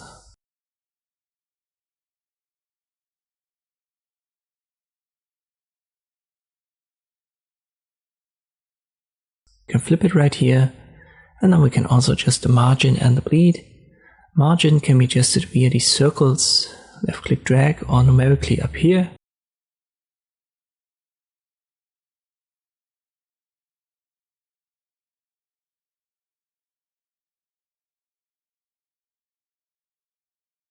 And the margin is going to be kept when you change the default now. Let me change it to custom.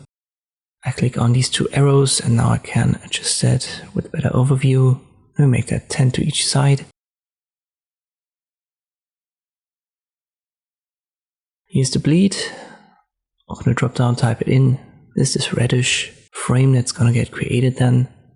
Bleed is important for printing if you've never heard it. So this is kind of like the area where you don't want to put information because it might gonna get cut during the printing and afterwards the cutting of what was printed. Again, if you change your page, for example, under the document properties now, where I've already talked about that, this is also going to keep the margin and the bleed that you've set. But if you close Inkscape and you restart it, then it's going to get erased and you have your default again. For you to practice, good idea to set margin and bleed for a page size. I'll let you pick one, then set the margin for each side to 10 and the bleed to 20.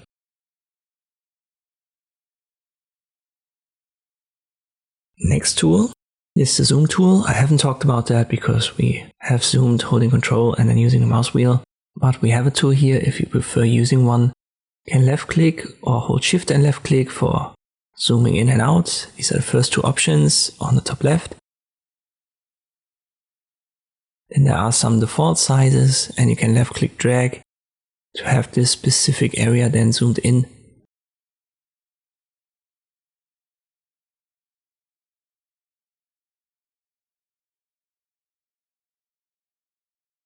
Then there are options for previous and next zoom. And the rest are just for typical sizes or zoom to center page. This is, I would say, an important shortcut to know. You will also find it under view, zoom, and there are the same defaults. And center page was Control 4. No project for this one. Over time you're going to find out what you want to use. Short keys, the mouse wheel, or this tool. It's up to you.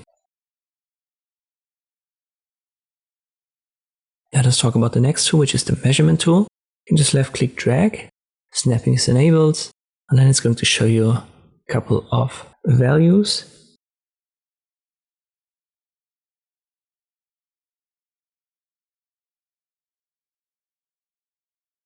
It is going to use the unit that you pick here.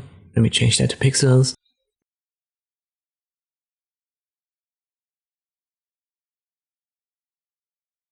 Activate a different tool, this is going to vanish, but if you reactivate the measurement tool, it's going to reappear, so it always stores the last measurement that you've taken. Here you've got a couple of options to use, and there is one that's called Convert to Item. If you left click on that, the last measurement will now be visible no matter what tool is active. So this was turned into an item, turned into an element.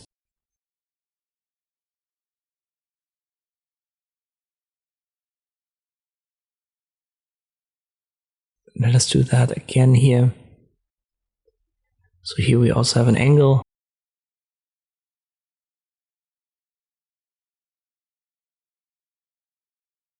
Convert it to item. I deactivate the measurement tool and I can drag this now out of here. So this is a grouped element with text and lines.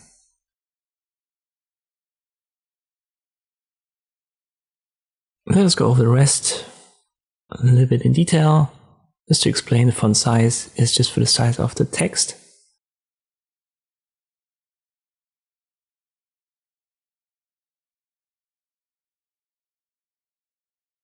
Or maybe 10 is a little bit too small. Let me actually make this bigger.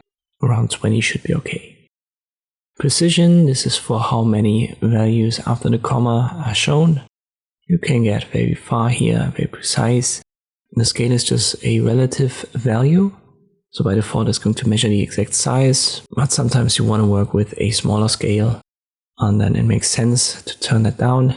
As I said, it's in percentages. We've got our units, I've talked about that. And then these values here, the next 5 are for what information is shown when you measure something. So you can adjust that. For example, the intersections, you can hide it. And measure all layers, the last one. This is important when you have more than one layer. I'm going to talk about that in a later chapter. For now, let us just ignore it. And the measure only selected is now this line that I've created and the angle. Usually you want to uncheck that. You can reverse the measure. For our angle, that's important because maybe you want to measure the outer angle and not the inner one. So just reverse it here. Next one is for phantom measure. It's going to grade a little bit out. Then we have two guides. If you activate that, all of these points, all of these overlaps, intersections, everything that was measured will be turned into a guide. And then we have an offset. So these are just, let's say, design features of this tool. For the practice, let us actually create two elements. A rectangle first. I want to give it a specific size of 100 times 75. It's in millimeters. Now I use the measurement tool. And I left click drag. You can see this is set to pixels. So let us change it to millimeters and we should get 100, and we do. Let us convert it to an item, and then I create a second measurement for the diagonal line. Again, we convert it to an item, but first we want to reverse it right here.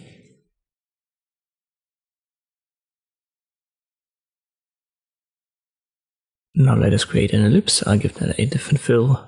And all of these measurement options, they also work on circles.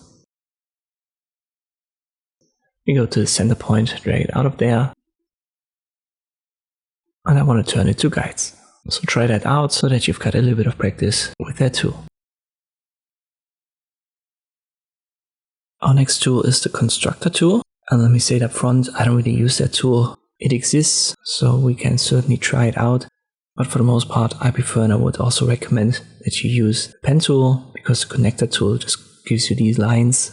You can use that to connect shapes, for example, in a diagram.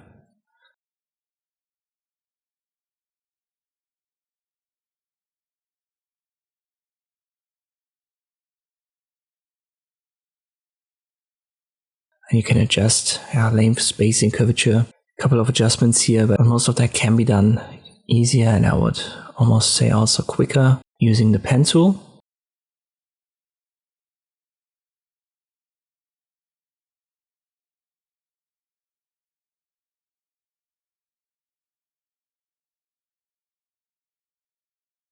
Let me show you this. I simply create a couple of shapes here.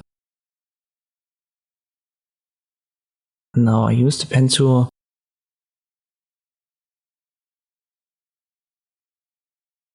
In this case, I have to give it a stroke color, but once that is done, we just left click drag and create these connectors, and it does the same thing. Let me go to fill and stroke, and I adjust the alpha channel here.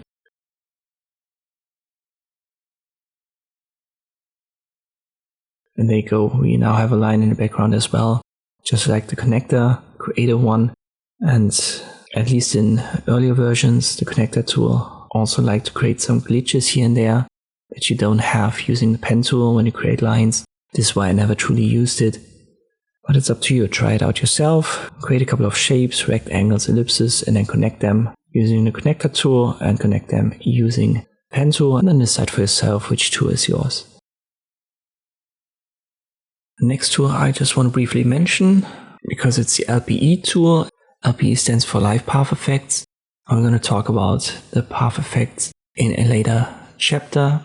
So this is just a little bit of an intro. You can, for example, create circles with it, a 3-point circle or a 2-point, and you can construct objects like so, and this is all based on a path. Here are a couple of options, for example, to show the bounding box differently, or this measure here to display or not.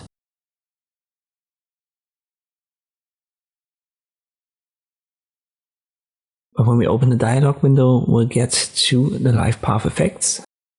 As I've said, we're going to talk about that in detail in this course section. And here we can see our circle. Make that visible, delete it, and then play around with it. But before we talk about the path effects, I've got, I believe, 3 more tools to introduce. The next two tools I want to talk about in this same chapter, it's the tweak and the spray tool. Again, two tools that look a little bit complex, but they aren't that complex when you work through them. Let me show you the basics. I'll create an element, maybe a rectangle, make sure it's selected, and then activate the tweak tool.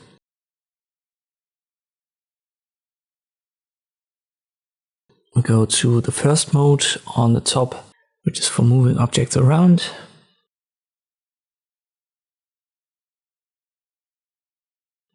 You can just left click and then hover over your object, and you can see how you can push that away. You can also use the next mode to have it come closer to your cursor when you left click drag.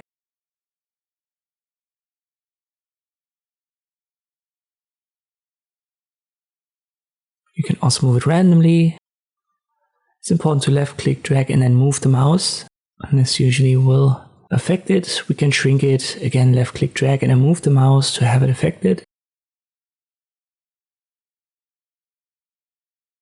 Hold shift, and with the same mode you can enlarge your objects.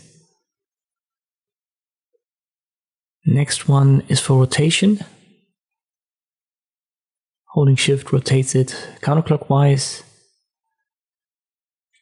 And you can duplicate it, but the duplicate method I want to show you with the other tool, the spray tool. Let me delete this object. We now need a path. I'll just create a path using the pencil tool. So I left click drag, I give it a stroke, no fill. You can see at the bottom it's a path.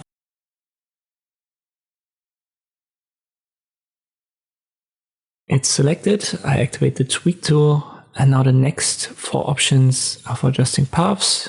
It's going to close your path though, as you can see at the bottom. But then you can push these lines around, you can shrink them.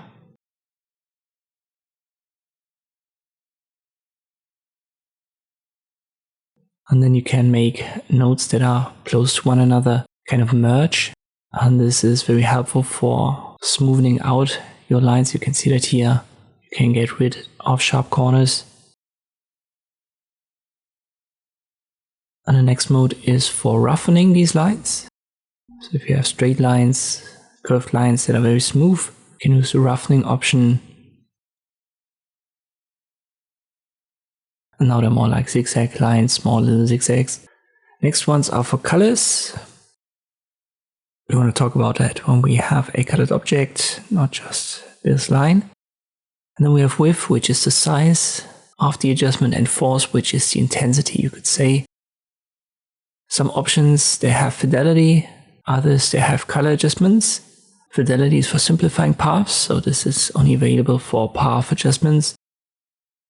And the color options obviously are only for the color adjustments. Before we get into that, let me show you the other tool, the spray tool. I want to create an ellipse first.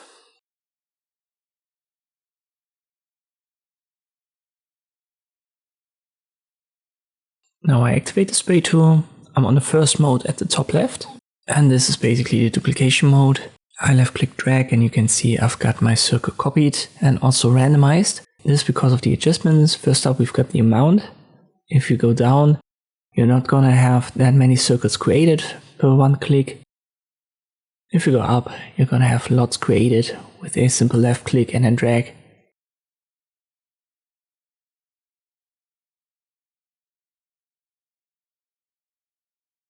The rotation rotates the objects for a circle that doesn't play a role, obviously. The width adjusts the size of your circle here. But when you have a randomization effect for the size, that doesn't play a role anyway. Let me copy this and I'll delete it. We'll start over again, this time with a rectangle. Again, I'll activate it. Now you can see the rotation.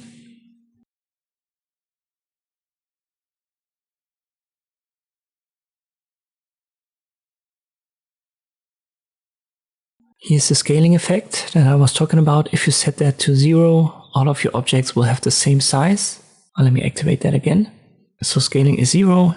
Then I left click and you can see all of these rectangles now have the same size, but they're still getting differently rotated by 30 points. And if you want to have a randomization, make it 100. You also have the option to scatter it around. And then there's a focus for the ring radius. For the rest, I would say that this is more advanced stuff. Maybe I'll cover that when there's still time left at the end of the video. But what I've shown you so far, this is what you should know and what allows you to create lots of effects that you might need. Let me show you two before we move on. We want to start with an ellipse. Then I activate the spray tool. Rotation doesn't play a role. I want to scale it to 10. Amount, maybe I have to go higher, but we'll stay with the first mode for duplication. You can also create clones or delete objects. You want to stick with the first mode.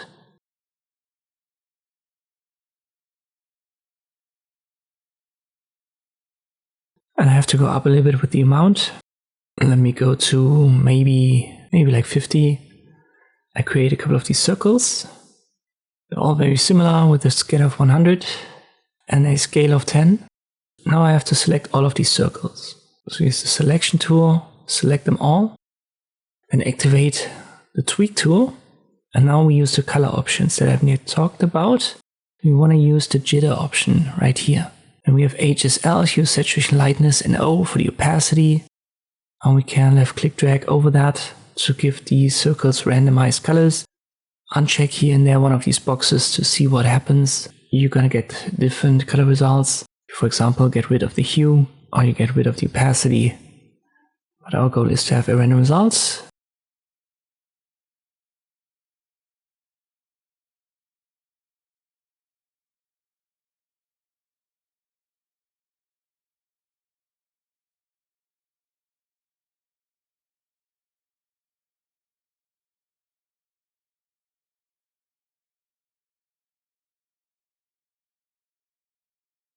Then I activate this option right here, which is for blurring it out. And this would be one way to create kind of like a bokeh effect.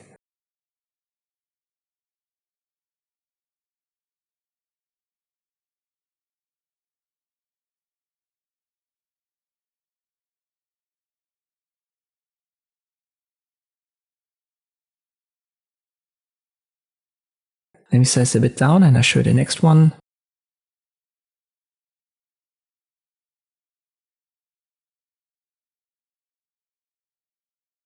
Here we want to create a text element. I'll call that drip. Then I activate the tweak tool. And let me see. I'll go to right here, push parts. With, let me try 10 and force of 10. As I've said, this is kind of like the intensity. I'll make that 20. And width I have to go down to 5. And this would be how you could create these typical drip text effects.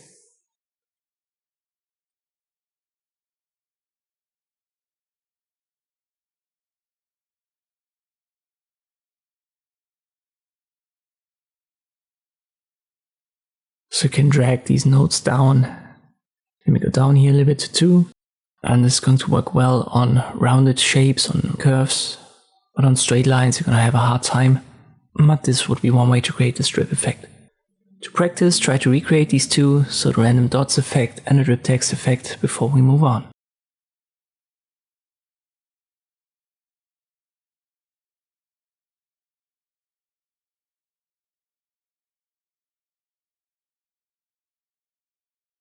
Final tool before we move on is the 3D box tool, and this can be used to create a 3D box, so a 3-dimensional box. You can adjust X, Y, and Z dimension, and in each you will have the nodes of this box.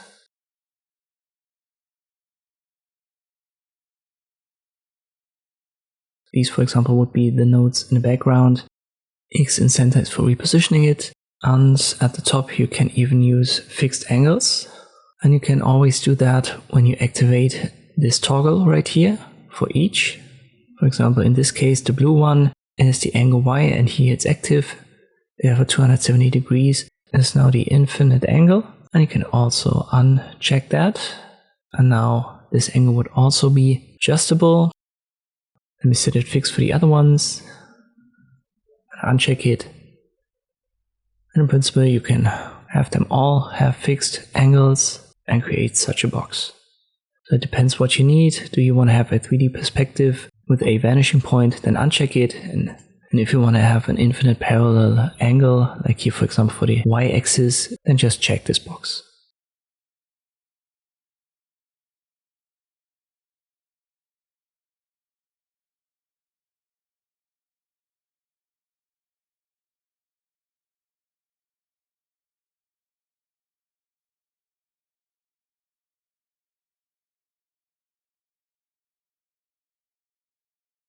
There's a tool that we can use to select objects that comes in handy when you have lots of objects of the same type. Let me just create a couple of random ones here. Spiral, ellipse, rectangle, hexagon, and give them different fill and stroke colors.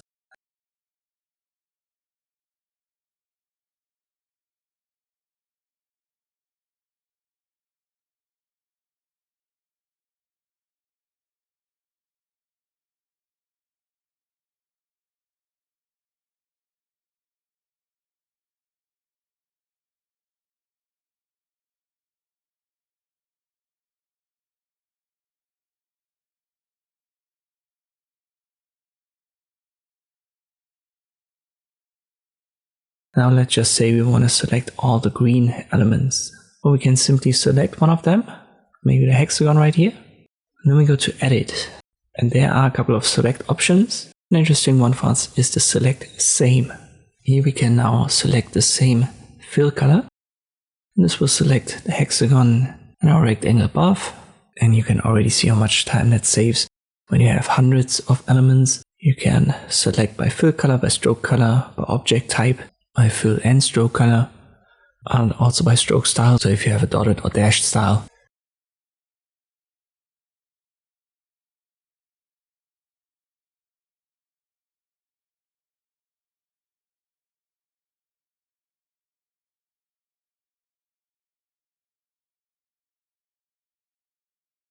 Keep in mind that when I use this one right here, and then I try to use the same fill and stroke, it doesn't work because the hexagon doesn't have a stroke. Here's also the select all, Ctrl A, then deselect and invert selection.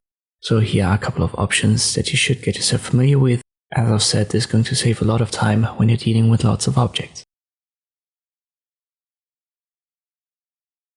The next shorter chapter, I want to talk about the layers option right here. And there is a lot to adjust, but it's quite simple. We can open the layers and objects menu, and we can adjust everything there as well. And I would even say this menu gives you a better overview.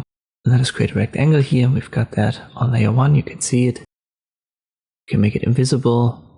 There's a little bit of a description of its fill, and then you can lock it, which comes in handy when you're drawing and you don't want to affect certain elements. You can also do that for the entire layer. So if I put two elements here, they're both now on layer 1. I create a new layer. Let me create a second circle here with a different color. So this is now layer 2.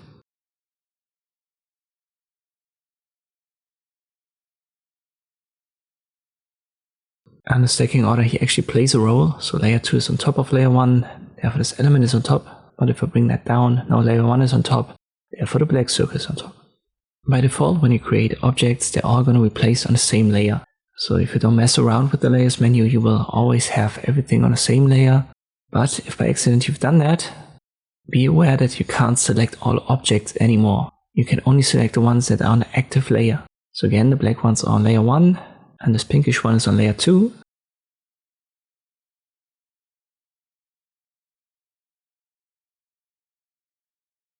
And you can see that at the bottom, right here where it says layer 2, layer 1. So depending on what element is selected, this changes.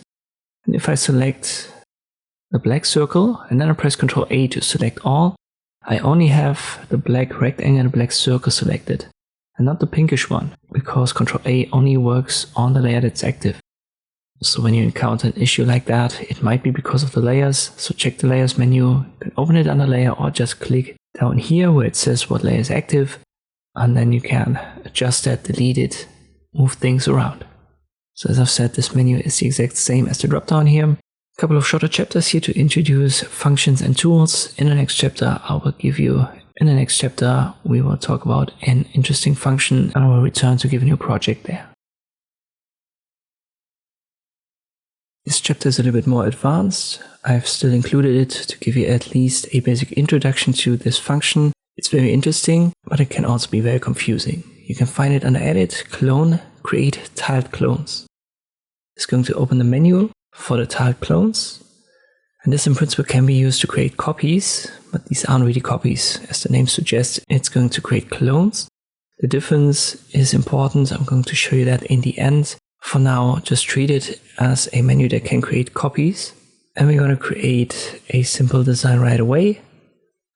We want to reset this menu first. So left click on the reset right here. So just in case you've used it before, we want to start on the same page. And under Symmetry, we want to use simple translation. And then you can adjust shift, scale, rotation, blur, color, trace, all of this stuff. I want to show you a simple example where we create an ellipse first. I will control when I drag it to have a circle. And now we want to position that on our canvas and then left click on it again. And we want to drag the rotation center out of there. It's an important part because we want to rotate our clones around that. And with a circle, when you rotate it, for example, you would only rotate it around itself if the rotation center was positioned on the element. So we got to drag that out of here, maybe up to this position, so that our circle clones are rotated like this. You want to select it, so make sure it's active, then switch to the menu. Let's go to Shift first, and here we want to check Exclude Tile. I'm going to show you later on why we check that. Scale we keep, and rotation, how far is determined by how many copies we want, and that is determined by rows and columns. For example, let's say make that 10, circle has 360 degrees, therefore I make the angle 36, and now it rotates in a circle. When I click on Create,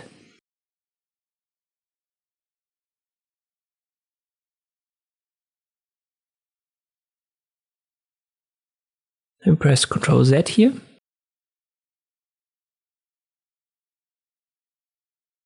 And now I reposition this rotation center and I do it again. And now we have a smaller circle.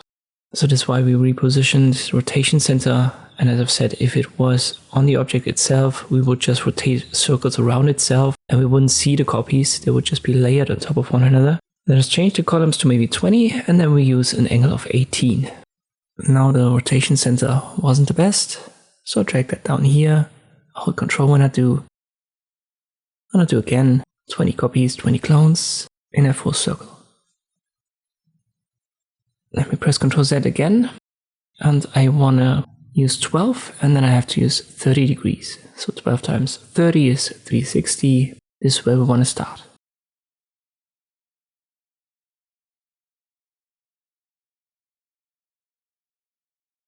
Once we've got that, we reset it.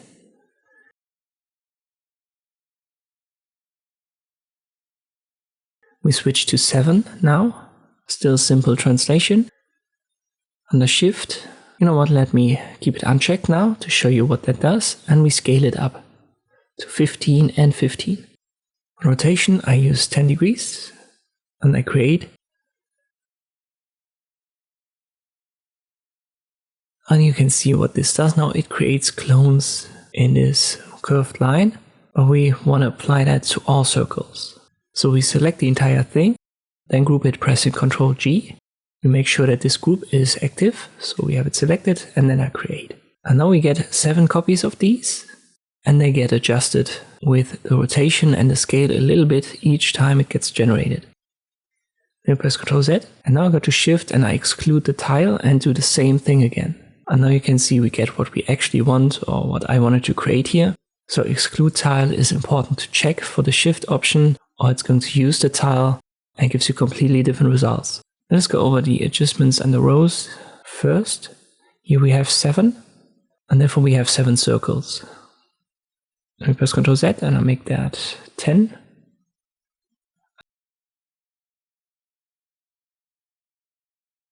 I have to select my group here. And now we have 10 circles. So these are the rows now in our adjustment. And press Ctrl Z again.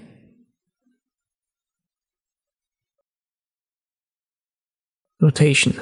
If I make that bigger, 30 degrees would create this effect, because all our circles are positioned at 30 degrees. And therefore we get these straight lines, you could say, where the circles scale up a little bit each time. We go to 25 and we'll get this effect. And we can make the angle a little bit sharper by going down to 20. So this adjusts the curve, you could say, of our circle arc.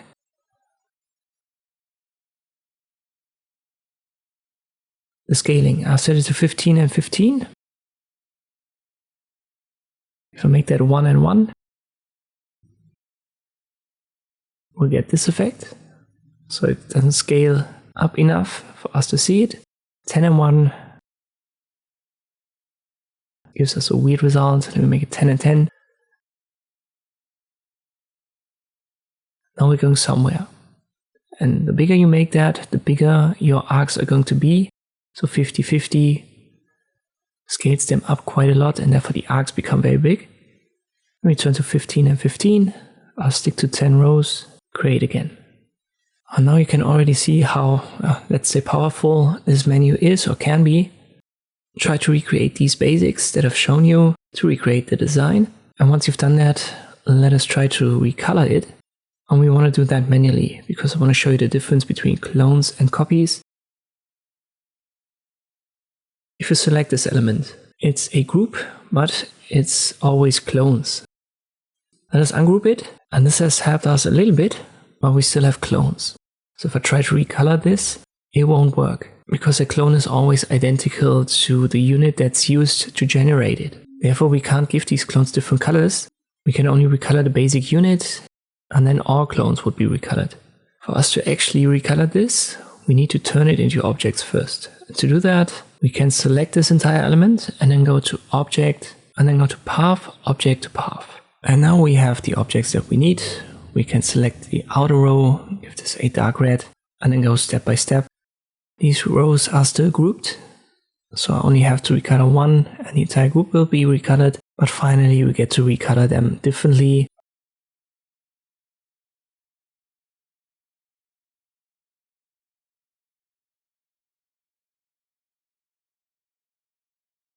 Oh, and I was a little bit short here for the final one. Let me just delete the inner smaller circles. They don't fit here with that color. But this would be the way to deal with these clones. You go to Path and first turn these into a path, and then you can recolor them like you could with any other element in Inkscape. As I've said, a little bit more complex, but still try to recreate it. If you get stuck, just go back to the start of this chapter and then follow it step by step. Let's talk about the binary options a little bit in detail. I select these two shapes, go to Path and Union, you already know that. And we can do the same with the Shapebuilder tool. I connect them with the first mode and then I confirm. And this is in principle what all of these options do. They allow you to perform binary operations, so addition, subtraction, intersection, stuff like this. But everything that you do here can also be achieved using the Shapebuilder tool. The binary options just existed long before the Shapebuilder tool was introduced. In general, it's totally up to you what you choose, what you want to use for a certain design or a certain task. Both of these options, they have their advantages and disadvantages. It always depends on the specific task, if it is easier to use the binary options or the Shapebuilder tool.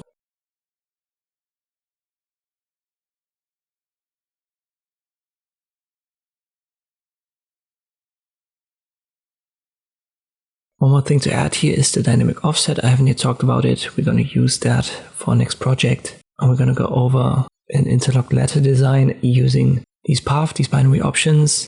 And we're also going to do it using the Shapebuilder tool. I would urge you to actually do it yourself 2 times and then decide what tool was easier for you to use.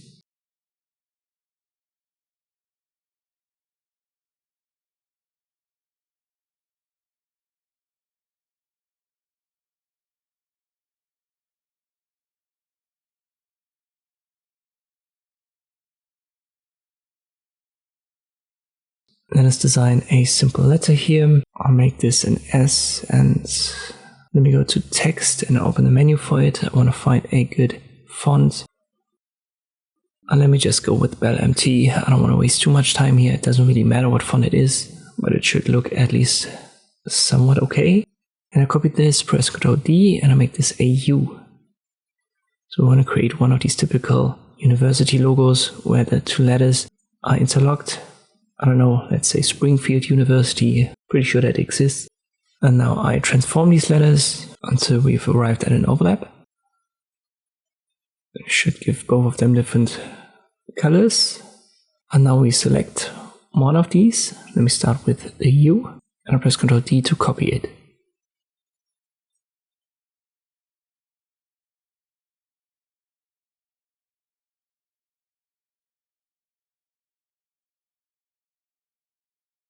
Let me give that a different color. And I put it one step below in the hierarchy. So it's behind the red EU. And I go to Path, use Dynamic Offset. And I can drag this diamond up. And this basically gives you a stroke element. And I can now select this and select the S behind. And then I go to Path and use Difference. And this gives me these cutouts of the S letter. But I don't want to have that in center. I want to have that only on top and at the bottom.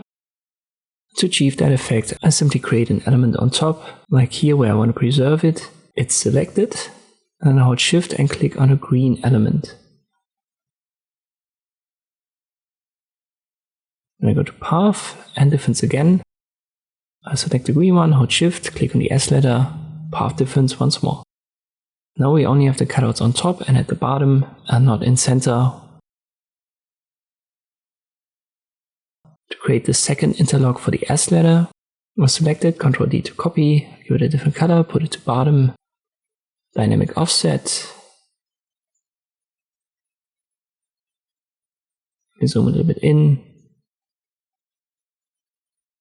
Like here should be a good position. Now I want to create yet again a shape right here on the center.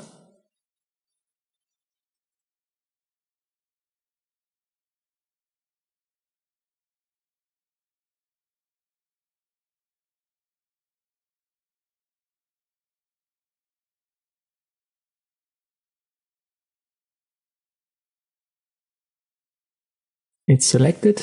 I hold Shift and click on the green element or dynamic offset. So these two are now selected. Then I go to Path, and I don't use Difference, I use Intersection. I have to bring the green element on top now. Let me properly select that. Then I hold Shift, click on the red U, then Path and Difference. And now this is exactly what we wanted. So it's an interlock letters effect created with the binary options. And you can do the same using the Shapebuilder tool. Let me press Ctrl Z a couple of times. So we've arrived at our letters right here with the first offset.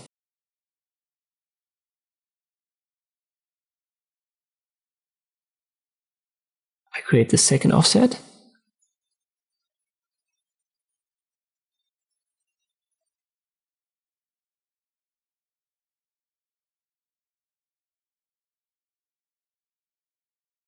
Then I select it all. I activate the Shapebuilder tool. And now I just use the two modes. So minus for what I want to get rid of, and plus for what I want to keep. You just have to be careful not to get lost here.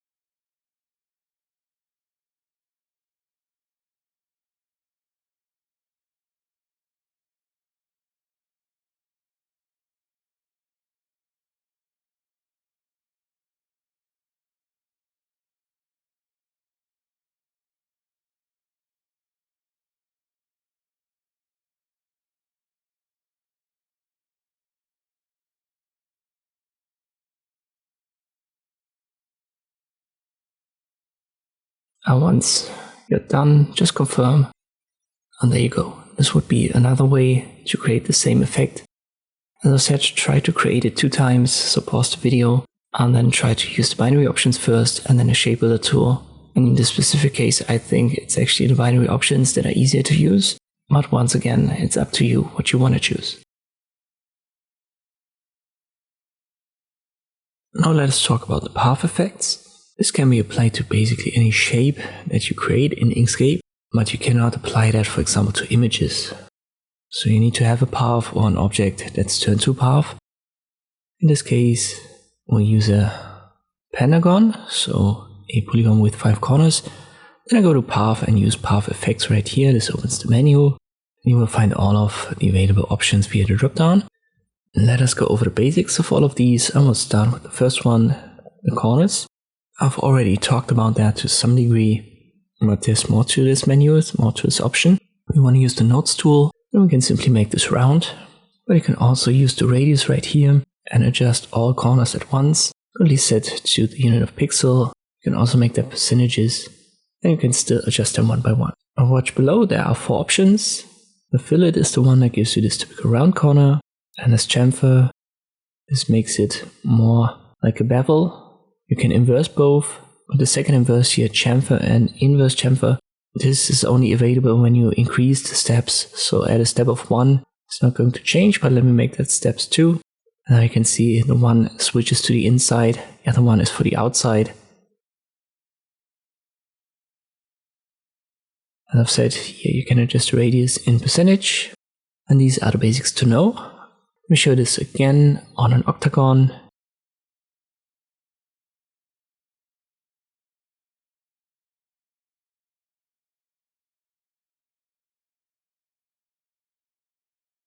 You want to give that rounded corners. You can do that up here via rounded.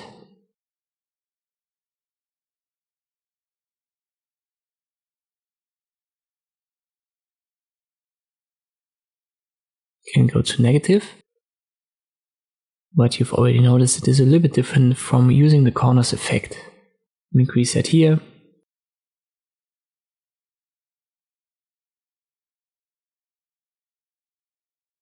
And this is typically what you want. And in the case of a sign, you maybe want to add this chamfer option.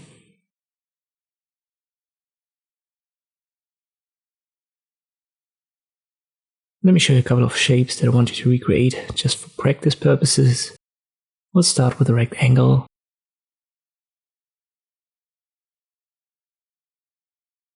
There's 4 corners.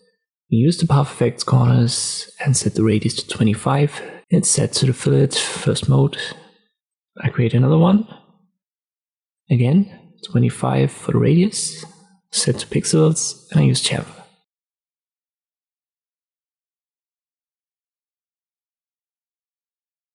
Third one, I want to have an inverse chamfer, and as I've said, we need to increase the steps for that.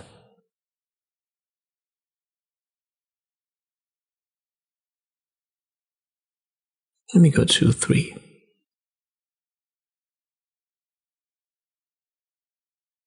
Make sure to recreate these shapes to get familiar with the tool. The next effect that I want to talk about is the power stroke.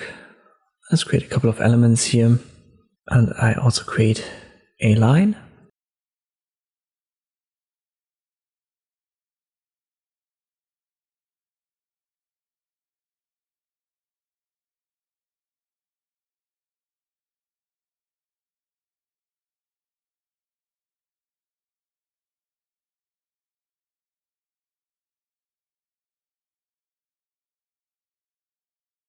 Now we select it for each.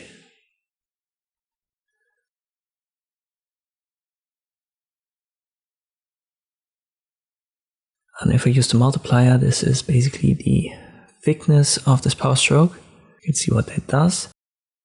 It also goes to the inside. You can see it for the circle. We now have a stroke on in and outside. Let me show this again. I give this a stroke before I apply the power stroke.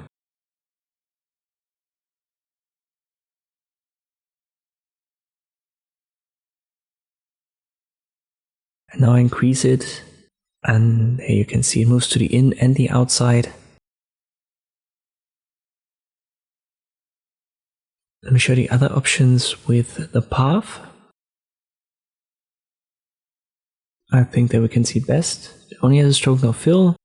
I increase the intensity, the thickness a little bit.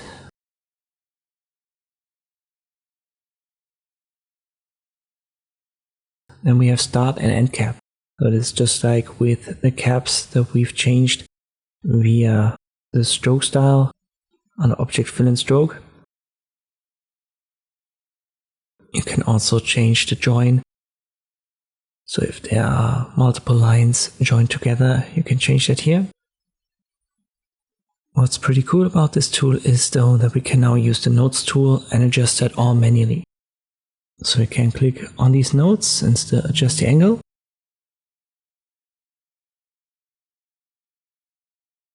But the diamond icons right here, they are now for the thickness. So if you left click drag, you can make that thicker and thinner. And you can also create new ones. To do that, hold Ctrl and then left click on one of these diamonds. And then you can drag a copy out of it, reposition it, and adjust the thickness like that. So once again, hold Ctrl, left click, and use my copy. I can drag it out of there.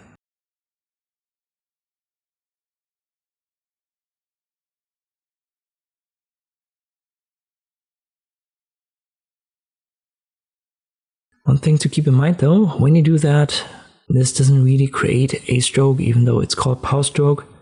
It actually creates a shape, and therefore the color of it is changed via the fill.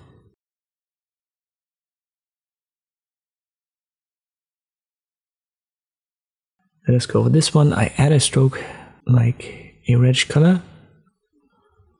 Now I go to Object Fill and Stroke, and when I adjust it, I only adjust the red element. So if I want to adjust what we've created via the power stroke, I have to now go to Fill, as it's a shape.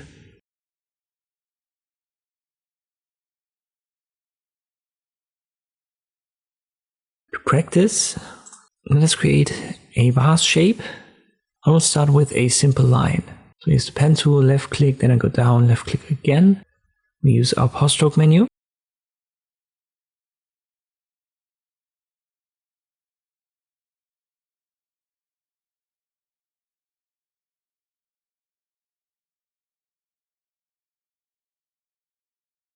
First, we need to change the start and end cap. Let me start with a square, and we may have to adjust that later on. Now hold Control, left click here to drag these diamonds out of there and reposition them.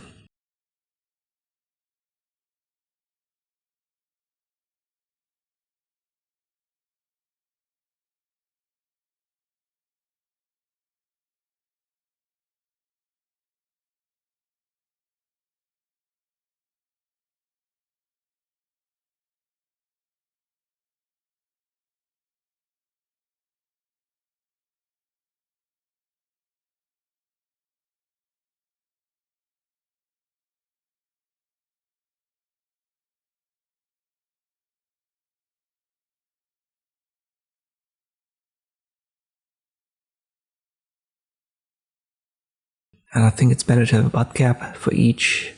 So let me adjust that. And as it's mirrored on the other side, you can now pretty easily create such shapes. And once again, it's not a stroke, it's now a shape that we change with the fill.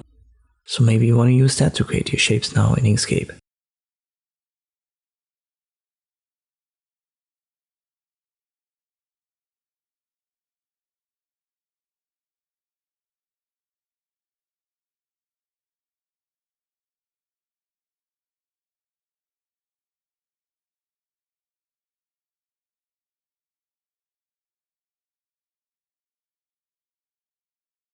Definitely try to recreate this vase shape before you continue with the next chapter.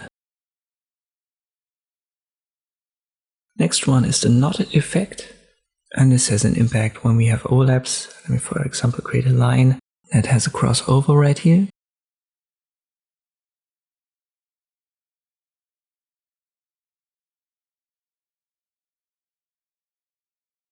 Stroke is a little bit thick. Let me go down under fill and stroke, stroke style. Now go to Path Effects and use Knot.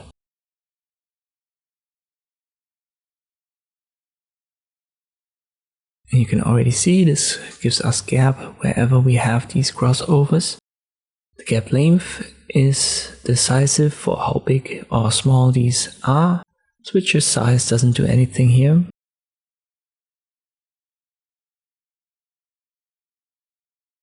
Interesting part is we can use the nodes tool and then left click on these diamond icons, and then we can switch the orientation. So wherever we want to have our gap, we can do that with a left click.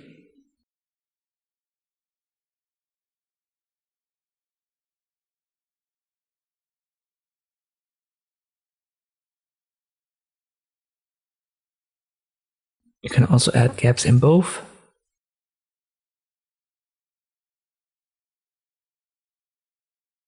And the first box is yet again to adjust the size of this gap. Let me show you a simple example. I copied this circle and now I want to apply it. Problem is it's not just one path or shape, it's two actually. So we have to go to path and combine that first. And now we can use our knot effect. And there you go. Adjust the gap length a little bit. I don't want to have gaps in both. And I keep the first box checked.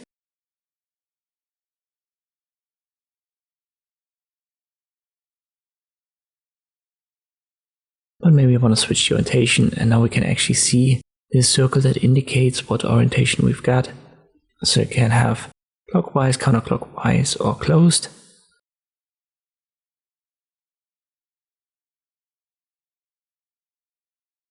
For you to recreate, let us start with an ellipse, Ctrl D to copy, or Ctrl N, I drag it out of there, select both, and then use path and intersection.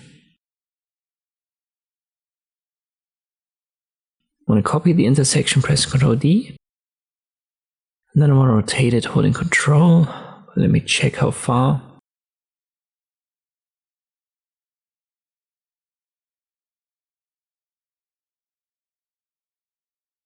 I have to rotate that one step more. So I always hold Control to have this snap.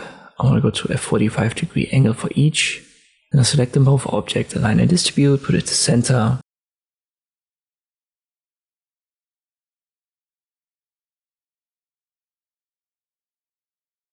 To use the knot effect, we have to combine our two shapes on the path, and now we can edit.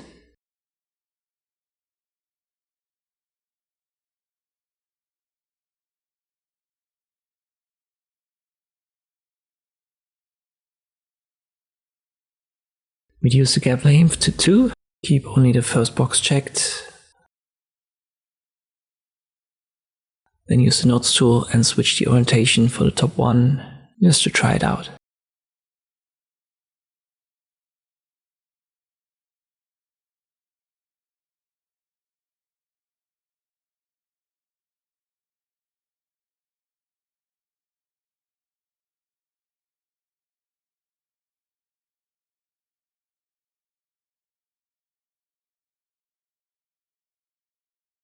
Next option is to simplify. I don't really like it because it's very unstable and it likes to crash the entire software. Let us use this polygon with 12 corners. I go to simplify, and you can see it simplifies the edges, so it makes them smoother, you could say. But when you mess around with the complexity right here, this is usually what's going to crash it, so I don't want to go too high. Instead, I'm going to show you a manual way to do it. And you already know that. It's using the tweak tool. So let me start again with a polygon 12 corners. I use this third mode right here. And then I left click drag over it.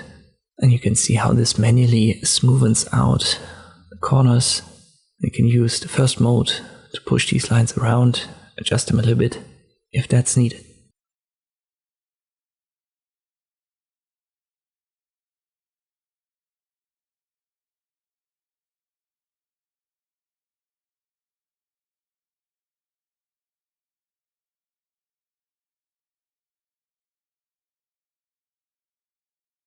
Let us create a simple shape.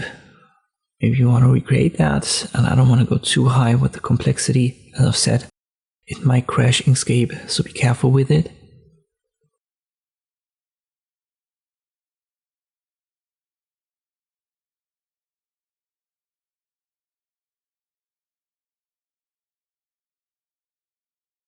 We'll give that a filler and a stroke.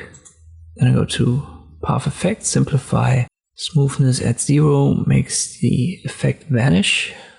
Let me go up, and if I use the nodes tool, you can see what's actually selected here.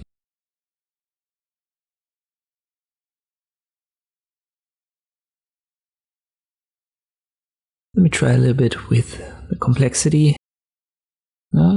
At 50 it's still fine. So for this shape I don't have any problems. The more nodes there are, the more edges, the more problems arise, and it's more likely that Inkscape will hang itself up. So be careful with that option. I don't really like it, I don't really use it. Maybe your CPU is just faster than mine and you want to use it. Next effect is yet again an offset. And let us create a circle with a cutout in center, so that we have kind of like a donut.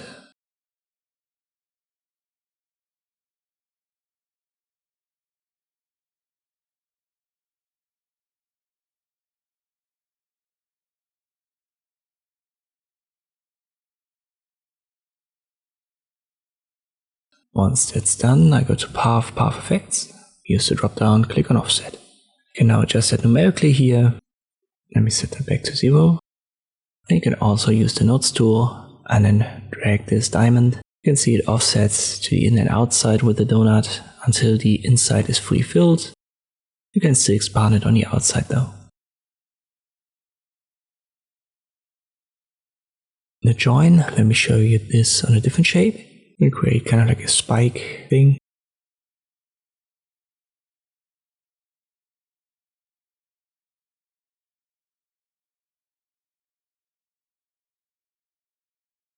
I use the offset feature.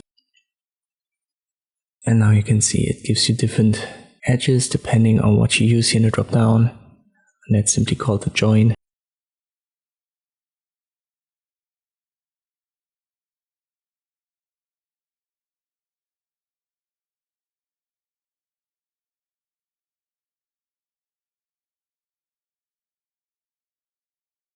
And this entire offset works in principle like the one that we've got under Path, but the results are a little bit different depending on the size, depending how far you want to offset it.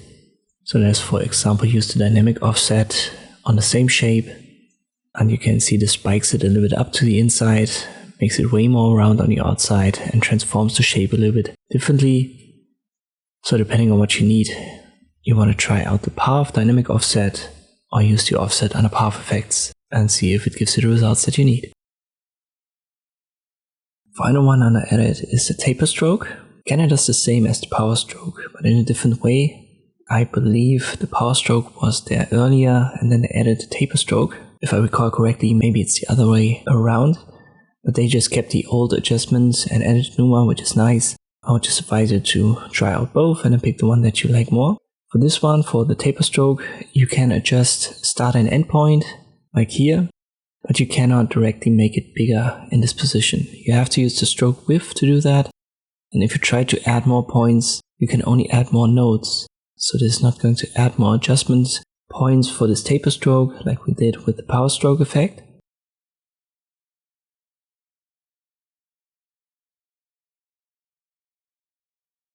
Make this a bit thicker, like 10.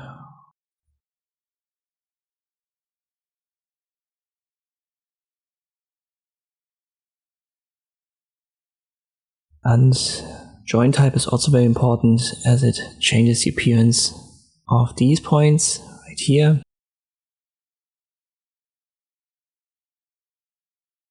The other values are for the positions of the offsets. Then we reactivate the nodes tool. See that was the start point, this is the end point.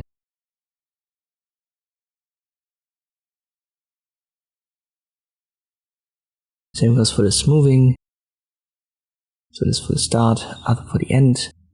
And start and end direction are also somewhat important when you don't want to have it the center usually you want, but you can clamp it, for example, or have it a little bit offset to right and left.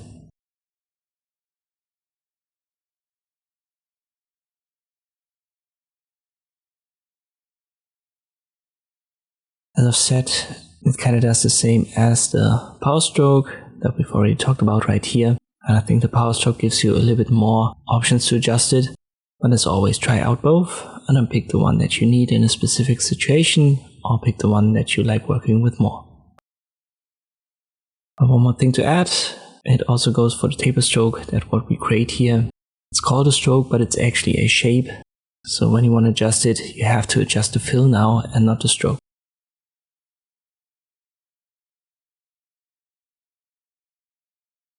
Next up is the bend, and you can also bend lines using the nodes tool. I've already shown you this, but the difference here is that it's a non-destructive way, so you can always get rid of the effect and you get your line back. Let us add the effect, for example, here. And that's only one of the effects. Right here under bend, we have edit on canvas. Let me first use the nodes tool, so we hover over the lines, can change that. But here, edit on canvas gives us a different line, and now we can treat this as basically a group, and we can bend the entire thing. So that's another key difference between this bend and the usual bend.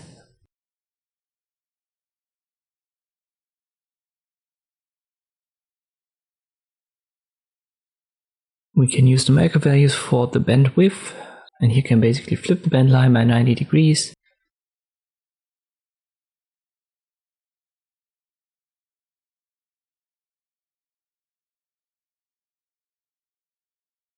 Let me show you another, I think, interesting feature. I'll create a simple arrow, the markers.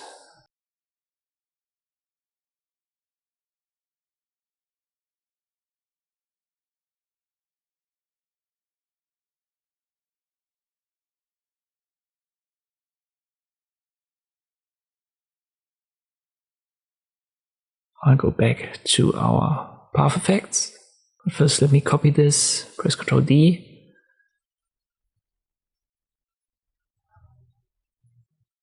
And we can bend this via the nodes tool, or we can also use the path effects. Edit on canvas. And then the bend also applies to the markers a little bit better. So this is in most cases preferable. But let me show you the interesting feature here, because you can also clip this to a path. So if I create a new one here,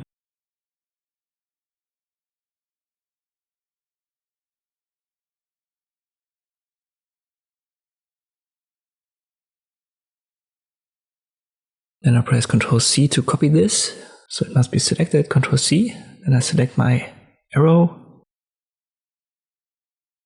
I apply the bend effect, and now I go to this feature right here, link to path in clipboard. And with that feature you can basically put any element onto that path.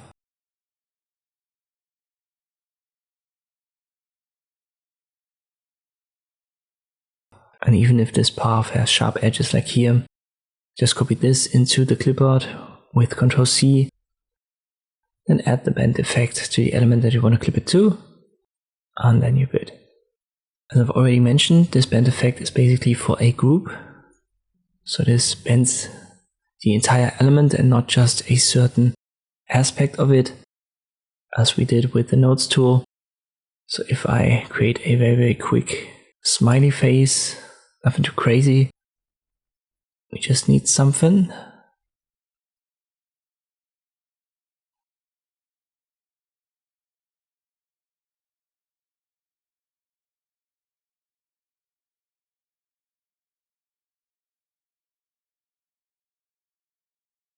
Put this a little bit off to the right. Now select it all and I press Ctrl G so that everything is now grouped.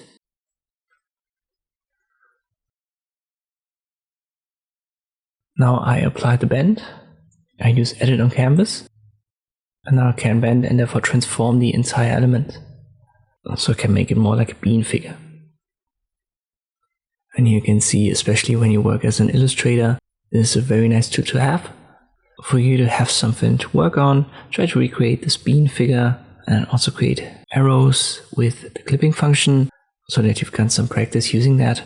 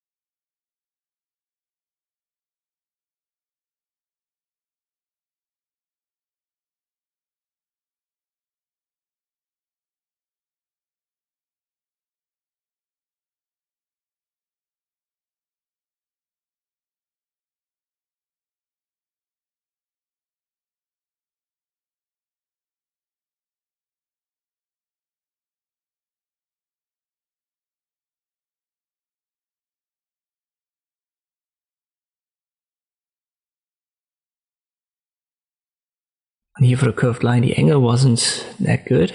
That's one of the downsides of this feature. It doesn't work for every angle. So let me use the nodes tool here and I drag the end node a little bit to the left to have a better angle. Control C on it. I apply the clip and now it works. So the feature isn't without flaws, but it's definitely a helpful tool to have. There's a pattern along path feature. Let's, for example, create a circle first, and then I create a path using the pen tool. You don't need a fill for the path.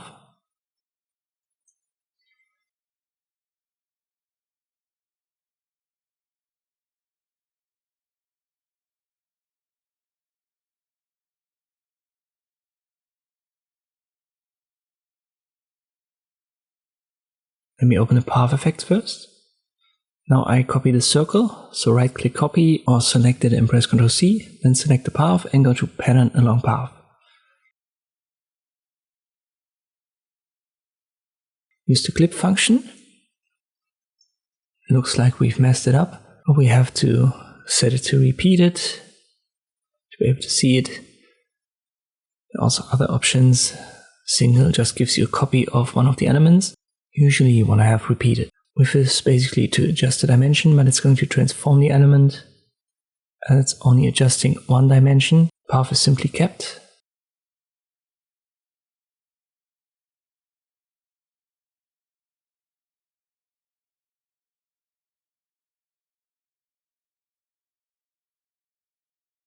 You can space it along the path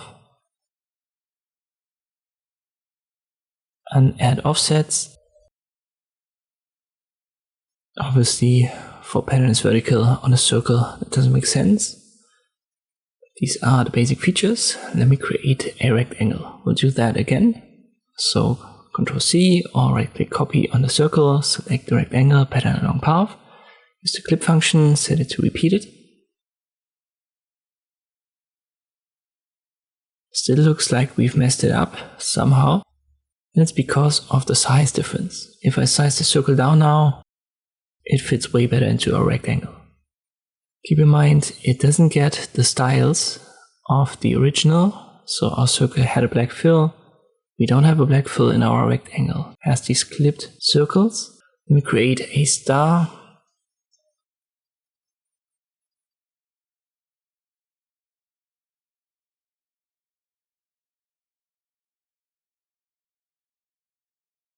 Let me switch back to the default here. Just want to have 5 corners for it. Rotate it like this. Give it a fill. Now create a rectangle. It doesn't need a fill. Right click on the star, copy. Select the rectangle, pattern along path. Use the clipping function, set it to repeated. We size down the star.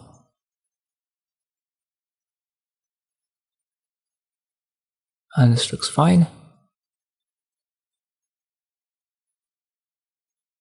And let me keep the width to 1. That's okay. You can adjust the spacing a little bit so that the corners look nicer.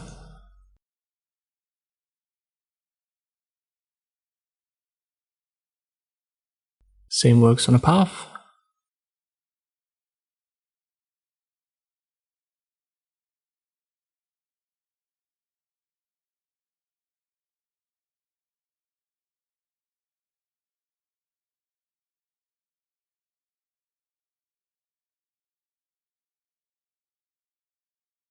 Size already pretty good, but it doesn't have, as I've said, the same fill, so we need to adjust that manually. For example, under Object Fill and Stroke,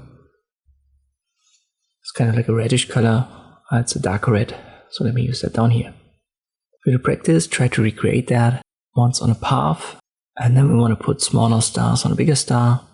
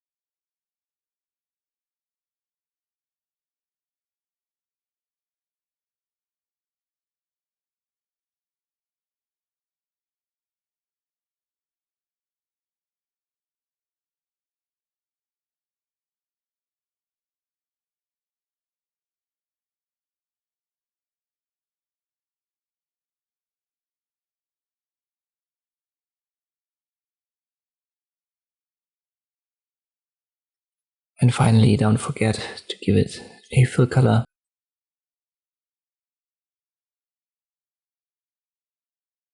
When you want to delete it, keep in mind that when we delete the small ones, it's going to mess with our bigger shapes. So we have to select them first, go to Path, Object to Path, and then we can delete it. Same has to be done for the star below, so if I just delete it, it's going to mess it up. If I select the star, go to Object, Object to Path, and then I delete the star, nothing is going to get messed up. Transform by 2 points. It gives you the option to transform your elements, but it's nothing new, it's just stuff that you can do with regular transform options. But in this case it's path effect, so it's non-destructive, and it's a different way to do it.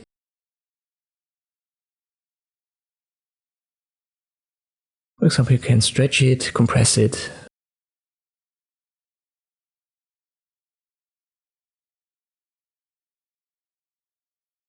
Offset is for the position. Same goes for start and end. Important are the options below these 6: elastic from original width, flip vertical horizontal, lock length, and lock angle. As I've said, it's non-destructive, so you can always reset it or simply delete this effect and you get your original back. When you've got the nodes to active, you now get this line right here with 2 diamonds to perform these transform operations.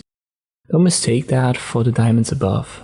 So these are the tool, in our case the star or the polygon tool diamonds. For us it's this blue line with the 2 diamonds on left and right.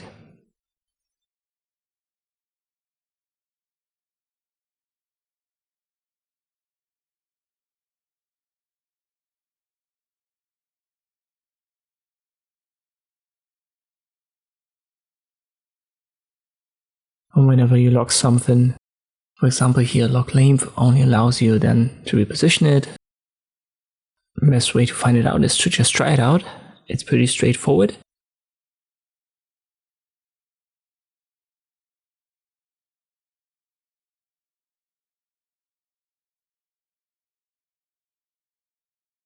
Another thing to mention here, this also works on groups. So if I press Ctrl D here, I add 2 more stars, then Ctrl A and I right click and group. So all 3 stars are now in the same group. I can apply my effect and now all of these transform operations are possible on the same group.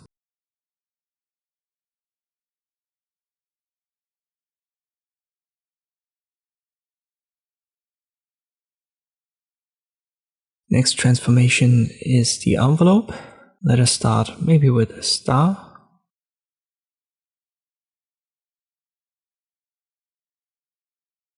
We go to path effect as always.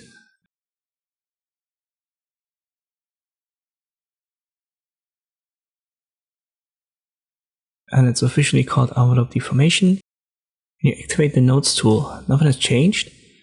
So you actually have to use edit on canvas right here. And this gives you this greenish line. And then you can drag the diamonds around and deform that.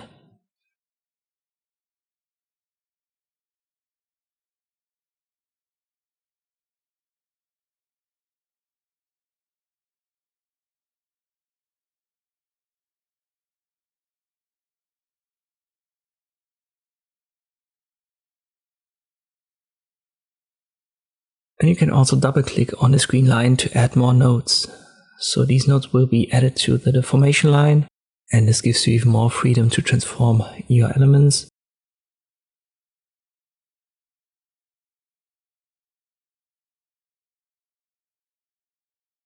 Let us create a simple example. We want to have a rectangle and then a text. They should have about the same size.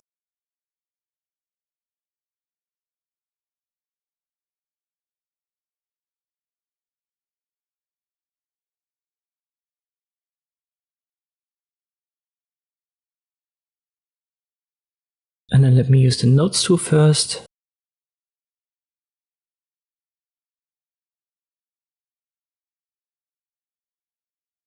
And here's where I double click to add new nodes.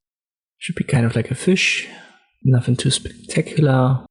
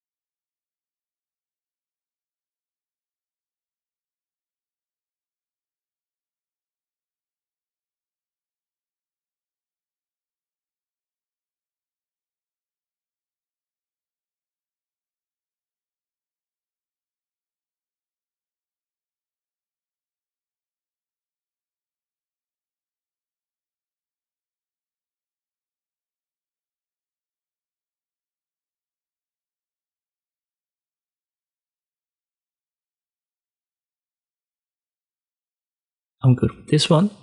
So now I add the text.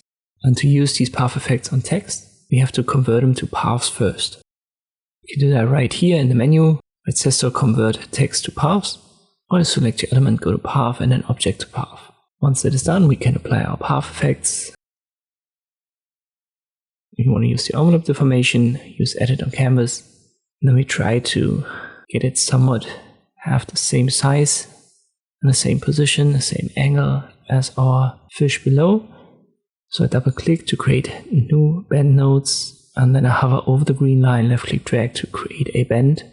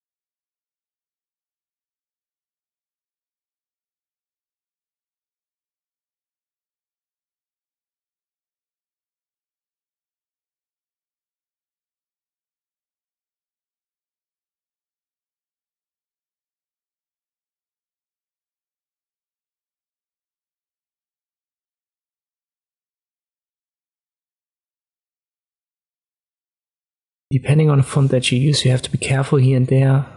You can see that on the left hand side, the F letter, it gets flipped at a certain angle. Let me correct that. And this would be one way to use this path effect. Try to recreate it to get a little bit of practice, and definitely try to do a better job than me, because if I zoom in, you can see here I wasn't perfect, but I don't want to waste too much time on it. So let me proceed with the next path effect.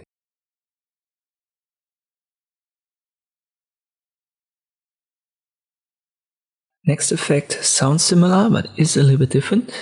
It's also an envelope effect, but this is a perspective envelope right here.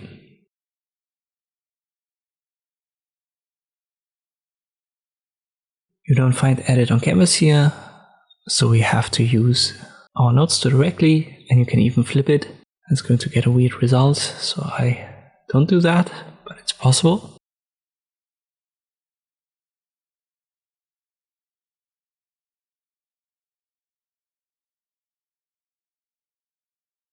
Let's, for example, create a 3D box.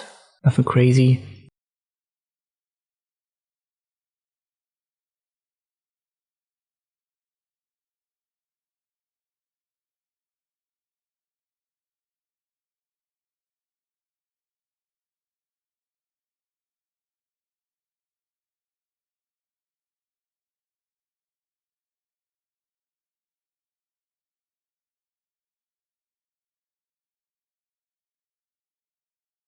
Let us start, for example, with this. Now I add a star, give it the perspective envelope effect. Use the nodes tool, and now you can position these nodes according to the box.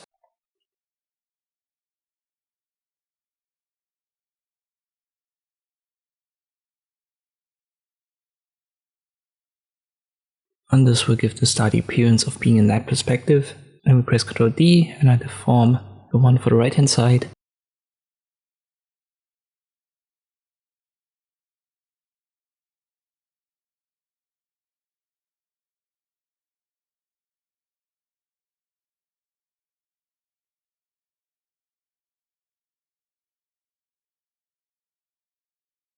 One use case would be to create a text around a corner.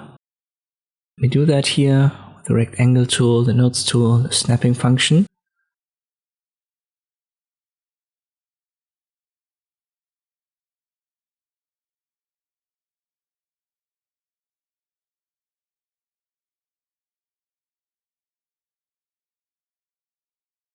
This is my placeholder. And then I create the text. It's a good idea to split it up. So not one text element hello world, but two, one for hello, one for world.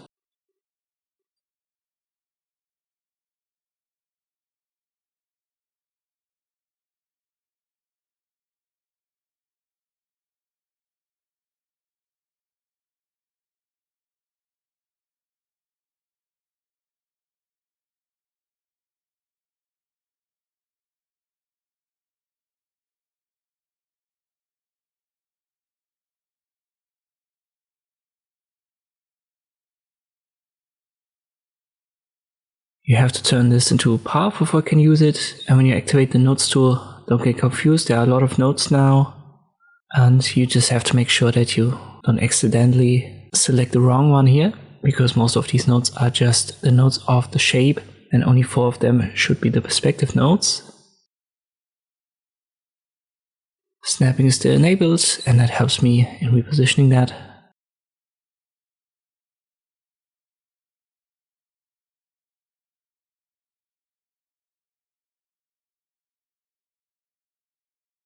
Here, for example, is a node that's part of the shape, so if you drag around this diamond icon, it's going to deform your text. Usually you don't want that. Let me do that for the second one. I convert it to a path first, give it the effect.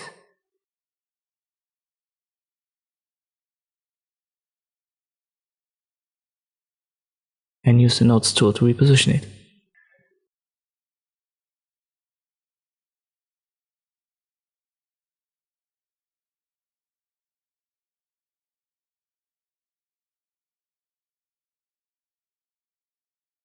And now we've got it set into this corner perspective.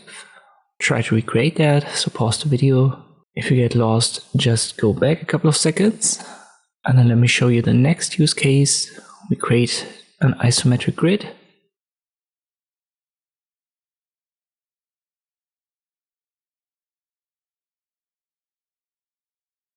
I'll just keep the default for axonometric. I add my text, I'll just make it hello.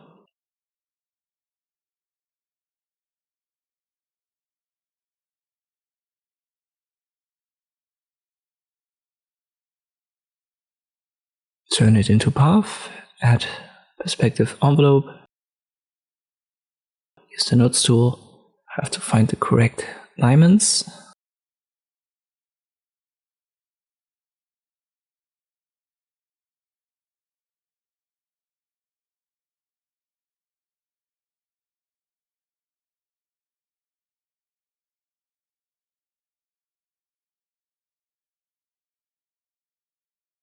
And then I have to zoom a little bit to find the correct line, but this should be it.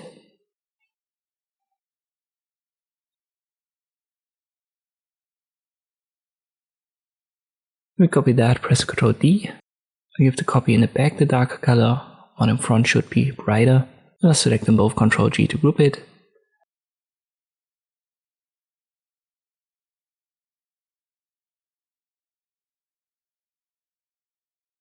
And I delete my grid, and now we've created isometric text. Try to recreate that as well before we continue.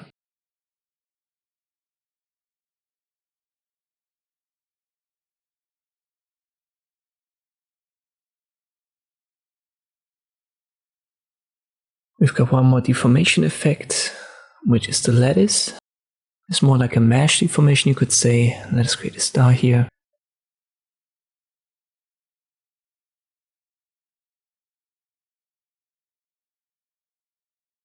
If you apply it and then activate the nodes tool, you will get this mesh, and then you can drag the nodes around.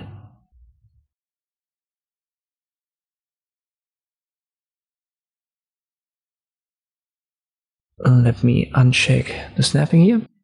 There are also adjustment options that mirror horizontally and vertically.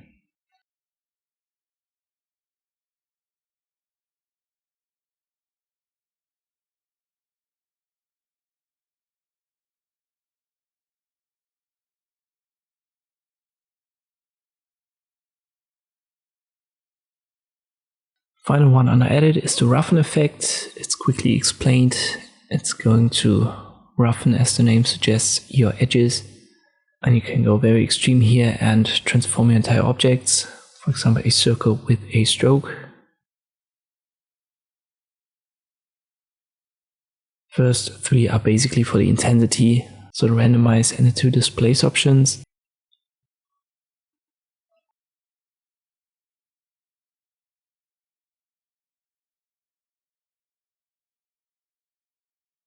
When it comes to the resolution, the method is important. If you set it to number of segments, you need to use the second adjustment option that's going to be set to 2 to adjust it. And for the segment size, if you go higher, you're going to flatten it out more. If you go down, you're going to roughen it more. So it's kind of inverse compared to number of segments.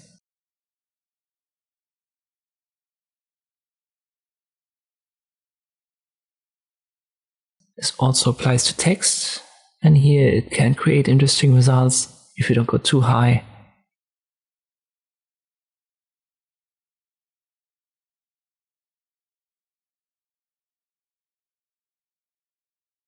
Let's convert it to a path. I'll apply the effect. I use segment size, and 1.4 is too much. Then we go to like 0.8. So I can quickly give your text a roughen effect, more like a scribble effect. And these were the edit live path effects. Maybe you want to try them all out if you haven't done so. And if you've tried them out, we're going to continue with the rest now in the next chapters. Here we have another option for Boolean operations. It's a little bit more interactive, you could say, but it also has its downsides. To set it up, I create a star and a circle, make sure the circle is on top. If I select both, I go to path difference. You already know that. But there's a different way to do that under path effects, which is non-destructively, and as I've said, more interactive. Then press Ctrl Z, then right click on the circle, copy.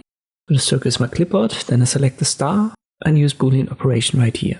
And now I have to use link to item. And it's going to link the star to the item that's in the clipboard, in our case the circle. And now I can left click on the circle and drag it around, and thus reposition it, and therefore the union, the final shape that comes out of the union, will look different. You can also use difference, and here it becomes more obvious, so you can cut into the star now manually.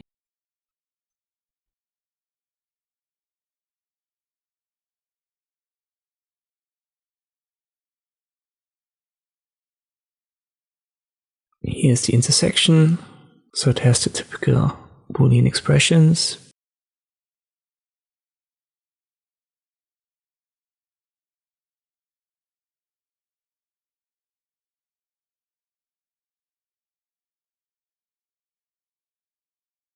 If you want to get back to the original, just select it, and then here's this box that says what you've done so far. Just left click on it, and then you get the menu back.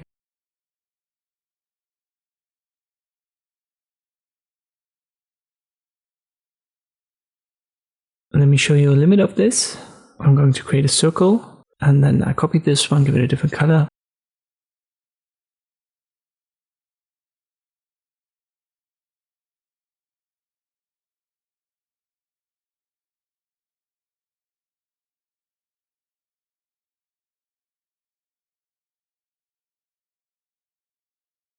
Let me get rid of the stroke for both. Then I copied the two, press Ctrl D, and I use path difference. So this is going to give us a typical donut with a cutout in center for the circle that was in the background.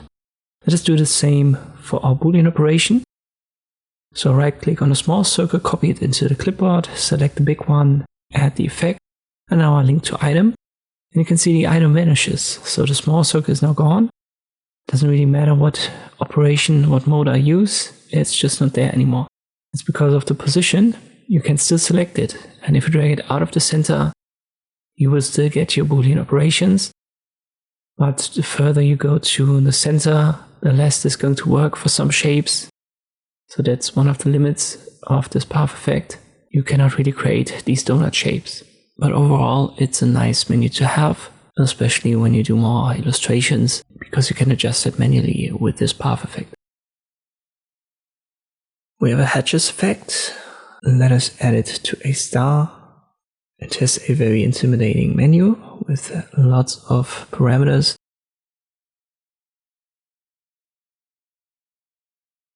But it's easiest just to use the nodes tool and then adjust it via these diamonds. Don't get confused, some of these, they belong to the element itself, so in our case the star, but here we finally have one that belongs to the menu.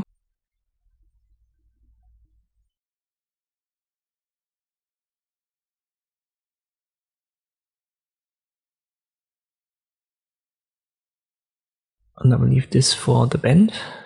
if I'm not mistaken. The best way to check it out is simply to use the nodes tool and then try. But important parameters to know are the randomness. When you go down, all of these lines will look the same. When you go up, they will look different. And then we have the growth set to 0. But if I go up, you can see it gets stretched out. But this also depends on the diamond icon that I've shown you. And then we have the bend. And the bend only works when we have this box checked. And now I have to find the correct one again. No, that wasn't the one. Let me check. I believe it was this one at the bottom. This should be the bend. So now it gets bent to the right. And if I drag this diamond to the left, it gets bent in the other direction. But once again, this only works when the box is checked. When you uncheck it and you drag this diamond around, nothing is going to change. So keep that in mind. Then the smooth option, this will give your line a bigger curve.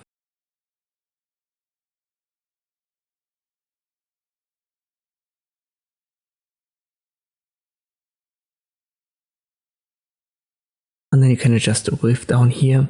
In our case, to bottom and up doesn't play a role because we've set it up so that it goes from left to right. So only the width here to left and right makes a difference.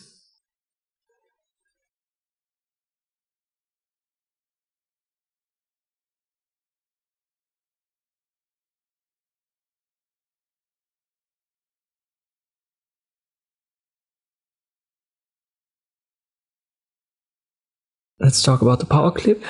That's quickly done. Should be grayed out when you just have a simple element.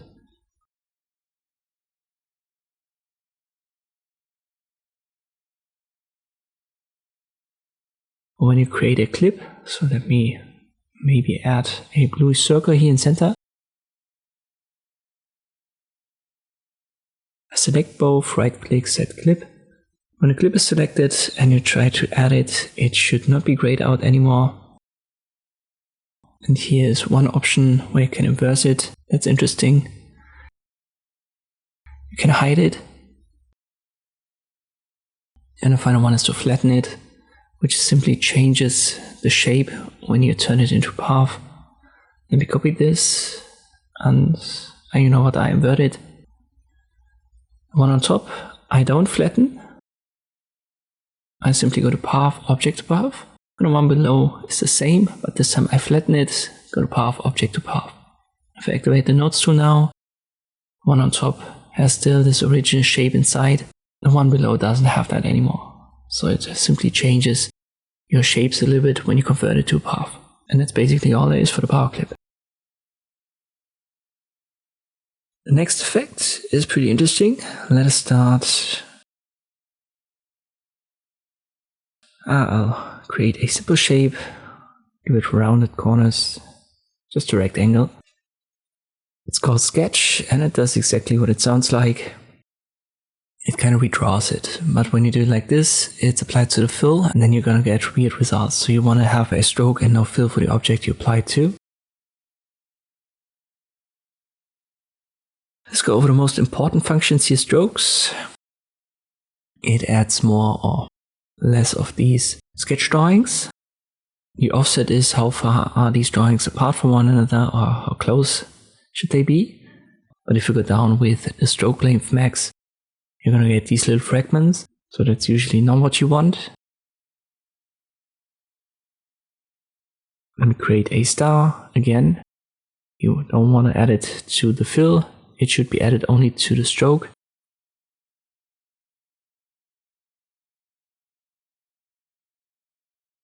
Here once again, it's going to create weird results when you have a fill.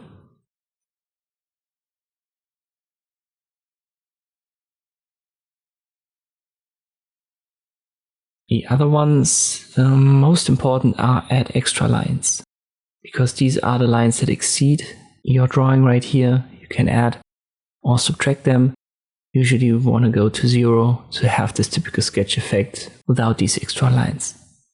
You can also apply that to text, which creates an interesting effect. But here yet again, only add a stroke, no fill. And here it's important to do that before you convert it to a path. So let me do that to the fill.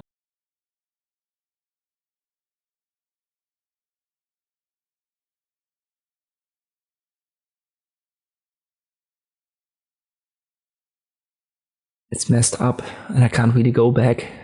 So I have to press Ctrl Z until I've arrived before I've converted it to a path, or simply create a new text element. This time I'll add a stroke no fill.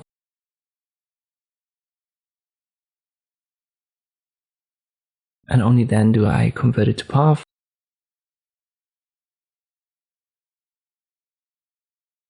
Let's get rid of the extra lines, we don't want it.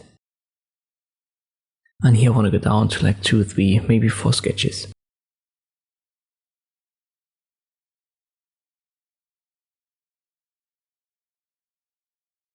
Another cool effect is the tiles, because it creates copies, kind of like the tile clone tool. But this one might give you a better overview. Let me use, for example, a triangle, maybe something like this.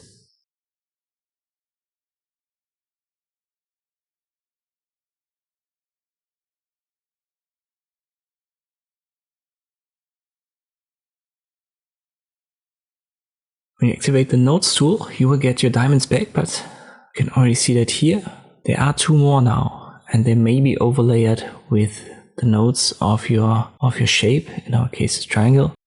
But the other 2, the new ones, are now for the distance, the gap between the elements that were created here by this tool. But you can adjust that via the menu as well, so I would advise you to not use the nodes to at all here.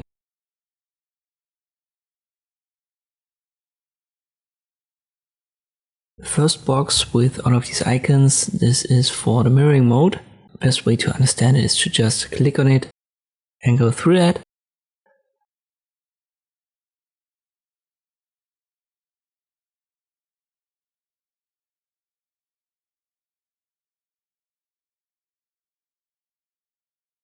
Rows and columns determine how many copies there are.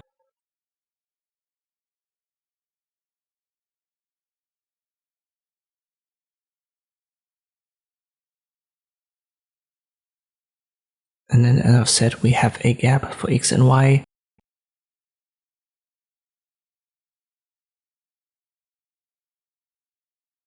We have an offset, so if you want to have your lines to have a different position, and you can flip that here horizontally and vertically. Then we have scale adjustments, and if you go into the negative direction, you can also shrink your elements. There are different modes. Yet again, the same goes for rotate. Both have a uniform option and also a randomization.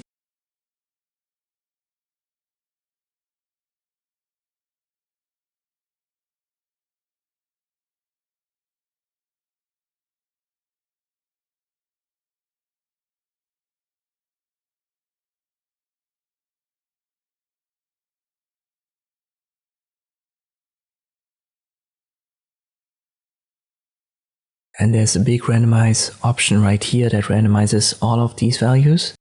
There's mirror transform and one for minimize gaps, but more important is the one below that.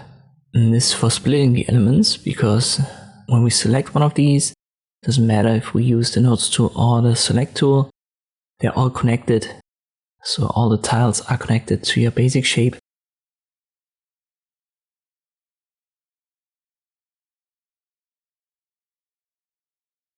And only if you split them up, you can now give that different colors without affecting all of these tiles.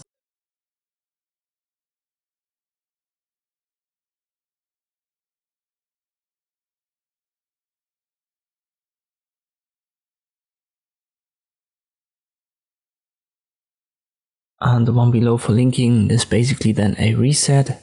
So if I check this box, all of these will have the same color again as the original.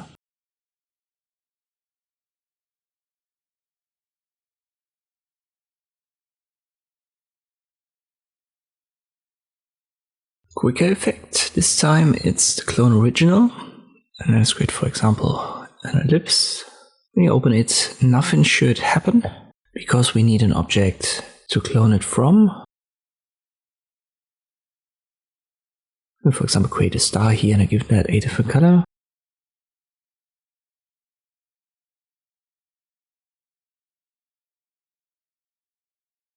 Then I right click on one of these and copy it. So this is then going to be our clone from object, so our star. Then I select the ellipse, And I have this clone original already added. I have to add link to item. And now the circle was turned into the very exact same star that we cloned it from. And if I use, for example, the nodes tool and adjust it, the other element is adjusted in real time as well. One of the differences between the regular clone option under edit is that we can still change the fill color. So this is not linked between the clone and the clone from. Let me, for example, create a clone using the edit tool.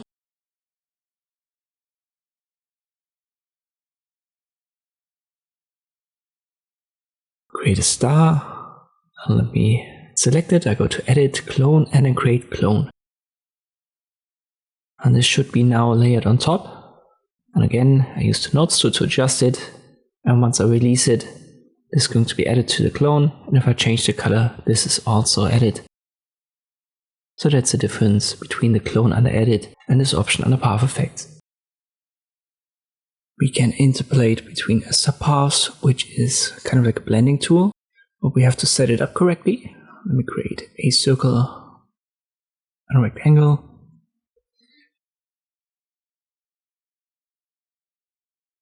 I transform the circle a little bit to have kind of like a thinner ellipse. When you select it, you can't really add the effect. You have to go to path, object to path first, and then you have to combine it because we can only select one path, shape, clone, or group. Once we've done that, we can select Interpolate Sub-Paths right here. It's going to be directly visible what it does. As I've said, it's kind of like a blending tool. So it tries to morph in steps in between the two shapes we've created. So from top to bottom, the ellipse turns more and more into a rectangle, and from bottom to top, the rectangle turns more and more into the ellipse. You can define the steps.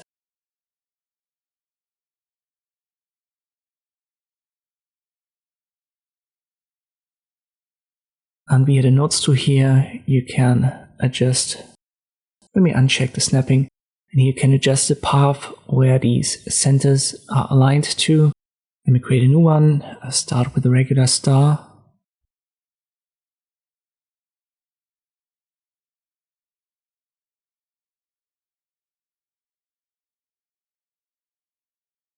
And I create an ellipse down here.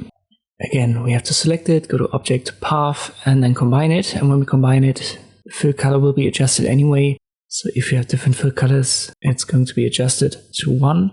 So I'll keep that to green. I use Interpolate Sub-Paths, and now the star turns into a circle, or vice versa.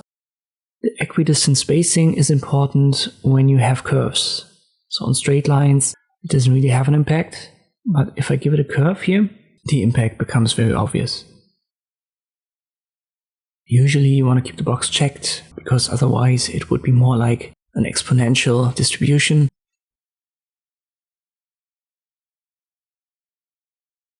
If you don't want to work with these, don't just go to path and break it apart.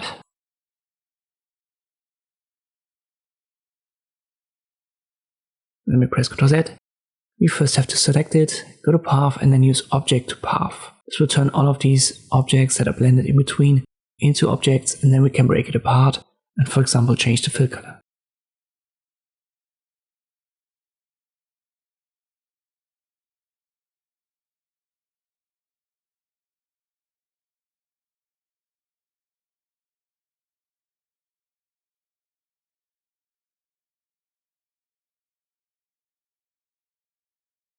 We have a power mask, but this should be grayed out when you simply want to add it, let's say, to a rectangle. So many other options here, many other effects work, but this one doesn't, because it's only a mask effect. Use cases are very limited. But let me create a rectangle with a gradient.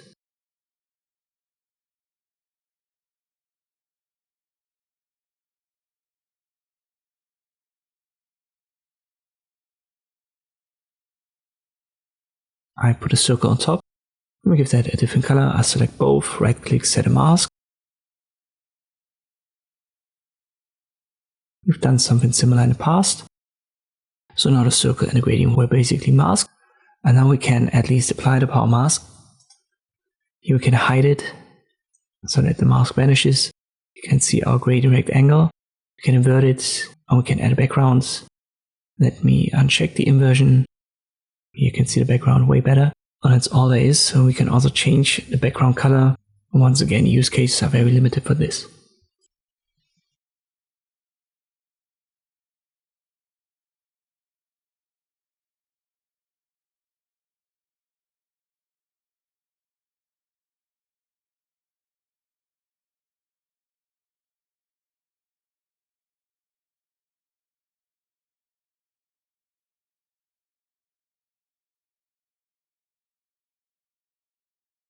Slice effect is useful. Let us create a star. We'll add it, and now you can already see a different bounding box here. And at the center of our object, it has now been sliced. You can flip that from vertical to horizontal.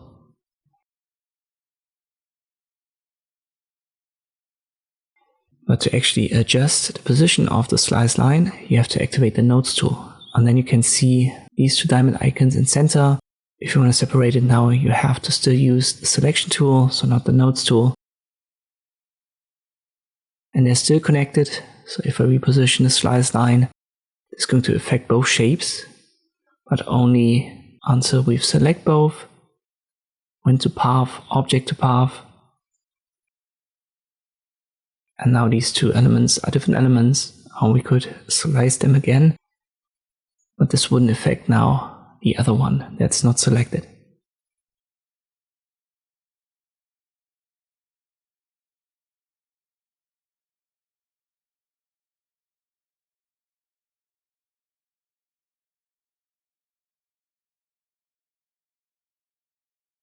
As I've said, an interesting tool, gives you a very nice and clean slice line.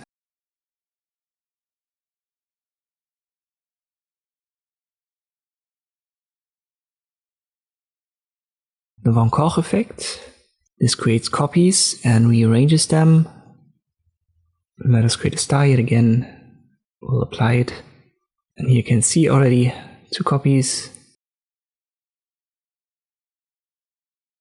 And with number of generations, you can set how many iterations there are.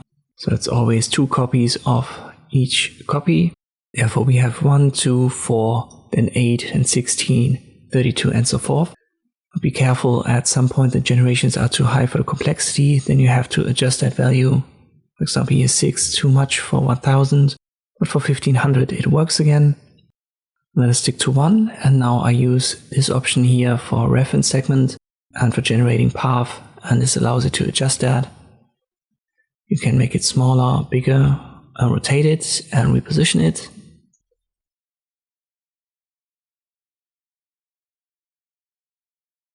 Same goes for the generating path.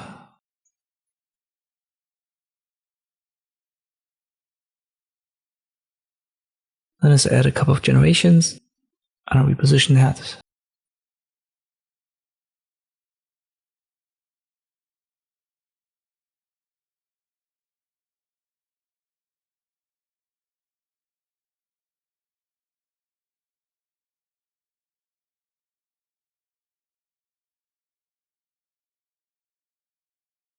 If you want to adjust these stars afterwards, select it all, path object to path, and then you have to go to path and break it apart. And then all these stars can be adjusted individually if you want to give that a different color, for example.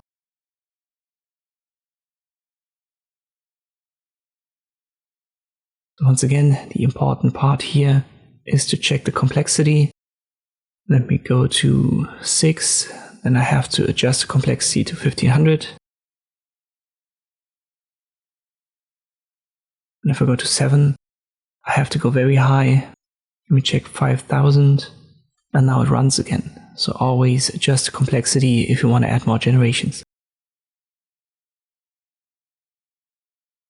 Next up is a fill option. Let me create a circle with only a stroke. We don't have a fill here, and then I create a star. This should have a fill, no stroke.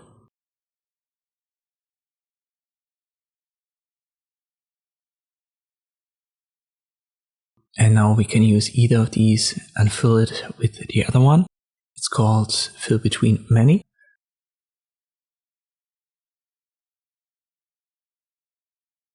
Let me right click right here on the star, use copy. I select the circle and then I use this option for link to path in clipboard. Now what has happened now is that the circle was put, it's a stroke, on the outline of the star. And we can do it the other way around as well. I copy the circle, which only has an outline. I give fill between many to the star, use the link icon, and now the star was put as a fill of the circle in between this circle outline.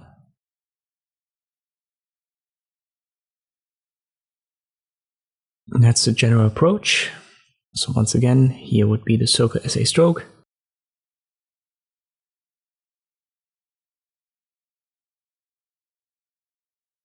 And the other was the star as a fill. Let us create a simple line using the pen tool.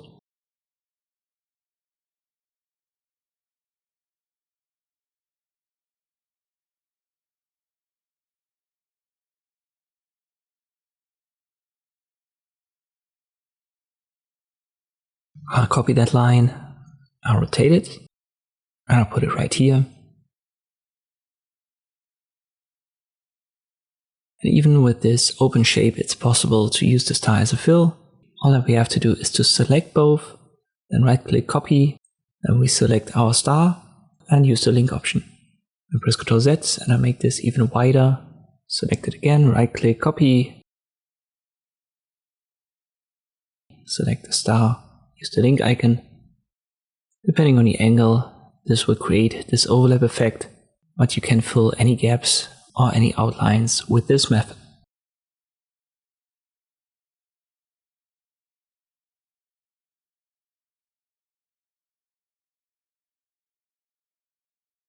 We have a mirror option, that's a symmetrical mirror. I'll create a star yet again.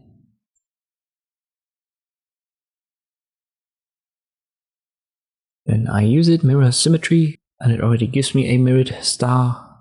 If you activate the nodes tool, you will get this line with 3 diamonds. 2 are for rotation, the center for the positioning. The first mode is the free mode, the other ones are nice to have, but usually you want to use the free one anyway. It gives you the most freedom to adjust it.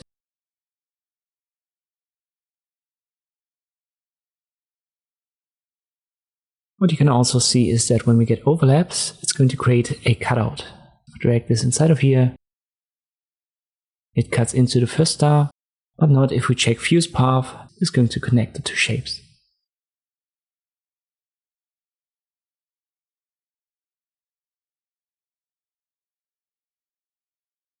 Another one that's important is the split elements, because for now this is only one element. So if I want to recolor this, I would recolor both at the same time, but when I check split elements, I can recolor them one by one. If I uncheck it and then recolor it, it's going to get the same color. Link styles basically does the same. I split it, give it different colors. Then I activate link styles, and this will give both the same style. You don't have to turn that into a path. Let me, for example, delete the left hand star and the right one just stays, it doesn't get deleted. You can also rotate copies via path effects. Let me yet again create a star.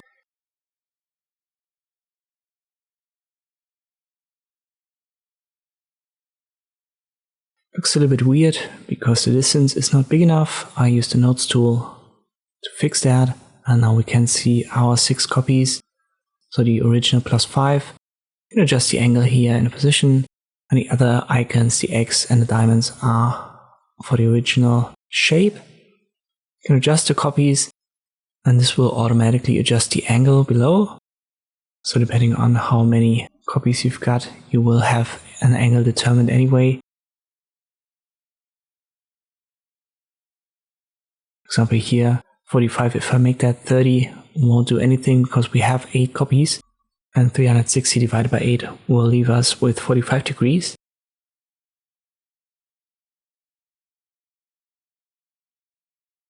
You can determine a starting angle and a gap, but all of that is done easier, I think, if you do it manually using the nodes tool. So here, for example, we have 12 copies and therefore the rotation angle must be 30.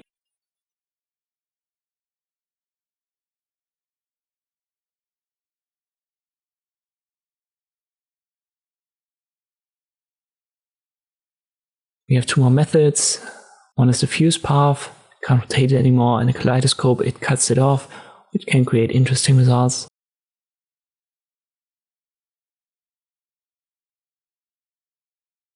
But usually you want to have the normal mode. We can distribute it evenly, which should be done by default. We can mirror the copies, and I think that becomes more obvious to actually mess around with these shapes. Now let me just create a star from scratch that is not symmetrical.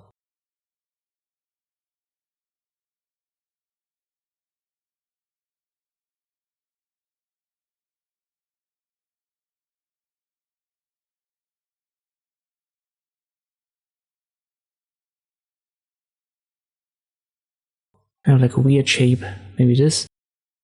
And if you mirror that, it's going to flip basically every second of these.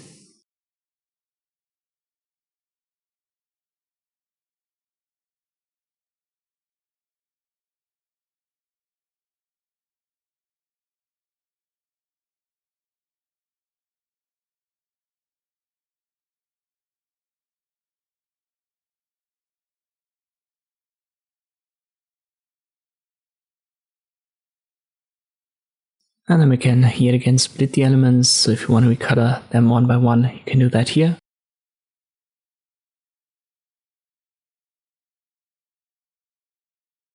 When you leave this menu, the copies will still be connected to the original. So if you drag the original around, copies will be dragged around accordingly. Therefore press Ctrl A, go to Path, Object to Path, and now you can drag them around individually. Next one is interesting, but it can also be very complex.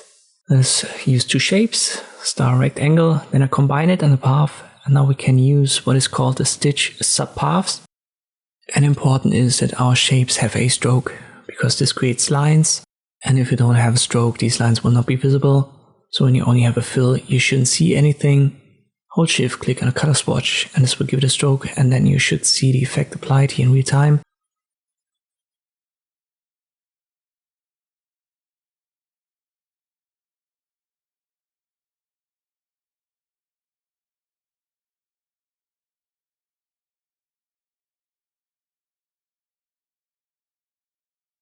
I do it again using a star on the right. I make it a bit smaller.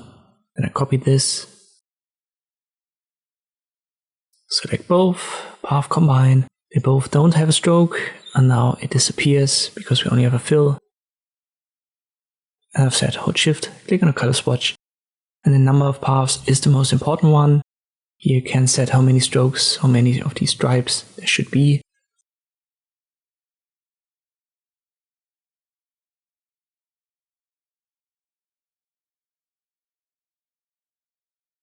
And then you can adjust basically the line appearance or the alignment of them via the next 4 values.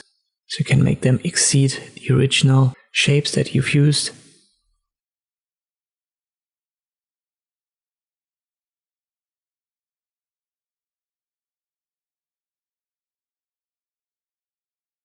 Let's create one more, a smaller star, a bigger star.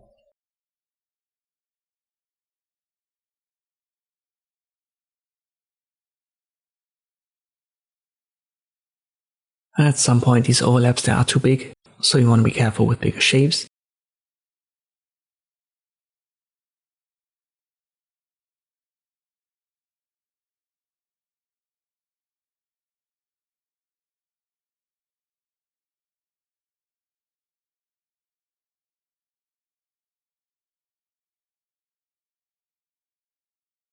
In principle, it's also possible to define your own shapes as the line. Let me create a fantasy line right here.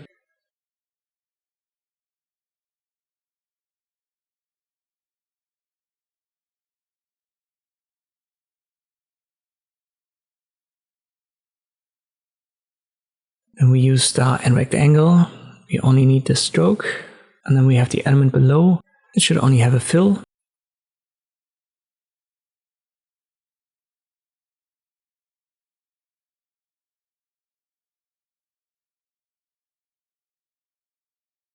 And then we right click on the shape below and we copy it. So it must be now clipboard. We select the shape above and now we use this function, paste path. And it's going to basically attach this fantasy shape to the line, the stroke.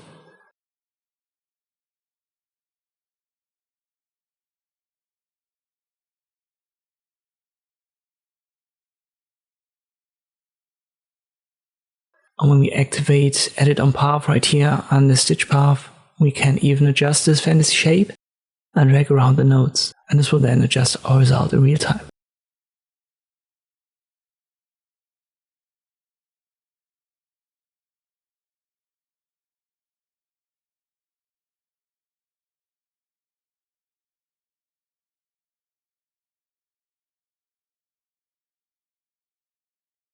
Let's move on to the biggest section of the path effects. For this one, we need two path elements. We create a curvy line here, only as a stroke.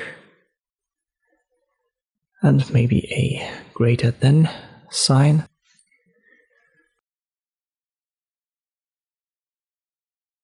You want to put one into the clipboard, so right click copy. And the other one we want to attach to it now. To use that, we go to convert and there's the attach path option. We have the same menu 2 times for start and end path. And this is actually the start and end path of your line creation. So wherever you start your line with the pen tool and end it, this will determine what is the start node and the end node.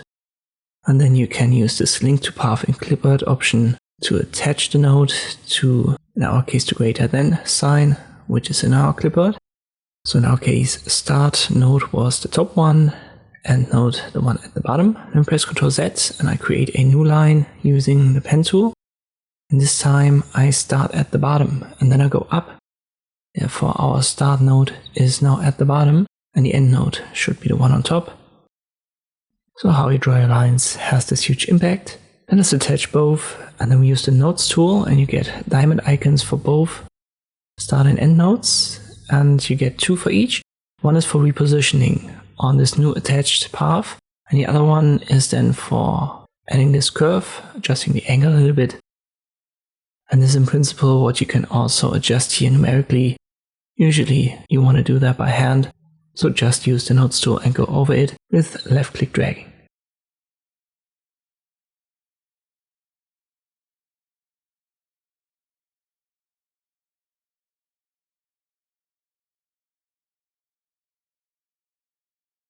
Once you're done, these are still 2 different objects. So if I give that a fill, you can see that. If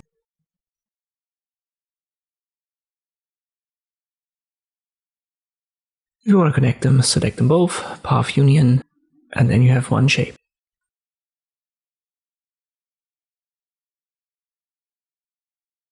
Yet another way to create a grid.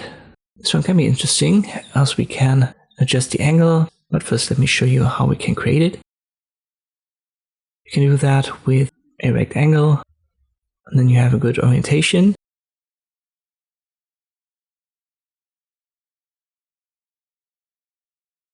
You can also do it in principle with an ellipse, but then you have a different angle from start.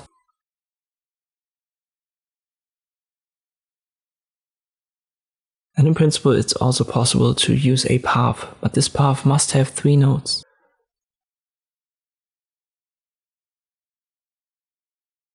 If you only have 2 nodes, nothing is going to happen. But these 3 nodes can also be curved lines. So as long as you've got 3 of them, you can construct a grid with it.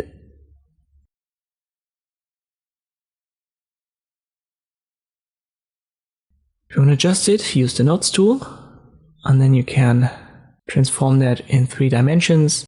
So this can be helpful when you want to create something in a weird angle. I think it's nice to have, but usually when you want to create a grid, you want to use the options that I've already shown you in earlier chapters, but in principle you can also create a grid right here using a path effect.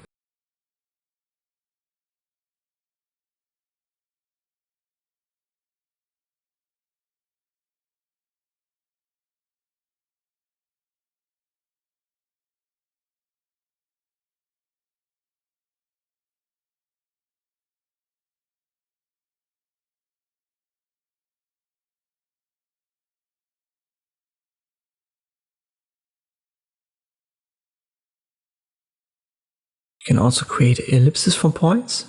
So just like we've constructed the grid, we need points and then our path effect.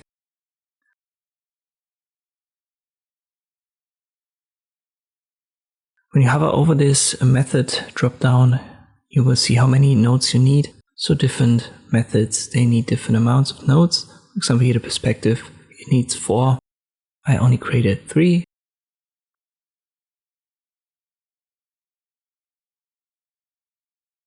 So that we make 4 right here, and now every method should run. And what you can also see is that depending on the mode that you use, some of these options below are grayed out, so you cannot use all options on all methods.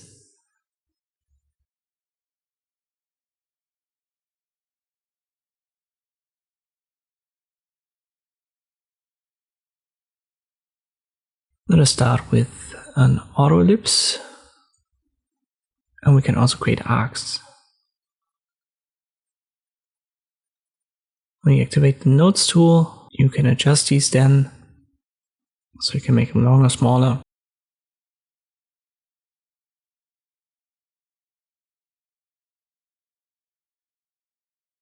And depending on the mode that you use, you can also change the perspective.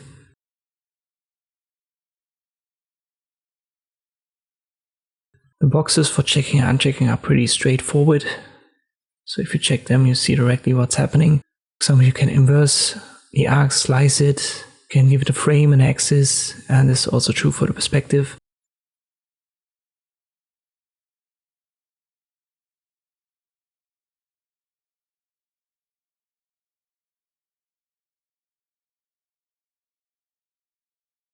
The axis rotation is interesting, but if you have a circle, you won't see that. For an arc, you just see how the circle moves. Well, when you have a closed circle, obviously you won't see anything. When you have that in perspective, it's more an ellipse, and now you can see how this rotates. Once you've got what you need, keep in mind when you add a fill, all of this will vanish. Then press Ctrl Z. If you want to keep it, you have to go to Path and then turn it into a path. So Object and Stroke. And now you can recolor that.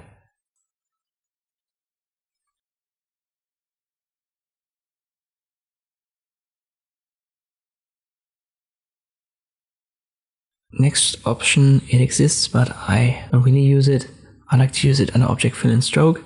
But we can change the join right here under Join Type and also the line cap.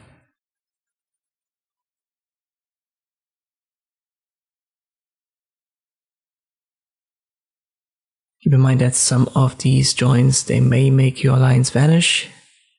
And I've also encountered a couple of bugs with this specific path effect, so be careful when you use it. But the basics should work. For example, here around, you can clearly see the difference compared to miter and beveled.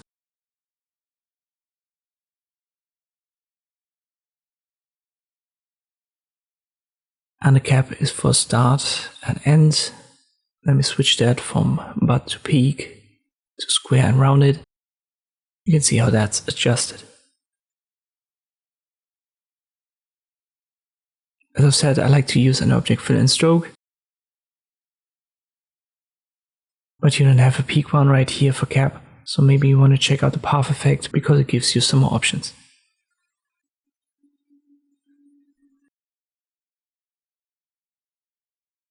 There's also an option to show the handles, so usually they vanish after you've drawn your line.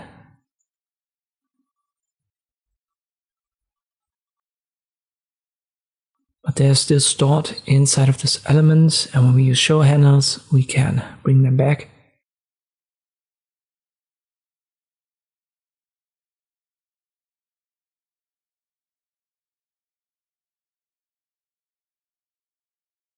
If you want to make tutorials, educational guides, stuff like this for Inkscape, this may be interesting, but I can't really think about any other use cases. You can still recolor that, but keep in mind it's stroke and not a fill.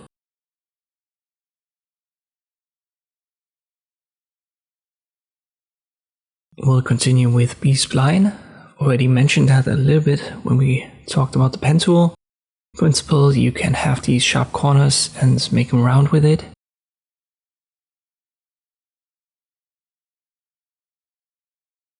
Let us edit here. Default weight is this typical roundness, and make cusp will give you back the original. You can activate the nodes tool and move your nodes around.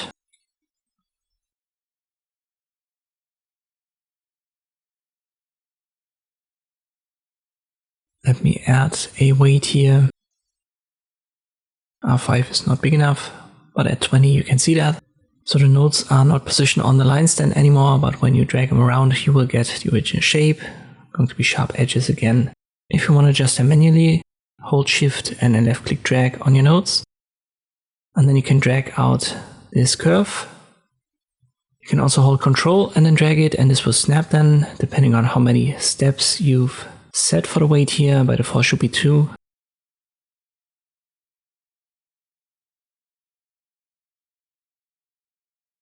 We make that 6, I'll hold Control, left click drag. And now I have more steps. So it's going to snap 6 times instead of 2. Let's go back to the original. Again, I'll hold Shift here, adjust it. The rest is set to 20%.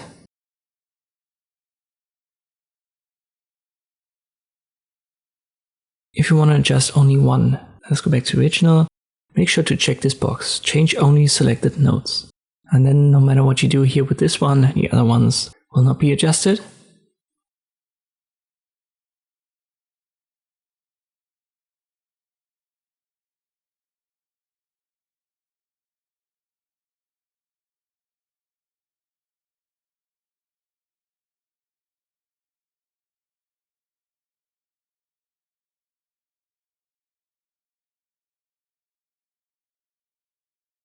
One more thing to add, as I've mentioned, we've already talked a little bit about it when it comes to the pen tool, because it's actually a drawing mode. And the drawing mode is kind of connected to this path effect. So when you use the drawing mode right here, should be the third one, then whatever you draw will automatically have this path effect. Let me keep the menu open and I draw it. I'm going to close my shape. You can already see that we have the BSpline here, and you could adjust it here further.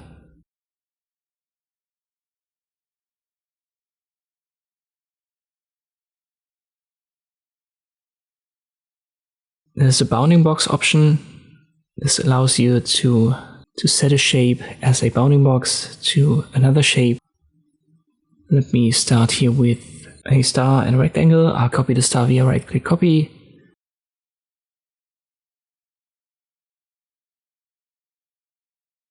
It has this regular bounding box, and now I give the bounding box path effect to this rectangle. I use link path. Better idea to only give it a stroke, no fill, and then we can actually see it when I use this clip function right here.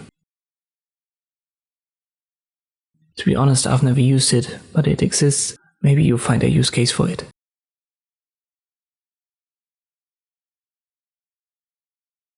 We can add dashed strokes as a path effect as well.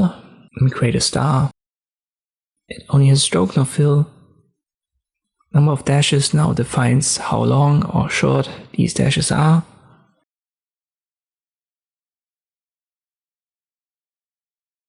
And the whole factor is for the gap between them. It goes from 0 to 0.99. 99 almost closes your shape, and 0 is the biggest gap that you can have.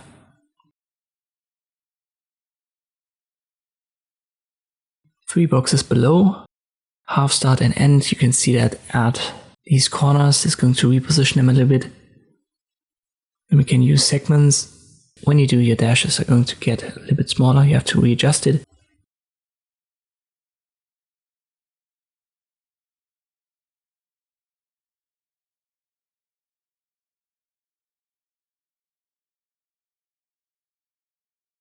And let me show you the last box here. I create a new shape, and this time it's not symmetrical, so I'll make this very long here and the other one's a bit shorter.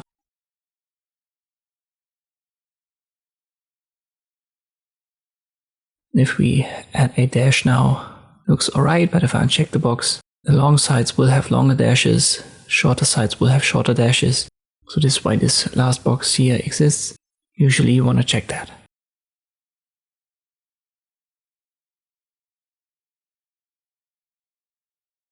For the next effect we need 5 points, because this is Ellipse by 5 points. Activate the nodes tool, and then you have to adjust the angle a little bit, because when the points don't really fit when it comes to the angle on an ellipse, you're not going to see one. And once it's there, you can drag these around and adjust your ellipse.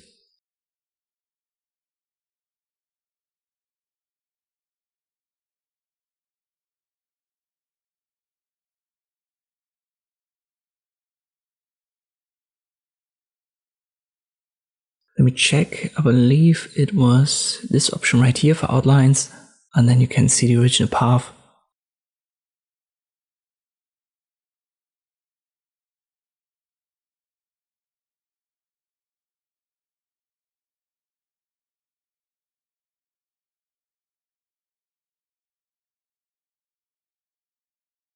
As I said, you need 5 points.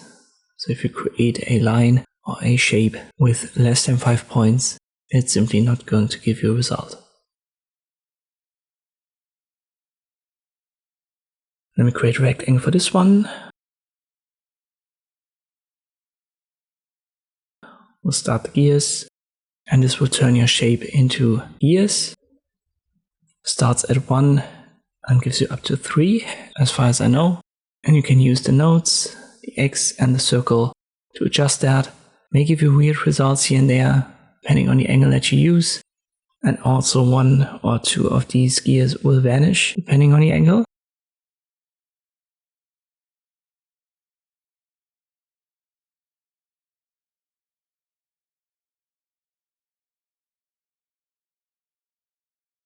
Let me create this 3-point line, and this should give me only 1 gear. I use the nodes tool, and then I can adjust it, make it bigger, smaller, rotate it, stuff like this.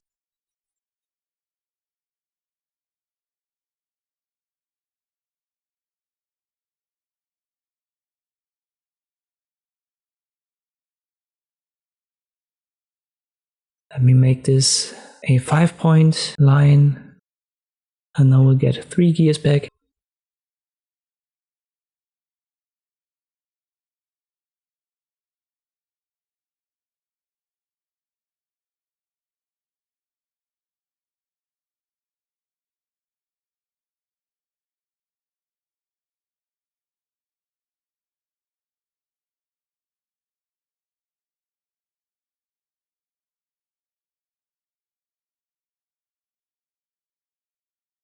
The adjustments in the box are for the teeth of the gears, so you can add more or less of them. The value below, this is for how edgy these teeth are. So if you go higher, it's going to make them sharper. At some point, you're going to get into a direction where it gets too sharp, and then you have weird results. So be careful here. And radius usually doesn't do much. Let me start with the pen tool again. We create a zigzag line. First one is a little bit curvy.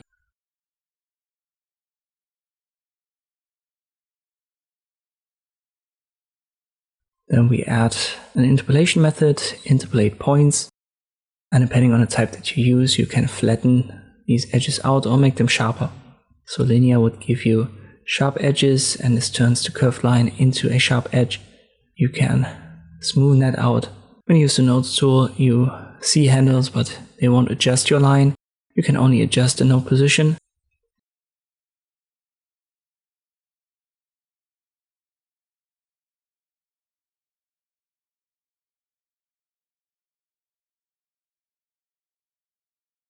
Let me create a curved line.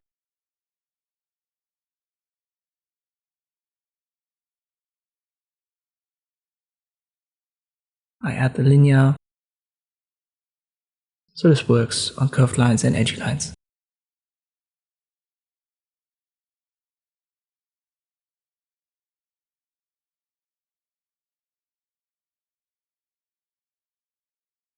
Once again, we'll start with a line. And now we use the path effect measure segments. And this does exactly what it sounds like. It gives you a measure. Most important here is pick a font because you can set the size.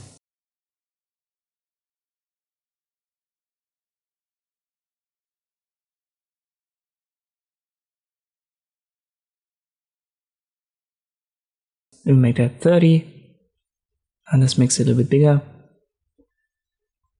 The rest is to adjust the position and the appearance of this measurement, and it's measured in real time. So if I use the nodes tool and I resize that, you can see how this is adjusted in real time.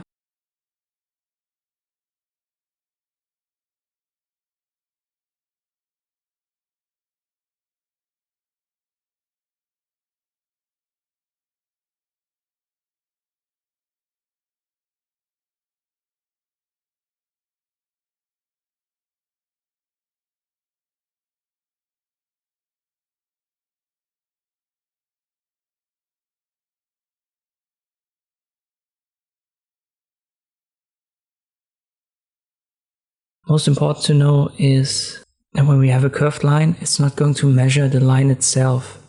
It's simply going to measure the shortest distance between the two nodes of the line.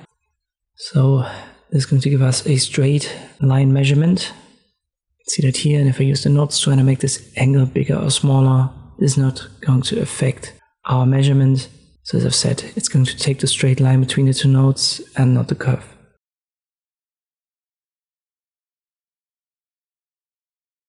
We have an inbuilt way to create rulers. Easily done, and all of these adjustments, even though they're quite plentiful, they are just for the appearance.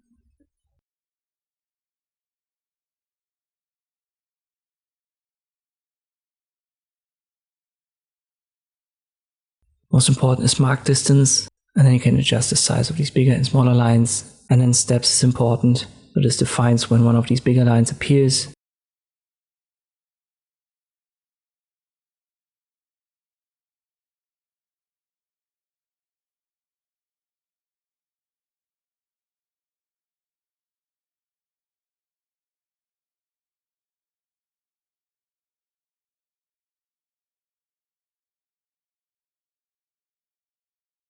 And you can, with mark direction, reposition them, for example, to the center, to the bottom, or to the top.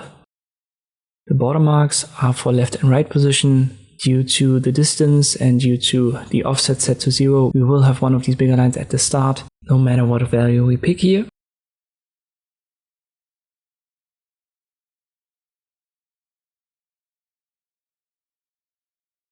And this also works on very complex shapes, so let me give this here a couple of curves.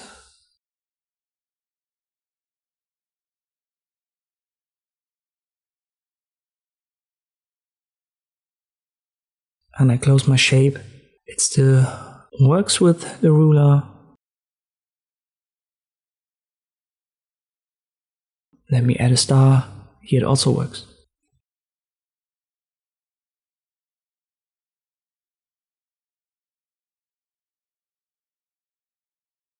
The final one is another spline effect. I don't really know why it exists, because we have the same here yet again for our pen tool. Already talked about the BSpline. This one's called Spiro Spline. Just as a refresher, this was the BSpline. And the Spiro gives you curves directly. And that's exactly what the path effect does. And I think using the path effect is actually less helpful than using it directly here as a drawing mode.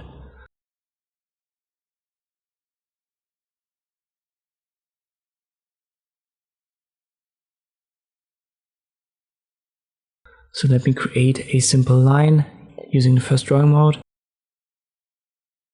Now I'll apply the Spiro Spline. And now I have to use the pen tool anyway and continue this line to have my Spiro Spline visible.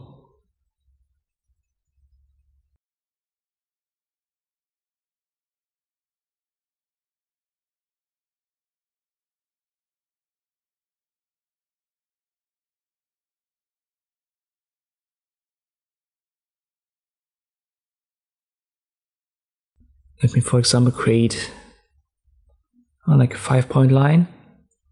And again, I just add the Spiro Spline, it won't change anything.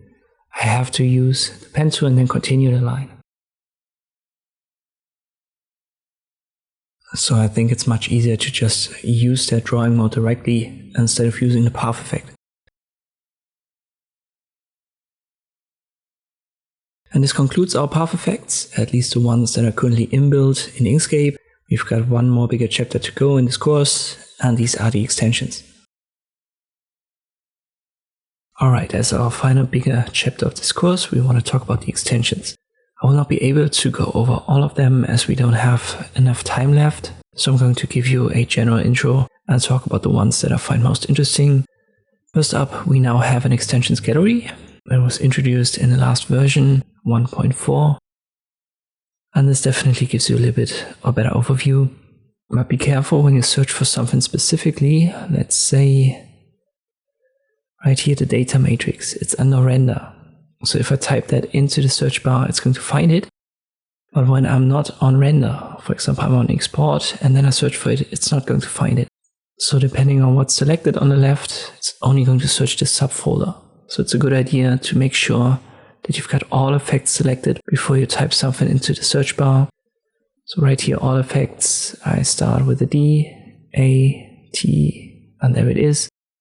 So all effects should be active, and then you can search through all of these extensions.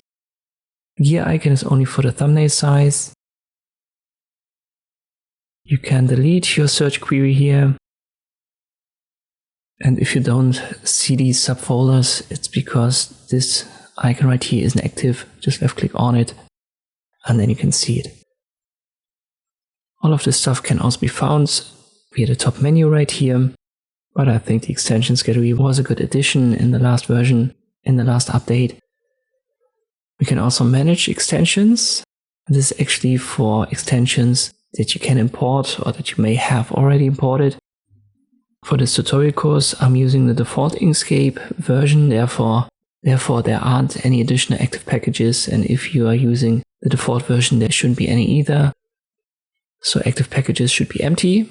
But under Insta packages, you can find a couple that might be interesting. Once again, I will not be able to talk about them in this course, but maybe I'll make additional videos and courses about that in the future. Just pick one and then you could click on Insta package, and then you would have expanded your extensions. In principle, you can also create your own. If you want to have more information about that, just click on create packages and then use the link right here. As I've said, for us in this course, we want to talk about a selection of extensions that are inbuilt by default. For example, the data matrix. And then we want to actually use it so that you get a little bit of practice. I haven't given you much projects in the last bigger chapter. So in this one, we'll do something again. Create a data matrix, make it 22 times 22, square size 8 pixels.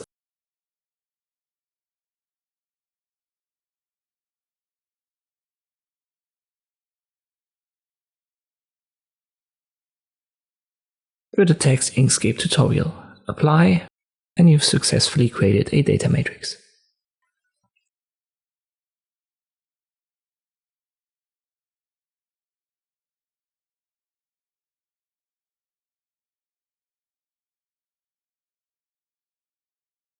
Let us talk about the color extensions. I'll create 3 different shapes, different colors.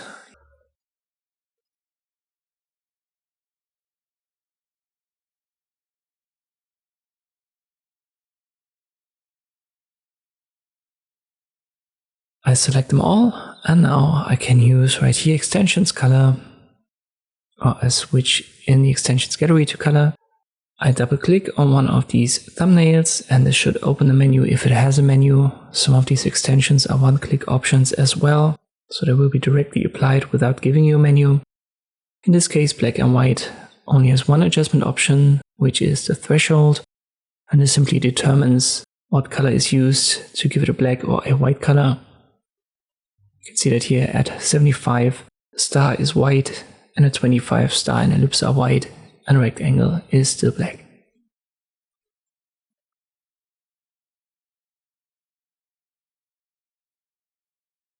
I believe brighter is a one-click option, so I double-click here. We don't get a menu. Instead, it will simply be applied and it makes all colors a little bit brighter.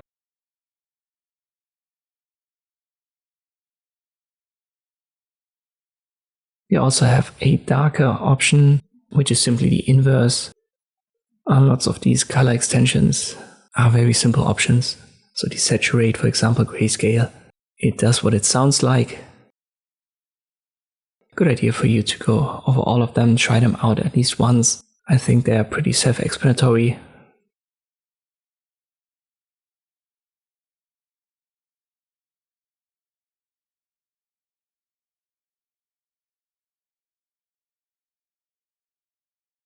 One thing to mention, when you see 3 dots after the name, this means that you're going to get a menu where you can adjust it a little bit more.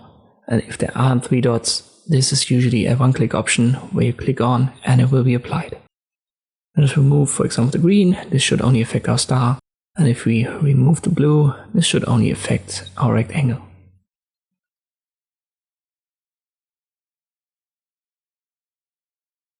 Let's talk about the text extensions. I create a text element for that. And now we'll switch to the category in our extensions gallery. And here you have to be careful because some effects or some extensions, they're actually meant for a text element, but others, they generate a new text element from scratch.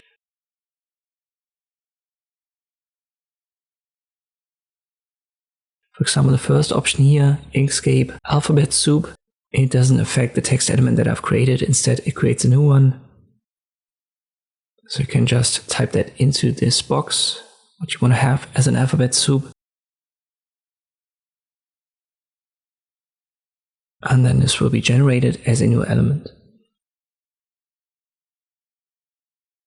This specific effect is somewhat nice to have, but there isn't really a use case. It's just going to randomize your letters, rearrange them a little bit.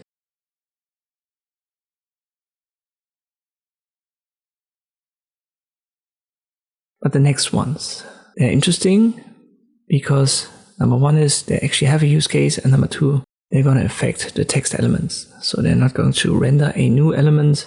You can see that right here. We can change it to uppercase, lowercase, random case, stuff like this.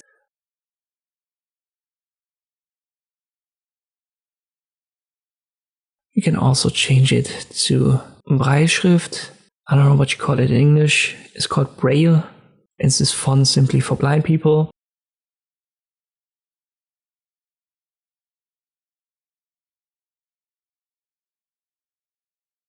Some of these text effects, they are basically font effects. Here, for example, the Hershey text.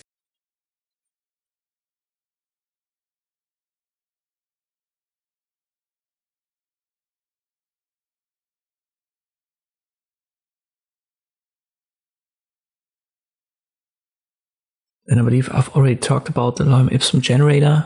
In one of our earlier chapters, we've generated some text from scratch here. So it's inbuilt, you don't have to Google for a Lorem Ipsum generator. It comes in pretty handy.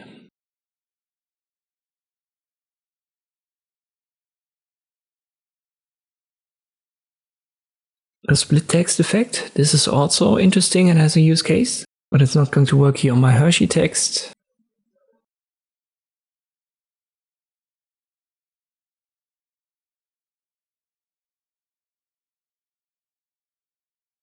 So let me create a new text element. And by default, this text element is just seen as one element, no matter how many sentences, words, letters you've got in there. But sometimes you want to actually split that up and adjust or reposition these text elements, these elements at once. And you can use the split text extension for that. It's going to give you a new element and preserve the original when you have the box checked. And via the dropdown, you can decide if you want to have words, letters, or sentences. So this is actually a useful tool. I would recommend that you check it out and use it at least once, because you may need that at some point. Let's go over some helpful extensions in the document. For example, we can use the Guides Creator, just another way to create guides. You can apply that to all pages. In our case, we only have one, but you can add more right here in the top box. Let me check the live preview and I add a couple of rows and columns. You can set that to different orientations. These are given as presets. You can start from the top left, just start from edges, and you can in principle also add diagonal guides and add margins. It's certainly not a bad extension.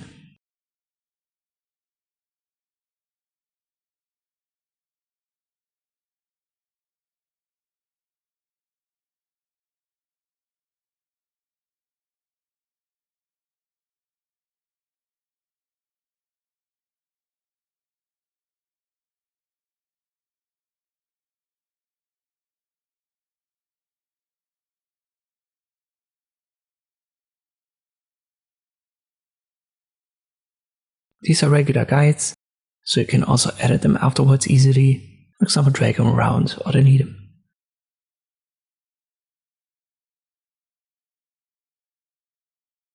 Next one is for cover templates. This is going to create yet some more guides. Most of this stuff is set to English units, so inches. Once again, can be helpful, but I have to admit that I create my book covers in Photoshop or GIMP. But in principle, you could also use Inkscape.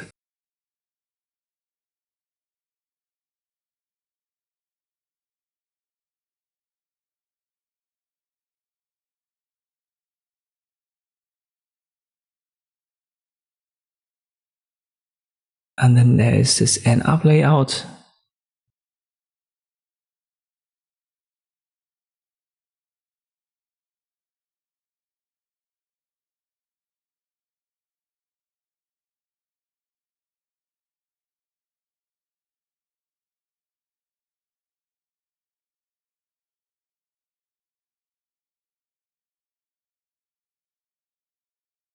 And the printing marks, pretty sure you've seen that. So if you create something with Inkscape that's meant for printing, then you can add these marks right here.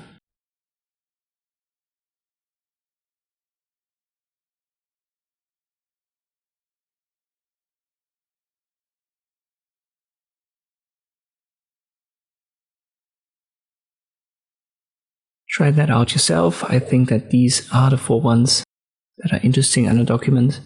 And once you're done, we've got more extensions in the other subfolders. Next category, let us talk about modify path. Once again, I will not be able to go over all of them, but I'll show you the ones that I find interesting. We'll create a line here first with the pen tool, nothing special. And now I want to add the twirl effect, which is simply a rotation effect for the nodes. When you only have 2 nodes, this is going to rotate it clockwise or counterclockwise around its center.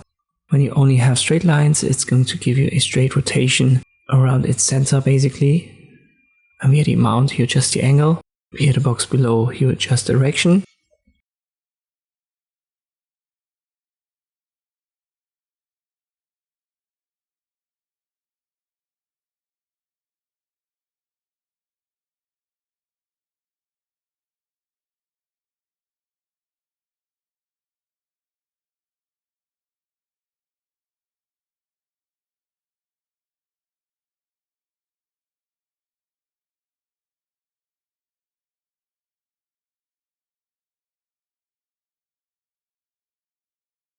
But when we have curves, then things get interesting because it's going to rotate basically every node now around itself, and this can create very abstract results.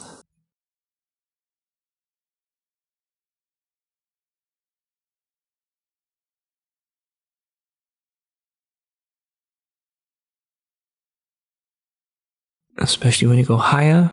When you go at 50, it's already like an abstract painting.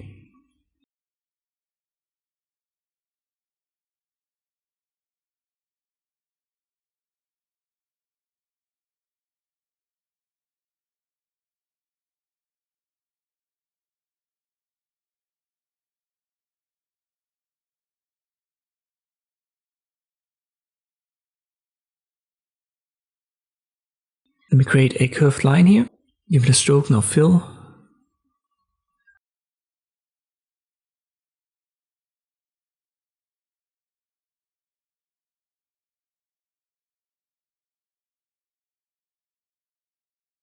And now I use straighten segments, which does what you would assume when you hear the name. So it simply straightens these curved lines out and makes them edgy. When you go to 100%, you're going to get the typical zigzag line. So this can be helpful here and there as well.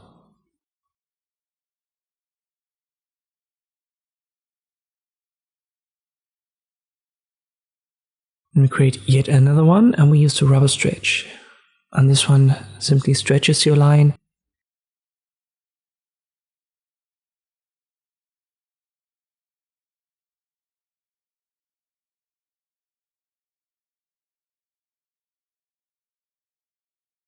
And you can adjust strength and curve to make this stretch bigger or smaller, and have the amplitude bigger or smaller.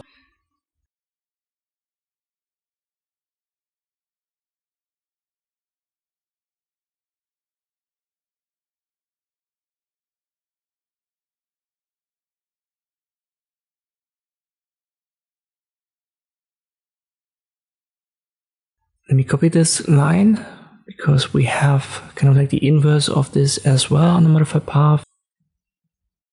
And this should be the jitter. So depending on the values that you use here, in simple terms, it's going to squeeze it a little bit together.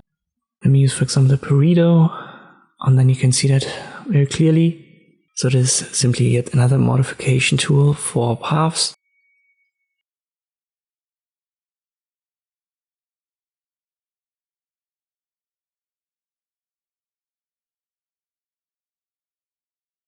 Let us check the approximation. So approximate curves by straight lines, because I think this is also interesting. It's kind of like a zigzag effect, but it's going to add more nodes. If you use a lower flatness, you can see that here you get lots of flat segments, even though we only have like a handful of nodes. And we can also add nodes via the first option right here.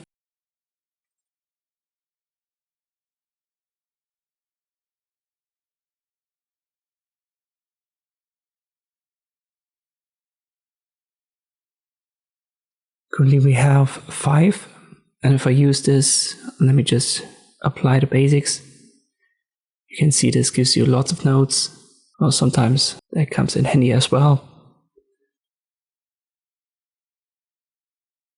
Two more that I want to talk about are the perspective adjustments for modified path. And you know what, let us also talk about fractalize and insert shadow. This is for one element only. I use a circle, go to object path, and then use fractalize. This is simply going to add random wiggle lines, you could say random scribble lines on the edges. This also works on text, so if you turn a text element via path into object to path, this can create interesting results. We also have a shadow here. To be honest, I don't really like this one. I like to use the filters for shadow effects, but it exists.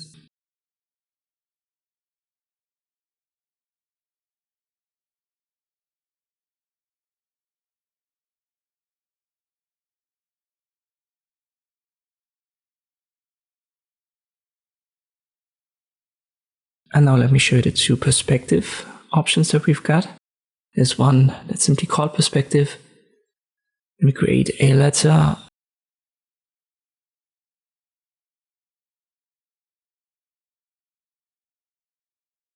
And a rectangle. I transform the rectangle a little bit, and I've used object to path for it.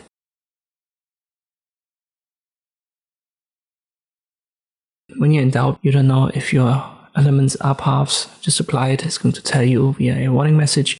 In this case, the letter has to be turned into path via object to path as well. Select both, and then add this perspective.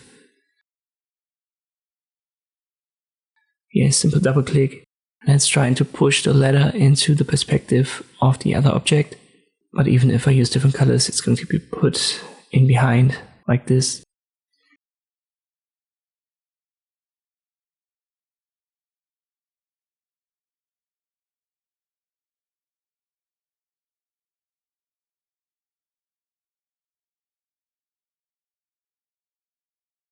And we press Ctrl Z because we also have an envelope, which is kind of like an automatic envelope deformation.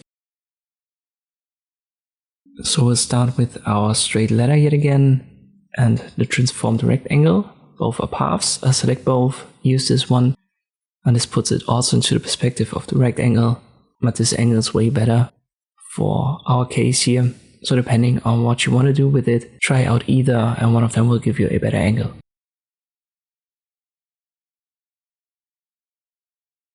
Under Visualize Path, we've got some smaller helpful tools. dimensions, for example, and measure path. They're a little bit more helpful. Let's go over this. The dimensions, it gives you for technical drawings the signs for the size. It only goes for width and height, but still not bad for this easy render option.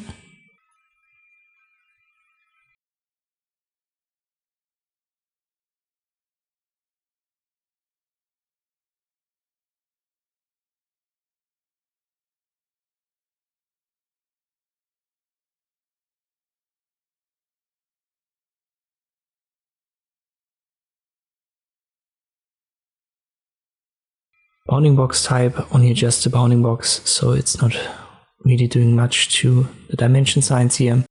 But the offset, it determines how far away these dimensions will be placed, so how far from the element away as offset. I think it's a helpful tool. Next one is the measure path. Let me create a complex path here.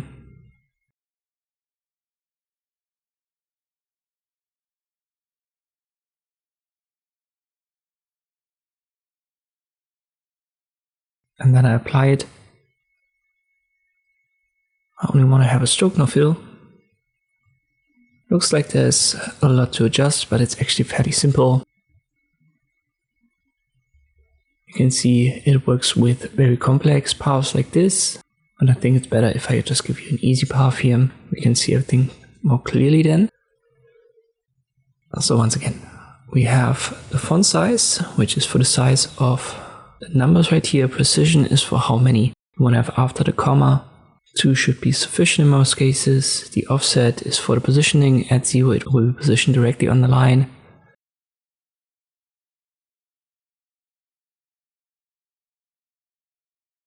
With minus it's going to be a little bit higher. These are the most important adjustments. You can adjust the position right here via the drop down and the measurement type. So you can also use area and center of mass. But usually you want to have the length measured. The other ones I would almost say neglect that, you don't really need it. But the length unit is also important. So if you want to have inches instead of pixels, you can adjust that here.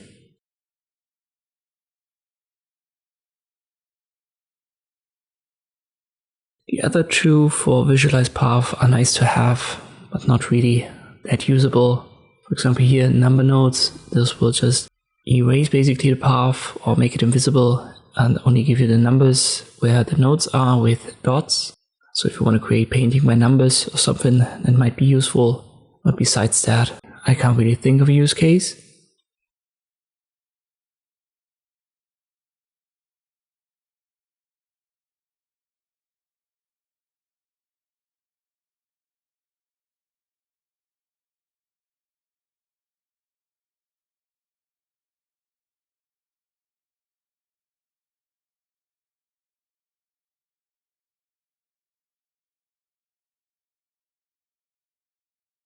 Same goes for draw handles.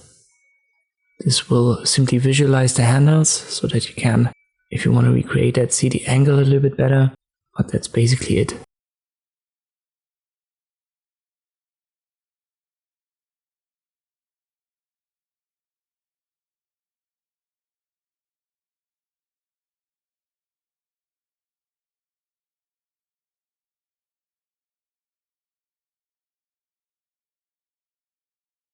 The next category of extensions is generate from path.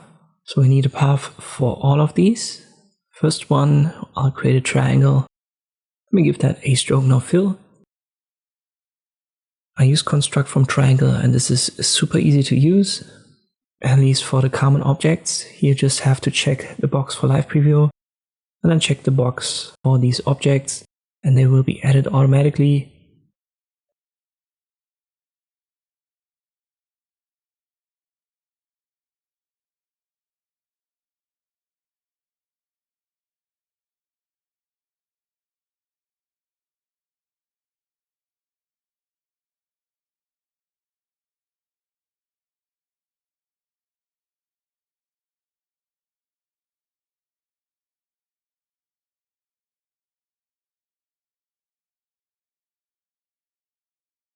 There's also a box for custom points and options. This is a little bit more complex, but it only looks like that at first glance. You can simply set here your map functions and the radius, and then this will also be drawn based on this triangle that you've defined.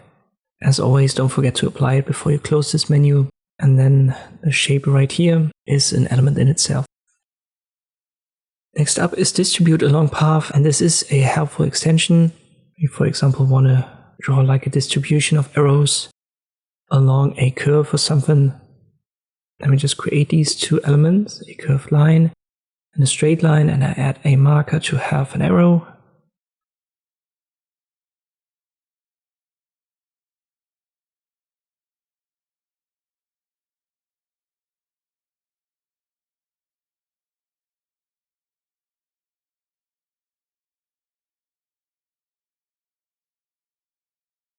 Now I select both, and I use distribute along path. When you check the live preview and you get a warning message, this will usually tell you what's wrong. But be careful, it's not always what's written here. For example, it says here the total length of the pattern is too small. And I don't think that this is actually the issue, but let us try. I'll make this arrow a little bit smaller, my line a bit bigger. I'll try again, and we still have this issue. So this had actually nothing to do with the problem. It was the space between copies. Let me add 10, and there you go, it already runs. You can adjust the offset. In this case, that would make sense.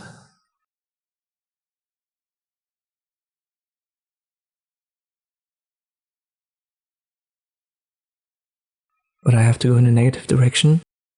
So use -10 or -11. And now all of these arrows are on our curved line.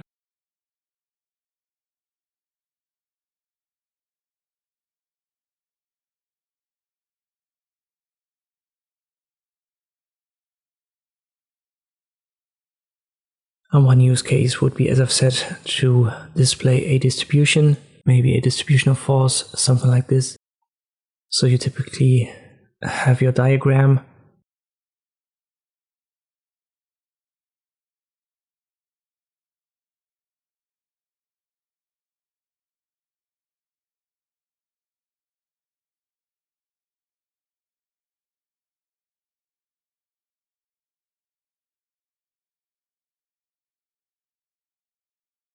Let me rotate this arrow.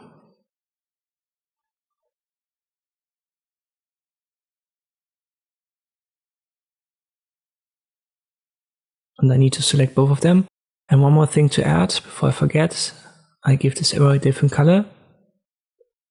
I'll put it on top of the line. I zoom in and you can see the arrow is behind the line.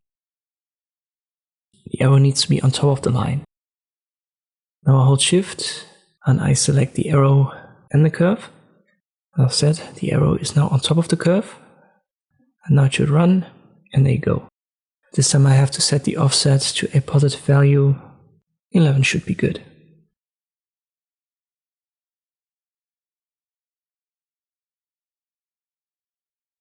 The next option is extrude between two paths. We need two shapes again. This creates an extrusion. So you set two elements, and you actually need two. And in between, this extrusion element will be rendered. And then you can put the original on top if you need that. So it's nice to have, but I wouldn't call this the most helpful of the extensions.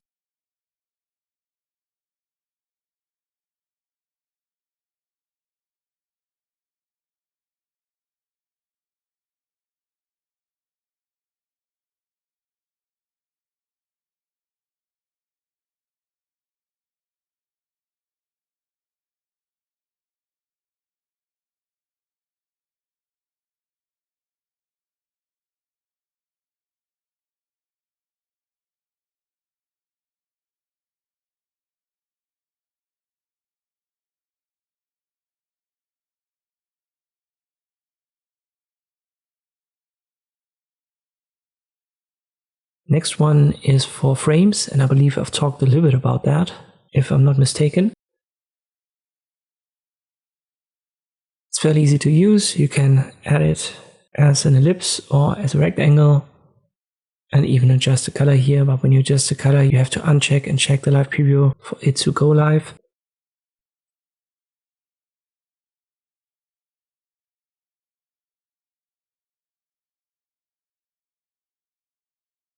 This halo effect is easy to use.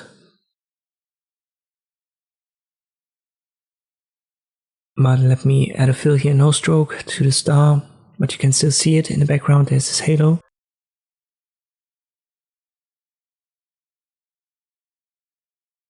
Now I add it, and I want to make that a bit bigger. So on the width, I make it 10, and then it becomes obvious. The more steps you give it, the more time it's going to take rendering it, but the results will be smoother the more steps you add.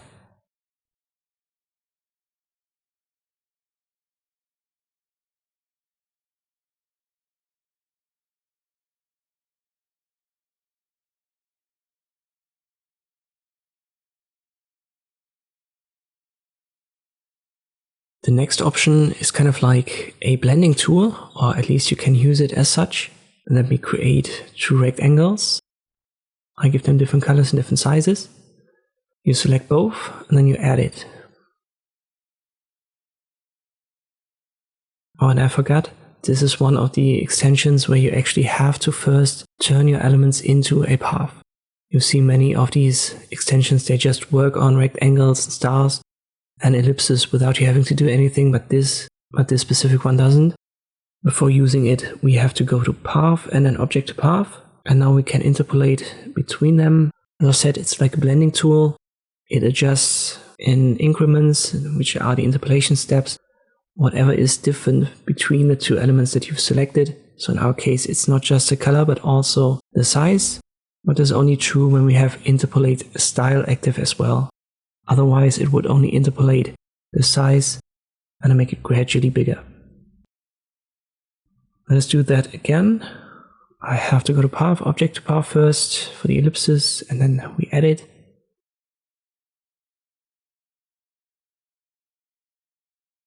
Now I increase the interpolation steps, and this creates a gradual blend, but you can also see it's not without flaws. So here at the top left, the transition isn't that smooth. At the bottom it's okay, it's actually very good, but at the top it's a bit glitchy here and there, but still not a bad tool. As I've said, it can be used as a blending alternative. We have a long shadow. Once again, I believe I've talked a little bit about that.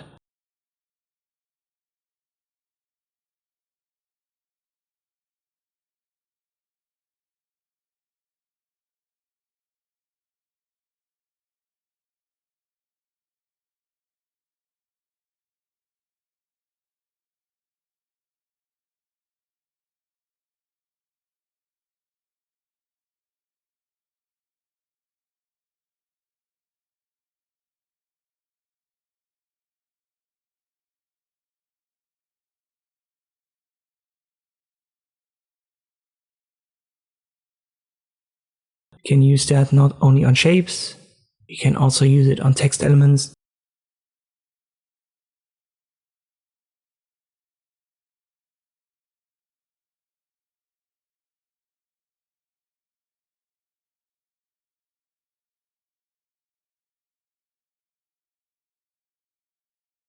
But for text, you have to yet again turn it into path first.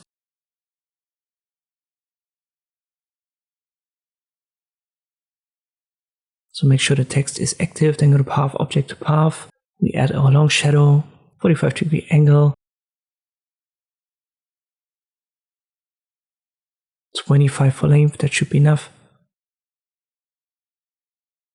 You have to ungroup it, Ctrl G, or go to Object, Ungroup, and then you can give the original a different color, and your shadow right here, and this is a typical long shadow effect.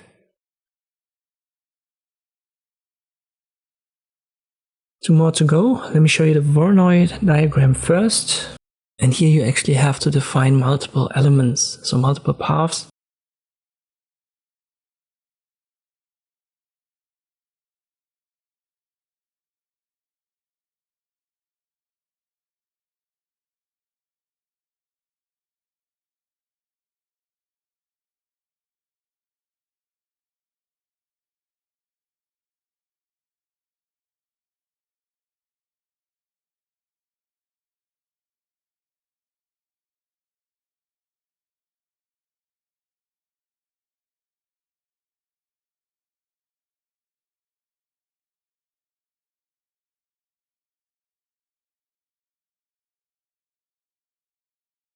Let me just create a couple of these rectangles, and all of them will be used as a center.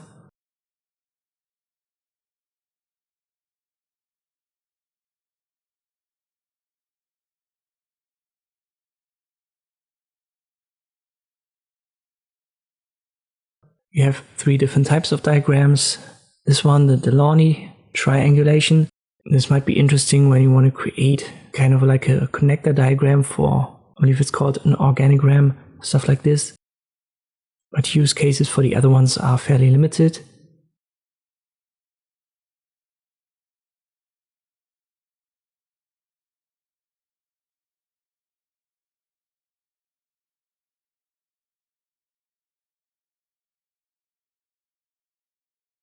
Final one, pattern along path. This is yet again interesting, I think.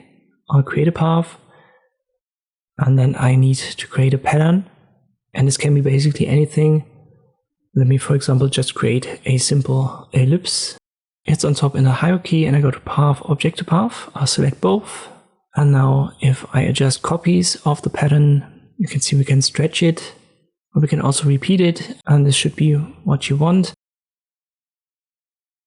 So you can put this circle on your path. It's kind of like the path effect that I was talking about earlier.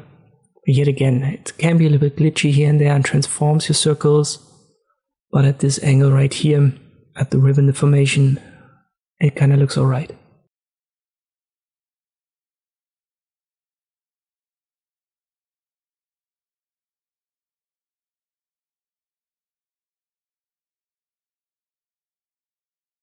I apply it, and the path is still there in the background. And I believe this is the last category that I can start in this course before we hit the time limit. But it's, I would say, one of the most important under extensions. It's the render option.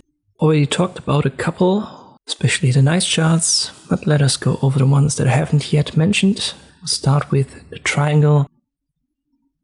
You can render it based on the 3 sides, but obviously this has to make sense. So when you make one side too small for the other ones, you're going to get this warning message. So it has to be a triangle that can actually exist in a 2D dimension. You can also do that based on angles. So this for ABC angles below. And here again, it has to be reasonable, it has to be sound.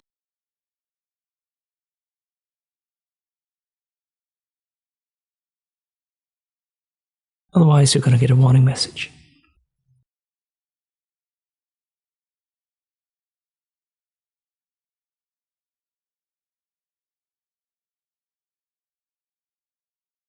As I've said, I have talked about the nice charts in depth, so I'm not going to go over that here again.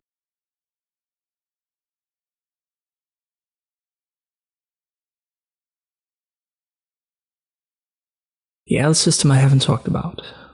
This will just generate kind of like a branch. You can determine the branches via the formula above. Most important though is the order. Don't go too high because it might crash your system.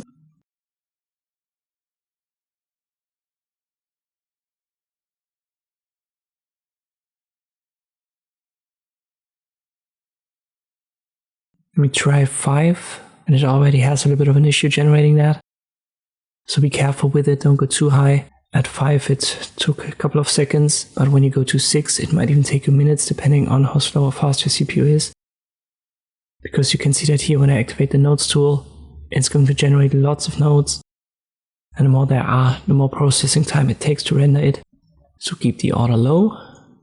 And let us check the random tree, which is, I don't want to say the same, but it goes in the same direction, but it's a much easier menu to use.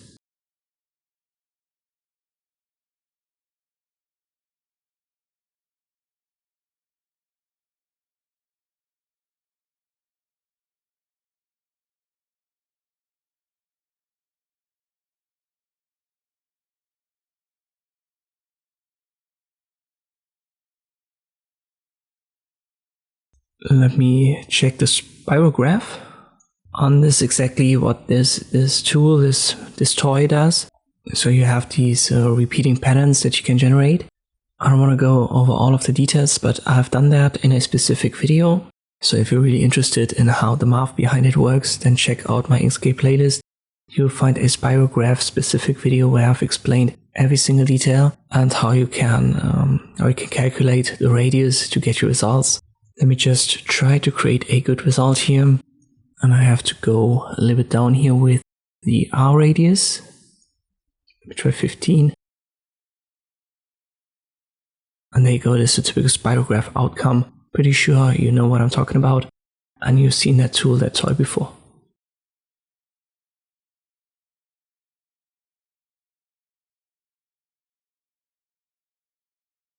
I've talked about the grids in div. The polar grid has its own chapter. Here's another way to generate an isometric grid. And we have two options for the typical 2D Cartesian grids. So I don't want to go over that in detail.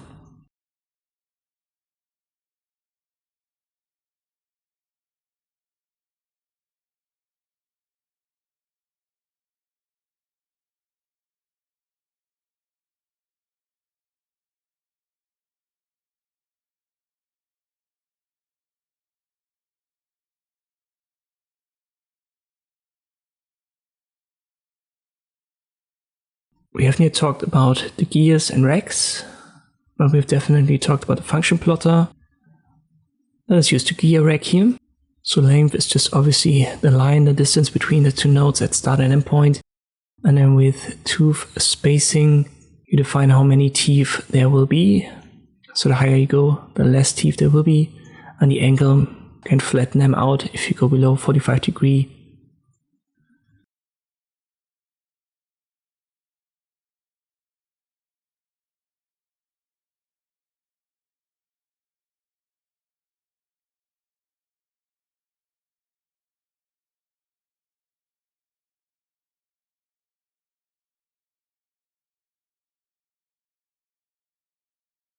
Then we have the gear render option. I think this is also pretty self-explanatory, the number of teeth, just define so many of there are. Then you can define the size and the pressure angle. This will once again flatten them or make them a little bit sharper.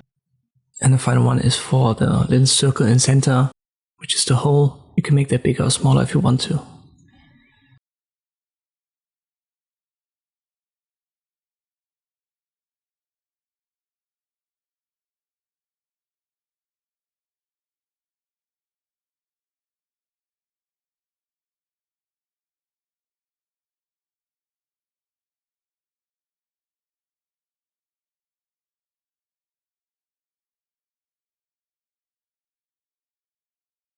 Let's continue with foldable box, I believe. We haven't done that. This gives you a template for a print. We make that a bit bigger with an height.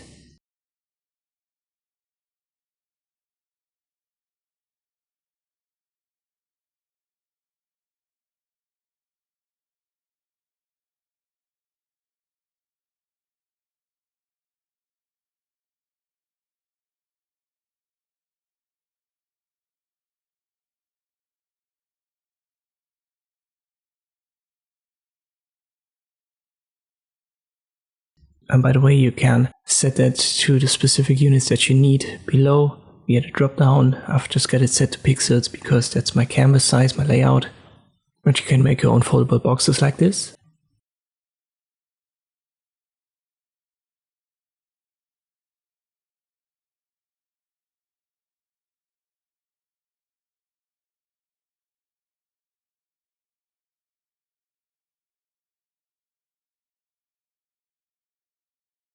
You can also render a calendar. We have 2025, so let me fix that. Then week starts at, let's say, Monday, and weekend Saturday, Sunday.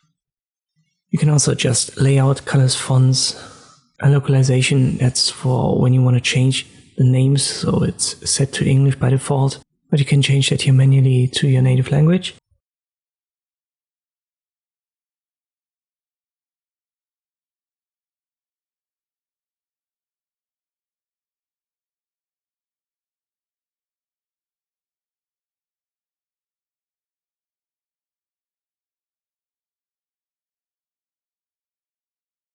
Let us check. We have talked about the data matrix.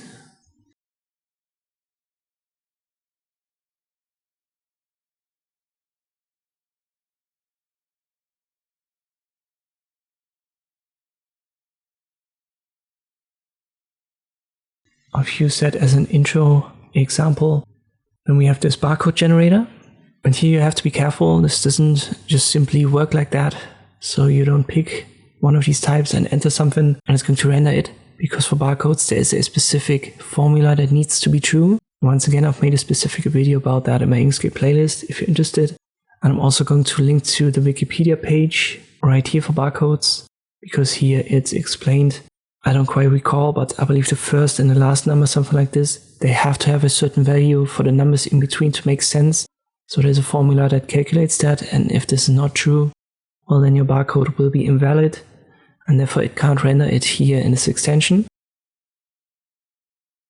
Well, let me use the one here that we've got on Wikipedia for EAN13.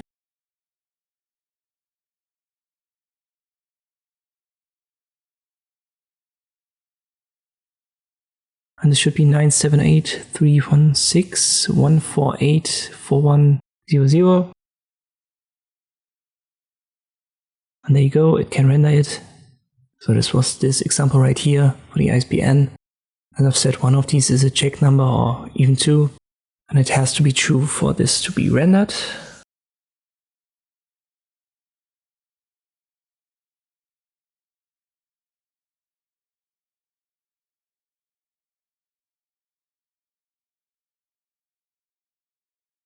QR code, this is easily done again. Usually you want to add a URL, for example inkscape.org. And I would advise you to size it automatically. You can make that bigger, but usually you want to have it as small as possible and the auto does it for you. Error correction level below. This is for the readability. It's a good idea to set that to the highest value. But you also have to keep that in balance with the URL. If it's very long, then go down with the correction level.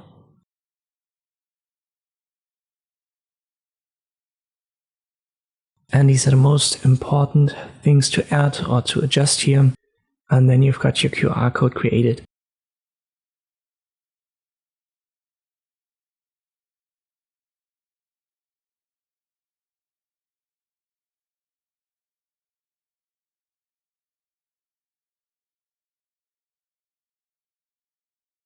Wireframe gives you a globe, and you can adjust how many lines you want to have, how you want to tilt that, what radius it should have.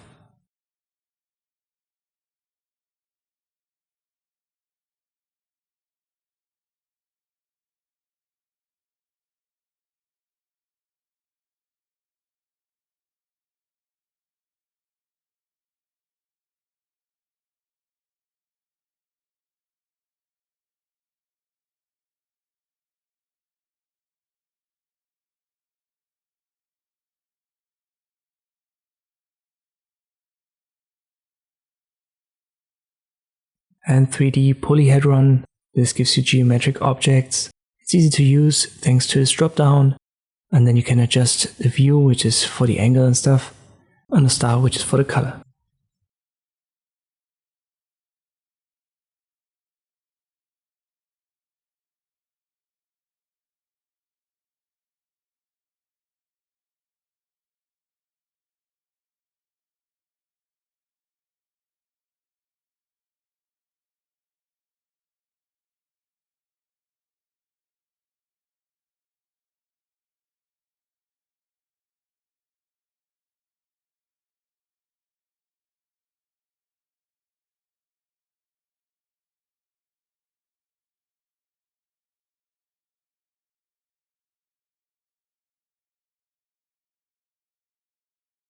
And this concludes our course. As I've said, I don't want to start something new because I don't know if I hit the time limit with it.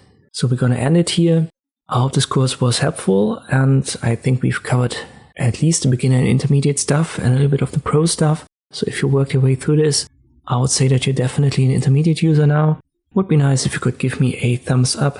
Making this video took a long time. and it doesn't cost you anything to give me that thumbs up. Actually helps with the algorithm. If you have more questions about Inkscape, then do me a favor and check out my channel homepage first. You'll find my Inkscape playlist down here. I've made almost 500 videos about that tool where I've answered, I would say, the most common questions. So check that playlist. If you've gone through that, your question wasn't answered, then let me know in the comments below. And if there's something that you want me to add or improve in a future Inkscape course, also let me know in the comments below. In general, I hope this video was helpful. Thank you for watching, and I'll see you next time.